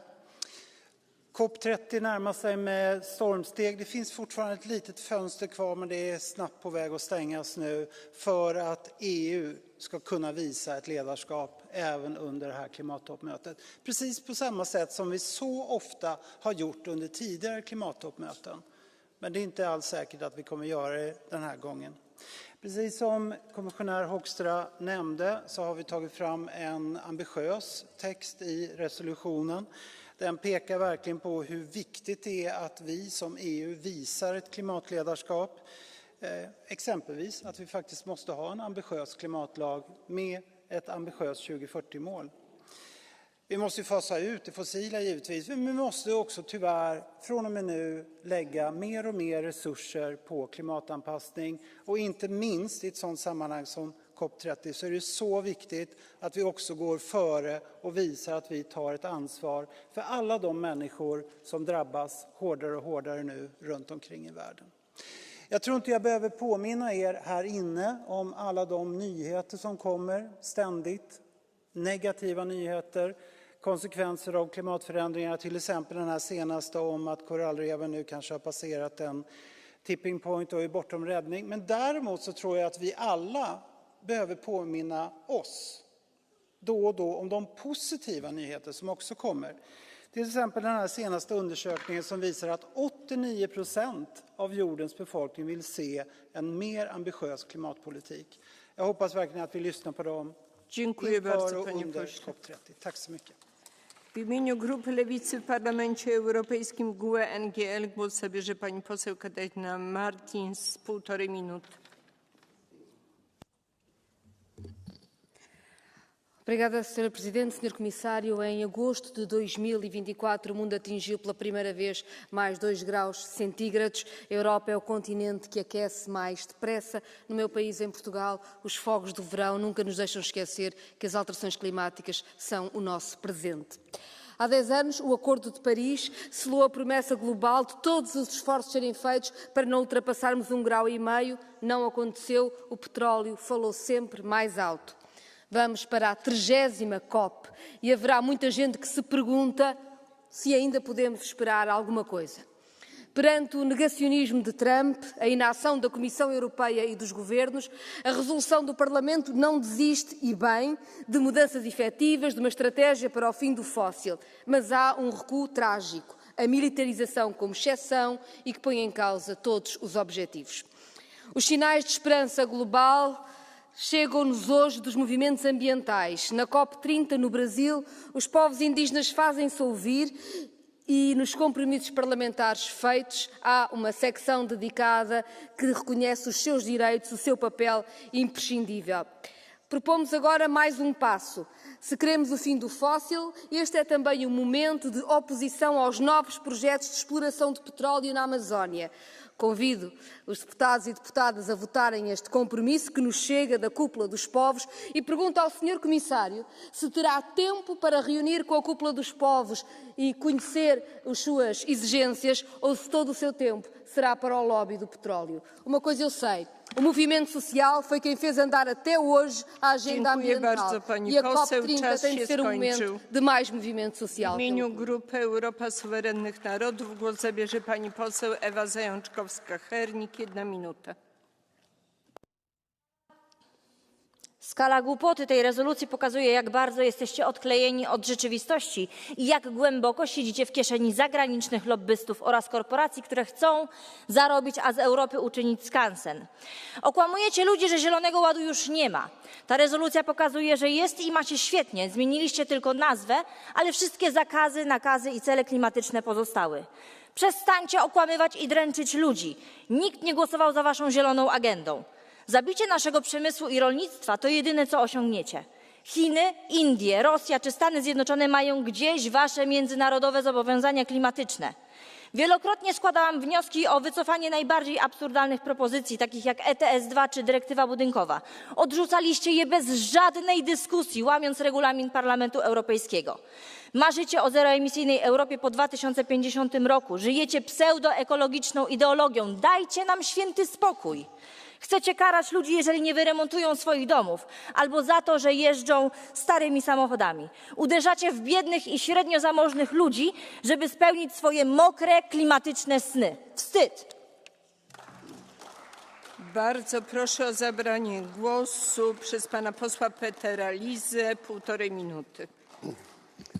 Liebe Kolleginnen und Kollegen, Klimaschutz bleibt eine Priorität. Trotz aller Krisen sind wir es unseren Kindern und Enkelkindern schuldig, dass wir uns um das Thema kümmern. Aber wir müssen stärker darauf achten, dass wir wirklich Vorbild sind für andere in der Welt, denn nur weltweit kann erfolgreicher Klimaschutz gewinnen. Wir sollten an den Zielen festhalten, die wir bereits beschlossen haben. Aber wir müssen unsere Politik ändern. Wir müssen technologieneutral werden, wir müssen flexibler werden, pragmatischer, Industrie und Menschen besser mitnehmen, als das bisher gelungen ist. Und dann geht eben nicht alles auf einmal. Da müssen manche Dinge, die nichts mit Klimaschutz zu tun haben, vielleicht auch mal zurückstehen in der Umweltpolitik. Der Text ist gut. Alexander Vondra, vielleicht wäre der Text noch besser, wenn deine Fraktion da mal dabei geblieben wäre und mitverhandelt hätte. Hinterher meckern ist nicht konstruktive Politik. Also bitte an den Tisch, dann wird er auch noch besser. Liebe Kolleginnen und Kollegen, das Pariser Klimaabkommen lebt. Nur die USA sind ausgeschieden. Auch Argentinien ist weiter drin, auch weil die Kommission, Ursula von der Leyen, Wopke und andere darauf bestanden haben, Mercosur gibt es nur, wenn das Pariser Klimaschutzabkommen eingehalten wird. Das Problem, was wir haben, ist mit den zukünftigen Zielen für 2035 und 2040. Viele bei uns in der Fraktion, ich auch, tue mich schwer mit den 90%. Aber wir brauchen jetzt schnell ein NDC. Und in der Resolution steht, dass das am oberen Ende der Range sein muss. Und die EVP wird das unterstützen. Wir brauchen ein ambitioniertes NDC und wir brauchen das ganz schnell, sonst brauchen wir gar nicht erst nach Belém zu fahren. Also lasst uns morgen dafür abstimmen. Vielen Dank.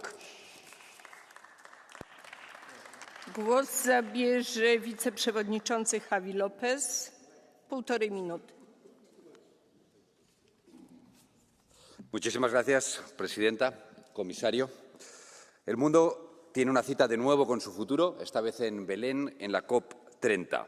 En un multilateralismo hoy dislocado, va a tener que afrontar la acción climática global bajo el liderazgo de Brasil. Nuestro primer objetivo, evaluar los compromisos actualizados y saber si son suficientes para cumplir con el objetivo de 1,5 grados de aumento de temperatura en la Tierra.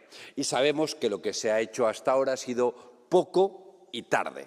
Y también sabemos lo que tenemos que hacer: descarbonizar, reducir drásticamente las emisiones, especialmente el CO2 y el metano, apostar por las energías renovables, duplicar nuestra eficiencia energética y desconectarnos de los combustibles fósiles. También servirá para hablar de adaptación y financiación, dos clásicos de las conversaciones climáticas. Adaptación especialmente importante para Europa, sabiendo que vamos a ser el segundo bloque más afectado después del Ártico en aumento de la temperatura en la Tierra, y porque financiación tenemos que hacer realidad la hoja de ruta de Bakú a Belén, movilizando 1,3 billones de dólares anuales, que ese fue el compromiso.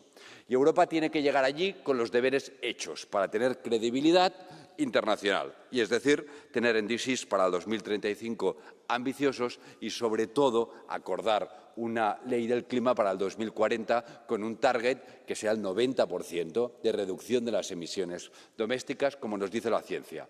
No solo la comunidad internacional tomará nota, también las empresas. Tenemos que enviar un mensaje potente de nuestra ambición climática para poder canalizar inversiones los próximos 20 años en la agenda verde. Muchas gracias. Dziękuję bardzo. Głos zabierze pani poseł Sylwia Sardone. 1 minuta.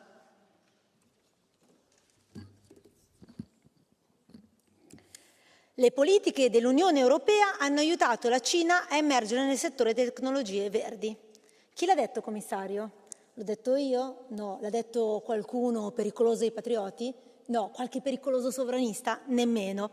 L'ha detto Ursula von der Leyen. Dopo 6 anni di sua guida disastrosa ha fatto questa rivelazione in una lettera in cui parla di strategia per la competitività dell'Europa.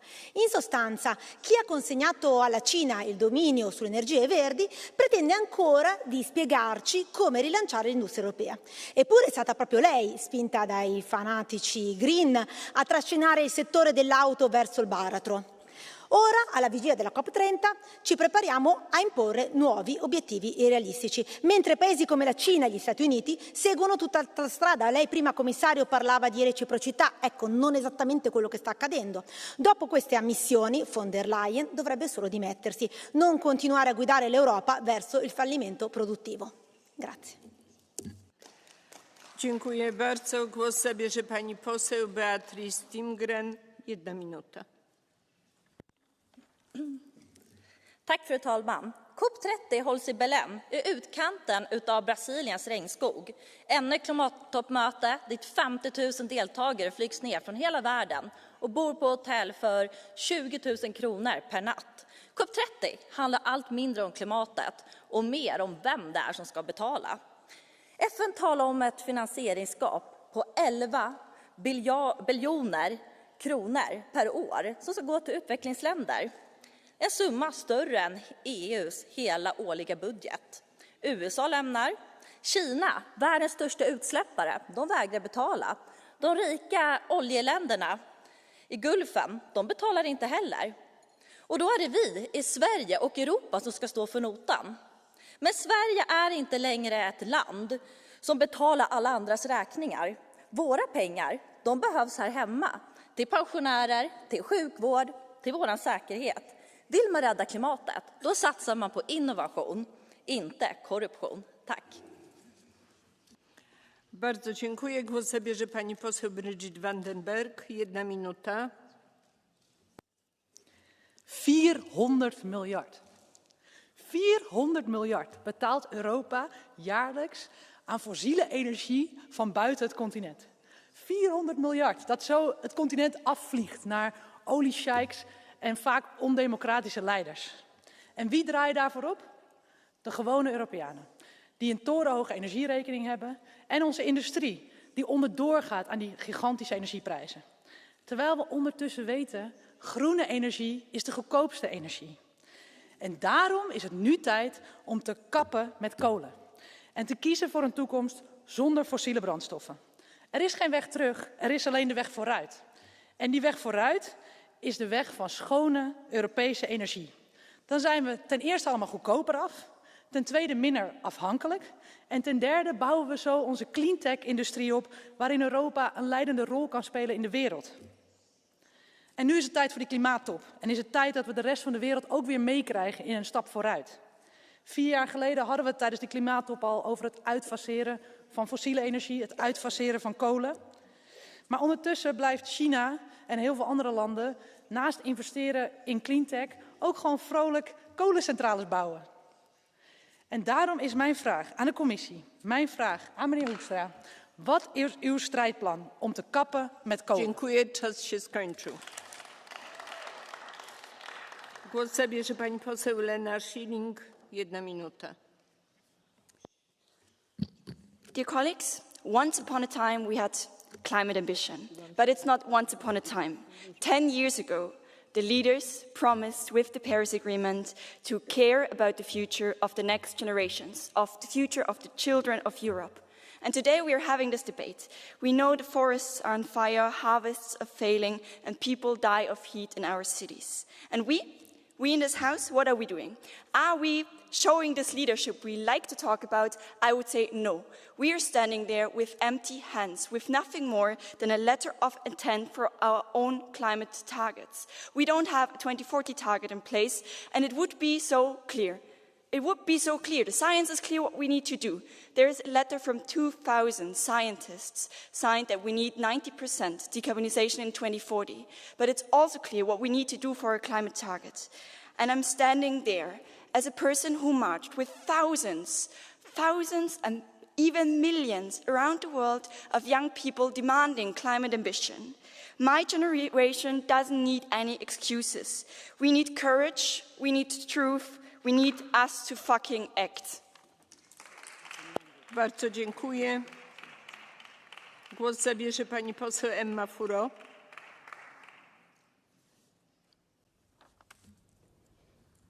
Monsieur le commissaire, la position de l'Union européenne sur la COP30 est un échec. Mais votre échec, c'est notre fardeau et celui des générations futures. Votre échec à proposer une loi climat à la hauteur de l'accord de Paris. C'est la ruine des pays du Sud global qui, eux, assument leurs responsabilités malgré des ressources bien plus limitées. Votre complicité avec les multinationales écocidaires qui sponsorisent les COP, comme Total qui rase la Tanzanie ou Coca-Cola qui accapare l'eau potable en Amérique latine, c'est une gifle infligée aux populations précaires, aux peuples autochtones qui subissent leurs prédations. Votre voracité avec le Mercosur, c'est l'appauvrissement garanti pour les paysans européens, l'expropriation pour les paysans brésiliens et la dévastation pour la forêt amazonienne. Votre échec condamne le monde entier. L'Europe voulait être un phare dans la nuit de l'obscurantisme climato-sceptique mondial. Elle joint aujourd'hui sa voix au cœur des réactionnaires et des lâches qui soufflent les dernières chandelles de l'espoir. Voilà quelques années, la jeunesse déferlait dans les rues du monde entier pour exiger la fin du capitalisme fossile, pour réclamer la justice sociale. Contre votre inaction et au nom de l'intérêt général humain, soyez-en sûrs, elle recommencera. Rendez-vous au sommet des peuples. Je vous remercie. Bardzo dziękuję. Mam do państwa prośbę. Bardzo proszę o przestrzeganie po pierwsze czasu wystąpienia, a po drugie używania języka parlamentarnego, czego niestety nie przestrzegała pani poseł Emma Furo w swoim wystąpieniu. Bardzo proszę zapoznać się z treścią regulaminu. Artykuł 10 tego regulaminu bardzo wyraźnie o tym mówi, jak powinniśmy okazywać szacunek dla tego miejsca. Głos zabierze pani poseł Anja Arndt. Der Klimaschwindel ist seit 2007 durch Insiderberichte schon längst aufgeflogen. Trotzdem hat die EU für die Weltklimakonferenz in Brasilien wieder eine Resolution verfasst. Sie ist ein Schlag ins Gesicht unserer Bürger. Unter dem Vorwand des Klimaschutzes soll ein gigantischer Geldtransfer beschlossen werden, von den Bürgern Europas zu den Entwicklungsländern, von den Entwicklungsländern zu globalen grünen Tech-Konzernen und dahinterstehenden Klimamilliardären. Die Summe soll von 100 Milliarden Dollar jährlich auf 1,3 Billionen Dollar erhöht werden für Windkrafträder in Übersee, für Solarfelder in Wüsten, für Konzerne, die sich am grünen Geldregen bereichern. Während unsere Mitgliedstaaten hoch verschuldet sind, unsere Wirtschaft abschmiert und Familien kaum noch wissen, wie sie ihre Rechnung bezahlen sollen, ist das reine Selbstvernichtungspolitik. Wir sagen klar, nicht in unserem Namen, nicht für Klimalügen. Deshalb Deutschland braucht die AfD und Europa braucht die ESN. Głos zabierze pani poseł Kateryna Konečná, 1 minuta. Děkuji, paní předsedající, pane komisaři, vážení kolegové. Já bych byla ráda, kdybychom zásadním způsobem přehodnotili náš přístup a delegace Evropského parlamentu jela do Brazílie s tím, že zabrání dalšímu prohlubování chudoby a úpadku Evropy na úkor ostatních kontinentů. Jaký je výsledek po 30 letech mezinárodního klimatického snažení, 10 letech existence globální smlouvy a škodách v řádu bilionů eur? Emise skleníkových plynů akorát dosáhly v roce 2024 nových rekordních maxim. Ptám se tu, co dalšího proto můžeme ještě udělat. Já říkám nic, udělali jsme až příliš. Teď je řada na zbytku světa. Už vůbec pak nemusíme přijmout další nesmyslné závazné cíle snižování emisí uhlíku pro rok 2040, jak se nám tady někteří snaží tvrdit. Brazilský nápad vytvořit v rámci OSN nový orgán pro urychlení implementace rozhodnutí COP je už pak naprostým výsměchem. Jen to bude stát další peníze na stvoření dalšího zbytečného orgánu, přes který ve finále pouze potečou peníze našich občanů, které jsou potřeba doma. Zastavme to, dokud je čas. Bardzo dziękuję. Głos zabierze pan poseł Radom Kanew, 1,5 minuty. Thank you, Chair, Madam Minister, dear Commissioner, dear colleagues. I'm afraid there is a challenge we are overlooking here in this debate. And it is the widespread feeling of many of our citizens, expressed, by the way, in a rather radical way by our far-right colleagues, that the EU is making big sacrifices to no avail, that we are leading the way of climate ambition while our global competitors are following only to stab us in the back. And there is certain truth in this, we must admit. But most importantly, we must address this public concern because it is serious. We might not agree with it, but we certainly need to communicate with the people who express it. And this, in my opinion, should happen exactly on the highest possible diplomatic level, which is the Conference of Parties in Brazil, coming in a few days only. And this should happen in a quite open and sincere way, in my point of view, by saying that our climate ambition is strong, it is sincere, but it is hardly unconditional. And that any new targets that we impose on our economy, society, and industry should depend on China's, India's, Brazil's reduction, but I mean effective reduction of emissions and not only reduction emission pledges. Thank you very much. Dziękuję bardzo. Głos zabierze pani poseł Marta Temido. Bardzo proszę, 1,5 minuty. Muito obrigada, Sra. Presidente, Sr. Comissário, Sra. Ministra. Como planeta, precisamos que a COP30 de Belém seja um momento de aceleração da nossa resposta global às alterações climáticas. A ciência diz-nos que não podemos perder mais tempo e que temos de avançar mais depressa. Os números são bem conhecidos. Por isso, a União Europeia tem de assumir a responsabilidade da liderança da ação contra a emergência climática. Com o compromisso face à meta de redução das emissões em 90% até 2040, em linha com a lei europeia em matéria de clima. Com a adoção de uma lei europeia de adaptação aos fenómenos extremos e uma diretiva de transição justa. Com a adoção de um novo objetivo quantificado coletivo de financiamento climático, que triplica o financiamento aos países em desenvolvimento. E com a efetiva ação de operacionalização do Fundo de Perdas e Danos. E é exatamente por isso que a União Europeia tem também de ser líder pelo exemplo. Não foi o que aconteceu quando, anteontem, este plenário votou pela eliminação da referência ao Pacto Ecológico Europeu na alteração à decisão sobre o Grupo de Peritos das Florestas, ou quando recusou a adoção de um quadro comum de monitorização das florestas europeias. A liderança mostra-se mesmo pelo exemplo, ser o primeiro continente com impacto neutro no clima. Quando a direita e a extrema-direita recuam nos compromissos e progressos necessários, a nossa resposta deve ser ainda mais determinada e ambiciosa. Ouçamos os cidadãos europeus que em todos os eurobarómetros consistentemente nos dizem o que esperam de nós. Obrigada. Głos zabierze pan poseł Roman Hajder, 1 minuta.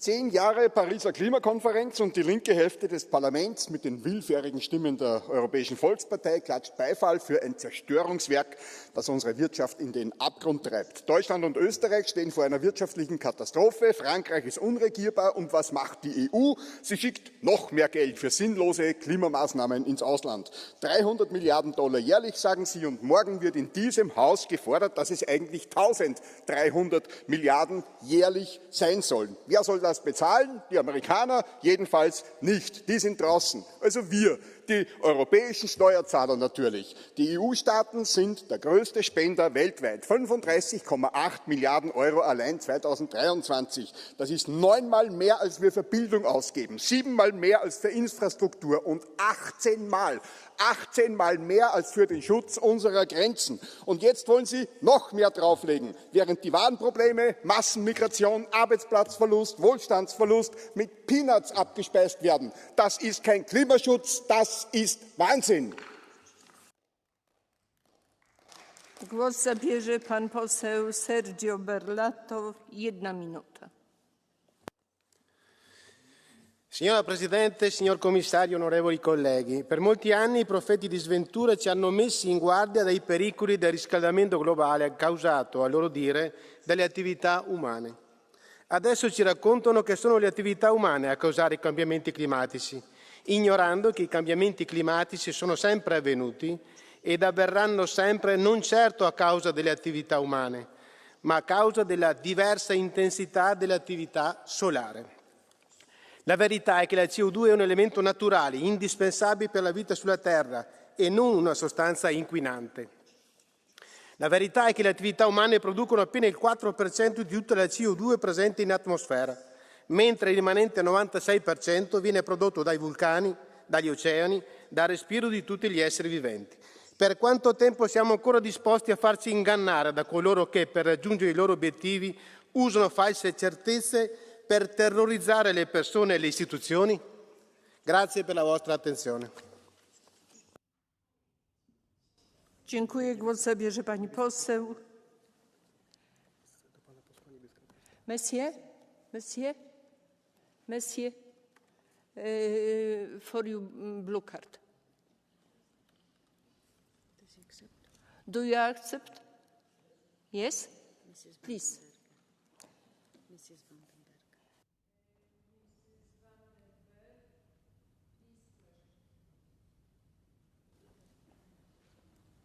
De beweringen die u doet worden allemaal weerlegd door de wetenschap. En daarnaast kosten overstromingen, hittegolven, droogte, bosbranden kosten 43 miljard aan economische schade alleen al afgelopen zomer. Wat zegt u tegen al die mensen die hun huis verliezen, die hun omgeving verliezen, waar alles van verwoest is? Wat zegt u tegen die mensen als u ontkent dat klimaat een probleem is wat wij met elkaar moeten oplossen? Please. A tutte queste persone, e non solo a loro, dico: attenti a non farvi spaventare inutilmente da coloro che hanno interesse a terrorizzarvi per raggiungere i loro scopi. I cambiamenti climatici sono sempre esistiti ed esisteranno sempre, e non certo causati dalle attività umane, ma la diversa intensità dell'attività solare. Questo ci dicono i più eminenti scienziati a livello mondiale, e non saremmo certo noi a rincorrere i profeti di sventura che, ripeto, hanno interesse a terrorizzarci per raggiungere i loro scopi. Głos zabierze pani poseł Sigrid Fries. 1 minuta. Climate policy is so last year. At least that's how it sounds when you listen to some priorities in this House. But when did fighting for our planet's survival become something to hide away? When did climate action turn into something we could be torn apart in the name of simplification or deregulation? But on our quest towards competitiveness, we cannot ignore the simple truth that economic strength and climate stability are two sides of the same coin. Living up to the Paris Agreement can save us €1 trillion by 2030 in avoided damages. It cannot be clearer that Europe needs ambitious climate policy to stay competitive. Lower energy prices means a safer Europe, means a greener union. This is one and the same fight. And yet, the EU goes to COP without a legally binding 2040 target. That is embarrassing. We cannot leave our planet's future to Orban or Trump, because at this rate, the planet will be deregulated into oblivion. Dziękuję. Głos zabierze pani poseł Marie Toussaint. 1 minuta.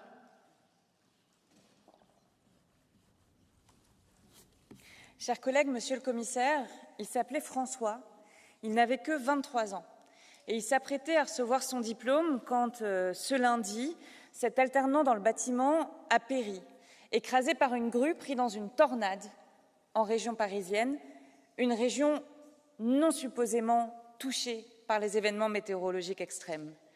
Alors on pourrait consacrer cette minute à lui rendre hommage et à dire notre solidarité à ses proches. Je l'utiliserai pour dire que l'urgence n'est plus un concept abstrait, mais aujourd'hui une réalité brutale. Des territoires ravagés, des foyers qui disparaissent et des vies à jamais détruites. La science est claire, 2000 scientifiques viennent de nous le rappeler, réduire d'au moins 90% nos émissions de gaz à effet de serre d'ici 2040 est un impératif. Mais l'Europe est en retard.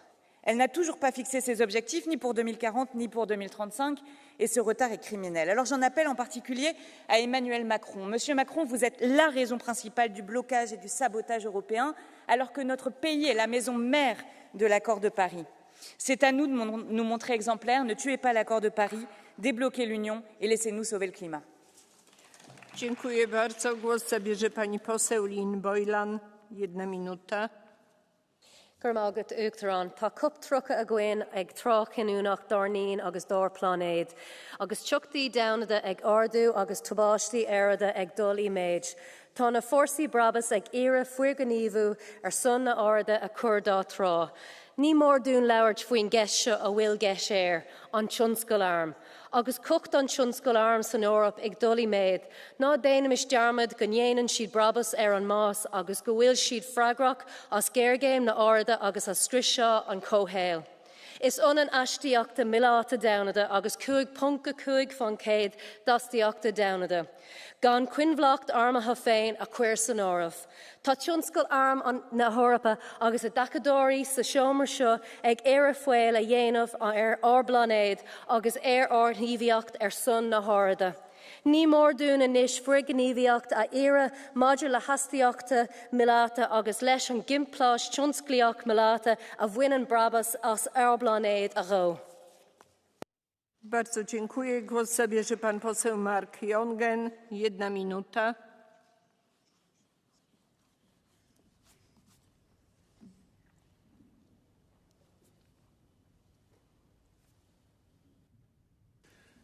Ja, wir haben es gehört, auf der Klimakonferenz in Belém, Brasilien, will die EU als alarmistischer Treiber einer grünen Transformation auftreten, die nach allen wirtschaftlichen und ökologischen Kriterien bereits gescheitert ist. Die Industrie bricht in Deutschland und anderen europäischen Staaten regelrecht zusammen. Zehntausende Arbeitsplätze gingen monatlich zuletzt verloren. Firmen gehen pleite oder wandern ab. Während Trump in den USA die verrückte Klimapolitik gerade abwickelt und China und Indien sich um ihren CO2-Ausstoß wenig scheren und über die EU lachen, hält diese stur am 1,5-Grad-Ziel fest, so als würde sich das Weltklima von europäischen Wärmepumpen und Elektrofahrzeugen irgendwie beeindrucken lassen.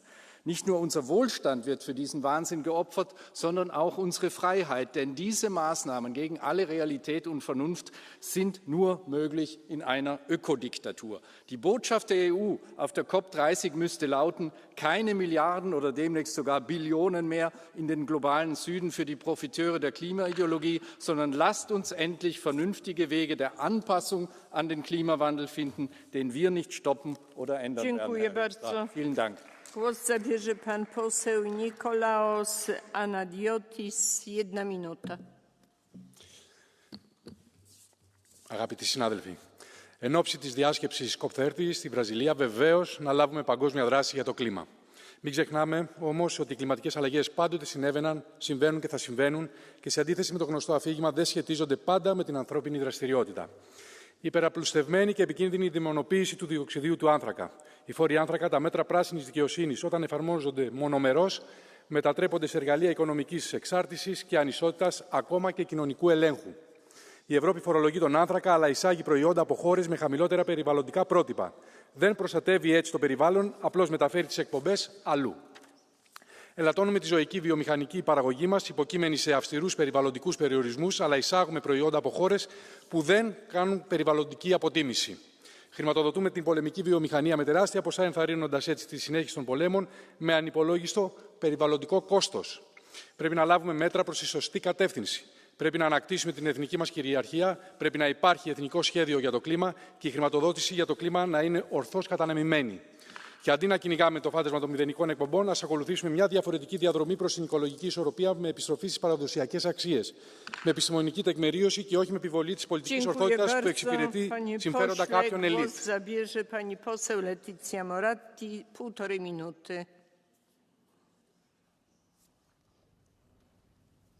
Presidente, Commissario, colleghi, oggi dobbiamo guardare in faccia una realtà difficile. Per ogni tonnellata di emissioni tagliata nell'Unione Europea nel 2024, il mondo ne aggiunge 10. Questo ci dice una cosa chiara. L'Europa deve essere la guida, ma non può essere l'unico motore della transizione. Vogliamo un impegno collettivo, solidarietà, reciprocità, come ha sottolineato il Commissario. COP30 deve diventare una vera leva di coordinamento globale, perché la sfida climatica è comune, ma il peso oggi non lo è. Le conseguenze economiche sono già sotto i nostri occhi. 600.000 posti di lavoro persi, numeri che raccontano non solo di fabbriche che chiudono, ma di famiglie che faticano, di territori che si spengono. Noi vogliamo un'Europa ambiziosa, sì, ma non isolata. Un'Europa che sappia coniugare ambiente, economia e giustizia sociale, che usi la diplomazia e l'innovazione per coinvolgere il mondo intero, invece di portare da sola il peso della transizione.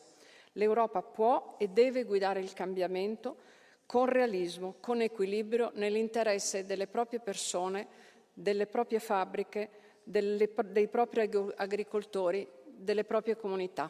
Grazie. Bardzo dziękuję. Głos zabierze pan poseł Nels Fuglsang. 1 minuta. Thank you very much, dear colleagues, dear Commissioner. I want to congratulate you on the proposal on reducing greenhouse gases by 90% in 2040. I think it's the right proposal. I think it's a sound proposal. And I think it's important when we go to the COP meeting that the European Union delivers ambition also to move other countries. Now, we are struggling in the European Parliament to get your proposal through. I'm leading the negotiations in the ITRE committee. And as you can hear, Commissioner, there are lots of groups in this Parliament that either don't believe in climate change or don't think it's important that the Europeans should act. So we need to work together, those that can, the S&D, the Greens, Renew, hopefully the EPP. Actually, we're struggling with the EPP right now. So I hope that the EPP, your group, will come together and support your proposal. We want to work and we need it. The European Union needs it, the climate needs it, and we need it for the COP meeting. So good luck to all of us. Monsieur, do you accept the blue card? From Mr. Zdechowski. Please, 1 minute. Thank you very much. I have it only the question why you are speaking about EPP. Today we saw your reality that you promise us to vote in one issue with us and half of your group resign for this opinion. Also, why you are saying that European People's Party is not against the climate change? We are a predictable partner, but problem are the socialists. If you are not in, we will vote it with someone who has it with us, the majority. Yeah, I think when it comes to the vote today, it was mainly the extremes on the right and the left that voted the proposal down.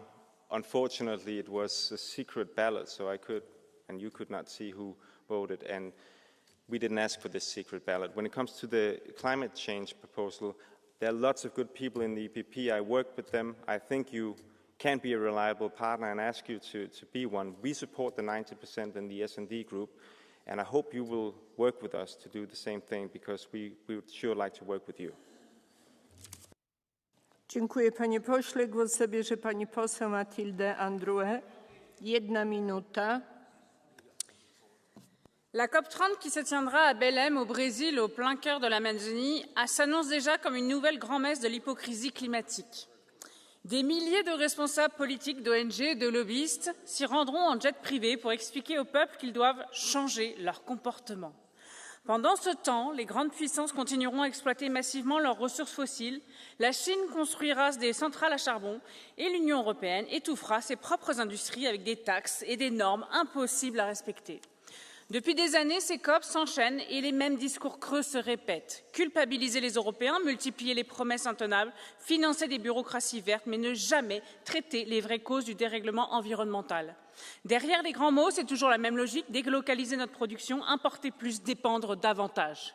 L'écologie, la vraie, ne se décide pas dans des hôtels climatisés de Belém. Elle se construit dans nos territoires avec nos agriculteurs et nos ingénieurs, nos entreprises. Elle doit rimer avec souveraineté, réalisme et bon sens, pas avec culpabilité, mondialisme et ruine économique. Dziękuję pani poseł. Głos zabierze pani poseł Laurence Trochu.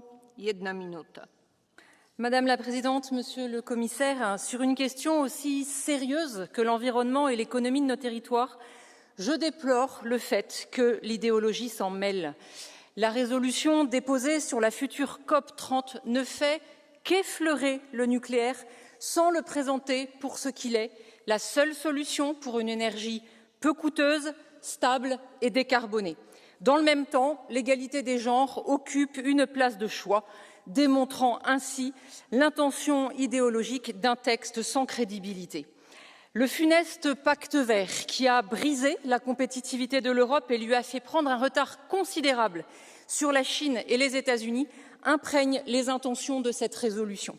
Non, le changement climatique ne peut servir de prétexte à la sortie de l'histoire. Encourager l'innovation plutôt que l'interdiction, l'écologie intelligente plutôt que l'écologie punitive, le progrès technique plutôt que la décroissance, voici les principes qui devraient nous inspirer. Les aveuglements desservent la cause de l'environnement, qui mérite d'être pris davantage au sérieux. L'écologie de gauche abîme, l'écologie de droite conserve. Bardzo dziękuję pani poseł. Głos zabierze pani poseł Anna Sturk. 1 minuta. Thank you, President. An die Rechten in diesem Haus. Sie sagen immer, Sie seien für die Menschen. Aber jede Wortmeldung, die Sie hier abgeben, zeigt genau das Gegenteil, dass Ihnen offensichtlich die Menschen egal sind. Offensichtlich ist Ihnen egal, wenn die Menschen kein Trinkwasser mehr haben, weil unsere Wasserreserven austrocknen. Offensichtlich ist Ihnen egal, wenn tausende Menschen ihr Zuhause verlieren, wegen den immer hungrigeren Flammen und unbändigen Fluten. Offensichtlich ist Ihnen egal, wenn über 60.000 Menschen wegen der Hitze sterben. Ältere, verletzliche Menschen, von denen Sie immer behaupten, sie schützen zu wollen. Ihnen mag das egal sein.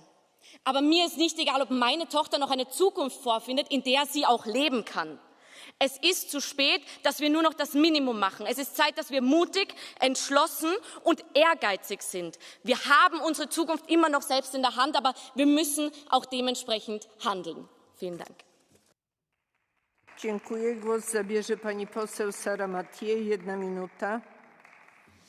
Collega's, wie van jullie heeft er een oliesheik in zijn familie? Niemand. Ja. Maar wie heeft er iemand in zijn familie die zonnepanelen op zijn dak heeft gelegd? Bijna iedereen. Gewone mensen die kiezen voor eigen groene energie, die hun facturen verlagen met €450 per jaar, die onafhankelijk worden van olie en van gas.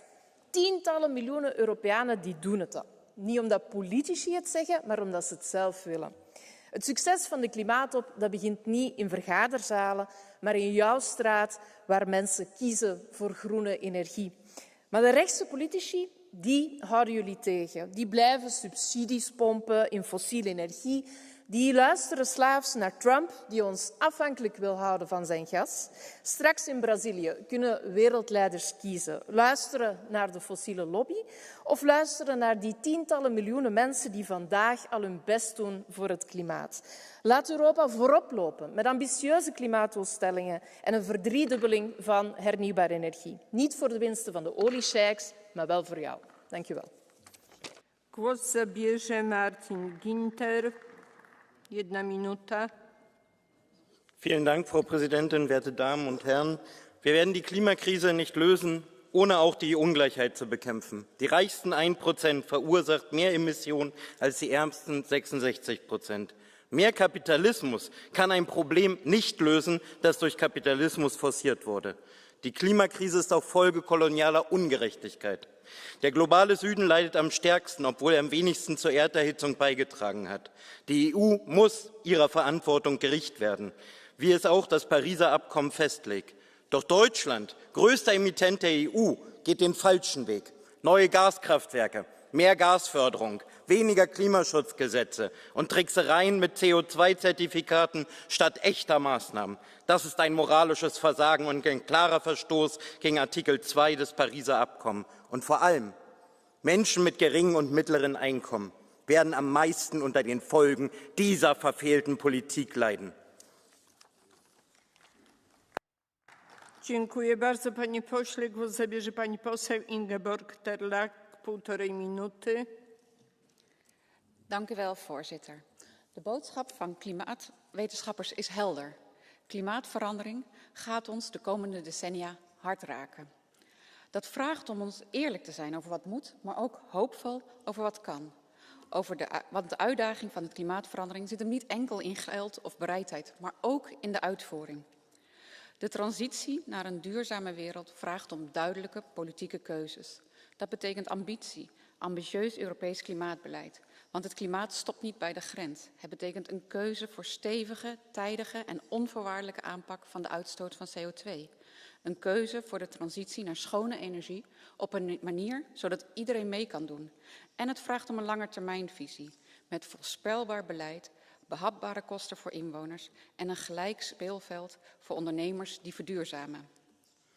Klimaatverandering is een opdracht voor ons allemaal. De samenleving, de overheid, de industrie. De overheid zal richting moeten geven, zodat bedrijven een duidelijke stip op de horizon hebben en kunnen en durven investeren. Mensen moeten het vertrouwen hebben dat hun inzet ook echt het verschil gaat maken. Alleen zo bouwen we samen aan draagvlak en versnellen we samen deze transitie. De klimaattop in Belém is het moment om te laten zien dat Europa leiderschap koppelt aan realisme en uitvoerbaarheid. Dat economische ontwikkeling en duurzaamheid elkaar versterken. En dat we niet alleen goed zijn in het stellen van nieuwe doelen, maar vooral dat we de uitvoering laten werken. Dank u wel. Dziękuję bardzo, pani poseł. Głos zabierze pan poseł Cezar Lue na 1 minuta. Gracias, presidenta. Bueno, en esta intimidad de estos debates vespertinos, comisario, le voy a decir un refrán español que es a Dios rogando y con el mazo dando. Ya se lo traducirán. Y es que, claro, estamos perdiendo credibilidad y liderazgo a chorros. Mire, en el programa de trabajo de ayer he leído esta mañana, que quieren reabrir la prohibición de los motores de combustión a 2035. Esto no es compatible con tener una imagen fuerte en la COP, sobre todo por esa neutralidad tecnológica que defienden. Van a abrir la puerta de nuevo a los combustibles fósiles. Error, error, error. Ayer votamos la ley de vigilancia de los bosques y su grupo, que estaba por ahí, se fue con la extrema derecha y la tumbó, una propuesta suya de la Comisión. De nuevo perdemos credibilidad. La ley de deforestación, que usted ha estado en las discusiones internas en el colegio, ha rozado el balón en el larguero. Vamos a ver cómo se portan aquí y en el Consejo. Por tanto, el Pacto Verde hay que defenderlo aquí y si no, no seremos creíbles en las cumbres internacionales. Dziękuję bardzo. Głos zabierze pan poseł Gilles Penel. 1 minuta. L'Europe a été le berceau de la démocratie. D'Archimède à Einstein, elle a inventé les grandes découvertes scientifiques. D'Aristote à Voltaire, elle a irrigué le monde de sa philosophie. Elle fut le berceau de la révolution industrielle. Elle a toujours été en pointe dans l'esprit pionnier. Aujourd'hui, l'Europe de Mme von der Leyen n'est plus qu'une machine technocratique qui produit des normes climatiques, des normes punitives. C'est la seule chose que cette Europe, cette Union européenne produit aujourd'hui. Cette Union européenne se soumet aux diktats des conférences climatiques qui fonctionnent comme une scène morale où les pays les plus vertueux, c'est-à-dire les pays européens, sont sommés d'en faire toujours plus. Vous avez renoncé à la puissance. Vous faites sortir, pour vous donner bonne conscience, l'Europe de l'histoire. Vous fabriquez chaque jour les instruments de notre effacement. Il est temps de tourner votre page. Głos zabierze pan poseł Christopher Storm. 1 minuta. Endnu et klimatopmøde, endnu en runde tomme løfter, store ord og formentlig ingen resultater. Det er, hvad vi kan forvente af klimamødet i Brasilien. Jeg husker tydeligt, da den danske udenrigsminister Lars Løkke for 16 år siden sad og halvsov under klimatopmødet i København. Og hvad er der sket siden? Vi har kastet milliarder og atter milliarder af euro efter værdiløs klimaaktivisme, og vi borgere har intet fået ud af det. Til gengæld smuldrer vores konkurrenceevne. Migranter har oversvømmet vores kontinent. Rusland har besat store dele af Ukraine, fordi vi ikke har afsat penge nok til forsvar. Og almindelige europæiske familier har ikke længere råd til helt almindelig hverdagsmad på grund af stigende priser. Det er resultatet af at bruge alle vores penge på klimahysteri. Jeg har personligt fået nok af at se vores penge blive smidt efter kaffemøder og feel-good-aftaler. Vi er nødt til at vågne op for den grønne feberdrøm, hvis vi skal passe på Europa og give vores børn en god fremtid. Og det, mener jeg, bør være det budskab, vi sender EU afsted med til klimatopmødet i Brasilien. Dziękuję. Głos zabierze pan poseł Oliver Schenk. 1,5 minuty. Sehr geehrte Frau Präsidentin, Herr Kommissar, meine Damen und Herren! Dort wird die Weltgemeinschaft über ehrgeizige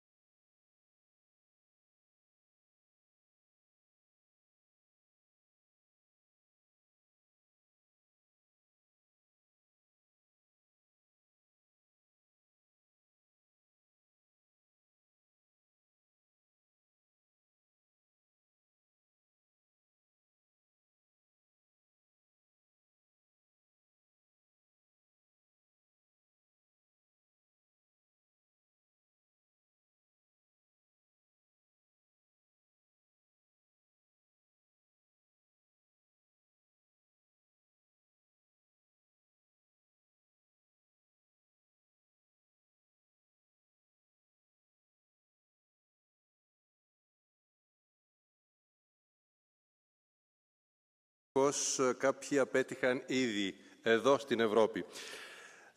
Η ακροδεξιά και οι σύμμαχοι της δεν πιστεύουν, λένε, στην κλιματική αλλαγή.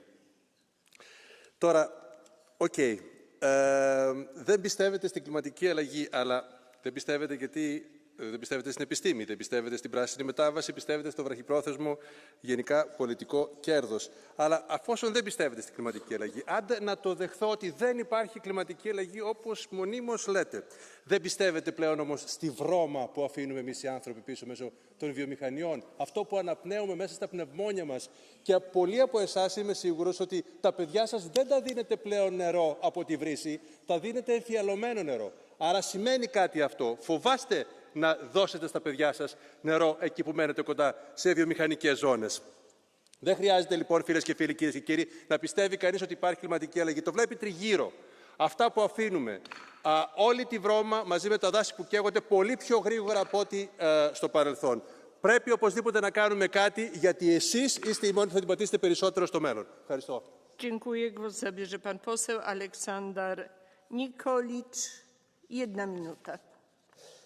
Avant que vous partiez à l'autre bout du monde en avion, dans vos cocktails mondains à Belém, pour discuter de vos nouvelles taxes carbone, de vos énergies renouvelables qui feront encore exploser les coûts de l'énergie et de vos futures normes délirantes, je vais vous ramener à quelque chose de très concret. On vient d'apprendre que la France a battu cette année un triste record. En un an, il y a eu plus de 68 000 défaillances d'entreprises, dont 6 800 pour le seul mois de septembre. Ce sont nos PME qui sont le plus impactées, avec une augmentation de plus de 13% des procédures en 12 mois. C'est simple, on assiste à la mort lente de nos emplois et de notre appareil productif, bref, de notre avenir. On nous avait promis une Europe de paix et de prospérité. On a finalement une véritable tiers-mondisation de la France, comme le disait d'ailleurs notre éphémère Premier ministre Bayrou. Macronistes, socialistes et républicains, vous avez confié notre avenir à des technocrates bruxellois hors sol. Ce bilan, c'est le vôtre. Votre COP30 ne fera qu'aggraver le problème. J'espère qu'entre deux cocktails au Brésil, vous penserez aux milliers de chefs d'entreprise et d'employés que vous sacrifiez. Car eux, ils ne vous oublieront pas dans les urnes. Dziękuję. Głos zabierze pan poseł Nikola Bartulica, 1 minuta. Zahvaljujem kolegice i kolege. Nametanjem takozvane zelene agende Europska unija uništava vlastitu proizvodnju i industriju i pokušava plašiti ljude narativom o klimatskoj katastrofi. Klimatski alarmizam uzeo je maha, ali zdrav razum na kraju će prevladati. Europska komisija nije u stanju zaštititi europske granice niti riješiti primjerice migrantsku krizu, a misli da može spasiti planet. Apsurdno je da se Europa, koja proizvodi tek 7% svjetskih emisija, ponaša kao da sudbina zemlje ovisi o njoj. Dok se Europska unija bavi plastičnim čepovima i ograničavanjem fosilnih goriva, ostatak svijeta se tome podsmjehuje. Kina, Amerika pod Trumpom i druge zemlje ne mare za zelenu agendu i nastavljaju rasti, dok Europa se guši u vlastitoj birokraciji. Samo jedan primjer. Najsiromašnija savezna država Mississippi u Americi je gotovo prestigla jednu Njemačku. Ovo više nije politika nego nova religija, zelena religija koja ne spašava planet nego uništava Europu. Go green, go bankrupt. Thank you. Głos zabierze pan poseł Juri Ratas, 1,5 minuty. Honourable President, dear Commissioner, dear colleagues, in just a few weeks, world leaders will meet Harlem for the COP30. This will be an important moment for the global climate action. The European Union has always been a leader in setting strong climate goals. But our credibility depends on what we can truly deliver. We need to make sure that economic growth, innovation and climate responsibility can go hand in hand. Even inside the EU, it is not easy to find common position. Some countries are moving faster, others are still catching up. We have different levels of innovation and technology. When we speak about clean industry, it is not only about the environment. It is also about the fair, realistic balance where moving towards our climate ambitions is driven by a strong economy, innovation and new technologies, not working against them. How can we make sure that this balance is a real part of European climate strategy, so that the green transition supports competitiveness, creates jobs and keeps Europe as a leader in global innovation? And one question more. How can we bring other major economies to join us on this and share this responsibility? Thank you. Dziękuję bardzo. Głos zabierze pan poseł Ginter-Sid, 1 minuta. Sehr geehrte Frau Präsidentin, geschätzter Herr Kommissar! Für spürbare Verbesserungen, die auch global glaubhaft sind, müssen wir den Klimaschutz endlich in allen Bereichen mitdenken, auf die die EU Einfluss hat. Angefangen bei der nächsten gemeinsamen Agrarpolitik bis hin zur Förderung unserer Industrie. Nachhaltige Landwirtschaft heißt gleichzeitig mehr Artenvielfalt und bessere Chancen für die kleinbäuerlichen Strukturen. Mehr saubere Produktion in Europa heißt gleichzeitig weniger internationale Transportwege, sichere europäische Arbeitsplätze und mehr Wertschöpfung und Wohlstand. Wer glaubt, weniger Klimaschutz sichert unsere Industriebetriebe, irrt gewaltig. Nur wenn wir die Technologieführerschaft vor allem bei Umwelttechnologien wieder weltweit übernehmen, können wir Arbeitsplätze und Produktionsstandorte absichern. Klimaschutz kann ein Jobmotor sein. Mit der Masse, schlechten Arbeitsbedingungen und veralteten Technologien werden wir die nächsten Herausforderungen nicht meistern können. Das wäre eine starke Botschaft an die Welt, die wir bei der COP30 in Brasilien platzieren könnten. Herzlichen Dank. Dziękuję. Głos zabierze pan poseł Tobiasz Bocheński. 1 minuta. Pani Przewodnicząca, Szanowni Państwo, to jest po prostu niebywałe. Wy dalej o tym samym. Zielony Ład, polityka klimatyczna. Ludzie, którzy robią cały czas to samo i liczą na inny rezultat, objawiają się szaleństwem. I trzeba jasno i kategorycznie powiedzieć: dość. Ta polityka, którą uprawiacie, to są miliardy euro pompowane w korporacje, pompowane w think tanki, które są z wami powiązane. To są miliardy euro, które są marnowane w każdej chwili. Chińczycy i Amerykanie rozwijają sztuczną inteligencję, rozwijają innowacyjność, rozwijają gospodarkę, a wy gdzie nas prowadzicie? Prowadzicie nas do skansenu, który będzie odwiedzany przez turystów z Chin i Stanów Zjednoczonych. Trzeba powiedzieć, to jest najwyższy czas, żeby to powiedzieć, dość tej szalonej, obłąkańczej polityce. Europa się budzi i rozliczy was za to marnotrawstwo. Głos zabierze pan poseł Raúl de la Hoz Quintano. 1,5 minuty. Presidenta, una nueva COP y una nueva oportunidad, una nueva carrera para demostrar lo comprometidos que estamos todos en la lucha contra el cambio climático y una nueva COP que, por supuesto, la Unión Europea quiere liderar. A la vista de lo escuchado aquí, compruebo qué fácil es hablar de grandes objetivos, de pomposos principios, de retos globales y qué difícil es después plasmarlo eso en compromisos concretos, en políticas reales que ayuden realmente a avanzar en el proceso de descarbonización. ¿Y por qué? Porque, una vez más, vuelve a pasar lo mismo. No somos realistas. No fijamos objetivos teniendo en cuenta las posibilidades reales de nuestra economía, de nuestras empresas y las necesidades también de avanzar económicamente en la Unión Europea. Porque ni siquiera escuchamos a la industria, porque adoptamos medidas, fijamos objetivos de espaldas a nuestra industria. Ya lo hemos visto con el sector de la automoción, lo que ha pasado en el sector de la automoción y la situación en la que se encuentra en este momento. No hemos aprendido nada de los errores del pasado. Y ahora nos atrevemos a hablar de nuevos ambiciosos objetivos de incremento del ritmo de descarbonización para 2035 y para 2040, cuando estamos lejos, muy lejos, de conseguir los objetivos de 2030. A eso yo lo llamo, sinceramente, hipocresía. Hipocresía también climática. Sinceramente, no hace falta ir más allá en los objetivos. No hace falta fijar nuevos y más ambiciosos objetivos. Centrémonos en hacer posible que nuestra economía alcance los objetivos primitivos, los objetivos que inicialmente fijamos para 2040. Ayudamos a nuestras empresas, ayudemos a nuestra industria y hagámoslo compatible con el principio de competitividad de nuestra economía. No subordinemos la política industrial a la política económica, a la política climática, perdón. Aprendamos de los errores del pasado. No. Dziękuję. Głos zabierze pan poseł Nicolás González Casares. 1 minuta. Gracias, presidenta.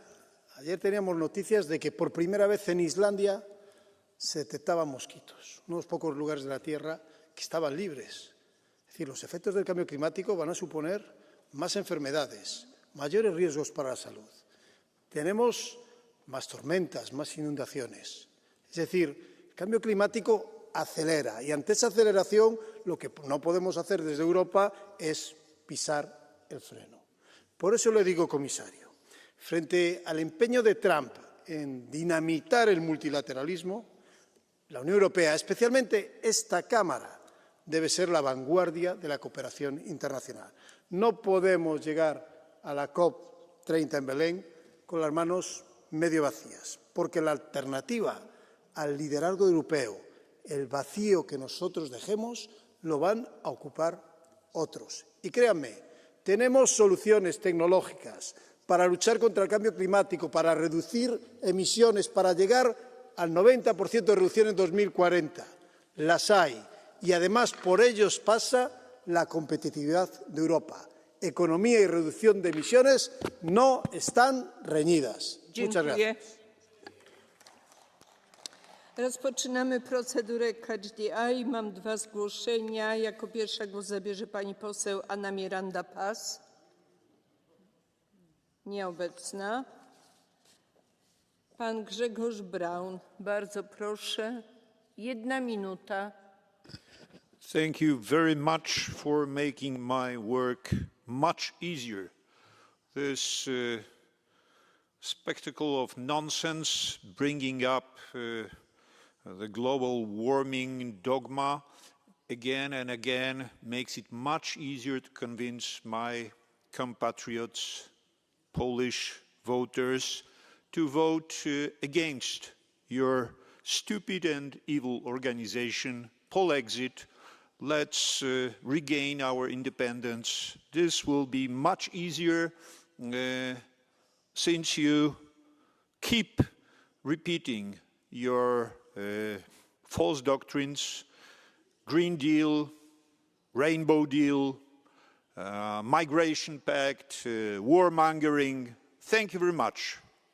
Life is going to be much better after we leave the European Union. Down with Eurokolhoz. Thanks.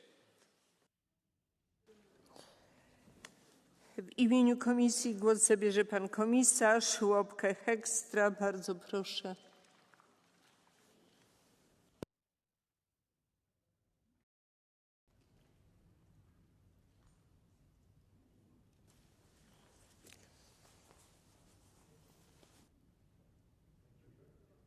Does it work? It does. Thank you very much, Chair, and many thanks to the honourable members of this esteemed Parliament for the various questions, suggestions, mild criticism and ideas that we'll take forward to Belém. Let me reiterate a couple of things that I've said before or in response to the various elements that are brought to the debate. First, let me reiterate our strong support for the incoming COP presidency. The European Union will continue to engage with all it can to achieve success on all the various levers that are important in Belém. We'll be there front and center. We'll be there and we will be building coalitions around a shared commitment towards the Paris Agreement. Climate change doesn't discriminate, and that means this truly should be a joint effort. And again, leadership is about articulating what it is that others can expect from us, but it is also articulating what we expect from others. And many mentioned the numbers again. Europe has done quite a lot in the past. It now stands at 6% of global emissions. And that is not to say that we don't need to do more to tackle those 6, but we cannot fix this alone. And we do need to make sure that those responsible for the larger parts of the 94% to simply do more. Secondly, and Madam Chair, I would hope you would allow me to respond to a couple of the things that came up frequently in the debate. And first, I'm going to say something that many brought up, Madam Pereira, Madam Schilling, Mr. Liese, Lopez, and others, and that was about, you know, the process, but also the content of the ambition as the European Union is putting on the table.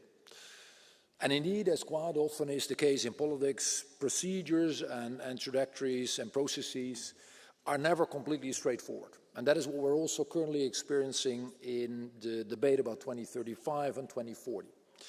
And as much as I would like to see a straight line between A and B, that is just simply very often the case. Does it matter? Right, that was also the question that others asked. Does it matter internationally? My read is it doesn't, as long as we come up with ambition towards a 2035 target. That's also my experience from a couple of weeks ago in New York. Processes are not only complicated here in Europe. What people judge us upon is the number we bring to the table. And to all those in the international arena that have asked questions, I am saying, well, please do your utmost to basically match our ambition, match our range, match our targets. Join us in basically tackling this. Specifically, and we had that conversation already, that will be the second question or set of questions I wanted to respond to, Madam Chair, is the one Emma Wiesner also asked in the more confined session we had earlier today, and that is something like the global stocktake that has a rhythm of every 5 years. Would it not be good to take stock more frequently. And I think there is merit in that logic, because once in every 5 years, with a problem that is getting so out of hand, it actually does make sense. So I am going to look into it, but I'm also going to say that I first want to see the exact ramifications, because this is, again, something you cannot do alone. You would need to do with the global community. So maybe there are shortcuts, maybe there are ways to have that debate without all the procedures that are necessary, but I'm at least intellectually open to it. Third, as Catharina Martins and some others have alluded to, are we speaking to all stakeholders? Absolutely. And we're doing that before the COP, at the COP, and again after the COP, with NGOs, with a range of organizations, with businesses who are also on the same page as we are, with politicians, domestically and of course internationally. Basically with everyone from all walks of life, those we very much agree with and those we might not yet agree with. And that is what diplomacy is all about, right? Talking to those you agree with and those with whom you have things to discuss. Finally, and there were more who moved a bit into things that are only loosely related to this debate, but I do want to set the record straight on one thing. Alexander Vondra and others have asked again about nuclear. And I just want to be very straightforward here. The European Union, and it is up to member states, but the European Union has embraced and continues to embrace nuclear as part of the solution space. So you can continue to ask for it, but you already have it. Thank you. Bardzo dziękuję, panie komisarzu. W imieniu Rady głos zabierze pani minister Marii Bier. Bardzo proszę. President, honourable members, Commissioner, thank you for a good debate. I took note of all of you who call for higher climate ambitions. It's a moment where humanity looks itself in the mirror, as Mrs. Pereira from EPP said. But I also took note of all of you who've raised concerns about the consequences of high climate ambitions